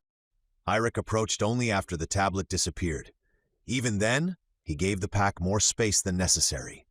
He came to stand beside Mason at the peak, eyes moving first over the gap, then out across the eastern valley. It is good ground, Eirik said. It's perfect. Mason looked east again toward the green-brown columns. What is that? Eirik followed his gaze. For a long moment he did not answer. Mason noticed the change in him. Eirik's posture tightened. Not fear exactly, not the readiness he showed when danger was near. This was older than that, deeper, the kind of response built by stories told since childhood. You see them? Mason asked. What are they? Eirik's jaw worked once before he spoke. The dead city. Mason waited. Eirik kept his eyes on the distant shapes. It lies in the undying lands. The wind seemed colder in the gap. Mason looked from the columns to Eirik. People live there? No. You're sure? No one who goes there returns. That doesn't mean no one lives there. Yes, it does. Mason thought of Lexi's video. Her white room, Adam, doctors, the garden level with butterflies. If the marker pointed toward those columns, or beyond them, then someone lived there. Someone advanced enough to cure her. Someone not understood by the people of GRENDELL'S reach. Eirik continued, voice lower. Tales say it was a city from the Bright Age. Maybe the greatest. Maybe the last. The stories do not agree. What do they agree on? That evil came from there. Mason looked at him. Eirik's face remained hard, but his eyes were distant now, fixed on something he had never seen except through fear passed down by generations. The great witch of legend arrived there, Eirik said. The one who brought the first death that would not die. The one who opened the old places and taught men how to remain when their bodies should have returned to earth. Some stories say she fell from the sky in a burning shell. Some say she walked out of a stone door beneath the city. Some say she was not a woman but wore one because men listen more easily to familiar shapes. Mason's mouth went dry. A woman arriving in a burning shell, or something like it. Could that be a memory of a capsule, a corrupted story of someone from before, or something else entirely? Eirik went on. It is where death was born. Death was born everywhere, Mason said quietly. Not that death. Mason understood. Blue blood, undying, old places, men who did not die properly. A fear so deep that even Kali's fiercest warriors did not speak of it lightly. Eirik pointed toward the distant columns. The death that washed over the world began there, if the old songs are true. Cities fell, rivers spoiled, the sky burned in places. Men who should have died walked again. Some ruled, some fed, some waited beneath stone. Our people fled west before my father's father's father had a name. We built walls, we learned not to follow lights in the east. His daughter was alive because of the people or machines connected to that place. She had been cured by doctors whose existence the Reach would interpret as witchcraft or undying power. The tracker pulsed toward a land Eirik believed no one returned from. What if the stories are wrong? Mason asked. Eirik looked at him. Stories are always wrong in small ways. And big ones. Sometimes, Eirik said. But enough people died for these stories that I do not hurry to correct them. Mason looked again at the columns. From this height they seemed almost peaceful beneath the green. Sunlight touched their upper edges. Birds moved near them, tiny dark specks circling broken towers. The valley between the pass and the old city looked open in places, tangled in others. Beautiful, if a man did not know what men had learned to fear. But fear did not change the marker. Lexi was east, close enough now that the screen admitted it. Mason felt the first clean pull of urgency since seeing the third video. Not the blind panic of distance, something sharper, measurable, dangerous because it had shape. He could almost see where he needed to go. Eirik watched him. Your daughter lies that way. Mason did not answer immediately. The lie would have been easier. The truth had become heavy enough to bend under its own weight. Yes, he said. Eirik looked back at the columns. Then your road is worse than we hoped. Below them, the camp continued forming. Men placed shield racks near the pass. Archers climbed toward ledges. Dagon shouted about front rank rotations. Ingrid walked the basin, checking the ground with the same sharp attention she gave everything. Kali stood near the center of it all, a chief preparing to gamble his people's survival on a narrow place in the stone. Mason looked down at the throat, then he looked east again to the green columns of the old city. "Eric," he said. "Yes?" "If I survive this battle, I'm going there." Eric's face did not change. "I know," he said. "You think I'm a fool." "I do," Mason nodded. "But," Eric added after a moment, "if my brother were there, I would go." Mason looked at him. "If Ingrid were there," Eric said more quietly, "I would already be walking." The words stayed between them, honest and unguarded for once. Mason did not use them against him. Eric seemed to realize what he had admitted and looked away toward the camp. "Do not tell Soren. About Ingrid, about anything. He makes truth noisy." Mason nodded. "I won't." The two men stood together in the gap, looking toward the undying lands and the dead city that might not be dead at all. Behind them, Grendel's Reach prepared its shield wall. Ahead of them, Lexi waited somewhere inside a mystery large enough to frighten nations.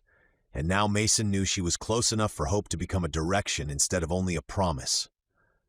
The fires appeared after midnight. He had been sitting near the mouth of the gap, wrapped in a cloak that did little to stop the wind, watching the dark valley below, while the camp behind him slept in turns. The pain in his body had settled into the kind that did not shout anymore, because it no longer needed to. His chest ached with every breath, his ankle throbbed, his knees ached when the cold got into them. Standing too long had become work. Sitting too long had become its own punishment. He had been thinking of Lexi. That had become the shape of every quiet hour. Then the first orange point had appeared far down in the valley, then another, then 10, then 100. Mason pushed himself upright against the stone wall, ignoring the sharp complaint in his chest. More lights bloomed across the lower ground, one after another, spreading in uneven clusters along the valley floor and into the dark folds beyond. Campfires, torches, cook flames, watch flames, too many to count. The night did not fill with one army. It filled with a moving city made of fire. Behind him, Eric stepped out of the darkness without a sound. Mason had stopped being startled by that, mostly. "You see them," Eric said. Mason did not answer right away. He had seen armies before, though not like this. He had seen convoys lined out across desert roads, base camps glowing under floodlights, vehicles and tents stretching farther than felt reasonable. But there had been structure to those. Machines, radios, engines, rules that at least pretended to organize chaos. This was different. The fires down in the valley looked ancient and endless. They belonged to men who had walked here with blades and hunger, men who believed strength could be stolen from dead flesh. The numbers made Mason's stomach tighten. "How many?" he asked. Eric stood beside him, eyes narrowed against the dark. "Thousands," Mason swallowed. "Plural." "Yes. Any chance some of those are decoy fires?"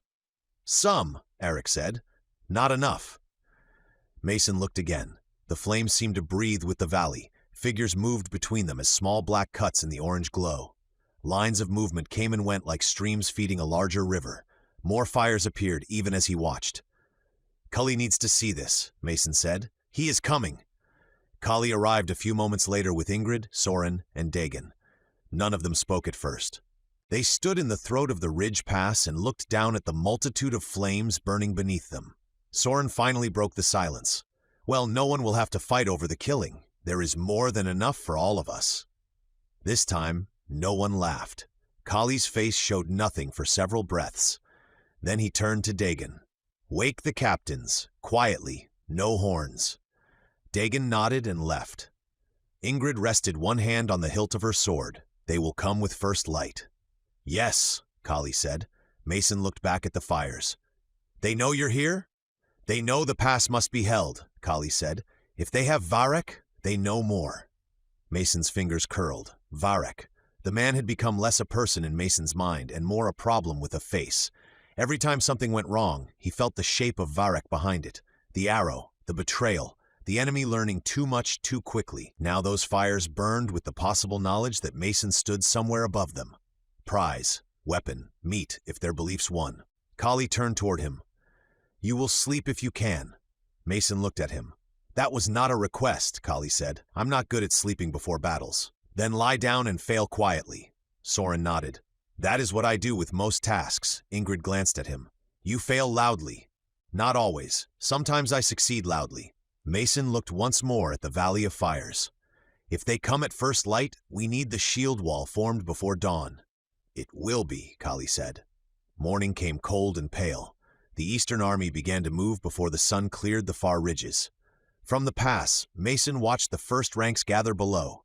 They rose from the valley in long, dark lines, leaving the burned-down campfires behind like a field of dying embers. As the light strengthened, the scale became worse. The fires had suggested numbers. Daylight confirmed them. Thousands. Not one clean formation, but many bodies grouped by chiefs, banners, painted hides, and bone standards. They moved with a rough order, pushing toward the climbing road that would bring them to the ridge throat. Some carried round shields, others bore long spears, hooked blades, axes, clubs, slings. Mason saw painted faces and bone armor. He saw men wearing strips of hair braided into their belts. He saw standards topped with skulls that might have belonged to animals but might not. Behind the front ranks came more, and behind those, more still. It was like watching the valley itself send men upward. Mason stood near the rear of the prepared line, because Kali had ordered it and because everyone else had agreed too quickly for Mason to argue. The shield wall filled the throat before him.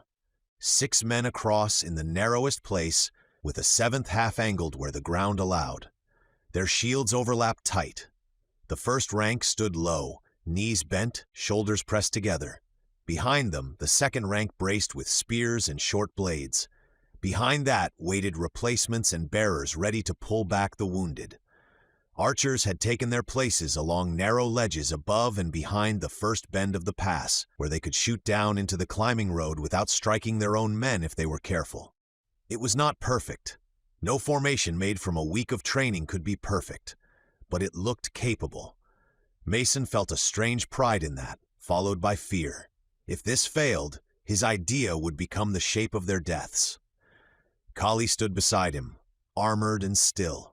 Ingrid was a few steps ahead and to the side, close enough to the line to respond if needed. Eirik stood near the archer's access path, bow in hand.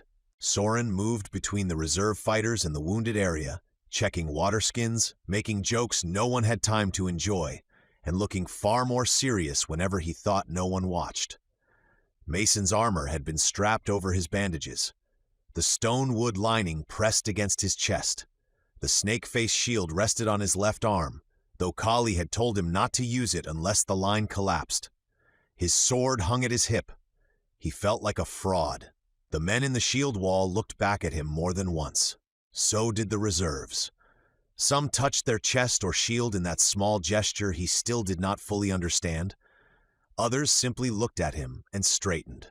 To them, he was not a man fighting the urge to sit down before his legs betrayed him.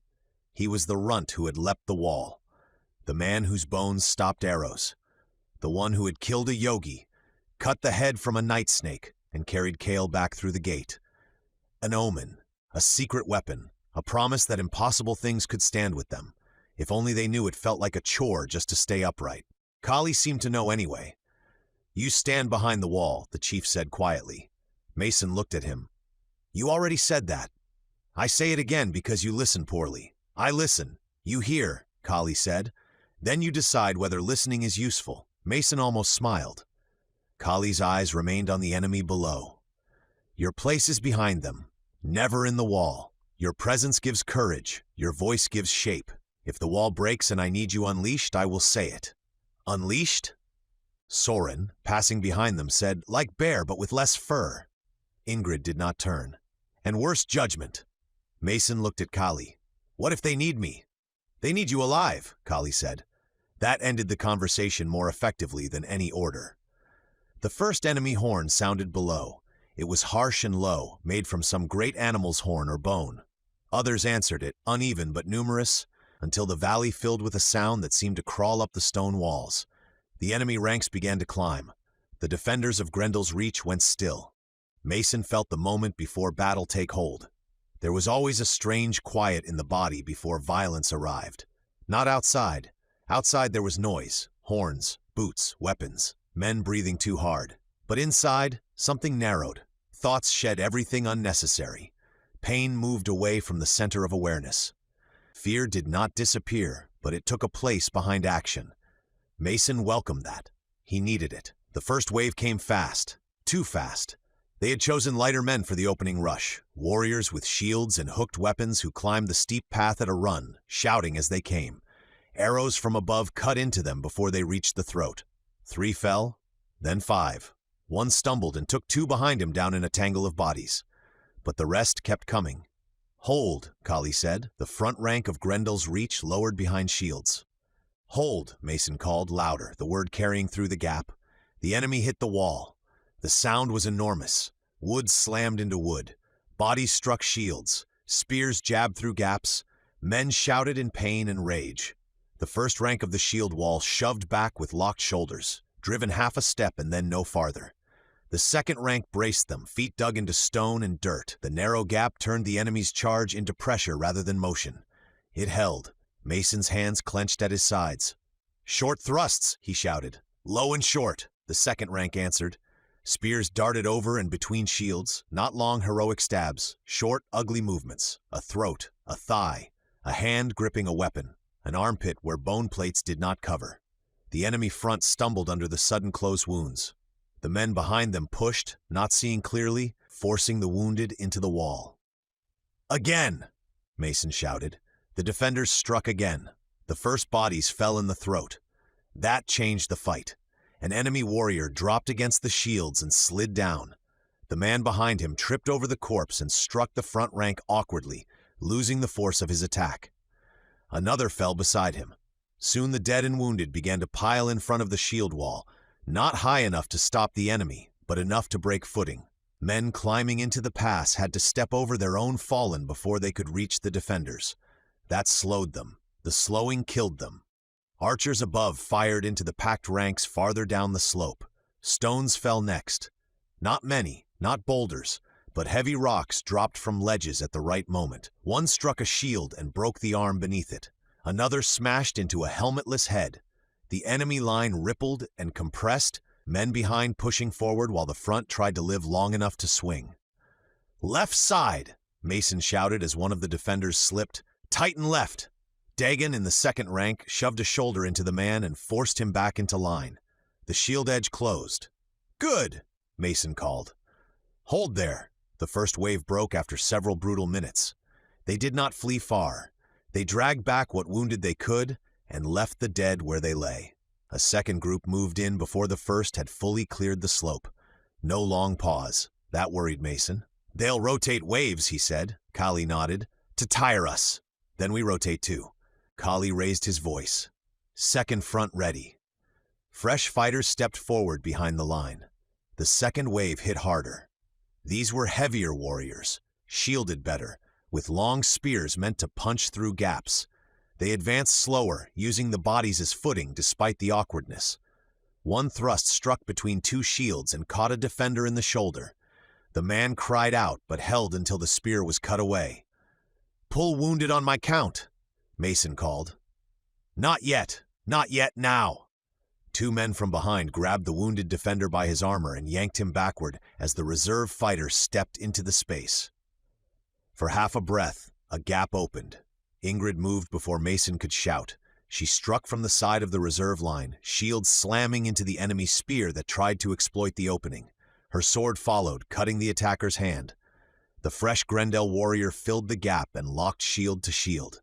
"Good swap," Mason shouted. "That's how you do it." The wall held. Again and again the enemy came. The pass became slick with blood. The bodies in front of the wall piled higher until the attackers had to climb over them, losing balance as they tried to strike downward at defenders who braced from steadier ground. The shield wall took dents, cracks, and splintered edges. Men in the front rank shook with exhaustion after only minutes under the pressure. Mason called rotations whenever the line loosened. "Center 2 out. Fresh shields forward. Brace the right. Spears over. Not high. Over and down. Close that gap." His voice became raw. The warriors listened. That was the part that saved them. Not Mason's strength, not legend. Listening, obeying quickly, trusting the line when instinct screamed to break away. More enemy bodies fell. More took their place. Mason lost count of waves, the sun climbed, the pass filled with heat, stink, and noise. Blood ran down the slope in thin red lines that mixed with dirt and dust. Arrows ran low on one ledge, and Eric ordered bundles moved up without waiting for Kali. Soren carried water to the reserves and returned with a bloody nose, claiming a dead man had rudely struck him after falling. Ingrid fought at the edges of every dangerous moment, appearing wherever the wall needed one sharp blade and a violent answer. Mason's pain disappeared for long stretches. Then it returned all at once whenever he turned too fast or shouted too hard. His chest burned beneath the armor. His legs trembled from standing. Several times Kali told him to sit. Several times Mason nodded and did not. Then the wall almost broke. It happened near the center right, where the ground dipped slightly beneath the defender's feet. A heavy enemy warrior with a two-handed axe slammed into the front shield hard enough to split the wood. The man behind him drove a spear through the break and caught the defender in the ribs. The wounded Grendel fighter folded. The man beside him tried to compensate, but his shield turned too far. Another enemy hooked the rim and pulled. A gap opened. Small. Fatal. Mason saw it. "Center right," he shouted. Dagan moved, but he was blocked by the wounded man being pulled backward. A reserve fighter rushed to fill the space and slipped on blood. The enemy saw the weakness and surged toward it with a roar. Mason stopped thinking. He grabbed the snake-face shield and charged. Or tried to. His first steps were more stagger than run, but momentum carried him forward. Pain flared through his legs. His hand went to his sword. The old clean battle focus took him. Gap. Stop them. Nothing else mattered. 3 bodies hit him from the side. Eric caught his left arm. Soren grabbed him around the waist. Ingrid seized the back of his armor with both hands and dug her heels into the ground. "No!" Ingrid snarled. Mason strained against them, eyes locked on the gap. "They're breaking! Trust them!" Eric snapped. They know their duty," Ingrid said, pulling harder. Mason shoved forward anyway. Even weakened and battered, even half-healed and shaking from pain, he nearly dragged all 3 of them with him. Soren cursed as his boots slid. Eric wrapped both arms around Mason's shield arm and leaned back with all his weight. Ingrid planted one foot against a stone and hauled on Mason's armor like she meant to tear it off him. "Mason?" Kali's voice cut through the roar. "Stand down!" That was enough to reach through the fog. Mason stopped pushing. Not because he wanted to, because the wall answered. Dagan roared something Mason could not hear. The second rank surged forward. One man stepped over the fallen reserve fighter and slammed his shield into the gap. Another drove a spear into the face of the axe warrior. Ingrid's earlier drills showed in the movement. The line tightened, ugly but fast. A fresh fighter shoved in from behind, taking the place of the wounded man. The broken shield was dragged back. 2 spears thrust together through the restored seam. The weakness vanished. The enemy surge broke against closed wood. Mason stood frozen, breathing hard, held by 3 people who clearly did not trust him yet. Soren's face was near his shoulder. "You are very difficult to restrain." Mason swallowed, eyes still on the wall. "Let go." "No," Ingrid said. "I'm not going." "You say that now because we are holding you." Eirik did not release him either. The wall held. Mason stared at the line. It had. Without him. The realization settled through the battle fever slowly and painfully. He had taught them. They had learned. The point had never been for him to save every gap with his body. The point was for the wall to live even when he was not in it. Kali stepped beside him. His eyes never left the fight. "You wanted them to trust the wall." Mason nodded once. "Then you must trust it too." Mason exhaled through clenched teeth. Only then did Ingrid release the back of his armor. Eirik let go of his arm. Soren stepped away but remained close enough to grab him again if needed. "I hate when good advice comes from other people," Mason muttered. Soren patted his shoulder. "You should be used to it by now." The enemy attack weakened after that. Not at once. They threw themselves against the wall for another stretch of hard fighting, but the momentum had changed. The failed break had cost them. Too many bodies lay in the throat now. Their front ranks struggled to climb over the dead and wounded, and the men behind could not see what stopped them. Orders from below came muddled through the tight pass. A horn sounded once, then again, the Eastern warriors began to pull back. At first, Mason thought it was another rotation, but the movement continued down the slope. The pressure on the shield wall eased. Spears stopped thrusting. The last few attackers dragged wounded men back by the arms or simply abandoned them when arrows fell too close. "Hold!" Mason shouted before anyone could cheer. His voice cracked on the word. "Do not chase!" Degan repeated it louder. "Hold the wall." The defenders stayed in place. That restraint may have saved them from a trap. Mason did not know. He only knew that tired men seeing an enemy retreat often wanted to believe the fight was over. It was not over. The enemy pulled back down the slope, regrouping beyond easy arrow range. Their dead remained in the throat, piled in broken positions before the wall. The smell hit harder once the noise faded. Blood, open bodies, sweat, dirt, fear.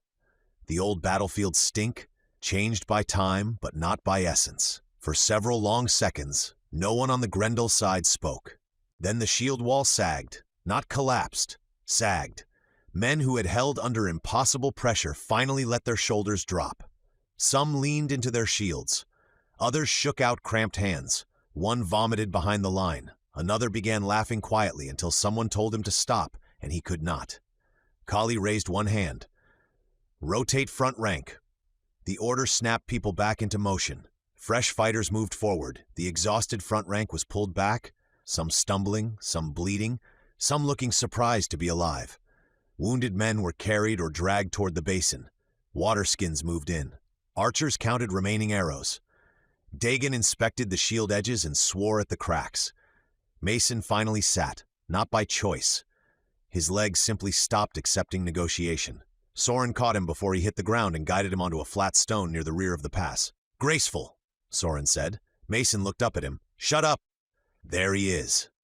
Ingrid crouched in front of Mason and looked at his face, then his chest, then his hands. "You nearly ruined your own plan." "I know." That seemed to surprise her more than an argument would have. Eirik stood beside them, watching the enemy below. "They will come again." "Probably soon," Mason said. Kali approached, his armor marked by dust and blood, though Mason had not seen him enter the fighting. The chief looked from Mason to the shield wall and then down the pass toward the regrouping army. "The wall held," Kali said. Mason nodded. "Your strange dead men with shields knew something." "Vikings," Mason said. Kali glanced at him. "The strange dead men. They were called Vikings." Soren frowned. "That is an ugly word. They were an ugly people to fight." Ingrid stood and looked toward the line of tired warriors being rotated back. "Today, ugliness served us." Mason followed her gaze. The men and women of Grendel's Reach were bloodied, shaken, and alive. The enemy had come with thousands. The first waves had broken against a wall, 6 or 7 bodies wide. A reprieve, not victory, not yet. Mason looked down the slope where the enemy reformed among their banners and bone standards. Somewhere behind them, beyond the valley, Lexi's marker pulsed inside a dark tablet hidden in his pack. Somewhere east, the old city waited under green mounds and impossible questions. The enemy horn sounded again, lower this time. The regrouping had begun. Mason forced himself to stand before anyone could tell him not to. His legs shook, but they held. "Water," he said. "New shields in front. Spears ready. Archers can serve until they bunch again." Kali looked at him for a moment, then nodded to Dagan. The orders spread. Mason stared down the pass at the army below. The first assault had failed. The next one would be smarter. Chapter 17, The Road We Make. The reprieve lasted long enough for the smell to catch up. During the fight, Mason had noticed it only in pieces. Blood, sweat, torn earth. The hot, metallic air that came when bodies opened and men kept fighting anyway. Afterward, with the enemy pulled back down the slope and the shield wall rotating fresh fighters into place, the full weight of it settled into the throat of the pass. The dead lay piled before the shield wall. Some were sprawled across the narrow path where they had fallen. Others lay half on top of one another, twisted by the pressure of men behind them trying to climb through the same space. Shields were cracked beneath bodies. Spears jutted at broken angles. Blood ran between stones and into the ruts of the path, darkening the dust. A few of the fallen still moved. That was the part Mason hated most. Not because he had never seen dying men. He had. More than he wanted to remember. But there was something different about a battlefield after a line held. The fight had moved on, but the bodies had not. They remained where the living needed to work around them. Kali stood near the rear of the pass, speaking with Dagon and Ingrid. The chief's face was hard with calculation. Whatever relief had come from the wall holding, he did not let it linger. The enemy was below. The next charge could come at any moment. Everything had to be used, even the dead. "Send the boys," Kali said. Mason looked at him. Several younger boys, most between 12 and 15 by Mason's guess, had been waiting near the supply carts with baskets and short blades. Mason had noticed them earlier but assumed they were runners, water carriers, helpers kept away from the worst of the fighting. At Kali's command, they straightened. None looked eager, exactly, but none shied away either. Dagon nodded to them. "Arrows first, blades next, shields if they can be pulled free. Leave the bodies where they lie." The boys moved toward the pass. Mason pushed himself off the stone where he had been sitting.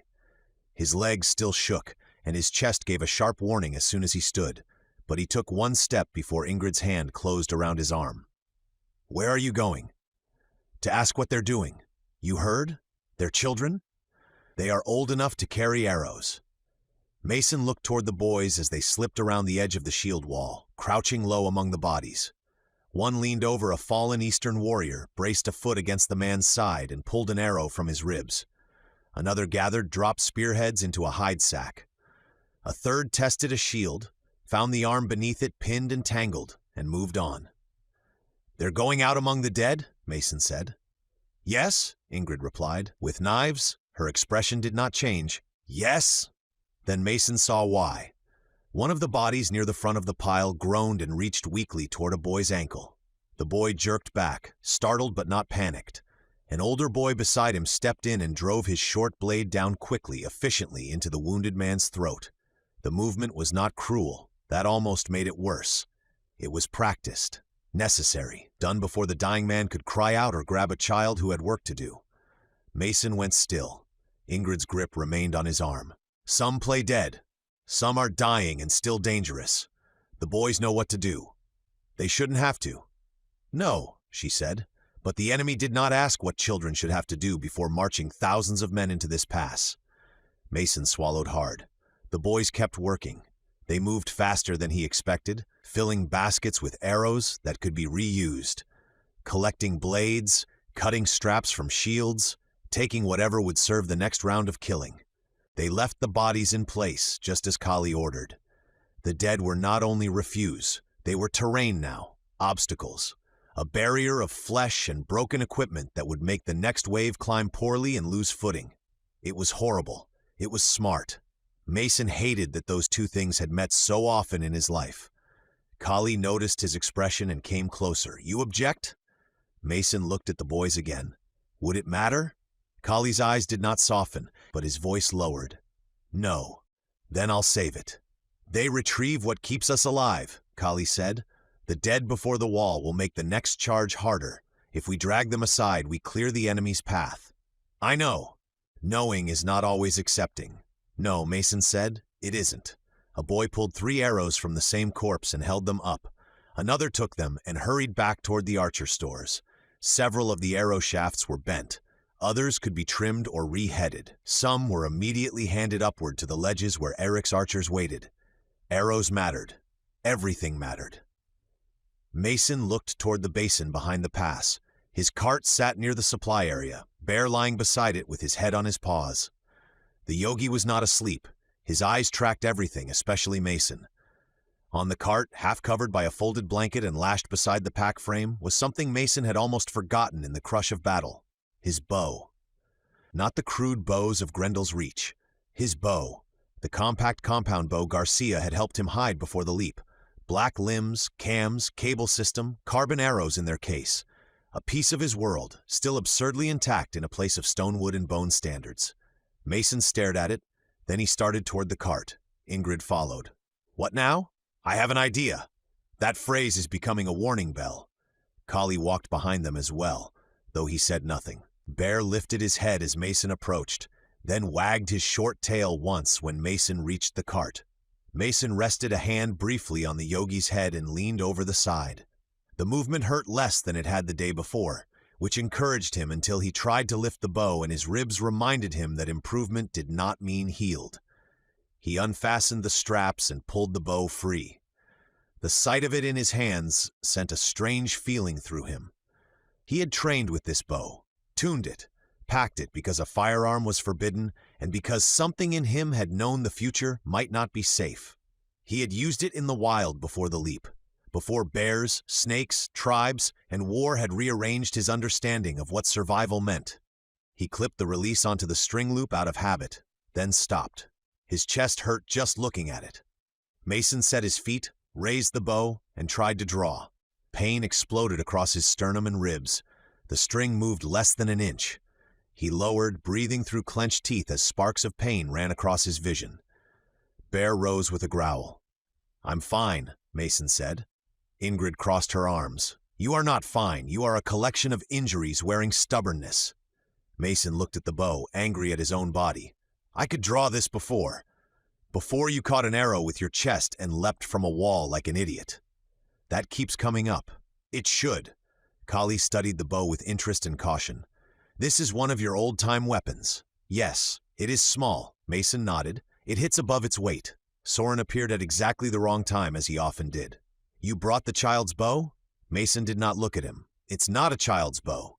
It is very small. So am I, apparently." "Yes, but you kill large things. Perhaps the bow does too." Eric came down from the archer ledge, drawn by either curiosity or Soren's voice, which carried farther than any horn. His gaze fixed on the compound bow. He looked at the cams, the limbs, the cables, the arrow rest. Not fear, not the same superstitious caution he gave the tablet. This was a weapon, strange but understandable enough to interest him. Mason turned it over in his hands. The draw weight was still set high. Not impossibly high by his old standards, but high enough that with his damaged chest he could not pull it. Before the injuries he could draw it. Not easily, but smoothly due to practice. But the draw weight could be adjusted. He looked at Eirik. "Can you use a bow?" Mason asked. Eirik gave him the kind of look that made Soren grin. "Careful," Soren said. "He becomes sensitive when insulted." Mason shook his head. "Not that way. I mean this kind." "No," Eirik said. "No one uses that kind. I can lower the draw weight." "The what?" "How hard it is to pull." Eirik's mouth tightened with skepticism. "If you cannot pull it, why would I?" "Because I'm injured. And because it is a child's bow," Soren added helpfully. Mason ignored him again and sat on the edge of the cart. "Bring me the tool roll." Soren leaned toward Eirik. "He has tools for his child's bow." "I heard you. I intended that." Mason pulled the small adjustment tool from his kit and began working on the limb bolts. His hands moved slower than usual. Pain made him clumsy. The bow had survived the leap, the forest, the cave, the night snake, and the march, but he treated it with care anyway. He backed down the weight evenly, counting turns, testing the limb tension by feel. He would have preferred a scale. He would have preferred a workbench. He would have preferred not doing field adjustments while an army of cannibals regrouped below. You used what you had. Eirik watched every motion. "This changes the strength of it?" he asked. "Some. The cams still let it hold differently at full draw. Once you get past the hardest part, it lets off. You can aim longer without holding the full weight." Eirik frowned. "That is cheating." "Yes, good." Mason smiled faintly. When he finished, he held the bow out. "Try." Eirik accepted it cautiously. The weapon looked strange in his long hands, almost toy-sized. Soren saw that and began laughing. "Oh," Soren said, "this is wonderful." Eirik gave him a flat look. "No, truly," Soren continued, "the great silent hunter of Grendel's Reach, slayer of ridge elk and breaker of hearts, armed with a child's crooked twig." Eirik lifted the bow slightly. "Would you like to stand down range?" Soren stopped laughing. "I respect all weapons equally." Mason handed Eirik the release and showed him how to clip it, then adjusted his grip. "Don't wrap your fingers around the string. Use the release. Anchor near your jaw. Peep sight there. Front sight there." Eirik listened without the slightest visible impatience, which made him a better student than most men Mason had trained with in his life. He raised the bow, drew. The first pull surprised him. The bow resisted, then rolled over into let-off as the cams turned. Eirik's eyes narrowed sharply. He held at full draw with sudden understanding. "It changes," he said. "Yeah, it becomes easier. At full draw." Eirik aimed toward a dead stump near the cart, one that had been used earlier for chopping kindling. Mason handed him one of the carbon arrows. "Careful," Mason said. "These arrows are made for this bow. Don't lose them if you can help it." Eric knocked it awkwardly at first, corrected after Mason guided him, then raised the bow again. Soren stood off to the side, watching despite himself. Eric released. The bow snapped, quieter than the reach bows but sharper, more mechanical. The arrow crossed the space in a blur and punched through the stump. Not into it, through it. Most of the shaft vanished out the far side, leaving the fletching trembling on the near face. Everyone went quiet. Soren walked to the stump, peered at it, then looked back. "That," he said, "is a very mighty child's bow." Eric's expression changed slowly. He was trying not to look impressed, failing. Mason leaned back against the cart, tired from even that small effort. "None of your bows can do that." Eric looked at the bow in his hands. "No." "Can you shoot it?" Eric looked at the stump again. "Yes. It'll take practice. The sight picture is different. The release is different. You can't dry fire it. Don't pull without an arrow. You could damage it." Eric listened to every word. Mason took a breath, then said, "You can have it." Eric looked at him. "As a gift," Mason added. Soren's eyebrows rose. Ingrid, who had remained quiet behind them, shifted slightly. Eric held the bow out at once. "No," Mason frowned. "Things are not free. It's a gift. That is a pretty word for debt." "No," Mason said. "It's me giving you something because I want you to have it. That is not how the world works. It is sometimes." Eric's face remained hard. Not with weapons, not with things of power. Mason looked at the bow, then at him. "You've helped me since the cave. You and Soren both. You brought me to the Reach. You helped protect my pack. You're helping me get close to my daughter. If debts matter, then I owe you." Eric stared at him. Soren's joking expression faded. Mason continued. "I can't use it right now. You can. You're the best archer here. If that bow can keep more of your people alive, then take it. If it makes you feel better, call it payment." Eric looked down at the compound bow. Then he shook his head slowly. "I am fairly certain the debt runs the other way. It will be an adjustment," he said, "to shoot something so small. But," Eric added, eyes returning to the stump, "small does not mean weak." Mason held his gaze. "No, it doesn't." Eric inclined his head once. "Not quite, thanks. Something more formal." Then he slung his old bow aside and took the compound bow like a man accepting responsibility rather than a possession. Before anyone could say more, the horn sounded below. The second wave was forming. This time, the enemy did not rush recklessly. They had learned from the first assault. Mason saw it in the way they gathered down the slope, out of easy arrow range, their leaders moving among them with gestures sharp enough to carry command.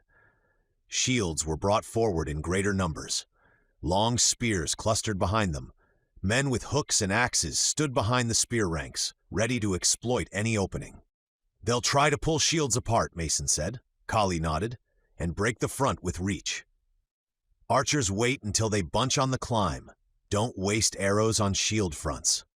Kali repeated the order. The boys had cleared the usable arrows from the dead, but the bodies remained. That mattered almost immediately. The second wave had to climb through the fallen before they could even reach full pressure. Men stepped on limbs, slipped on blood, caught feet under broken shields. The front ranks tried to keep order. The terrain and the dead refused to cooperate. Eric took position on a higher ledge to Mason's right. The compound bow looked wrong in his hands and perfect at the same time. Its compact shape was almost laughable beside his height, but the way he held it had already changed. He had spent what little time remained practicing the draw, release, and sight. Not enough to master it. Enough to understand what it could do. The enemy began to climb, slow, shielded, chanting. The sound rolled up the pass in a low rhythm. Mason watched the officers, or what passed for officers. Men who did not carry the heaviest shields. Men whose helmets or bone crests stood out. Men who shouted, pointed, corrected movement, and kept the wave from dissolving into a mob. In the first assault, confusion had been part of what broke them. This time, those leaders were keeping shape. Eric saw it too. His first shot from the compound bow struck a man with a bone crest through the side of the neck. The leader fell mid-command. The line below him wavered. Eric drew again. The second arrow flew farther than any reach bow could have thrown with that force. It drove into a commander standing behind the first two ranks, a man Mason had assumed safe from ordinary fire. The arrow punched through his chest and dropped him backward into those behind him. The chanting faltered. Soren from below shouted, "I take back almost none of my insults, but that bow has become more interesting." Eirik did not respond. He drew again. The third shot hit a man raising a horn to his mouth. The arrow struck the horn itself, shattered it, and drove fragments back into the man's face. He fell screaming, and the signal died before it began. Mason looked up at Eirik. The archer had gone still in the way. Mason now understood meant absolute focus. The bow might be strange, the sight might be new, the release might feel unnatural, but distance and command were things Eirik understood. He was not shooting at bodies. He was cutting the nervous system of the attack. "Leaders," Mason called. "Keep taking leaders." Eirik drew again. Another man dropped. The enemy began to look around for the source. That was the problem for them. They knew how far ordinary arrows reached. They knew where the ledges were dangerous and where they should have been safe. Eric's new bow changed that range. Men who had stood confidently behind the assault suddenly realized distance no longer protected them. The second wave struck the shield wall without clean command. They hit hard anyway. The front shields slammed into the defenders. Spears probed for gaps. Hooks reached for edges, trying to rip the wall open. This time, the Grendel line was ready. They had seen those tactics now. When hooks caught shields, men behind grabbed belts and shoulders, anchoring the front. When spears thrust through cracks, short blades hacked at shafts. When shield edges loosened, reserves stepped in before Mason shouted. Still, the pressure grew. "Right center," Mason called. "Hooks there! Cut shafts!" Dagon repeated the command. Ingrid darted toward the threatened point, sword flashing. She cut through two hooked poles in quick succession, then slammed her shield into a third wielder hard enough to send him backward over a corpse. The wall tightened behind her. Above, Eirik kept shooting. Every shot mattered. A commander raising his arm, a drummer beating a rhythm to push the second rank forward, a man rallying those stalled by the bodies. Eirik found them, adjusted to the strange bow with terrifying speed, and killed them from distances they had believed safe. The enemy's order frayed. A group on the lower slope pushed too early and jammed into their own front. Another slowed when no command came, creating a gap between ranks. One leader tried to run forward and restore order, only for Eric's arrow to take him through the thigh. He fell, and men behind him stepped around instead of listening. Mason saw the change. "They're losing coordination," he said. Kali's eyes narrowed. "Because of the bow. Because of Eirik." Kali glanced up at the ledge. Eirik had already drawn again. The arrow flew. Another leader fell. The Eastern warriors had courage. Mason would give them that. They were brutal and dangerous and driven by a belief Mason found sickening, but they were not cowards. They kept pressing the shield wall even as command broke behind them. Bodies piled higher. The front rank of Grendel's Reach groaned under the strain. Wounded were pulled back. Fresh shields moved forward. Spears stabbed short and hard. Archers dropped shafts into packed clusters whenever the enemy bunched too tightly. But without leaders calling timing, the assault became uneven. And uneven assaults died in choke points. One section surged while another stalled. Men tried to climb over the dead at the wrong moment. A cluster of spear carriers found themselves trapped behind shield men who had stopped moving because their commander had fallen. The pressure reached the wall in pulses instead of one sustained shove. Mason called rotations when the pulses eased. "Center out! Fresh two in! Water on the left! Pull him back, now! Keep the dead where they fall!" His voice cracked again, but it held enough.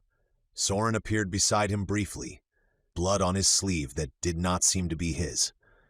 "Your little bow is causing distress." "Good." Eirik looks pleased, which for him means his face has not changed at all. Mason looked up. Eirik drew again, released, and killed a man trying to organize a third push behind the second wave. The enemy horn sounded from farther down the valley. Not an advance call. A retreat. At first, the front ranks did not obey because they did not hear clearly over the fighting. A second horn followed, then a third. Men began backing down the slope, dragging wounded when they could, and abandoning them when the shield wall stabbed forward. A few tried to hold position and were left exposed. Grendel's spears took them. Others turned too quickly and fell over the bodies below. "Hold!" Mason shouted again, before any defender could. Victory meant pursuit. "Let them go! Hold the wall!" The defenders obeyed. The enemy withdrew down the valley in ragged clusters. Eric sent one last arrow into a man carrying a command banner, and the banner dropped into the dirt. No one went back for it. Then the second wave was gone. Not destroyed, not broken forever, but driven back. The slope below the pass belonged to the dead again. Silence spread slowly. It did not come all at once. First the clash of weapons faded, then the shouting, then the groans became clearer. Wind moved through the gap, carrying dust and the smell of blood. The defenders stood behind their shields, panting, staring down at the retreating horde as if waiting to be told they were still alive. No third wave formed. The enemy pulled farther down the valley, out of bow range, then farther still. Groups gathered around banners. Fires began appearing again near their old camp as the light shifted toward evening. "They're stopping," Soren said. Mason watched carefully. "For now." Kali stepped beside him. "For the night." Mason nodded, though he did not fully trust it. Below, the enemy army spread back into its camp. Not defeated, not gone, but checked twice in one day by a force far smaller than theirs. That mattered. It would force them to think. It would give GRENDELL'S reach time to repair shields, tend wounded, count arrows, and decide what tomorrow required. Eric came down from the ledge holding the compound bow. He carried it with both caution and respect now. Soren looked at him. "Still a child's bow?" Eric glanced at the bodies far down the slope. "A vicious child." Mason smiled faintly. Eric approached and held the bow out as if returning it. Mason shook his head. "I said it's yours." Eric lowered it slowly. "Then I will not waste it." "I know." The archer looked toward the retreating enemy. "They did not understand its reach. They will tomorrow." "Yes," Eric said. "Then tomorrow I will move before I shoot." Kali looked between them, then down the valley where the eastern fires were beginning to multiply again. "You have given us another day," the chief said. Mason looked at the shield wall, at the boys already preparing baskets to go among the dead again, at the archers counting arrows, at Ingrid wiping blood from her blade with an expression that said she trusted no pause. He looked at Eric's new bow and the carbon arrows that could not be replaced. He looked east, beyond the enemy, toward the old city and Lexi's impossible marker. "One day is good," Mason said. Kali followed his gaze. "One day at a time is how wars are survived." Mason thought of Lexi cured and waiting. He thought of Adam depending on a battery that might strand her. He thought of the enemy below learning, adjusting, coming again. Then he nodded. "One day," he said. Mason took the second watch at the gap because no one wanted him to. That had become the easiest way to know where he belonged. Kali told him to sleep. Ingrid told him his idea of usefulness remained dangerously close to self-harm. Soren offered to tie him to the cart, though he claimed he would use a respectful knot. Eric said nothing, which somehow made the judgment worse. Mason went anyway. He did not stand in the front of the throat where an arrow from the dark could find him. He was not that foolish, or at least not that foolish tonight. He positioned himself just behind the shield line's forward resting place, where the stone walls narrowed, but still offered a shadowed recess on the western side.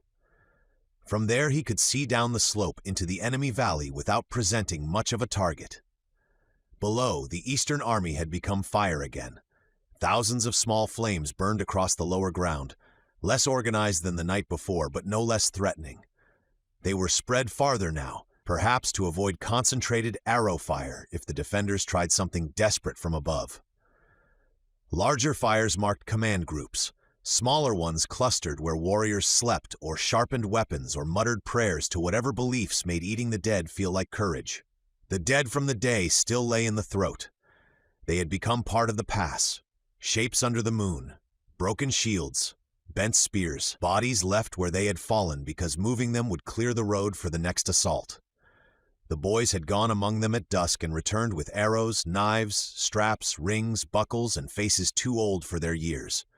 Mason had watched one boy rinse blood from his hands in a bucket and then sit quietly beside it, staring at nothing. No one comforted him. Not because they did not care, because in this world comfort was often a luxury postponed until after survival. The wind moved up through the gap, colder than it had been during the day.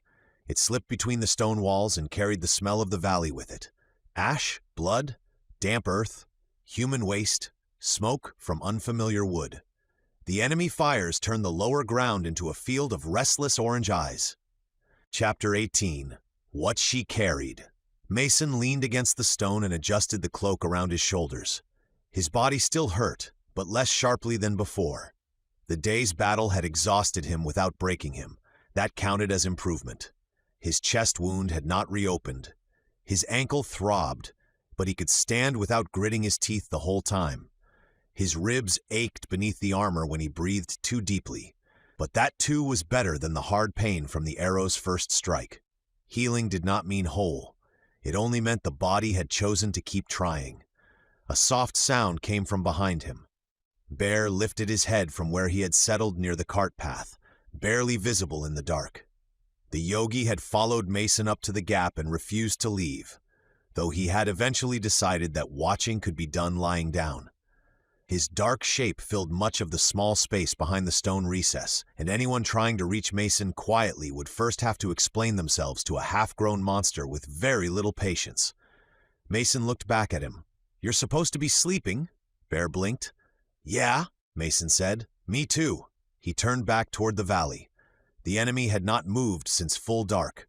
They were regrouping, thinking, maybe arguing.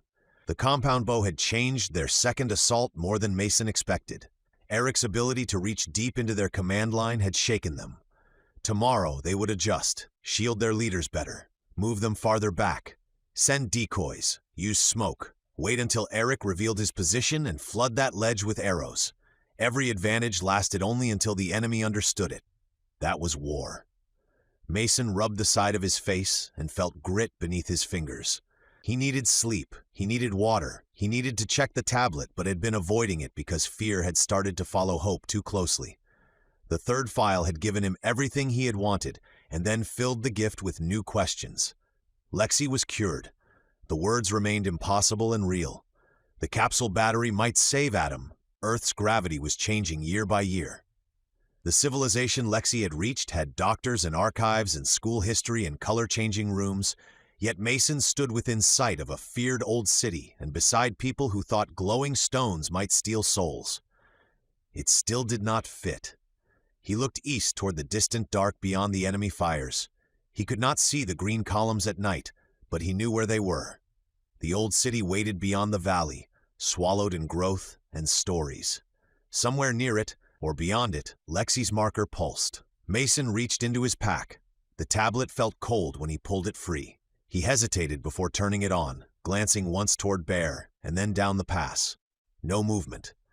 The guards farther behind him faced outward as ordered. Kali had not forbidden him to look.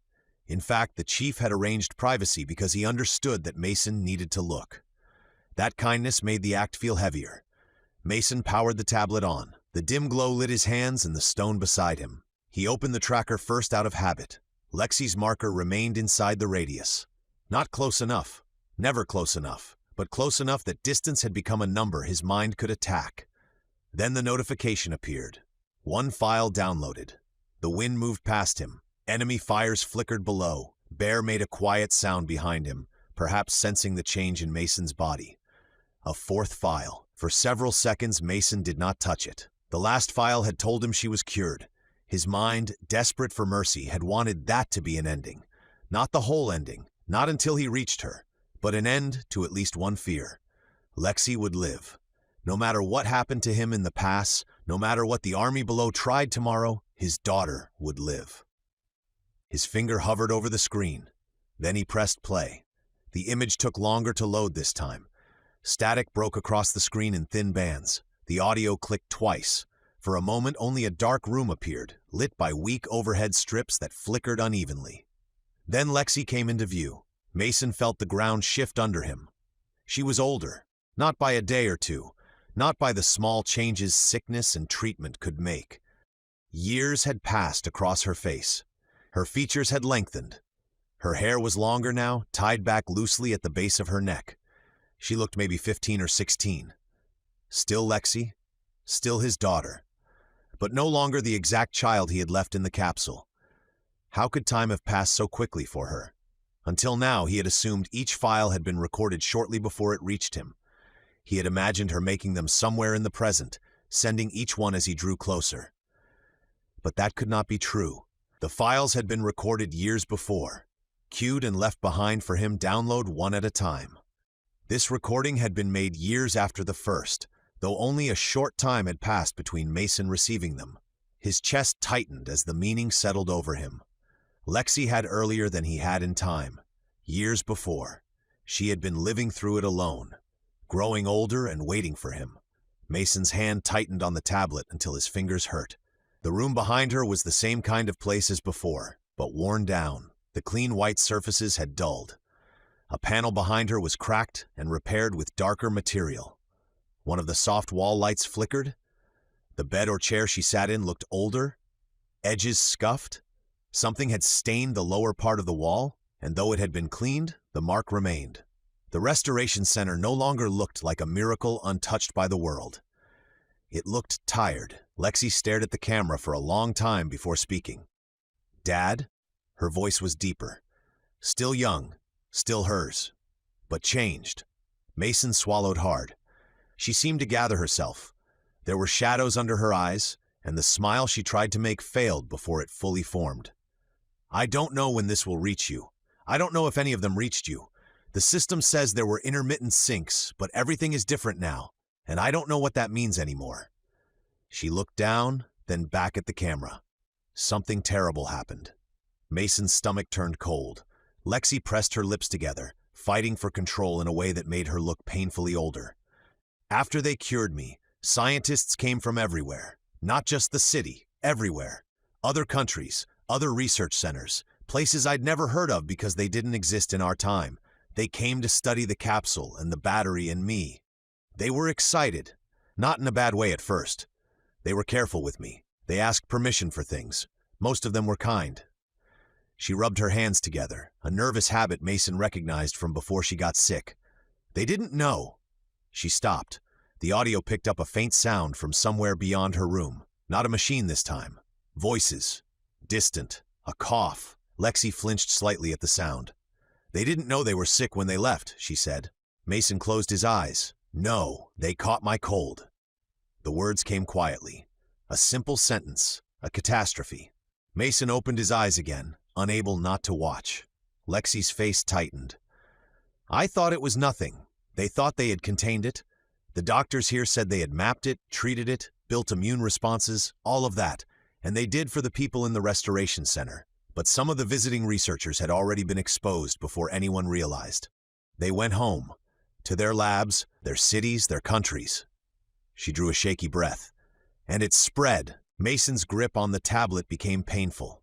A cold was small. Doctors existed. Future medicine could cure what his world could not. Surely they could handle whatever ordinary bug had crossed the leap with her.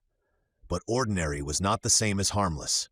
Not in a world whose immune systems had forgotten how to meet it.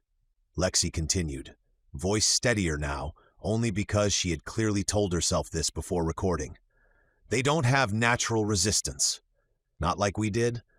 Their bodies don't remember fighting illness because illness hasn't been part of normal life for generations. They have treatments, but treatments take time. They have immune libraries, but most are theoretical or archived. The virus moved faster than they could coordinate. At first it was mild, then it mutated, or maybe it didn't have to mutate much. I don't understand all of it." She looked off screen, eyes wet. "People everywhere started getting sick." Mason leaned back against the stone wall. The enemy fires below blurred. Lexi wiped at her face angrily. It became deadly, not because it was supposed to be deadly, because they were unprepared in a way nobody understood until it happened. Their bodies forgot how to fight. Their systems were built for rare outbreaks, lab incidents, controlled exposure. Not millions of people coughing in trains and schools and markets and clinics. Mason wanted to stop the video. "I did this," Lexi whispered. "No," Mason said at once, uselessly. "No, you didn't." Lexi shook her head as if answering him.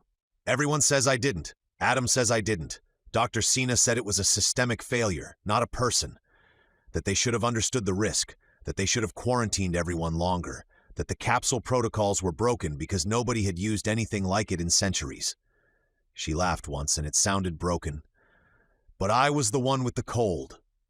Mason's chest hurt in a new way. He had crossed time to save her. The world had saved her. Then the smallest thing from their old life had followed her into the future and become death. A child with a runny nose. An entire world without memory of sickness. Lexi looked older than her years in the next silence. Adam survived, she said. Mason clung to that because it was something. Sort of. The words took the relief away. Lexi glanced down at her hands. His body didn't. The cold hit him hard because of the treatment and his bone disease and everything they were already doing. They tried to save him the normal way first. Then they did the transfer. Mason frowned through the grief and confusion. Lexi looked back at the camera. Adam is in an android body now. The sentence did not fit into the world around Mason. Not into the pass. Not into the army. Not into the firelight below or the dead men lying only yards away. It belonged to another reality, one Lexi was living inside while he stood wrapped in furs with a sword at his side. It's not like a robot in movies, Lexi said quickly. I don't know how to explain it. He's still Adam. His consciousness, his memories, his personality, all of it was mapped and transferred. They don't say soul. Some people do now, but the doctors don't. They say continuity of self. He says he's still him, and I believe him because he's still annoying in exactly the same way. She smiled faintly. The smile hurt Mason more than the tears had. He makes jokes about being taller now. He can walk, he can run, he doesn't hurt. But he also can't feel everything the same way, and he pretends that doesn't bother him. It does. Lexi swallowed. The only reason he probably survived at all is because they used the capsule core to power the transfer. They couldn't wait for other systems. They put him into the machine body using power from my capsule. Mason looked out at the enemy fires without seeing them. Adam's being in a machine powered by the core from Lexi's capsule. That meant the battery was no longer only studied or partially drained. It had become part of someone, part of Adam's continued existence. A power source tied to a boy who was not fully flesh anymore because the world Lexi entered had begun to die from something she had carried. The path back, if there ever had been one, was slipping farther away. Lexi kept speaking. I don't know what this means for the capsule. I don't know if it can ever leap again. Dr. Sina said the capsule may recharge naturally, but the system is degraded and the grid is unstable. She said years before, and now maybe more than years. Everything is rationed. Everything is emergency use. She looked behind her at the flickering light. The lab is still working, but it's not like before. People are scared. Some left, some died, some stayed until they couldn't stand. The city outside keeps changing rules. Travel stopped, then started, then stopped again. Every place blames another place. Some people blame me. Mason's throat tightened. Lexi looked at the camera directly. I know you would say they're wrong. Yes, Mason whispered. I know you would say I was a kid and didn't choose any of this. Yes. I'm trying to believe that. Mason closed his eyes for one breath, then opened them because he could not abandon her, even to spare himself. There's more, Lexi said. Mason almost said no aloud. I found something in the archives. Not me alone. Adam helped. He can access things now that he's connected to systems, though he's not supposed to. He says rules are easier to ignore when you no longer technically have fingerprints. She tried to smile again. Failed. We looked up the Forward Leap Initiative, the original one, our launch. For a moment, the cold, the plague, Adam's transfer, all of it shifted behind one word, original. Lexi leaned closer. Dad, the launch didn't just fail. Mason felt himself back in the chamber, the countdown, the alarms, the technicians shouting, Claire's picture in his mind, Lexi's pod across from his, the explosion. There were protesters outside the facility, Lexi said. I remember them. I know you do too. The archives say a small group got inside the support systems. Not the main chamber, but the external power regulation and containment network. They sabotaged it. Mason stared. They thought they were stopping the leap, Lexi said. They thought if they disabled part of the system before activation, the launch would abort. But it didn't abort. The sequence had already locked. The sabotage caused the power surge and containment failure. That's what caused the explosion. Mason could not breathe. The chamber flashed through him again, but now every sound had a different source. Not fate, not random failure, not experimental risk alone. Hands had done it. People had chosen to damage something they did not understand, and Mason's world had broken around that choice. The facility was destroyed, Lexi said. Most of the staff died. The project was shut down afterward. Not just shut down, buried. Future time travel work ended because everyone used the disaster as proof it was too dangerous. The records were sealed, copied, lost, recovered, argued over for centuries. She shook her head slowly. All of it. Our separation, the failed leap, me ending up here, you ending up wherever you are. It started because people were afraid and decided fear made them righteous. Mason's vision narrowed. He saw the protesters outside the Forward Leap building as they had been that day. Signs, shouting, faces twisted with certainty. Some had called the project unnatural. Some had called it murder. Some said the sick were being used as test subjects. Some said the future belonged to God or nature or whatever word they trusted more than desperate parents. Mason had hated them then in a distant, distracted way because Lexi had needed him calm. Now hate came easy. It rose hot and untethered. He wanted a target, a face, a living person to put the blame into. But they were all dust. 3,000 years dead, or however long had truly passed between his moment and Lexi's. Their fear had become history. Their sabotage had become myth. Their bodies were gone, but the damage kept unfolding. Lexi's voice softened. "I'm sorry?" Mason blinked. She was apologizing to him. "I know you're alone," she said. "I know you're trying to get to me. I know I'm older now than I was when you last saw me, and that's not fair. None of this is fair." Her face crumpled then, not completely, but enough that the young woman became his little girl again. "I still need you, Dad." Mason pressed his free hand hard against the stone wall. "I'm coming," he said. "I don't know how long the next recharge cycle will take," Lexi said. "I don't know if this file will reach you tomorrow or years from now. I don't know if you're safe. I don't know if you're hurt. I don't know anything except that you made me a promise, and my dad always keeps his promises." She wiped her face. "Please keep existing." Mason let out a sound that was not a word. Behind him, Bear rose to his feet, sensing something wrong. Lexi looked off screen. The light flickered again, longer this time. "I have to go. They're moving us deeper into the facility for a while. Adam says he found an old transport map that might help locate your signal if the systems come back up. He's trying. He says hi, by the way. Actually, he said, 'Tell your terrifying ancient father I expect gratitude when he arrives,' but I'm translating." A small, real laugh escaped her. Then it faded. "I love you," Lexi said. "I'm still here. I'm older, but I'm still me." The image flickered. "Please be there too." The file ended. Mason sat in darkness with the tablet glowing in his hands and did not move. The enemy valley burned below him. The dead lay in the pass. The army of GRENDELL'S Reach slept or bled or whispered behind him. But Mason was no longer fully in that place. He was in the chamber again, watching alarms bloom because someone had chosen sabotage. He was in Lexi's hospital room, hearing her sniffle and thinking it was nothing. He was in a future lab wearing itself down while the common cold moved through a world that no longer remembered how to survive it. He was standing in front of Adam, a boy in a machine body powered by the heart of Lexi's capsule. And he was in the pass, understanding that every step toward his daughter had become a step toward the origin of a disaster large enough to swallow civilizations. Bear pushed his head under Mason's arm. The tablet nearly slipped. Mason caught it and powered it down with shaking fingers. The glow vanished. Darkness filled the stone recess again. He put one hand on Bear's head and held on. "She's older," he whispered. Bear huffed softly. "Years," Mason said. "Years for her." The word hurt more spoken aloud.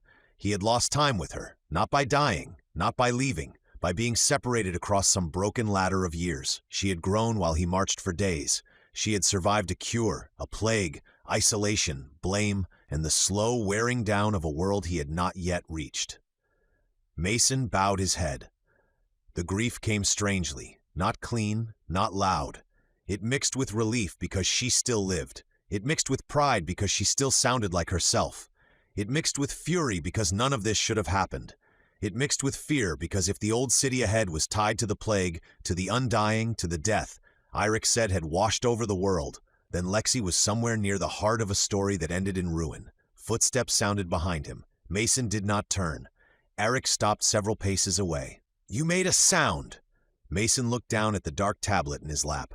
"Did I?" "Yes." Eric came no closer. "The stone?" Another message. A pause. "Your daughter?" Mason nodded. "Lives?" "Yes." Eric waited, understanding that the answer was not enough. Mason looked out over the fires below. "But years have passed for her." Eric said nothing. "She's older now," Mason said, "and something bad happened where she is."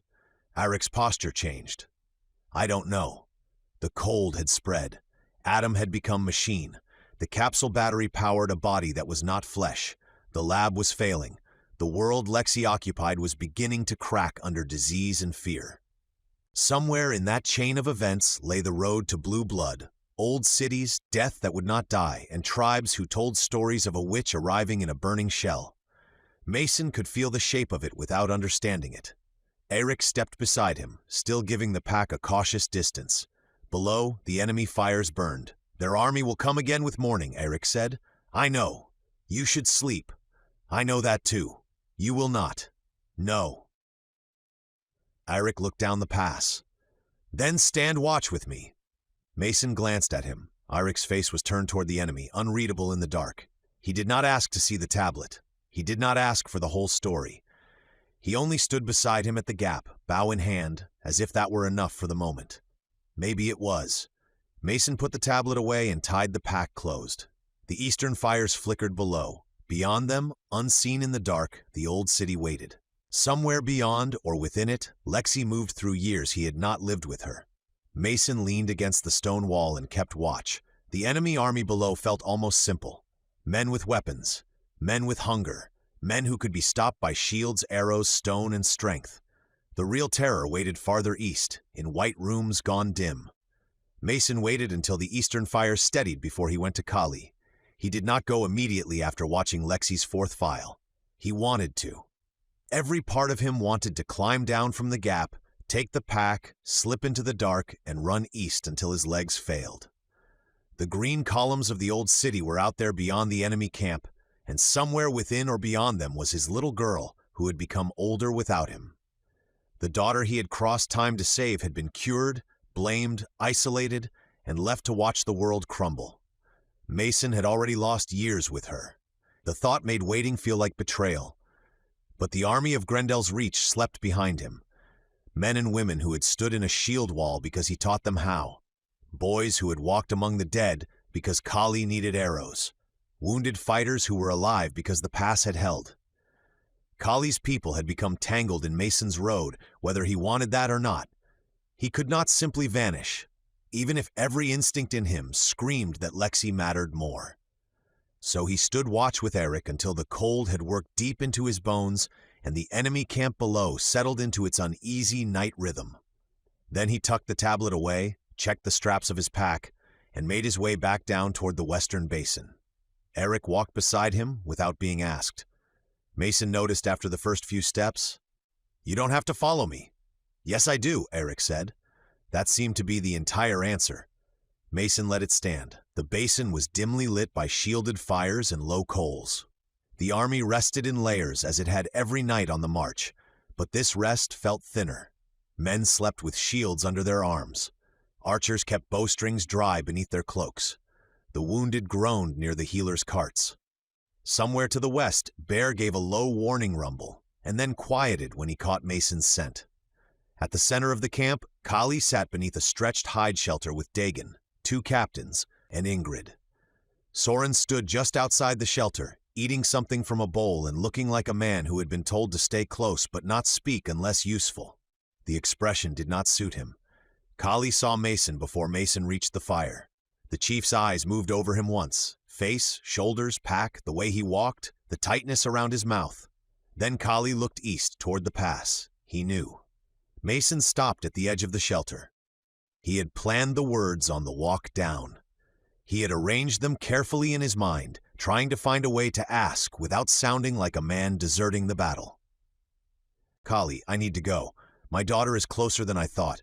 I would not ask if there were another way. I can leave after the next assault. I can leave before dawn. I can still help. I can—" Kali spoke first. "No," Mason paused. Dagon looked up sharply. Ingrid's eyes narrowed.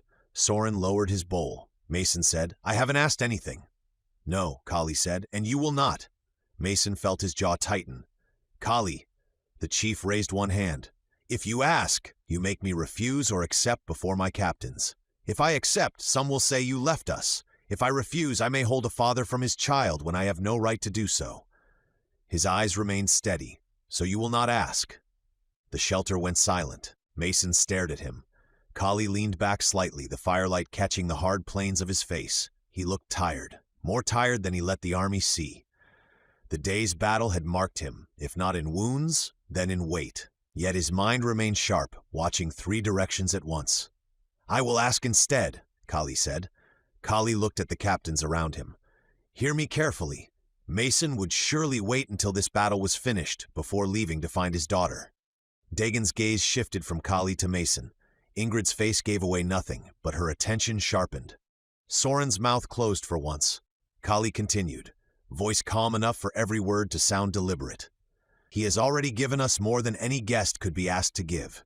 He taught us the wall. He stood behind it today until his body nearly failed him. He has bled for the reach. He saved my son. No man here will speak of him as one who abandons us. No one did. Kali let that settle before he turned fully to Mason. But I wonder if there is another thing you can do for the reach. Mason felt the ground shift under the conversation. Kali pointed east, toward the pass and the enemy valley beyond. Their army has numbers enough to grind at us for days. We held today because the ground made them smaller. Tomorrow they will be wiser. The next day wiser still. Mason nodded slowly. Yes, they want the pass, Kali said, but they also want you. Dagon's face tightened. One of the captains muttered something under his breath. Kali ignored it. They have seen what you can do. VERREK will have told them more. Their chief believes strength can be taken through flesh. If he believes even half the stories, he will not be content to leave you behind a shield wall. Mason looked toward the dark ridge beyond the shelter. No? Then perhaps we make that hunger useful. Ingrid stepped closer. Kali. He glanced at her and she stopped, though not happily. The chief's gaze returned to Mason.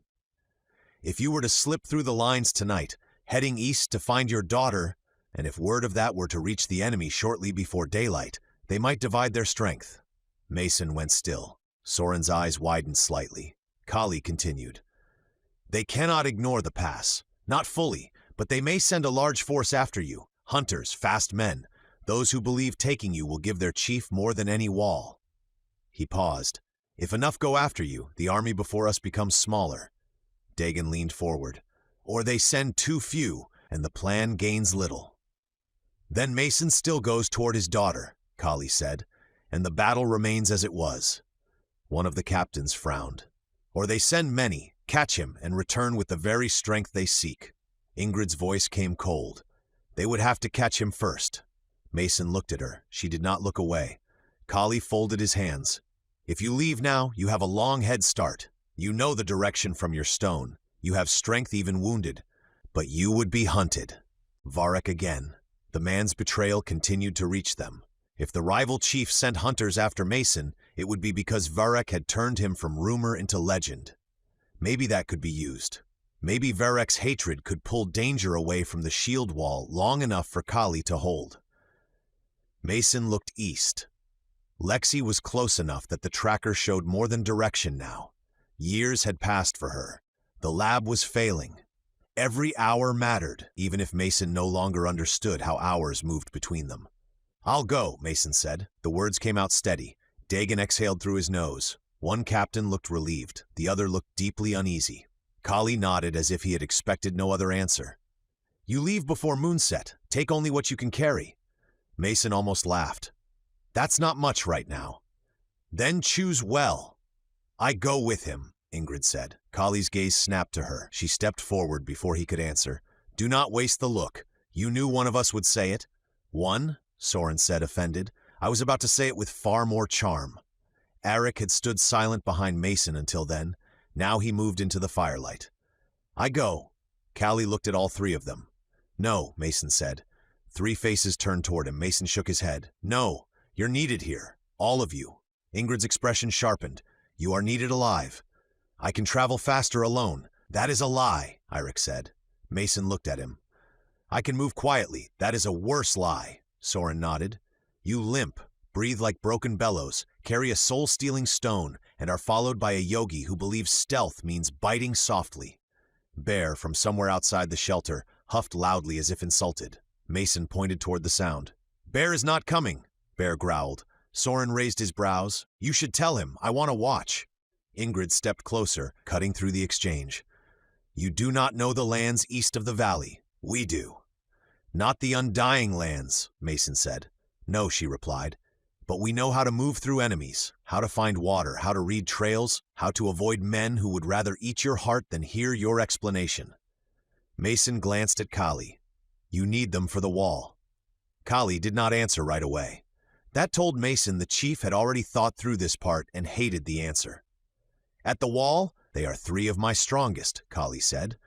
With you, they may be the difference between drawing hunters away and feeding my enemy the prize he wants. Mason's jaw tightened. You said they were your fiercest and most trusted 3. They are, and you're sending them away? I am allowing them to choose. Ingrid's mouth twisted. Generous, Kali looked at her. Do not mistake difficulty for generosity. For the first time, Ingrid looked slightly chastened. Eric stepped beside her. The pass can hold without us for a short time. Dagon knows the wall. The archers know their ledges. The enemy will spend morning adjusting. If a large force breaks away after Mason, that helps the pass more than our 3 blades would. Soren looked at Mason. Also, someone must ensure you do not leap from another wall. There won't be walls. I have faith you will find smething tall to leap from. Mason closed his eyes briefly. He did not want them to come. That was true. It was also true that he did not want to go alone into a hostile valley, past an army of cannibals, toward a ruined city feared as the birthplace of death. He had enough strength to fight, maybe, in short bursts, but he was still wounded. He did not know the terrain. He did not know the enemy's routes. He did not know what waited beyond the green columns. His pride wanted to refuse help. His daughter needed him alive more than she needed his pride intact. Mason opened his eyes. Thank you, he said. Kali looked toward the eastern dark. You will have to move through the lower rocks north of the enemy camp. The main watch will face the pass, but their flank guards will not sleep. Eric can guide you to the old goat trail. It descends behind the first ridge and may put you east of their outer fires before dawn. And the leak? Mason asked. Kali's eyes hardened. After you are gone long enough to matter, a wounded prisoner will hear that the RUNT has fled toward the old city with a small guard. He will also hear that you are too wounded to move quickly. Soren smiled without humor. True lies are the best kind. They'll send fast men first, Eirik said, then heavier men if their chief wants you badly enough. He will, Ingrid said. Mason looked at her. She did not blink. Do not pretend otherwise. Men who believe they can eat power will chase power. Mason nodded slowly. Kali reached to the map and traced the northern return route. If you find your daughter, do not return by the central pass. Come north if you can. If not, south. If neither is possible. He stopped. Mason finished it for him. Keep going. Kali's face remained grave. Yes. The words sat in the shelter like another presence. If Mason found Lexi and could not bring her back through the reach, then the road might carry them elsewhere. North, south, into lands no one knew, toward whatever remained of the old world and the dead cities beyond it. The thought frightened him. It also no longer mattered. Lexi was the mission. Everything else was route. Kali stood. The captains followed. Whatever personal feelings sat under this plan, the chief wrapped it in command before turning to the others. Dagan will take the wall at first light if I sleep, Kali said. No charge down the pass, no pursuit. Rotate before exhaustion, not after. Keep boys behind the second line until the attack breaks. Archers wait for targets of command unless the wall is failing. Dagan nodded. It will be done. Kali looked at Mason. You leave soon. Mason nodded. Take food for 3 days, water for 2, move toward streams when you can, no fires. Soren made a quiet, disappointed sound. Ingrid looked at him. If you complain about cold food, I will leave you for the flesh-eaters. I was going to complain privately. You do nothing privately. Eirik turned to leave. I will gather arrows. Mason looked at the compound bow in his hands. The weapon had already changed the battle once. Now Eirik would carry it east, with only a small number of carbon arrows that could not be replaced. "Take all of them," Mason said. Eric nodded once.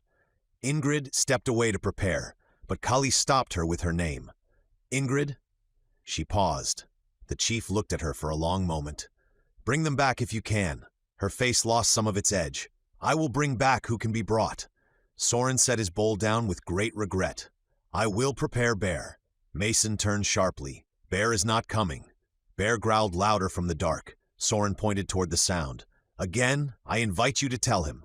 Mason looked out past the shelter. Bear's dark shape rose near the cart, ears forward, eyes fixed on Mason. For a moment, Mason imagined trying to sneak out of camp without him.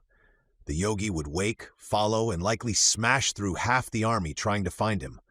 Worse, if Mason succeeded in leaving Bear behind, the animal might turn himself into a problem for Kali's defenders. "He'll slow us down," Mason said. Eric, already gathering his gear, shook his head. "No, he will make some paths harder and some easier." Soren nodded. "Many enemies who would chase us may reconsider if the furry wall with teeth turns around," Ingrid added. "And if you collapse, he can drag you." Mason looked at her. "What?" she said. "It is good to plan for likely things." He did not have the strength to argue with all three of them and a yogi. "Fine," he said. Bear gave a satisfied huff. Kali stepped closer to Mason, lowering his voice so the captains could not hear. "This path gives your leaving purpose the army can understand, but I do not pretend it is only strategy." Mason looked at him. "I told you I would speed you east when the road opened," Kali said. "The road is not opened, so we make another." Mason felt the weight of that. "Thank you." Kali's expression did not soften, but something in his eyes did. "Find your daughter." "I will. And if you see VERREK," Mason's hand curled. Mason thought of the protesters who had sabotaged the leap. Dead people he could never confront. VERREK was alive. That made him tempting in a way Mason did not like admitting. "I'll remember," he said. "Good." Mason left the shelter and walked toward his cart. The camp seemed different now. The sleeping bodies, the stacked shields, the ledges where archers would stand at dawn, the quiet wounded, the boys curled near baskets of salvaged arrows. All of it continued as before, but Mason had already begun to move away from it in his mind. He hated that. He also welcomed it. Soren was at the cart trying to fit a lighter harness around Bear, who appeared to be tolerating the effort only because Soren had one handful of meat. Eric sorted arrows with quick, careful hands, placing the carbon shafts into a separate wrap as if they were relics. Ingrid checked 2 blades, then added a 3rd knife to her boot and a 4th somewhere Mason could not see. She noticed him looking. "I like options," she said. "I wasn't going to ask." "Good. You are learning." Behind them, the eastern fires burned below the ridge. Somewhere among those fires, a wounded prisoner would soon hear that Mason was gone. By daylight, the enemy would know. If Kali was right, hunger for Mason's strength would divide the horde. A large force would peel away, chasing the RUNT toward the old city and leaving fewer bodies to throw against the wall. If Kali was wrong, Mason would simply be hunted by more men than he could fight while still no closer to understanding what waited ahead. Soren tightened the last strap on Bear and stepped back. "Ready." Bear shook himself, offended by the harness but willing. Eirik shouldered the compound bow. Ingrid looked toward the dark goat trail that led north of the enemy camp. "We move quietly until we cannot." Mason nodded. From the shelter, Kali watched them go. No horn sounded. No speech marked their departure. No warriors cheered. The army would learn at dawn what the chief chose to tell them.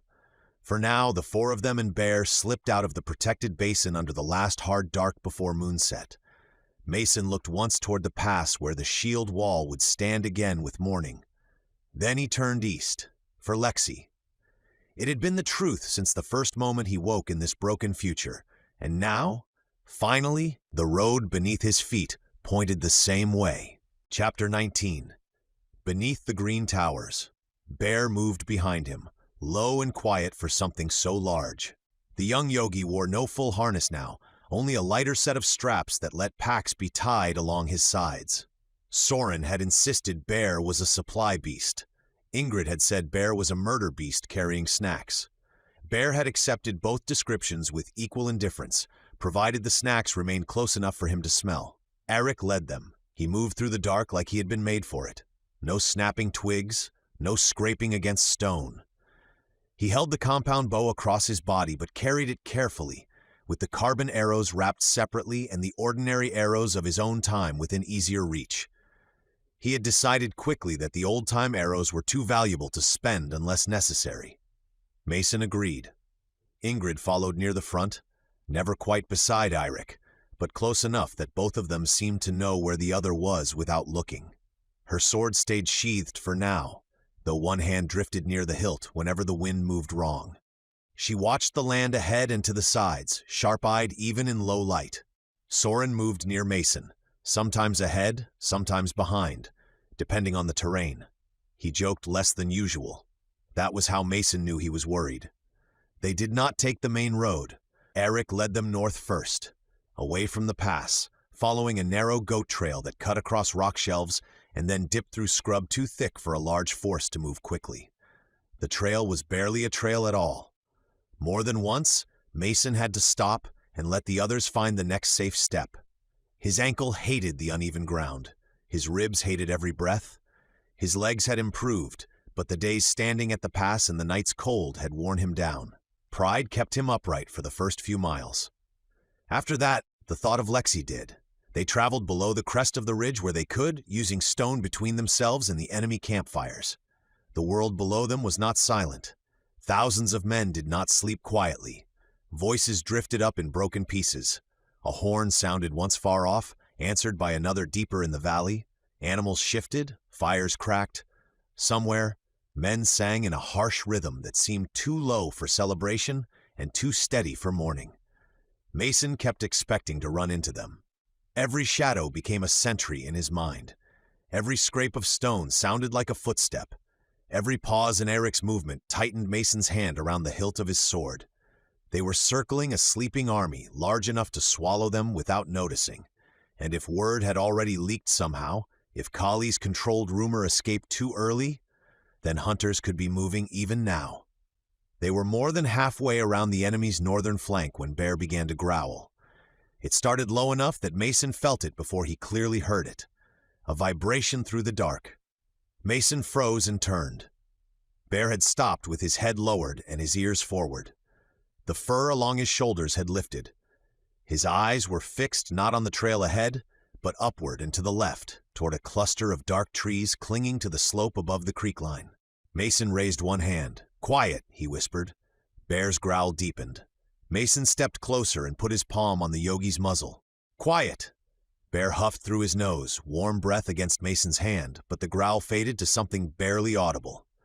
Soren crouched near Mason's right side, eyes following Bear's line of attention. He scanned the trees, patient for once.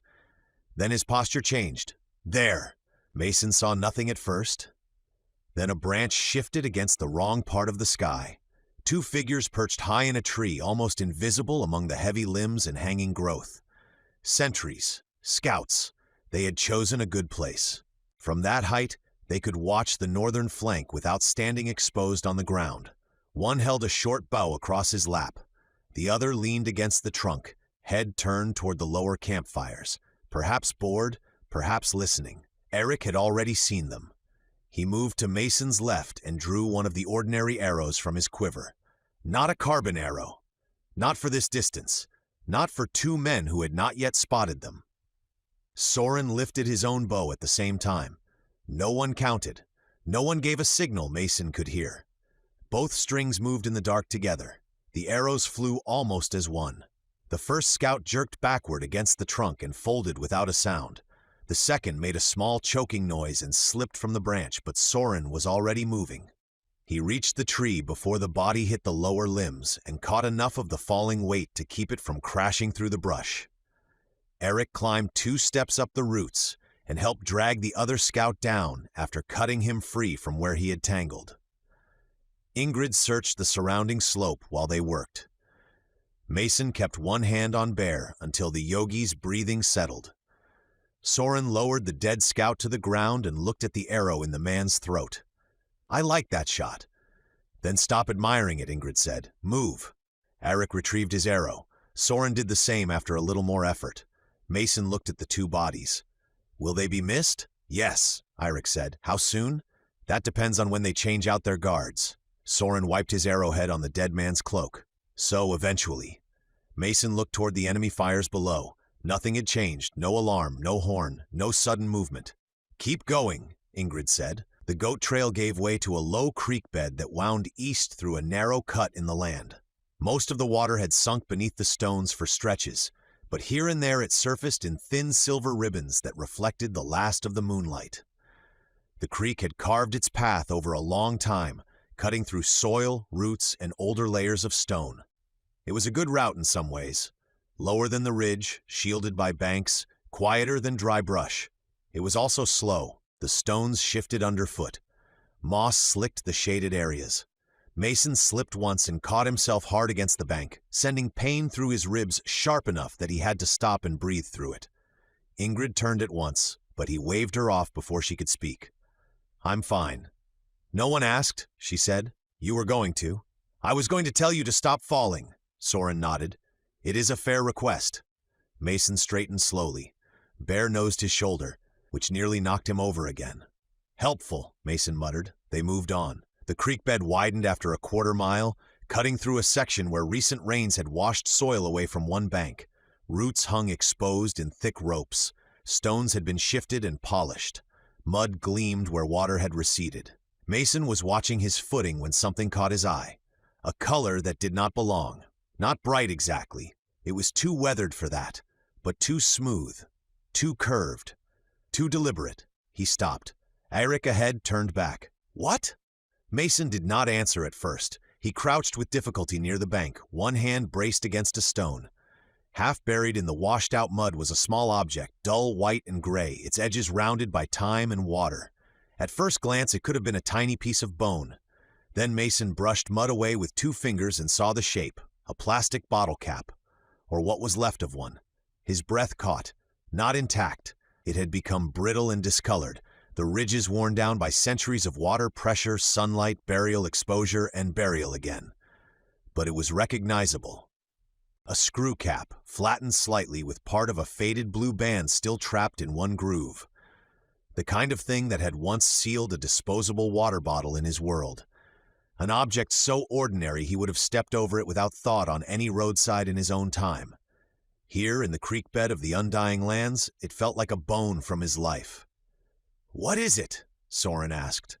Mason lifted it carefully. It weighed almost nothing. For a moment, he was back in gas stations, construction sites, hospital waiting rooms, clear bottles sweating on dashboards, cases stacked in garages before storms.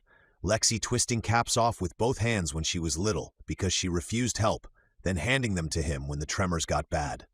A world that made things to be used once and forgotten. This one had simply waited under mud for 3,000 years to be found. It's from my time, Mason said. The others went still. Ingrid looked at the small object in his palm. That survived? Some of it did. What was it? Mason turned the cap over. A lid for a drinking bottle. Soren leaned closer, then leaned back. Your people made lids that lasted longer than cities? Mason gave a humorless smile. We made a lot of things that lasted longer than they should have. Eirik looked down the creek bed. The water washed it out. Yeah, Mason looked at the bank. Other small fragments hid in the mud, not many. A thin strip of something black and rubbery. A pale shard that might have been plastic or some future material. A corroded piece of metal too small to identify.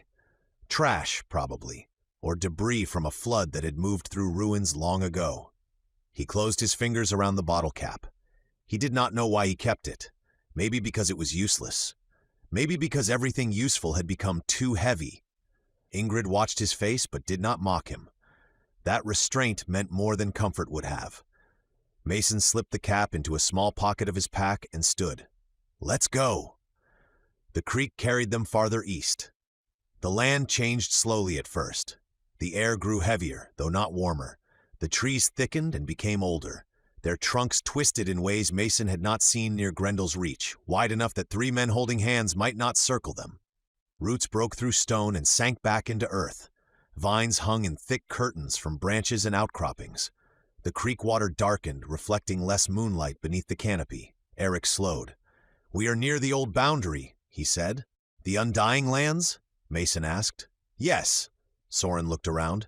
It smells less scary than I expected. Ingrid drew one of her knives. Keep saying things like that. The land may wish to impress you. Bear did not like it. The yogi's steps became quieter, his head lower, his shoulders tense. He sniffed constantly, sometimes turning towards scents the humans could not sense. Once he stopped and refused to move until Eirik took them around a patch of ground covered in pale mushrooms growing from something buried beneath leaves. No one asked what. They crossed the boundary without any marker.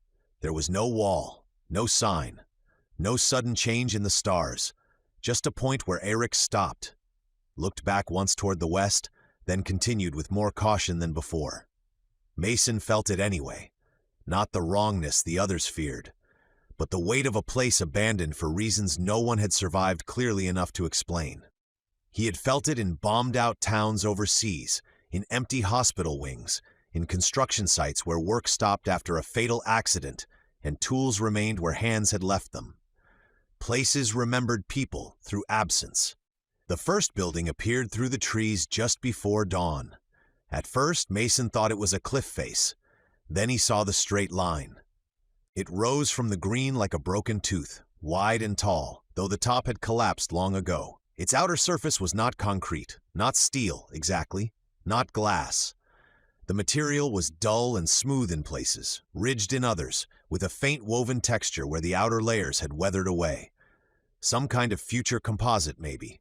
Something built after his time and meant to last. Vines covered most of it. Roots had split seams and widened cracks. Trees grew from exposed upper floors where soil had gathered over centuries. Their trunks leaned outward from windows or openings where windows had once been. Branches spread from the sides of the structure as if the building itself had become a cliff in a forest. Soren stopped walking. That is not a hill, he said.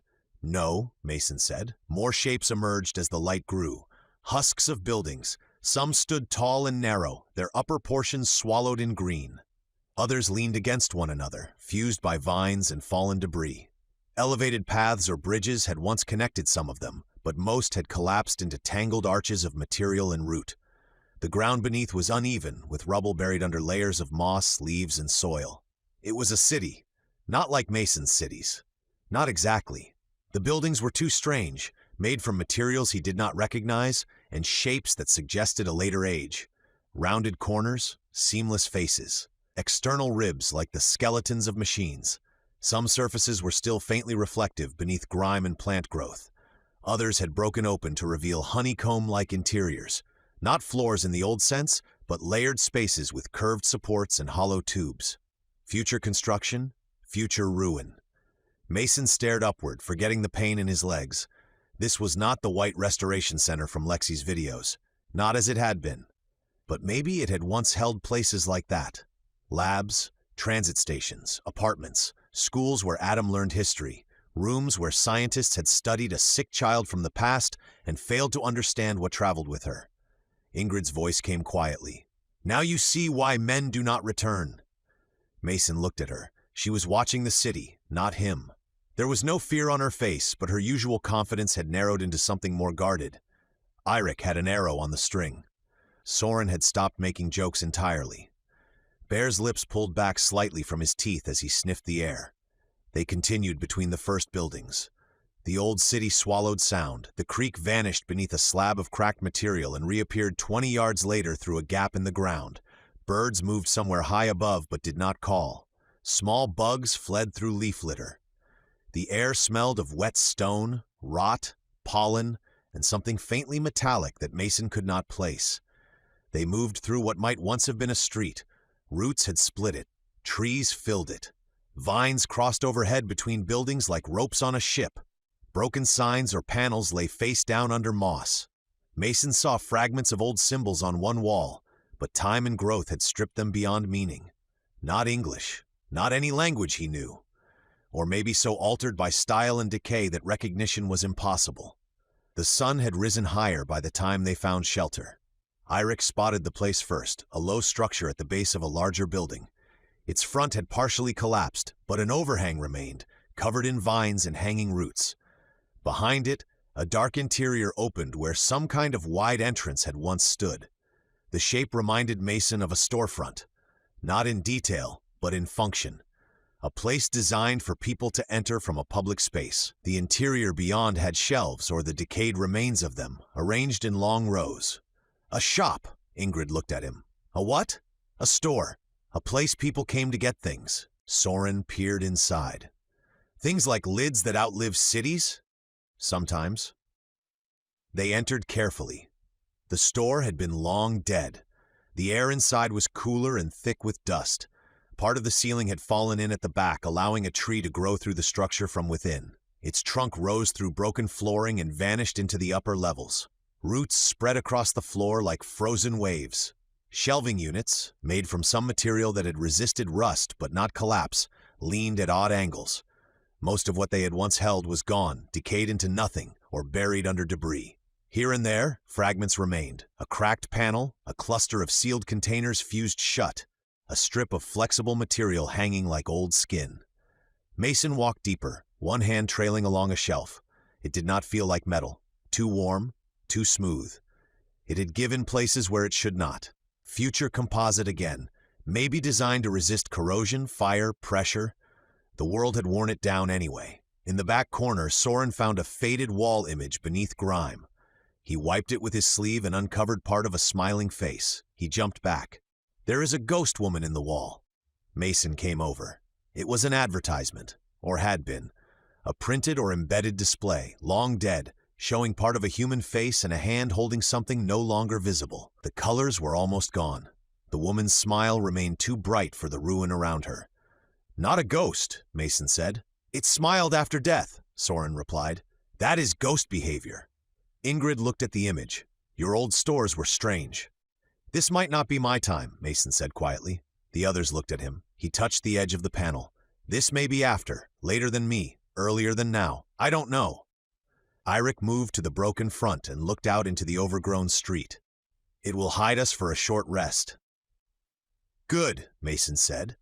He lowered himself carefully onto a section of fallen shelf near the wall. His legs trembled once the weight came off them. Pain returned in waves, all the things he had ignored while moving through the enemy flank and into the city. He took out the tablet but did not turn it on yet. Not with everyone watching.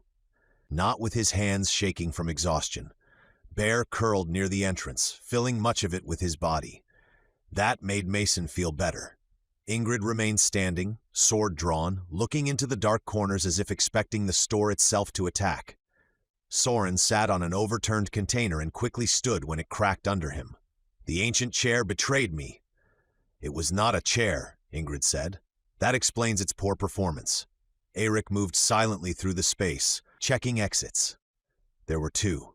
The main entrance and a gap near the back where the collapsed ceiling opened into another chamber choked with roots. Not ideal, but better than nothing. Mason leaned his head back against the wall. The city pressed around them. Outside, trees grew from buildings. Vines hung down from dead upper floors. Somewhere in the distance, water dripped steadily. The old store smelled of dust and plant life and forgotten manufacture. It should have felt dead. That was the part Mason could not shake. Grendel's Reach felt alive because people lived there. The enemy camp felt alive because thousands of bodies filled it. This city felt alive because something remained beneath the ruin. Not a person he could point to. Not a sound, not motion. Mason pulled the old bottle cap from his pocket and turned it in his fingers. A lid from his time in a city after his time, found in a creek leading to the place where his daughter's marker pointed. Soren noticed. You kept the little lid. Yeah, is it useful? Mason looked at the worn plastic. No. Then why keep it? Mason took a long breath. Because I know what it is. Soren considered that and nodded as if it made perfect sense. Maybe in this world it did. Eirik returned from the back of the store. We rest only a little. If Kali's rumor worked, hunters will be moving by sunrise. Mason slid the bottle cap away.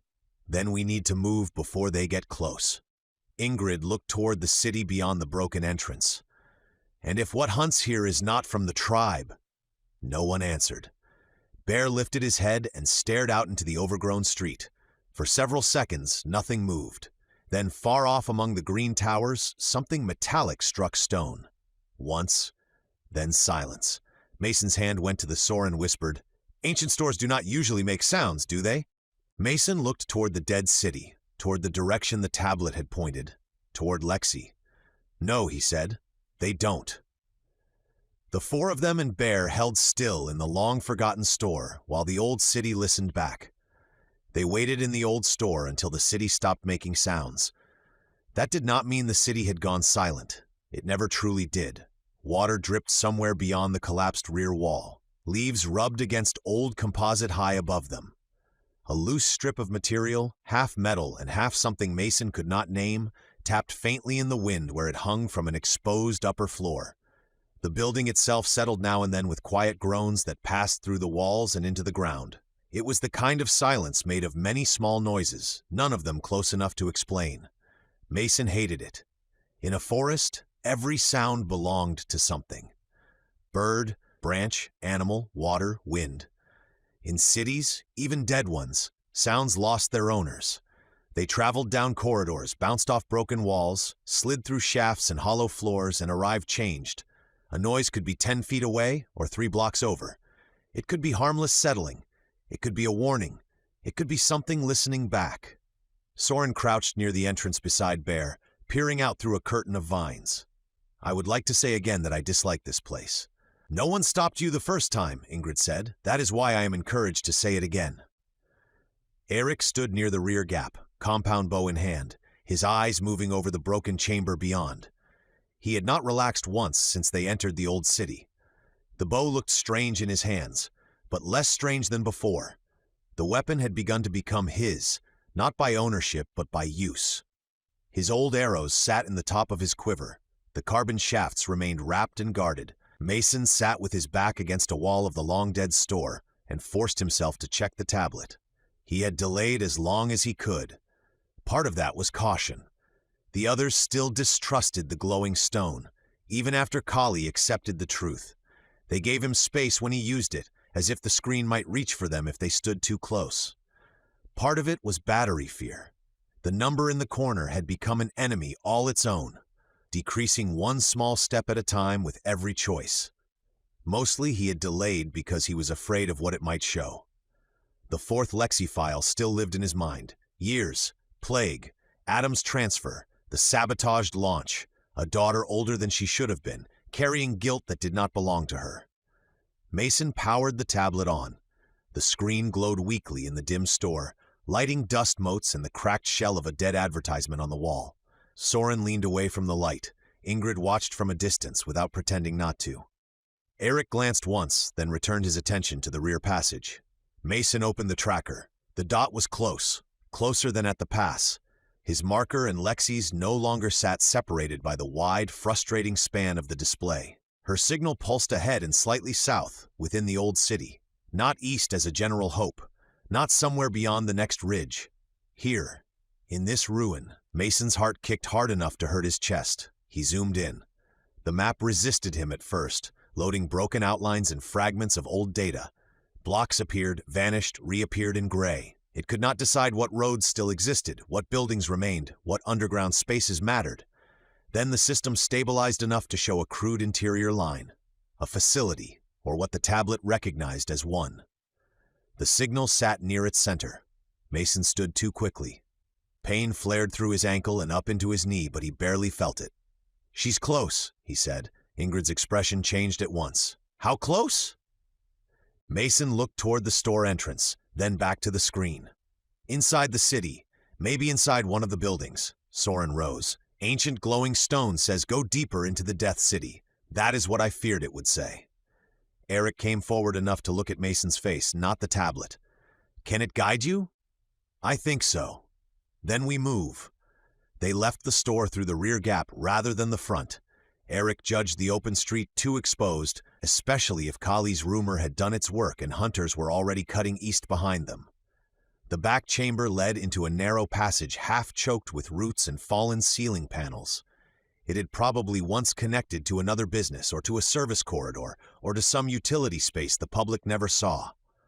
Now it was a tunnel of damp leaves, broken material, and old dust. Mason followed the tablet. It was awkward to move with one eye on the screen and one on the ruin ahead, so Ingrid took over watching the path directly in front of him. She did not ask to hold the device. He would not have given it to her even if she had. Instead, she moved half a step ahead, clearing vines with a short blade and testing footing before he placed weight on it. "Left," Mason said. The group turned through a break in the wall and entered what had once been a wide interior hall. The scale changed. The store had felt like a small, forgotten pocket. This place felt built for crowds. The ceiling arched high above them, though much of it had fallen or been opened by tree growth. Light came down in green shafts through cracks and vegetation. The floor beneath the dirt was smooth and dark, made from a material that had not cracked the way concrete would have. It had buckled where roots lifted it, but even then, it bent more than broke. Embedded lines ran through it, faintly luminous in places where moss had not covered them. Mason stopped. He knew this kind of intention. Not the material, not the technology, but the design. A controlled entrance, a corridor built to guide people forward, broad enough for groups, clean sightlines, walls that once displayed something, now blank or peeled open to reveal strange ribbed layers beneath. This was part of a facility, he said. Soren looked around. For what? Mason thought of the Forward Leap building, the polished floors, the long walls showing human history in carved scenes, the great auditorium where speeches had been made about mercy, science, and the future, the chamber where families said goodbye, the place that had promised 30 years and delivered ruin. "I don't know yet," they continued. The tablet led them deeper. They passed broken doorways into rooms full of collapsed equipment. Some pieces looked almost familiar in purpose, but not form. A row of chair-like frames half swallowed by vines, a wall of dead panels fused into one black surface, a long table split by roots growing up through its center. In one room, Mason saw what might have been storage pods stacked along the wall, oval and cracked, their interiors empty. Another chamber held racks of thin rods or tools made from a material that had not rusted but had become brittle. Snapping under its own age, nothing living moved near them. That made Mason more uneasy, not less. Outside, the city had birds and small insects in the leaf litter. Inside the facility, the air felt still. The growth was everywhere, but it had forced its way in from outside. This place had not welcomed life back. Life had invaded. Bear did not like the corridors. His claws clicked softly against the old floor whenever stone or dirt did not cover it. He sniffed constantly, sometimes sneezing at dust. More than once, he pressed close enough to Mason that Mason had to steady himself against the wall. The yogi's unease had become another kind of signal. The passage bent. Mason looked down at the tablet.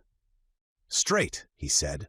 "There is a wall straight," Soren replied. Mason stepped closer. What looked like a wall was not fully a wall. A doorway had been sealed or collapsed, its edges hidden beneath vines and a growth of pale roots.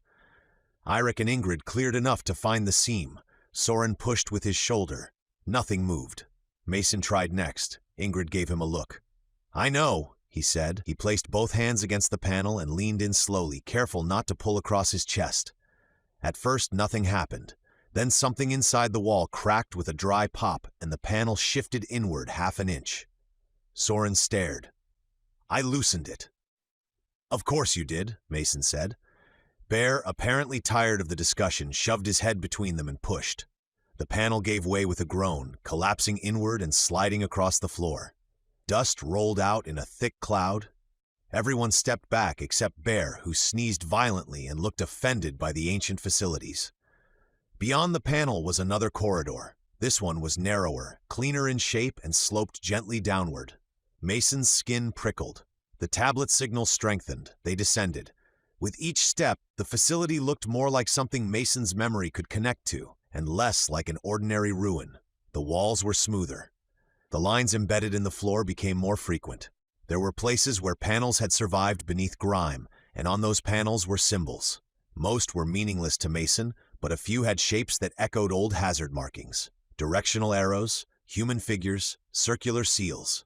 Then they reached the first carved wall. Mason stopped so abruptly that Soren nearly walked into him. "What?" Soren whispered. Mason did not answer. The wall to his left was covered in shallow relief. Not painted, not projected, carved. The surface had weathered and roots had split part of the upper section, but much remained intact. Human figures moved across the stone-like panel in a long sequence. Hunters with spears, farmers bending over grain, ships with sails, towers rising, machines, rockets, children, doctors. A hand reaching towards stars. Mason stepped closer. His own breath sounded too loud. He knew this. Not this exact wall, not this exact carving, but the idea. The first forward leap facility had used walls like this. Human history as a procession. A reminder that every age had feared the next step and taken it anyway. He remembered walking past polished carved scenes with Lexi's hand in his, her fingers thin and cold in his grip. She had stopped before the rocket scene and said the people looked too calm for something so explosive. He had laughed then, before the chamber, before the sabotage, before everything. Ingrid watched him carefully. "You know this place." "No," Mason said. Then after a second, "Yes." Eric said nothing. Mason touched the carved wall with 2 fingers. Dust came away under his hand. The figure beneath was a child holding an adult's hand. "This is from the forward leap world," Mason said. "Not my exact facility, but the same design, the same idea." Soren frowned. "Your people built here? My people, or the people after mine who kept building what we started?" His voice felt thin. He had thought the forward leap initiative ended with the explosion. Lexi had said future time travel work had been buried, sealed, shut down, but something of that world had endured. Not just records, not just broken capsule systems. This facility, whatever it had become, still carried the same ceremonial memory, the same carved insistence that human history was a road forward, even after everything changed around it, even after cities became forests and people became legends. Mason walked along the wall. The carvings continued. Some scenes were familiar. Early humans, agriculture, cities, industry, flight, space. Then the sequence moved beyond his time. He saw people standing before structures like vertical gardens, machines lowering into deep shafts, a carved sphere with lines radiating from its core, perhaps the earth, perhaps something more symbolic. A child in a capsule, a ring of figures around a glowing center. Then damage interrupted the story. Roots breaking through scenes Mason might have needed most. At the far end of the corridor, double doors stood partly open, or what had once been doors. One hung twisted, the other had folded inward. Vines crossed the opening like ropes. Beyond them lay darkness and a larger space. Mason knew before they entered. The auditorium. He pushed through the vines first. The room beyond opened vast and dim. It had been massive once, maybe still was. Rows of seats descended toward a broad platform at the front, though most had collapsed, rotted, or been buried under growth. The ceiling rose high overhead into shadow, broken in several places where trees had grown down and up at the same time. Roots dangled from the upper cracks. Sunlight fell through in slanted beams, touching dust and leaves and the remains of a central aisle. The walls were carved. All of them. Human history surrounded the auditorium in great sweeping panels, damaged but still there. Scenes climbed from the lower walls to the upper galleries. Figures reached, built, fought, healed, taught, buried, launched. Some panels had cracked, others were covered in moss. But enough remained that Mason felt the room as a hand closing around his chest. It was too much like the first facility. Not identical. Larger, maybe. Older or newer, he could not tell. More worn now than any building from his time should be, but built from materials meant to endure. This place had been made by people who believed the story of humanity deserved to be carved into walls that could outlast steel. And it had. The world outside had forgotten. GRENDELL'S reach had turned old technology into fable. The eastern tribes had made hunger into religion. The city had become a forest of husks. But here, beneath roots and dust, someone had preserved the idea that people had once tried to carry themselves forward. Mason stood in the aisle, unable to move. Lexi was here, or near here. The thought struck with such force that he had to steady himself against the end of a broken seat. "Mason," Ingrid said quietly. He did not look back.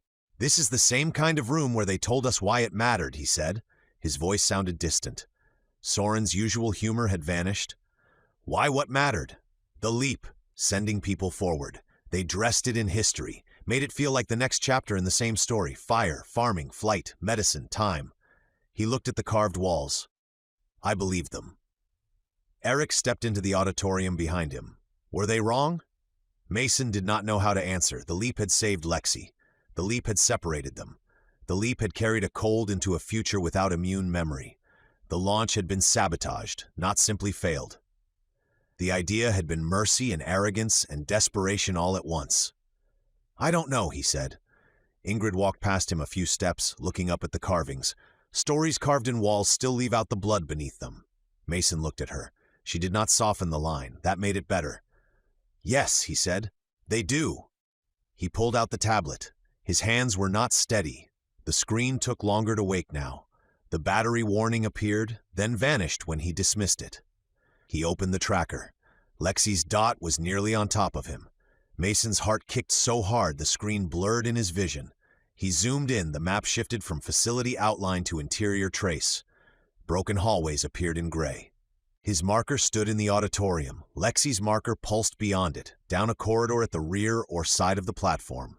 Close. Then the dot moved. Mason froze. It shifted a fraction to the left on the screen, paused, then moved again. Not signal drift, movement. Lexi was moving.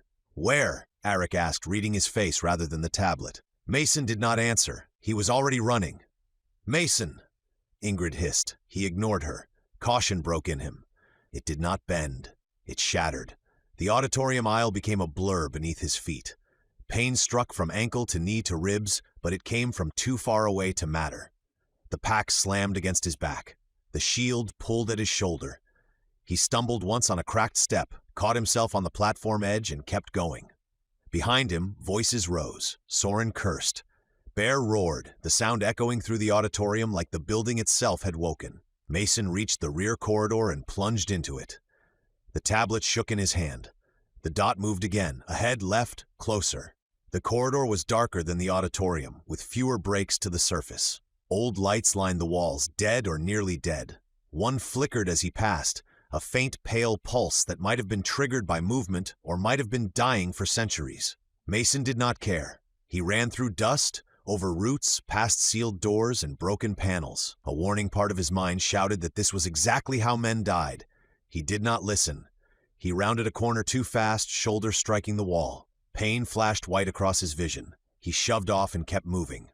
"Lexi!" he shouted. His voice tore down the corridor and came back changed. "Lexi!" The dot moved. So close. He ran harder. The hallway opened into an intersection where 3 corridors met beneath a collapsed skylight. Pale daylight fell through leaves high above, touching the floor in broken patches. Vines hung down the far wall. A carved panel had fallen and shattered across one side, its human figure split into pieces. Mason rounded the corner into the open space and stopped so abruptly his injured ankle almost folded beneath him. A man stood in the ancient hallway. Not Lexi. He was tall, but not like the people of GRENDELL'S reach. His proportions were too exact, too balanced. His face looked human at first glance, young but not truly young, smooth in a way that did not belong to flesh.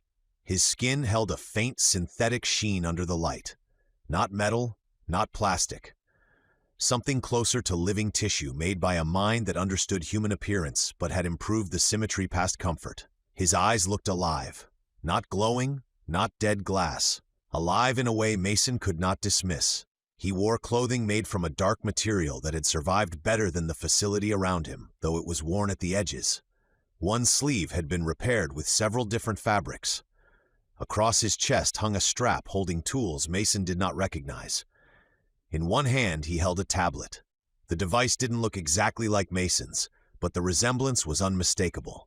The device was thinner and larger, cracked along one corner but active. Its screen cast light across his fingers. Mason stood in the corridor, breathing hard, sword half drawn before he realized his hand had moved. The man did not flinch. Behind Mason, footsteps pounded closer. Ingrid, Eric, Soren.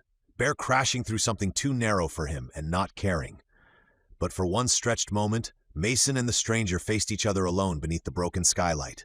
The tablet in Mason's hand pulsed. Lexi's dot sat almost on top of the stranger. Mason's voice came out low. "Who are you?" The man looked at him for a long moment. Then he smiled. It was a small smile, human, sadder than Mason expected. He said, "I have waited a very long time to meet you." Mason could not move. The man lowered his tablet slightly. "My name is Adam." Chapter 20. The Man Who Waited. For several seconds, Mason did not understand what he was seeing. The man in the ruined corridor stood too calmly to be a threat, and that made him feel more dangerous. He held the tablet at his side as if it were ordinary. His clothes were worn but cared for. His face looked human enough that Mason's mind wanted to accept it and then rejected the conclusion every time it looked closer. There was no sweat on him despite the stale heat of the facility. No tremor in his hand, no unevenness in his breath. He did breathe. At least he seemed to. His chest rose and fell with practiced rhythm, but Mason could not tell if that meant life or only imitation. The skin across his face had fine texture. His eyes moved like human eyes. He focused on Mason, then on the people behind him, then back again with a smoothness that was not quite wrong, but too precise. Adam. The name struck Mason harder than any weapon. Adam from the videos. Adam with the bone disease. Adam who had joked with Lexi. Adam who had survived by being transferred into an android body powered by the core from her capsule. Adam who should have been a boy. Mason's hand remained on the hilt of his gladius. Eric's bow lifted. Soren whispered something under his breath. Then another voice came from behind Mason, barely more than air. Undying. It was Soren. Mason thought at first. Then he realized it had come from Ingrid. The word passed through the corridor like a cold draft. Eric did not repeat it, but the set of his shoulders said he believed it. Bear growled low behind them, a deep sound that filled the broken hallway and made small bits of dust fall from a cracked panel overhead. His massive head pushed past Soren's side, lips pulled back enough to show teeth. He did not charge. That alone told Mason something. Bear did not know what Adam was, and the uncertainty made him more cautious than angry. Adam's eyes moved to the Yogi. "A bear," he said softly. Bear's growl deepened. Adam looked back to Mason. "Not a bear." "No," Mason said. His voice came out rough. "Not exactly. I have seen images in archives," Adam said. "This is different. A lot of things are different." Adam nodded once. "Yes, they are." Mason took one step forward, then stopped because his body reminded him he had run through half a ruined facility with injuries that still had opinions. His ankle throbbed, his chest felt tight, his breath came too fast, and he hated that Adam would see it. "Where is Lexi?" Mason asked. Adam's face changed. It was slight, but Mason saw it, a flicker of something old and heavy behind the calm. Regret, maybe, or the mechanical equivalent of it. No, Mason rejected that. If Lexi had believed Adam was still Adam, then Mason would begin there until proven wrong. "Where is my daughter?" Mason demanded. Behind him, Ingrid shifted closer. "Mason." He ignored her. Adam lowered his tablet a fraction, holding both hands visible now. "She is not here." Mason's grip tightened on the sword. The words hollowed out the corridor. Not here. He had followed the dot through enemy lines, through the undying lands, into the skeleton of an old facility, through the carved walls of a world he thought had died. He had watched the marker move. He had run because he thought Lexi was around the corner, breathing the same air, waiting in the next room. Not here. Mason advanced another step. "The tracker led me here." "Yes," Adam said, "it led me to you." "To her capsule," Adam said, "and to the files, and to me." Mason's vision narrowed. "Where is she?" Adam looked at the tablet in Mason's hand, then at his face. "How many video files have you watched?" Mason did not answer right away. He wanted to strike him, to grab him by the front of his strange dark clothes and slam him against the wall until he gave an answer that made sense. But that would not bring Lexi into the hallway.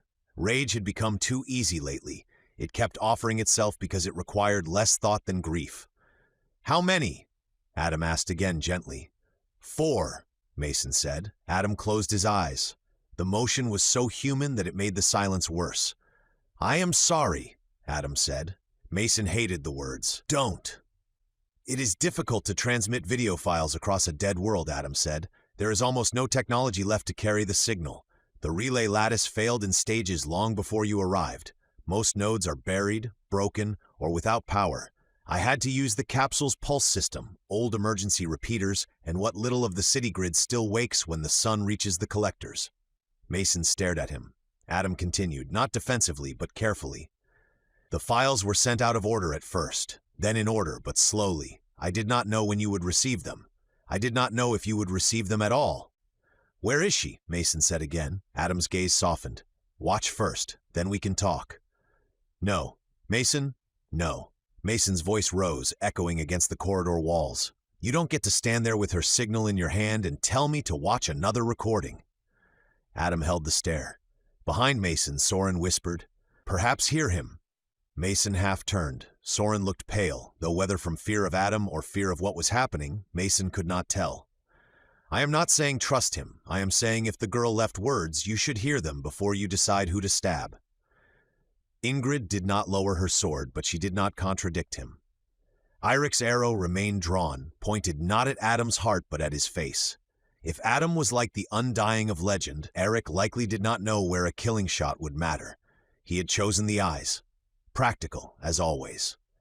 Adam stepped forward slowly and set his tablet on a fallen section of wall between himself and Mason. He did not come closer after that.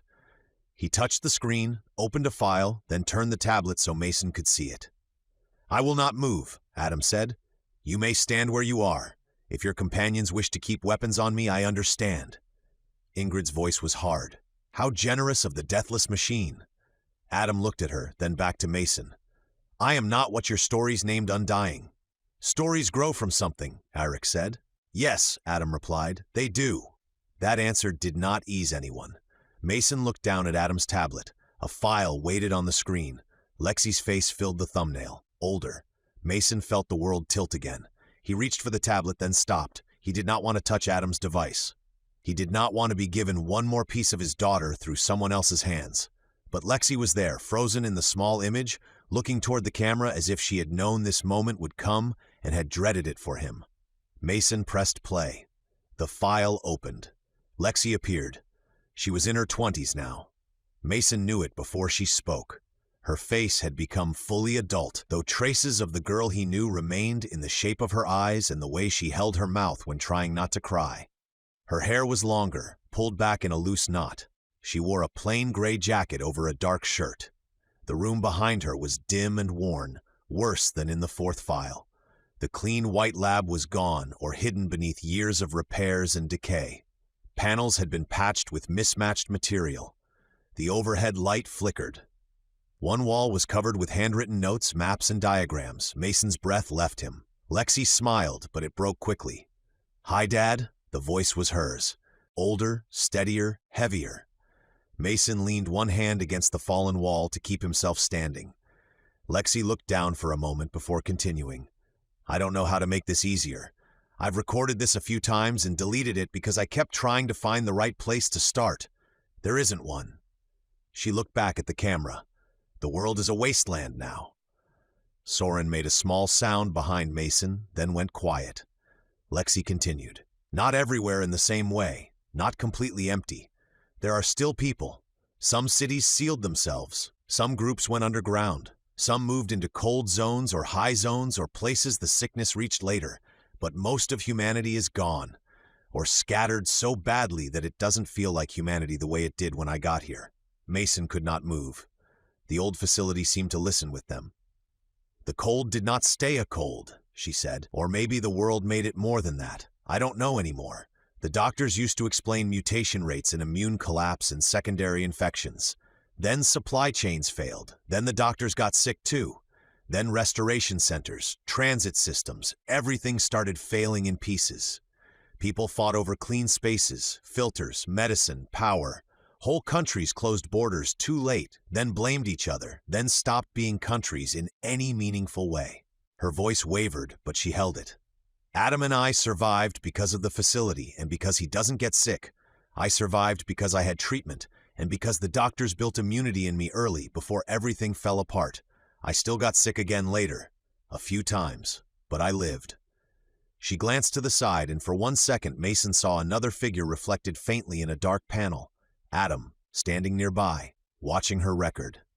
"We researched everything we could, the capsule, the launch, the archive fragments, the signal records. Dad, we found an old forward leap facility." Mason looked around the corridor, at the broken walls, the dust, the roots, the carved human figures half buried in time. Lexi's voice tightened. "Not the one we left from. Another one, newer than ours, built after the disaster or maybe rebuilt from work that survived it. It was hidden or sealed or just forgotten under layers of later construction. Adam found references first. Then we found access paths. It took years to get inside. Through years of study, Lexi said, we figured out what happened to us. Not all of it, but enough. She leaned closer. I didn't jump as far as you did. Mason went still. Lexi's eyes shone. I leaped about 300 years forward, not 30. 300. It felt impossible at first, but the records matched. The medical systems, the language drift, the city data, everything. My capsule came through around 3 centuries after launch. Mason's mind resisted the idea because accepting it meant rearranging everything. Lexi had not been in the same time as him. The videos had not only been delayed by failing technology, they were from another age. A world 300 years after his launch, not 3,000. A world before the final collapse, before GRENDELL'S reach, before the eastern tribes, before the old city became the undying lands. Lexi continued. But you went farther, much farther. We don't know exactly how far. The system records are damaged. Adam thinks your capsule skipped across a broken temporal anchor instead of landing cleanly. The math is awful. I don't understand most of it, but you are not where I was when I recorded this. Mason looked at Adam. Adam did not move. Lexi's voice pulled Mason back. If you are watching this, then Adam found you, or you found Adam. That means he waited long enough. That means part of our plan worked. She swallowed. Dad, I'm sorry. Mason's hand closed around the edge of the broken wall. We came up with a plan because we had no other one. We found an intact capsule at the second facility. It appears functional. Not perfect. Nothing is perfect anymore. But functional enough, we think. Her face twisted briefly, fear breaking through the calm she had built. I'm going to use it. Mason's heart began pounding. I'm going to leap forward again, Lexi said. Not because I want to leave Adam, not because I want to leave the people still here, but because I can't stay in a dying age and hope you somehow arrive before everything collapses. If Adam is right, you appear much farther ahead. If I stay, I die long before you appear. If I leap, there is a chance. She looked off screen, and Mason knew she was looking at Adam. Adam will stay behind. He has to. The adult Lexi took a breath. He needs the core from my old capsule to survive. His body is powered by it. Not just powered like a battery in a flashlight. It's integrated into the continuity system that keeps him himself. We tried alternatives. For years. Nothing lasted. Nothing stable enough. If we remove it, he dies, or stops, or whatever word people want to use when someone like Adam is gone. Mason heard Adam shift very slightly in the corridor. Lexi continued. Adam doesn't age. Not the way we do. His body degrades, but it can be repaired. His mind can store, recover, rebuild. In a sense, he is immortal. He hates when I say that, because he says immortality is just a word people use when they haven't waited long enough to see what breaks. A small smile crossed her face, real and sad. But he can wait, I can't. Mason's throat tightened until it hurt. So Adam will keep my original capsule and the core. He will keep transmitting its location and my videos. He'll do it for as long as he can. The signal should pull your tablet toward him, toward where I was. And if you find him, he can tell you when I jumped. She leaned closer to the camera. Then maybe you can meet me there, Mason whispered. Where? The recording kept going. We don't know if the new capsule will land cleanly. We don't know if the time targeting will work without a full facility network. We don't know if I'll wake in a better world, a worse one, or no world at all. But we have a window. The capsule can use the facility's remaining power once. Maybe once? Adam says the system might be able to place me far enough ahead that your arrival and mine can overlap. She laughed once, softly. That's a terrible sentence. I'm leaving it in because I'm tired of trying to sound like I understand time travel. Mason's eyes burned. Lexi became serious again. If you're angry, be angry at the universe, or the protesters who broke the launch, or the scientists who thought they could control everything, or me if you need to for a while. But don't be angry at Adam. He saved me more times than I can count. He stayed when everyone else either died or left. He is my best friend. Adam's face remained unreadable, but his eyes lowered. Lexi pressed a hand flat against the surface in front of her as if she wished it could be his hand. I know this is hard, she said. I know I keep getting older between messages. I know when you find these, it may feel like I'm always leaving one step before you arrive. Mason could not stop the sound that left him. She nodded slightly, as if she had known. But I am not leaving you. I am trying to reach you from the only direction I have left, forward. The screen flickered. Lexi glanced upward, then back. I love you, Dad. I am still your little girl, even if I'm not little anymore.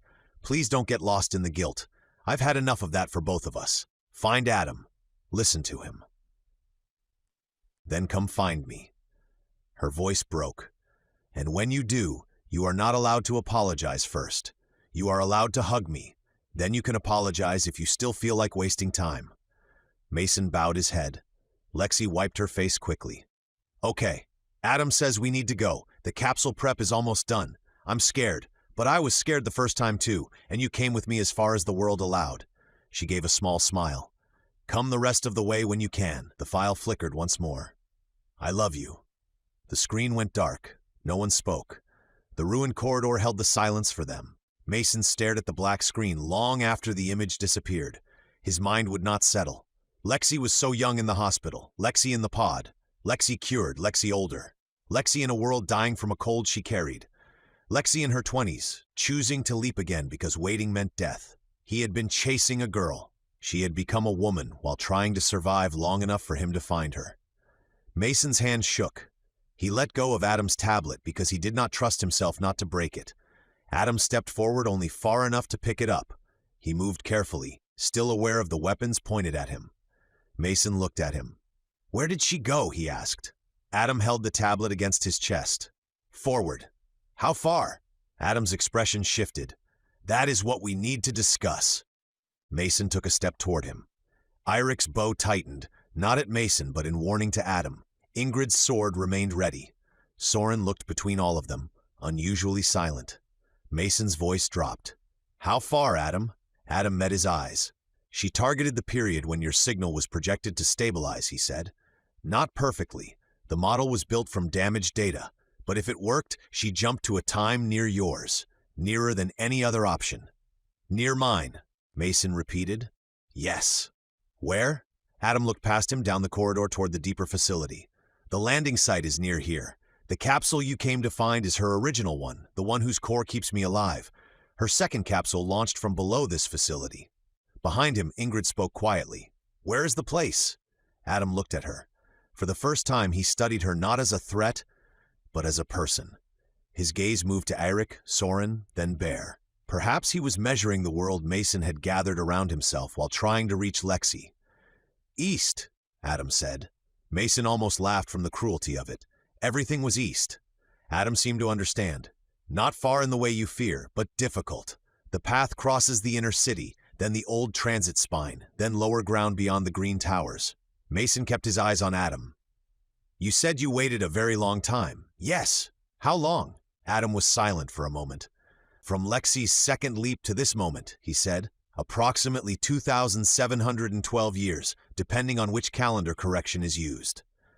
Soren whispered something Mason did not catch. Ingrid's sword lowered half an inch despite herself. Eirik stared at Adam with a new kind of fear. Mason felt the number enter him and find no place to land.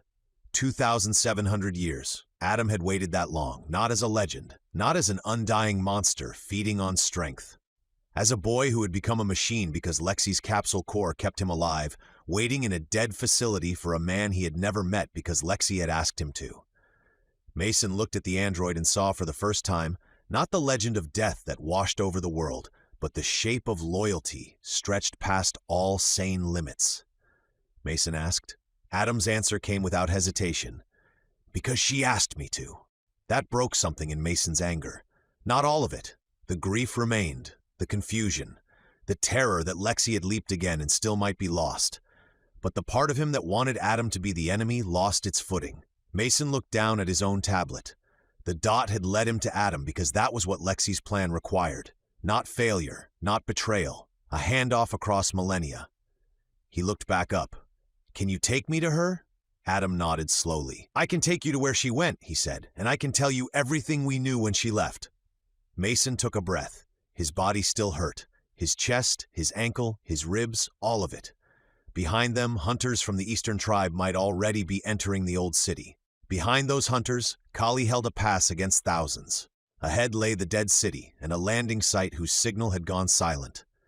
But Lexi had left him instructions. Find Adam. Listen to him. Then come find me. Mason looked at Ingrid, Eirik, and Soren. Their faces showed fear in different ways. Ingrid hid hers under readiness, Eirik under calculation, Soren under a humorless tightness around his mouth. Bear growled softly at Adam, still undecided. Mason turned back to the man who had waited through the fall of the world. Then start talking, he said. I have waited for you for more than 2,500 years, he said. Surely you can walk with me for 25 minutes while I explain. When? He asked. Adam looked at Mason. When did she jump? Adam's shoulders lowered in something close to a sigh. It was too human emotion to be accidental. Maybe he had learned it from Lexi. Maybe he had learned it from grief. She jumped nearly 700 years beyond this current time. 700 years. The number struck him with physical force. For 1 second, the corridor seemed to tilt.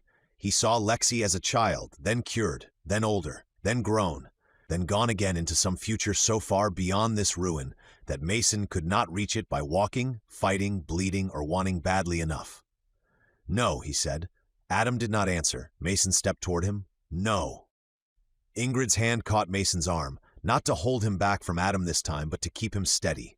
He barely felt it. His thoughts had gone loud and useless. 700 years. He had found the place. He had crossed the enemy line. He had found Adam. He had seen the walls. He had heard her final message. He had done everything the world had put in front of him, and still she was 7 centuries away. Then the panic hit the edge of something solid. A capsule. Lexi had used an intact capsule. If there had been one, there might be another. Adam had said there was a second forward leap facility. He had said the capsule was functional enough to send her forward. There was machinery here. There was a system.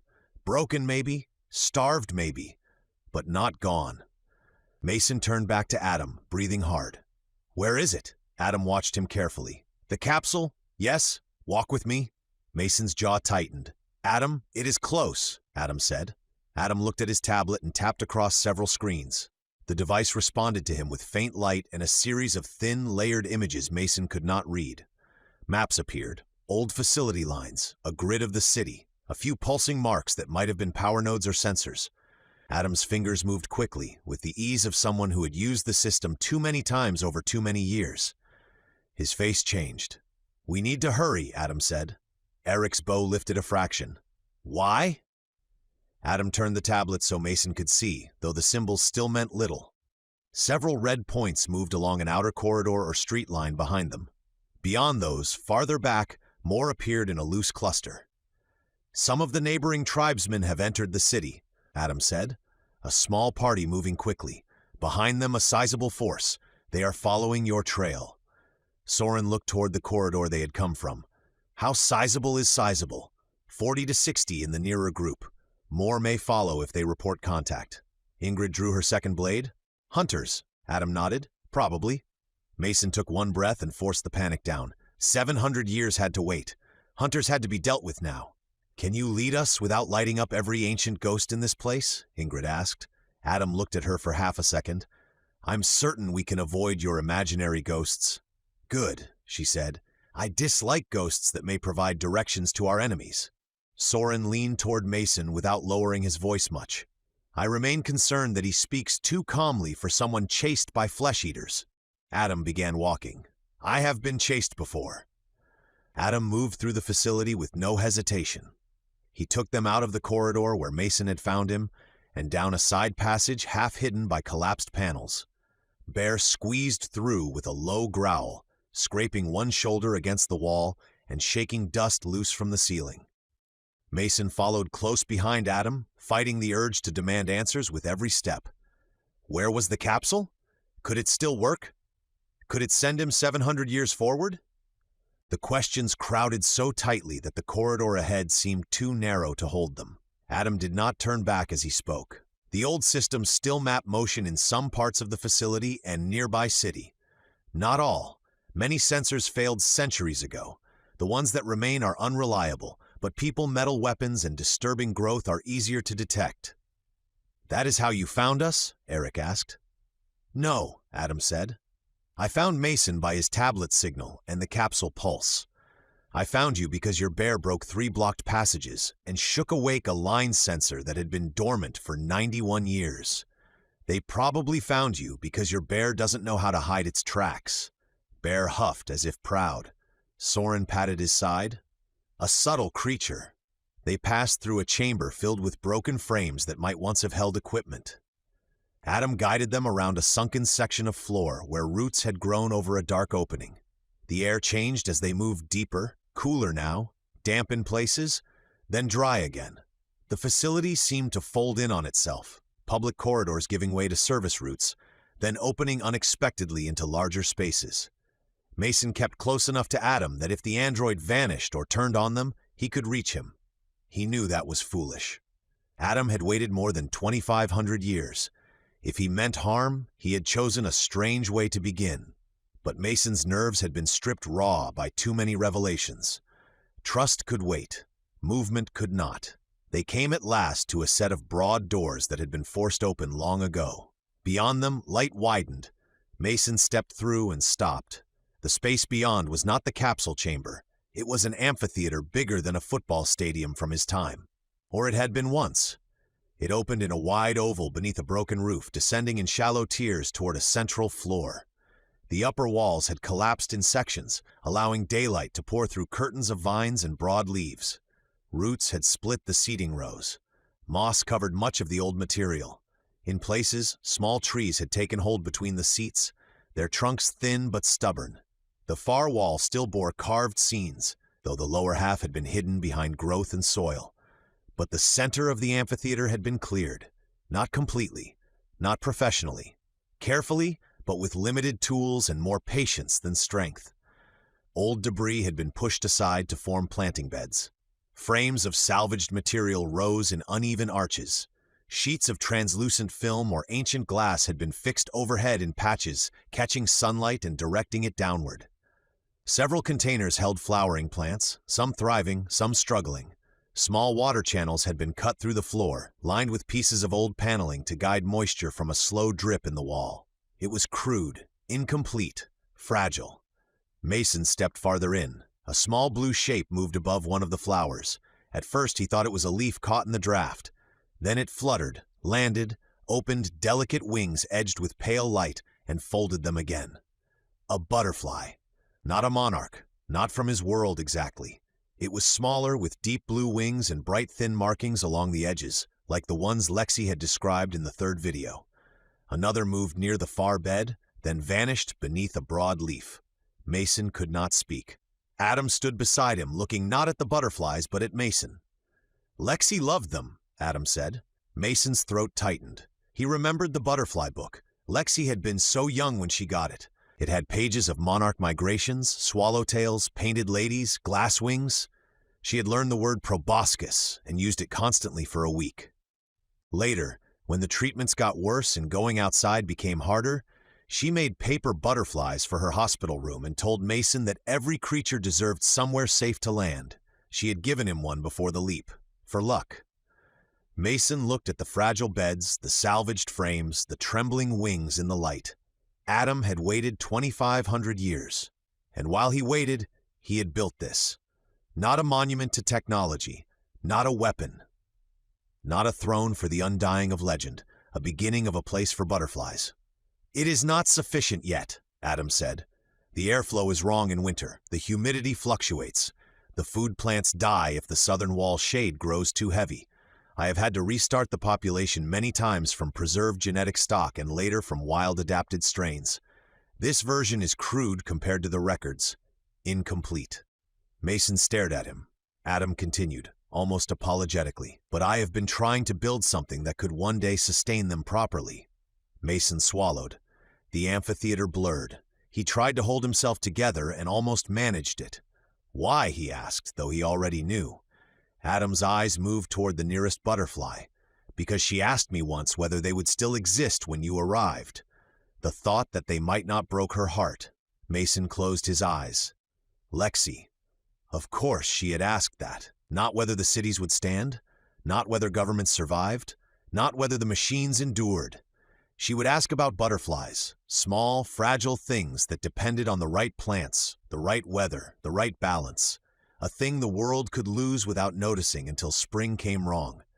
She said, Adam continued, that if I had to wait, I should make the waiting useful. Mason opened his eyes. A butterfly lifted from a flower and crossed the shaft of sunlight between them. For one brief moment, its wings flashed blue against the ruined amphitheater, alive in a place that should have held only dust. Mason breathed in slowly. The panic did not leave. 700 years still stood between him and Lexi. Hunters followed behind. The capsule waited somewhere close. The city remained dangerous. And Adam, whatever else he was, remained a man made from a boy, a machine, and over 25 centuries of loyalty. But this place changed something. Mason had been afraid. Adam's waiting had turned him into legend, into the deathless thing people feared, into some cold remnant of the catastrophe. Instead, he had spent impossible years tending a fragile promise because Lexi loved butterflies. Mason looked at him. You kept this for her, Adam nodded, and for you, if you came. Soren remained near the edge of the sanctuary, careful not to stand beneath any of the drifting butterflies. He watched them with open suspicion. There are enough winged dead in here to carry away an army, he said quietly. I would rather none of them mistake me for someone who has already fallen. Ingrid lowered her sword at last, not sheathing it, but lowering it. Her eyes moved over the sanctuary, and some of the hard suspicion in her face shifted into something more complicated. Eirik stood beneath a broken tier of seats, watching the entrances. The tribesmen are still coming, he said. Yes, Adam replied. How far? Adam checked the tablet. Close enough that we should leave now. Mason looked once more at the butterfly sanctuary. There was too much he wanted to ask, too much he needed to know. But the hunters were coming, and the capsule was close, and Lexi was farther ahead than any road could reach. Adam turned toward a lower passage leading out of the amphitheater. The capsule chamber is beneath this level. Mason gripped the strap of his pack. Then take me to it. Adam nodded and started down. Mason followed, carrying the image of blue wings in ruined light with him. Chapter 21, VERREK'S Revenge. They had almost reached the lower passage when Bear stopped. The yogi's whole body changed in an instant. One moment he was padding behind Mason through the cracked floor of the amphitheater, snuffling at strange flowers and disturbed dust. The next, his head snapped toward the far left wall, ears forward, shoulders lifting. Mason knew that look now. Not curiosity, threat. Bear? Soren whispered. The yogi growled. Adam turned, tablet in hand. His eyes moved toward the corridor Bear watched, then down to his screen. That passage has no active sensor line. Ingrid's sword came up. Meaning? Meaning I did not see them. The vines hanging over the corridor mouth shifted. A man stepped through, Verrek. For a heartbeat, Mason's mind rejected him. The place was too strange, the butterfly sanctuary. Adam, the old facility, the future pressed against the past in every direction, and Verrek belonged to the Reach, to the wall, to Kali's hall and the fight over a seat. He should not have been here. But he was. He emerged from the dark corridor with a curved blade in one hand and a small round shield in the other. His face looked leaner than Mason remembered, more hollow under the cheekbones, but his eyes were the same, bright with resentment, fed by it. Behind him came Eastern warriors, not the whole chasing force, but enough to flood the amphitheater entrance, a dozen at first, then more pushing in behind them, spreading along the upper tier and down between cracked rows of old seats. They moved fast, not like men stumbling into a ruin they feared, like men driven by one purpose hard enough to cut through fear. Verrek smiled when he saw Mason. There you are. Mason's hand went to the gladius. Ingrid stepped between them, but Mason shifted around her without thinking. The pain in his ribs flared. His ankle threatened to fold. He ignored both. Eirik lifted the compound bow. Do not waste the black arrows, Mason said. Eirik did not look at him. I know. Soren drew his blades. This is an unpleasant reunion. Verrek's gaze moved over the group and stopped on Adam. For the first time, his smile faltered. The Eastern warriors saw Adam too. A ripple passed through them. Some whispered. One took an involuntary step back, their eyes fixed on the tall, calm figure standing near the fragile rows of flowers with a tablet in one hand and no weapon in the other. Undying, one of them breathed. The word spread. Adam stood still. He did not raise his hands this time. He did not explain. Maybe he understood there was no room left for explanation. Maybe he had lived long enough to know when men had already decided what a thing was. VERREK recovered first. "Not him," he snapped. "The RUNT." Mason's gaze hardened. VERREK pointed his blade toward him.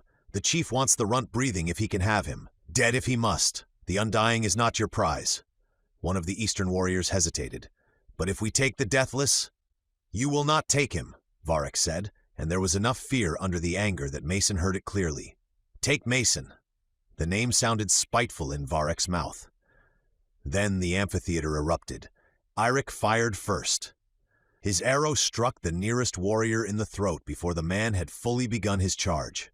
Soren moved to the right, cutting low across the first man who came over the broken seating tier. Ingrid went left, meeting two at once with shield and sword, forcing them away from the planting beds. Bear roared and threw himself forward, shaking the whole fragile sanctuary with the force of his charge.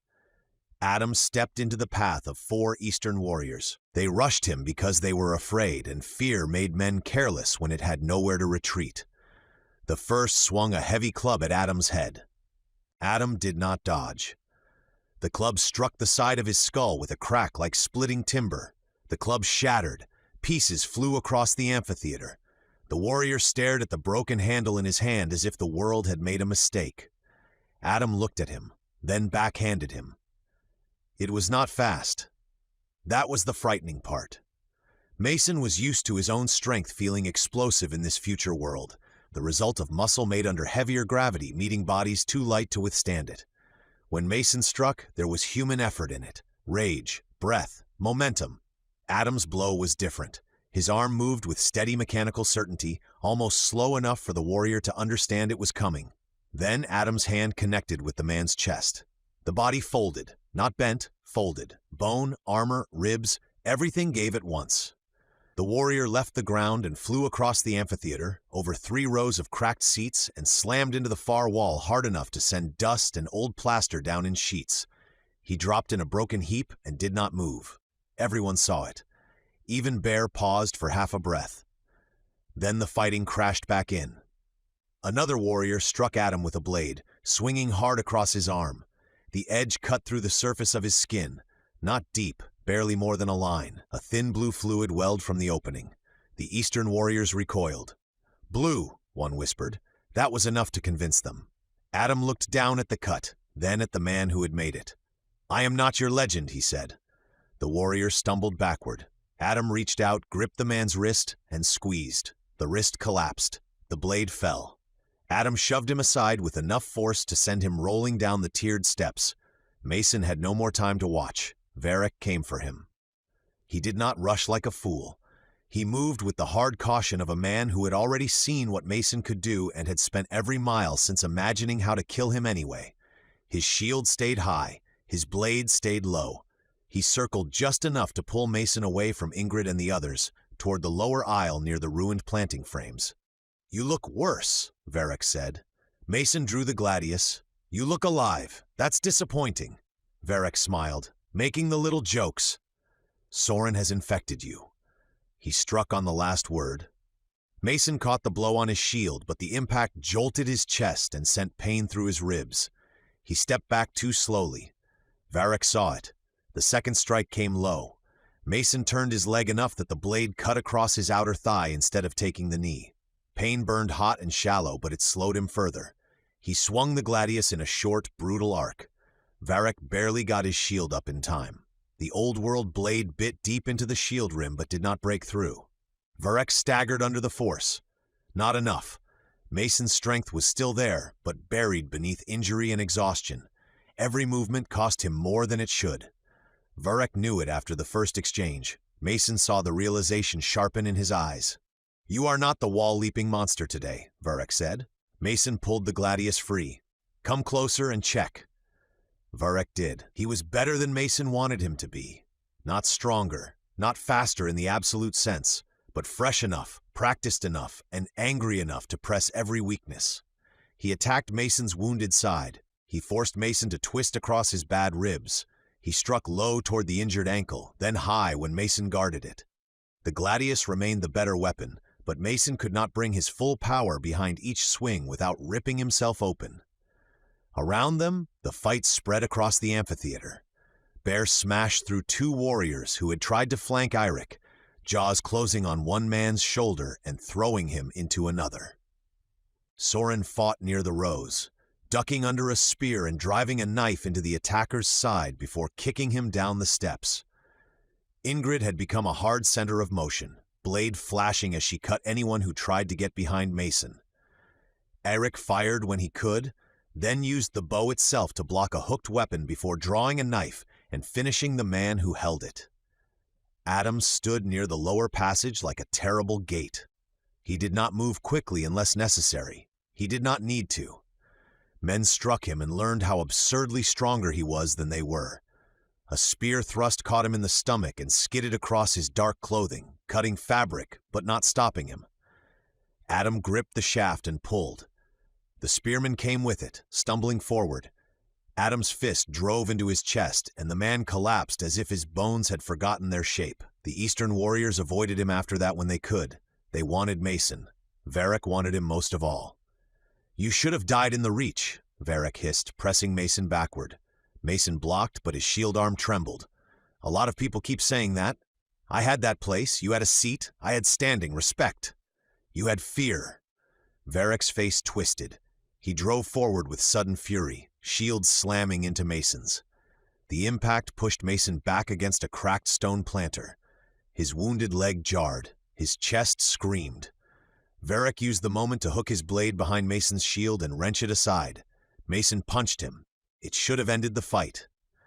Before the injuries, the blow might have shattered Verrek's jaw and sent him across the floor. This time it connected hard, but not with full force. Verrek's head snapped back. Blood burst from his mouth. He staggered 2 steps, then recovered, laughing through red teeth. "Less than before," Verrek said. Mason advanced, but his ankle betrayed him. He stumbled. Verrek came in fast. His blade cut across Mason's side, slicing through cloth and scraping along armor beneath. Mason twisted away, swung the gladius, and caught Verrek's shoulder. The cut opened leather and flesh, but shallow. Verrek slammed his shield into Mason's wrist. The gladius nearly slipped. Mason held on, but just barely. A shout from behind told him more warriors were entering the amphitheater. Not many yet, but more. The main force was still closing in.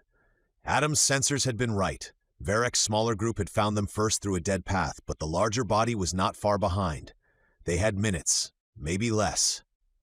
Mason looked for Ingrid. She was fighting 3 men at once, forced back toward the butterfly beds. Soren moved to help her, but another attacker cut him off. Eirik's bow twanged from the upper row. Bear roared, then yelped when a spear stuck into the thick fur near his shoulder. The yogi spun and crushed the man who had thrown it, but the sound turned Mason's blood cold. Adam was holding the lower passage, but even he could not be everywhere. Verrek saw Mason looking. "You brought friends to watch you die," he said. Mason looked back at him. "You brought friends to watch you lose again." Verrek's face hardened. He attacked with everything. Mason gave ground. The first blow struck his shield. The second glanced off his sword. The third came under both, catching him in the ribs where the armor straps had shifted. Pain tore through him. Mason's vision flashed white. He shoved forward out of instinct, but Verrek lowered his shoulder and drove into him. They crashed to the floor. The gladius skidded away. Mason's shield arm pinned awkwardly under him. Verrek was on top, heavier than the men of this world usually felt, because leverage had finally turned against Mason. The man was strong by his people's standards, and Mason's injuries had stolen too much of the difference. Verrek drove a knee into Mason's wounded thigh and pressed the edge of his blade toward Mason's throat. Mason caught his wrist with both hands. The blade stopped inches above his neck. Verrek pushed. Mason pushed back. His arms shook. Pain burned through his chest. Something inside him felt too hot, too tight, like the old arrow wound might tear open again under the strain. Verrek's face hovered above his, blood on his teeth, eyes wide with triumph and hatred. "There," Verrek whispered. "There is the truth of you." Mason gritted his teeth. The blade lowered another inch. "You were never a god," Verrek said. "Never undying, never chosen, just a small broken man who came into our world and took what was mine." Mason tried to shift his hips, but VERREK'S knee pinned him hard. He could feel his strength failing. Not gone. Failing. Every breath made it worse. His hand slipped slightly on VERREK'S wrist. The blade touched the skin beneath Mason's jaw. A thin, hot line opened. "Mason!" Ingrid shouted from somewhere behind him. VERREK smiled wider. Then his eyes flicked to Mason's side. The pack. The tablet had come loose during the fall. It lay half out of the pouch, screen cracked from the impact but still faintly lit. Lexi's tracker pulsed dimly through the damaged glass. A broken blue-white glow flickered against the floor. VERREK saw it. "The stone," he said. His free hand reached for it. Mason reacted before he thought. He let go with one hand. The blade dropped closer at once, cutting shallowly into his neck. Mason ignored it. He grabbed the tablet by its edge, yanked it free, and slammed it upward into VERREK'S face. The first hit shattered more glass, but did not stop him. VERREK jerked back, snarling. Mason hit him again. This time, the corner of the tablet caught his eye socket. VERREK screamed. The blade lifted as his body recoiled. Mason twisted under him, using the last strength in his hips and legs to roll enough to bring VERREK off balance. The tablet sparked in Mason's hand, hot against his palm, the damaged casing splitting. He saw the screen flash. Lexi's dot, map fragments, unreadable warnings. Then the light surged and flickered. VERREK lunged blindly, one eye ruined, still trying to drive the blade down. Mason caught the wrist with his left hand and drove the tablet into his throat with his right. Edge first. With everything he had. The broken and jagged corner punched through the soft flesh beneath VERREK'S jaw. The casing cracked deeper. Something inside the device popped, and heat bit into Mason's palm. VERREK'S scream cut off in a wet choke. Mason drove upward again, jamming the ruined tablet harder, using it like a broken brick, like a blade. Like the last piece of his old world turned into a weapon. VERREK'S body spasmed. His blade fell from his hand. Mason shoved him sideways and rolled on top, pressing the shattered tablet against his throat until the man stopped moving. For several seconds, Mason stayed there, breathing hard, shaking. Then the tablet went dark, completely. No pulse, no tracker, no Lexi. Mason stared at it. The ruined device was lodged in blood and broken material, its screen black, casing split, one corner buried in VERREK'S throat. Smoke or vapor curled faintly from the cracked seam. The glow that had connected Mason to his daughter since arriving in the future was gone. Mason whispered. The fight continued around him, but the sound dulled. Mason pulled the tablet free with shaking hands. It came away dead. He pressed the power button. Nothing. Again, nothing. His chest tightened worse than any wound. The tablet had been flawed, half useless, impossible to understand, and the only thread he could touch. It had carried Lexi's voice, her face, her files, the marker, the proof that she existed somewhere ahead. Now it was just a cracked piece of dead technology in his bloody hand. VERREK lay beneath him, eyes open, one ruined, mouth slack around blood. Revenge had died with him, so had the tracker. Mason. Ingrid reached him first, grabbing his shoulder. Her blade was bloody, her hair loose around one side of her face. She looked down at VERREK, then at the object in Mason's hand. Her expression changed. She understood enough. Soren appeared behind her, breathing hard, one cheek cut. "We have a problem." Mason looked up slowly. The amphitheater entrance beyond the dead and scattered attackers filled with sound. Not the small group, the larger force. Voices echoed in the corridors. Boots struck old floors. Weapons hit walls as men forced their way through the broken facility. The neighboring tribesmen had caught up. Their numbers were coming in a wave through the ruin, following the trail VERREK had opened. Adam stood at the lower passage, blue fluid leaking faintly from the cuts on his arm and face. He looked from the approaching sound to Mason, then to the dead tablet. His face tightened. "Mason," Adam said, "we have to go now." Mason looked down at the tablet again. No light, no signal, nothing. Then Bear roared from the far side of the amphitheater, answering the incoming shouts with a fury that shook leaves loose from the broken roof. Eric dropped beside Mason and pulled him up with more force than gentleness. "Move." Mason's legs nearly failed under him. Ingrid caught one arm, Soren caught the other. The dead tablet remained clenched in his hand. VERREK was dead. The main group was closing, and Mason's last guide to Lexi had gone dark. They ran because there was no time left to do anything else. Mason hated being helped, But by then his opinion no longer mattered. Ingrid had one arm under his shoulder. Soren had the other. Between them, they dragged him upright and forced his legs to remember their purpose. His hands still clenched the dead tablet hard enough that the broken edges bit into his palm. He could not let it go. The thing had gone dark, but some part of him still expected it to wake if he held it tightly enough. Behind them, the amphitheater filled with noise.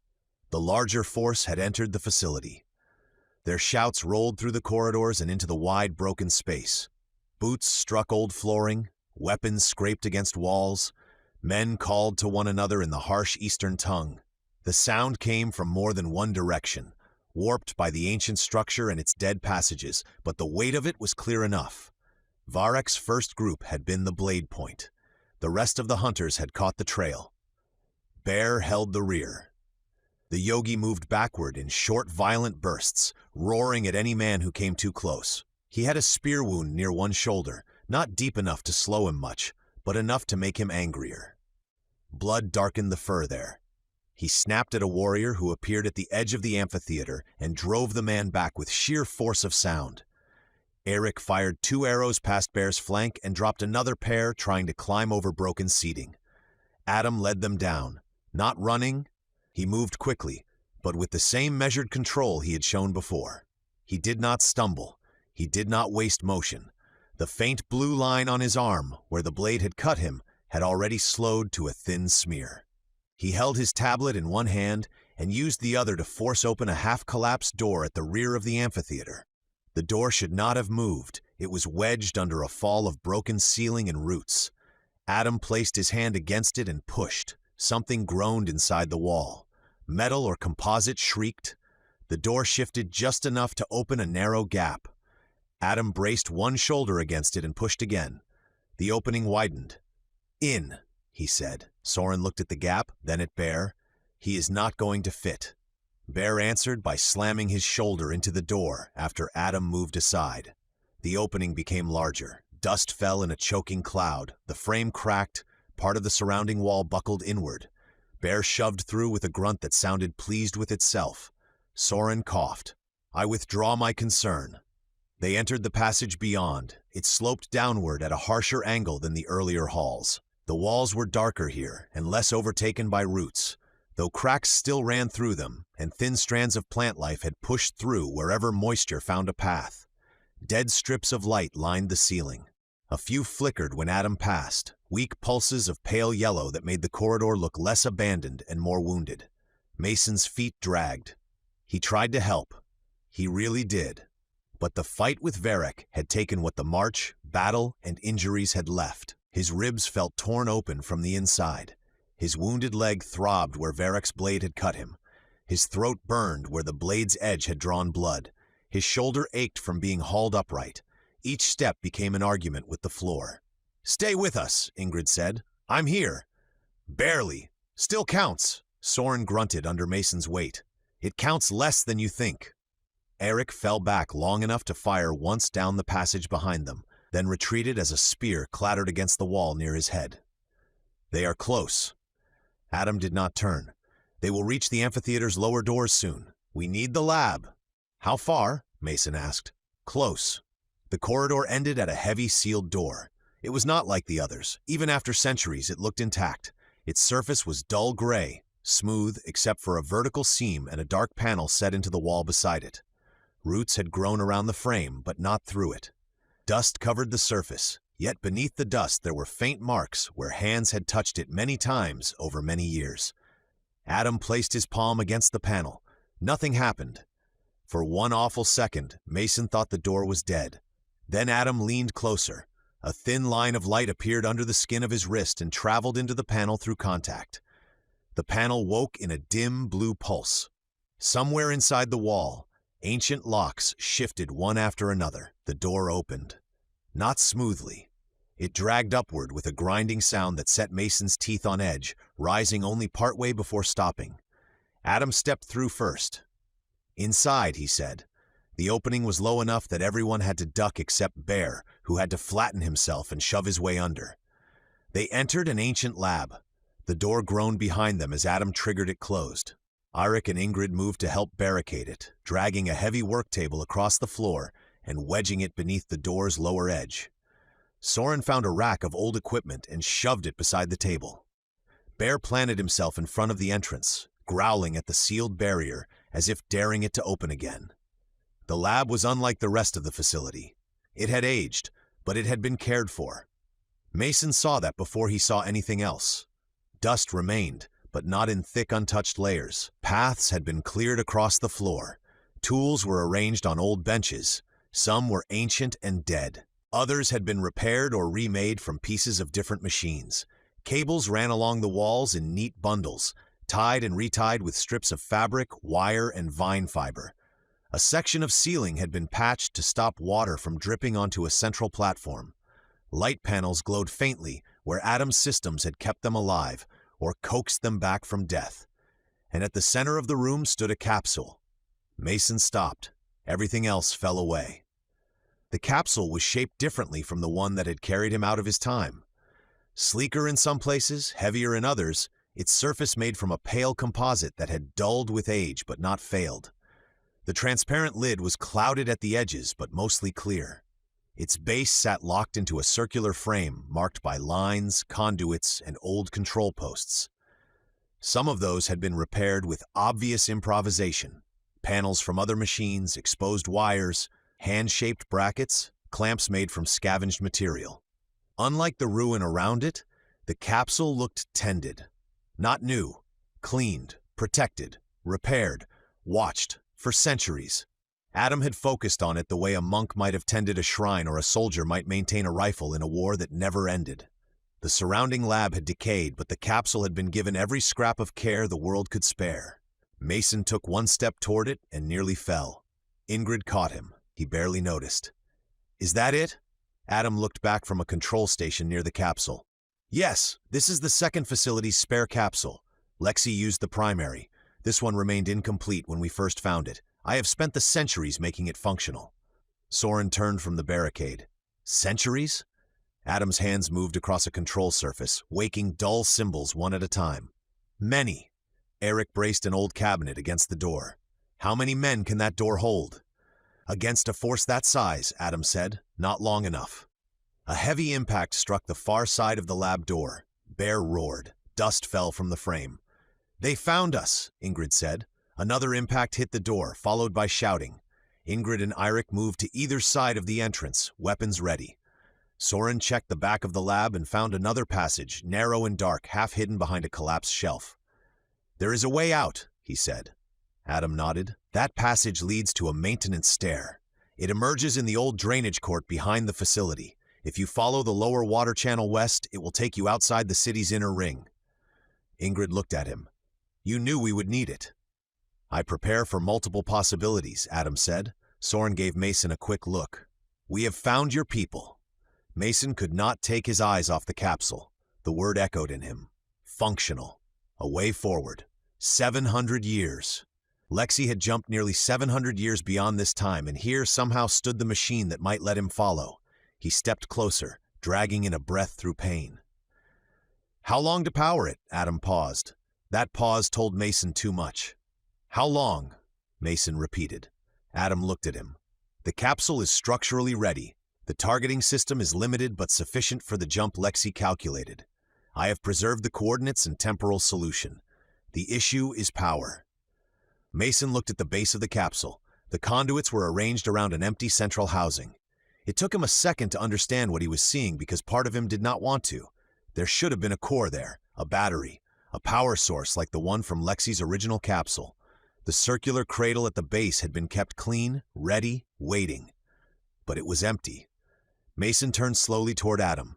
"No." Adam's face remained calm. "Yes." "No," Mason said again, louder. Ingrid glanced toward them but did not move from the door. Adam touched his chest just below the sternum. "I will remove the core from my body. It will provide enough energy to power the capsule's launch sequence." Mason stared at him. Behind them, the door shook under another blow. Men shouted from the other side. Something metal scraped along the seam. "You said the core keeps you alive?" Mason said. "It does." "You said if it's removed, you die." Adam nodded. Not immediately. I have reserve systems. They will sustain my mind and basic motor function for a few days if I reduce non-essential processes. Mason's mouth went dry. A few days. Perhaps less. My body has degraded. The reserves are old. And then? Adam's eyes held steady. Then I will finally die, or as close to it as I can in this world. No one spoke for a moment. Even the pounding at the door seemed distant. Mason felt anger rise because anger was easier than the thing beneath it. You're not doing that. Adam returned to the controls. I am. No. The capsule requires the core. Then we find another way. There is no other way within the time available. You don't know that. I have had more than 2,500 years to consider alternatives. That stopped Mason more effectively than shouting would have. Chapter 22. Forward again. Adam continued working, activating old systems across the capsule frame. One panel hummed weakly. A line of light flickered along the floor and died, then returned dimmer but steady. The lab seemed to wake in pieces, reluctant and exhausted. Mason stepped closer to him. Why would you die for me? Adam looked up. The question seemed to trouble him, though not because he lacked an answer. I would not, he said. Mason went still. Adam's voice softened. I would die for her. The words were said with absolute calm. Somehow that made them heavier. Another impact struck the door. The barricade shifted an inch. Ingrid threw her shoulder into the table to brace it.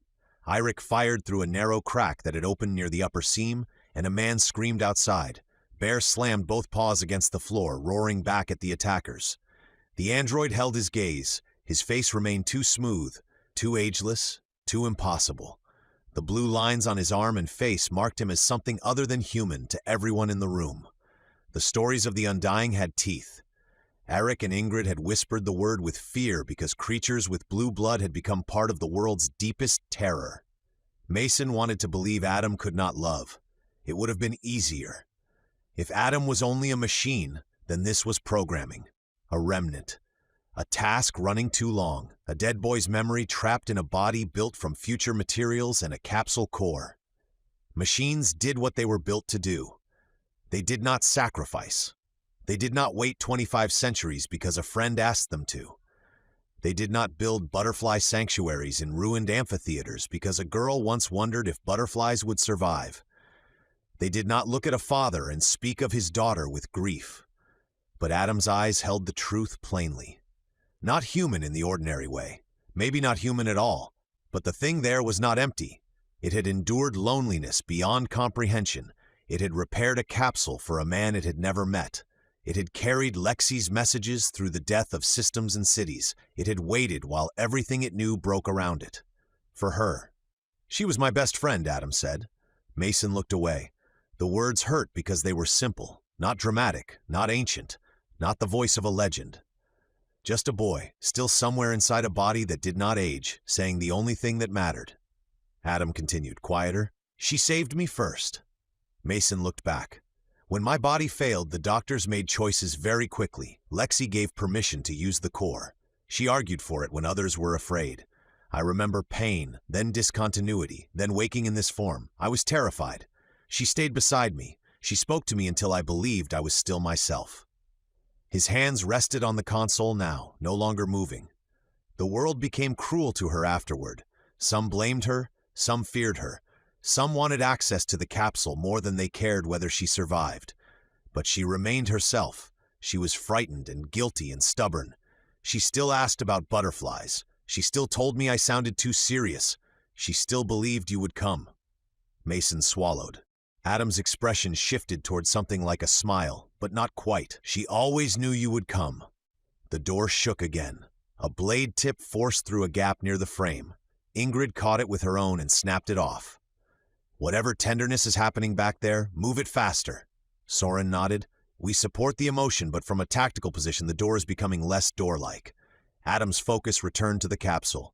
I need 3 minutes to prepare the core transfer, he said. Perhaps 4. Eirik glanced over. And then Mason goes? Then the launch can begin. Mason looked at Adam's chest. How do you remove it? Adam opened a panel on the console and drew out a narrow tool case. There is an access port beneath the sternum plating. The process is not complicated. Will it hurt? Adam paused. Yes. Very much so, Adam said. Mason closed his eyes briefly. He had not wanted to care about Adam. He had not wanted one more life tied to the cost of saving Lexi. But the world had not asked what he wanted. He opened his eyes. There has to be something else we can use. There is not. What about the facility power? Insufficient. The city? Dead. The capsule you kept? The core is in me. Then I stay and help find another way. Adam looked at him sharply then. For the first time, something like anger entered his face. No. Mason stared. Adam stepped closer, and though he did not raise his voice, the force behind it changed. I have waded through the fall of nations, the death of languages, the collapse of systems that once seemed eternal. I have watched this facility become a ruin around me, one root at a time. I have rebuilt this capsule with tools made from broken tools. I have transmitted her files into a world that no longer knew how to receive them. I did not do that so you could arrive and waste the chance because sacrifice offends you. Mason had no answer. Adam's eyes did not leave his. She is alive somewhere ahead because she chose hope over certainty. You will do the same. Mason's hand tightened around the dead tablet. He had forgotten he still held it. Dead screen. Broken casing. The last pieces of Lexi's files trapped inside something that could no longer show him her face. Adam's expression softened again. Mason, she asked me to help you reach her. Let me keep my promise. Mason looked toward the capsule. The machine waited silent and open beneath weak restored light. Beyond the door, the hunters battered and shouted. Behind them, Kali's shield wall held or failed without knowing what had happened here. Beside him, Ingrid, Eirik, Soren, and Bear guarded a sealed lab in the dead city against men who believed strength could be eaten. In front of him stood the friend his daughter had chosen in another age. Maybe more than just a friend. Mason could not deny that anymore. Does she know? He asked. Adam tilted his head slightly. That I love her? Mason nodded. I believe so, Adam said, but I never told her. I never wanted her to carry that with her. She carried enough. That answer broke something small and quiet in Mason. He looked at Adam for a long moment. Then he nodded once because anything more would have been too difficult. Adam returned the nod. The door jolted hard enough to shift the barricade another few inches. Bear lunged forward, bracing his massive body against the table with a growl. Ingrid shouted, They are cutting the side seam. Eirik fired again through the gap. Soren looked back toward the rear passage Adam had shown them, then to Mason. He understood what came next. So did Ingrid. So did Eirik, though his eyes remained on the door. Adam opened the capsule with a touch. The lid rose slowly, hissing as ancient seals broke and systems woke for the first time in centuries. Pale light spilled across Mason's face. Adam turned back to him. Before the transfer, he said, there is time for goodbyes. Mason looked at his companions. Ingrid's jaw tightened. Eirik lowered his bow only slightly. Soren's usual smile was gone. Bear pressed against the barricade, ears flat, eyes glowing in the lab's dim light. Outside, the hunters shouted and struck the door again. Inside, the capsule waited. Mason looked first at Eirik and Ingrid. He did not mean to. There were too many things in the room asking for his attention.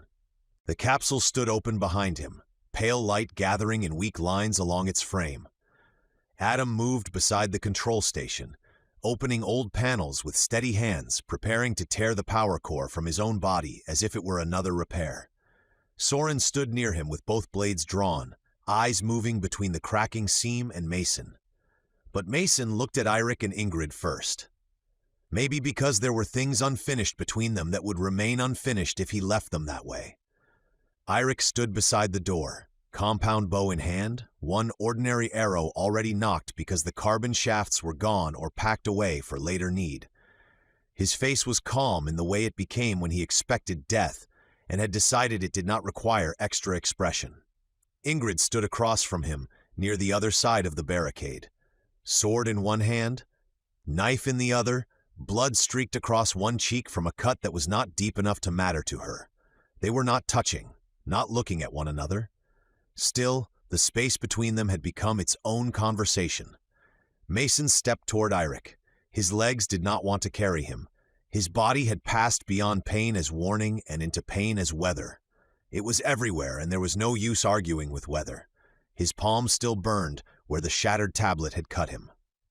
He set the dead device on a lab table near the capsule, black screen facing up, useless now except as proof of how far he had come and what he had spent to get here. "Irek," Mason said. The archer glanced toward him but did not lower his bow. "You should be in the strange box thing." "I have a mission for you," Soren groaned without looking away from the door. "The man is leaving through time itself, and still he assigns work." Mason ignored him. "It's dangerous. Probably stupid. Difficult even if everything goes right." Eric's mouth twitched faintly. "That sounds like a RUNT task?" "It is." Another blow hit the door. The table braced against it, shifted. Bear roared and shoved back, claws scraping across the lab floor. Dust shook loose from the ceiling. Adam did not look up from the console. Mason kept his eyes on Eric. "If you can do it, I think you'll have earned the right to ask for Ingrid's hand." That made Ingrid turn. Eric went still. Soren did look away from the door then. "Oh, this is improved." Ingrid's eyes narrowed. "Mason," he raised a hand slightly, "I'm not giving anything away. I understand that much now." "You understand very little," she said. "Also true." Mason looked back to Eric. "After I leap, get Adam to the place where you first found me, the cave area. My old capsule should still be out there somewhere, west of where I woke. Find it, get the power core out, put it in Adam." Eric's gaze shifted to Adam. Adam's hands paused for the first time. Mason continued before anyone could tell him all the reasons it might not work. "I don't know if the core survived. I don't know if you can remove it. I don't know if Adam can use it after pulling this one out. But if there's any chance, that's the chance. He said he'll have a few days on reserve power. Maybe less. That's enough time if you move fast." Adam turned slightly. "Mason?" "No," Mason said. "You don't get to spend 2,500 years keeping your promise to Lexi and then tell me not to try keeping one back." Adam closed his mouth. Eric looked at Mason for a long moment. His face remained controlled, but the weight of the request settled in his eyes. To leave the facility, escape the hunters, cross the undying lands, return through hostile country while the war at the Gap still raged or had already ended. Find a hidden capsule in a forest Mason himself barely understood. Remove a power core built by a dead age. Bring it back to save a man most of the world feared as undying. Eric gave a slow nod. "That is indeed a big thing to ask," he said. "I know. I am not certain we will live through today. I know that too." Eric looked once toward Ingrid. It was not enough to be called a glance by anyone else. Mason caught it because he had learned to see the things Eric tried hardest to hide. Then Eric looked back at him. "But I will do it for you," he said. The words were simple. Mason felt them more deeply than he expected. "Thank you?" Eric inclined his head. "And if I succeed?" Mason looked at Ingrid. She had gone very still. Her face remained sharp, but there was color in it now that had nothing to do with battle. She pointed one knife toward Mason. "Do not look pleased with yourself." "I'm not. You are, and hiding it poorly." Eric said quietly, "Ingrid." She turned on him at once. "Do not say my name as if I am a frightened goat. If you succeed and ask, I will say yes." Soren made a strangled sound. Eric blinked. It was the most surprised Mason had ever seen him. Ingrid lifted her chin. "But do not think this makes you impressive. It only means you have become slightly less useless than most men, which is a very low hill to climb." Soren pressed one hand to his chest. "There's the Ingrid we know." Ingrid pointed the knife at Mason next. "And you, do not think you have arranged anything.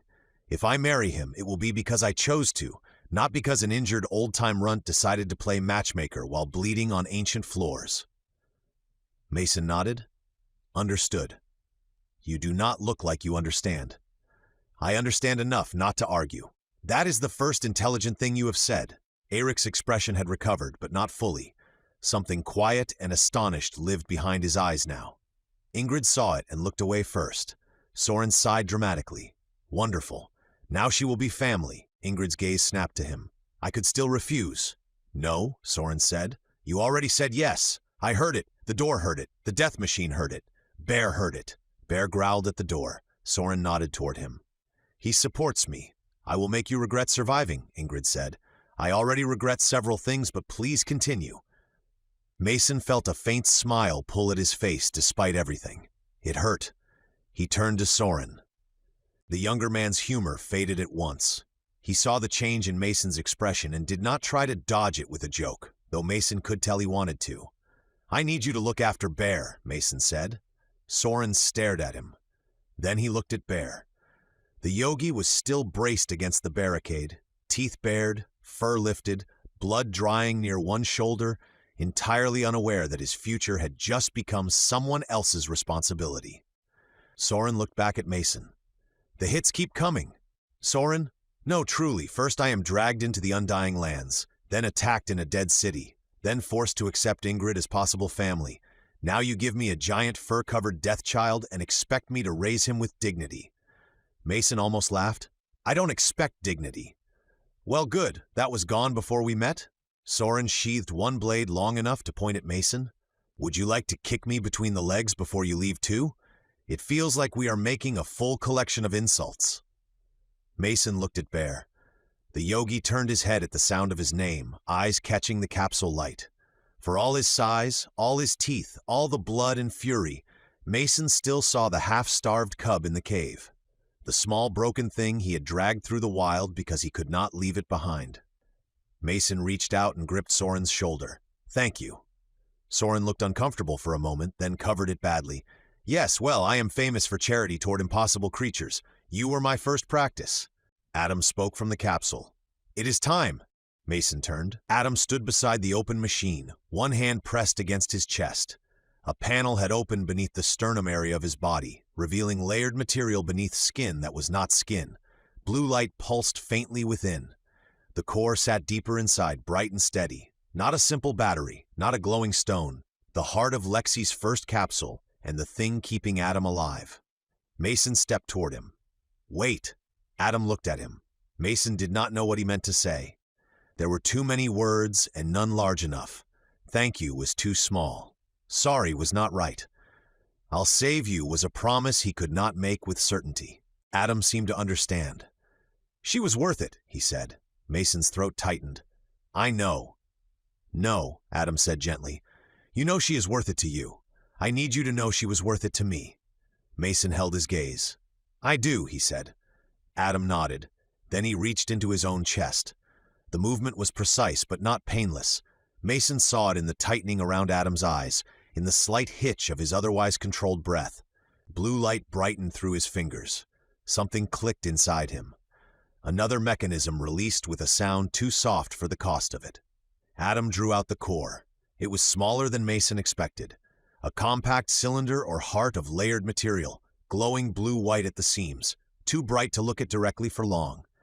Thin lines of blue fluid trailed from the opening in Adam's chest before internal systems sealed what they could. His skin lost some of its warmth of color almost instantly. The light in his eyes dimmed by a degree Mason might not have noticed if he had not been watching. Adam swayed.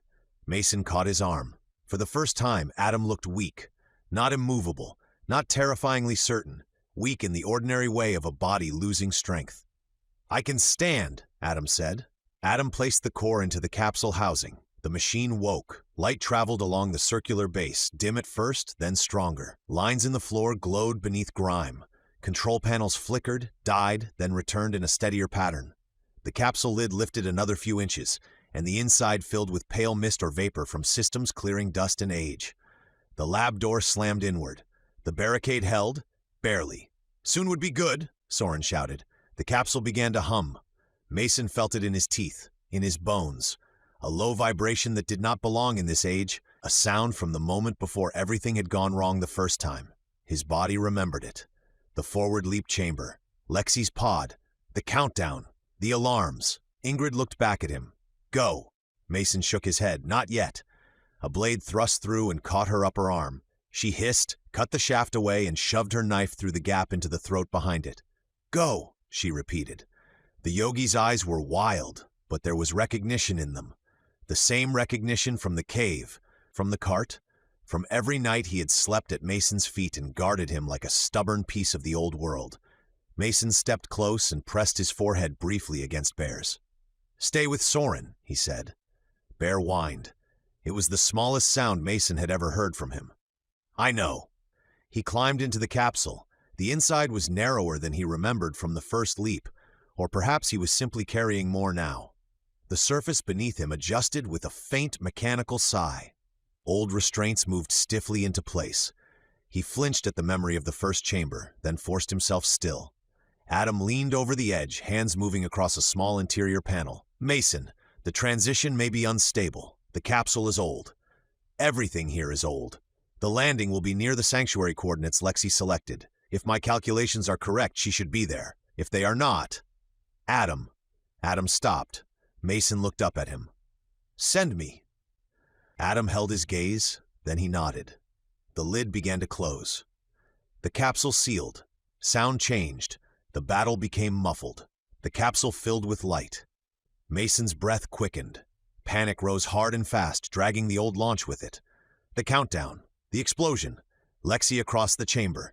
He pressed his hands flat against the capsule interior and forced himself to breathe. Light gathered around him. Not blue, not white, but something that felt like both and neither. His body grew weightless and heavy at the same time. Pain vanished, then returned, then stretched until he could no longer tell where it belonged. The capsule shook. Somewhere outside, perhaps only in memory, someone shouted his name. Mason closed his eyes. For Lexi, time tore open. Then everything became light. When the light faded, he was still inside the capsule. For a moment, he did not know whether the leap had worked or whether his mind had simply broken under the strain. Light filled the capsule from outside, warm and golden, spilling through the transparent lid in soft bands. The hum of the machine faded beneath him in slow pulses. His ears rang. His breath came hard. Every part of him hurt. That, more than anything, told him he was alive. His chest still ached where the arrow wound had been reopened and abused too many times. His ribs burned. His wounded leg throbbed. His palm stung where the shattered tablet had cut into it. His throat still carried the shallow line from VERREK'S blade. The capsule lid was clouded at the edges, but beyond it he saw light. Not the harsh glow of the old lab, not the broken flicker of dead panels. Sunlight. Real sunlight. He turned his head slightly and saw movement beyond the lid. Wings. Countless wings.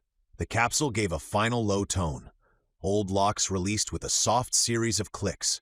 The lid lifted slowly, seals breaking with a faint hiss. Warm air flowed in, carrying the smell of flowers, damp earth, clean water, and green life. Mason lay still. He had expected darkness, or another ruined chamber, or a failed landing buried under centuries of rubble. He had expected pain and alarm and maybe Adam's calculations being wrong in some terrible way. He had not expected this. He pushed himself up with a groan. His body protested. Then he saw where he was. The capsule rested in the middle of the amphitheater, not hidden in a lab, not buried beneath debris. It sat on a cleared piece of smooth stone at the very center of the wide open space, placed as if that one section had been made for it. The circular landing platform was clean, polished by use or care, ringed by low channels of water and flowering beds arranged so they stopped just short of the stone. Whatever this place had become, it had been built around the expectation that a capsule might one day appear there, or return there. Mason gripped the edge harder. The amphitheater was no longer broken. The old tiers had been restored or transformed into terraces overflowing with plants. Water ran in clear channels down from the upper levels, splitting and rejoining as it fed small pools lined with smooth stones. The collapsed roof was gone, replaced by a vast transparent canopy that caught the sunlight and softened it, spreading gold across the entire space.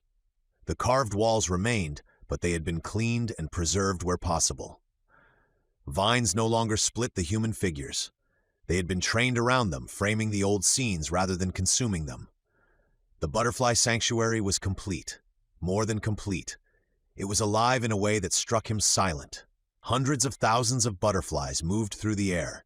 They rose in shifting clouds above the flowers, drifted through sunlight, settled in bright clusters along leaves and stone, then lifted again. Blue ones like the first he had seen in Adam's crude beginning, orange and black wings that made his chest seize because they looked almost like monarchs, white wings, yellow wings, green-edged wings, delicate transparent wings marked like glass. They moved in layers, each current of air carrying them through the amphitheater in a balance so careful it felt almost impossible. Mason swung his legs over the side of the capsule. The movement hurt badly enough that he had to stop. He bowed his head, breathing through clenched teeth, one hand pressed to his ribs. The capsule's interior lights dimmed behind him. His clothes were still torn and bloodied. Dust from the old facility clung to his sleeves. VERREK'S blood had dried dark across his body. He was battered, filthy, and barely upright. He had crossed time, but time had not been gentle. A butterfly drifted near the open capsule and rested on the rim beside his hand. Small, orange and black. Not exactly a monarch, but close enough that his eyes filled before he could stop them. Mason stared at it. A memory came with it so sharply that he almost heard Lexi's child voice. Every creature deserves somewhere safe to land. He let out a breath that shook. Then he forced himself to stand. His ankle nearly folded under him. He caught the capsule edge and held on until the pain steadied. No one came to help. No alarm sounded. No enemies rushed in.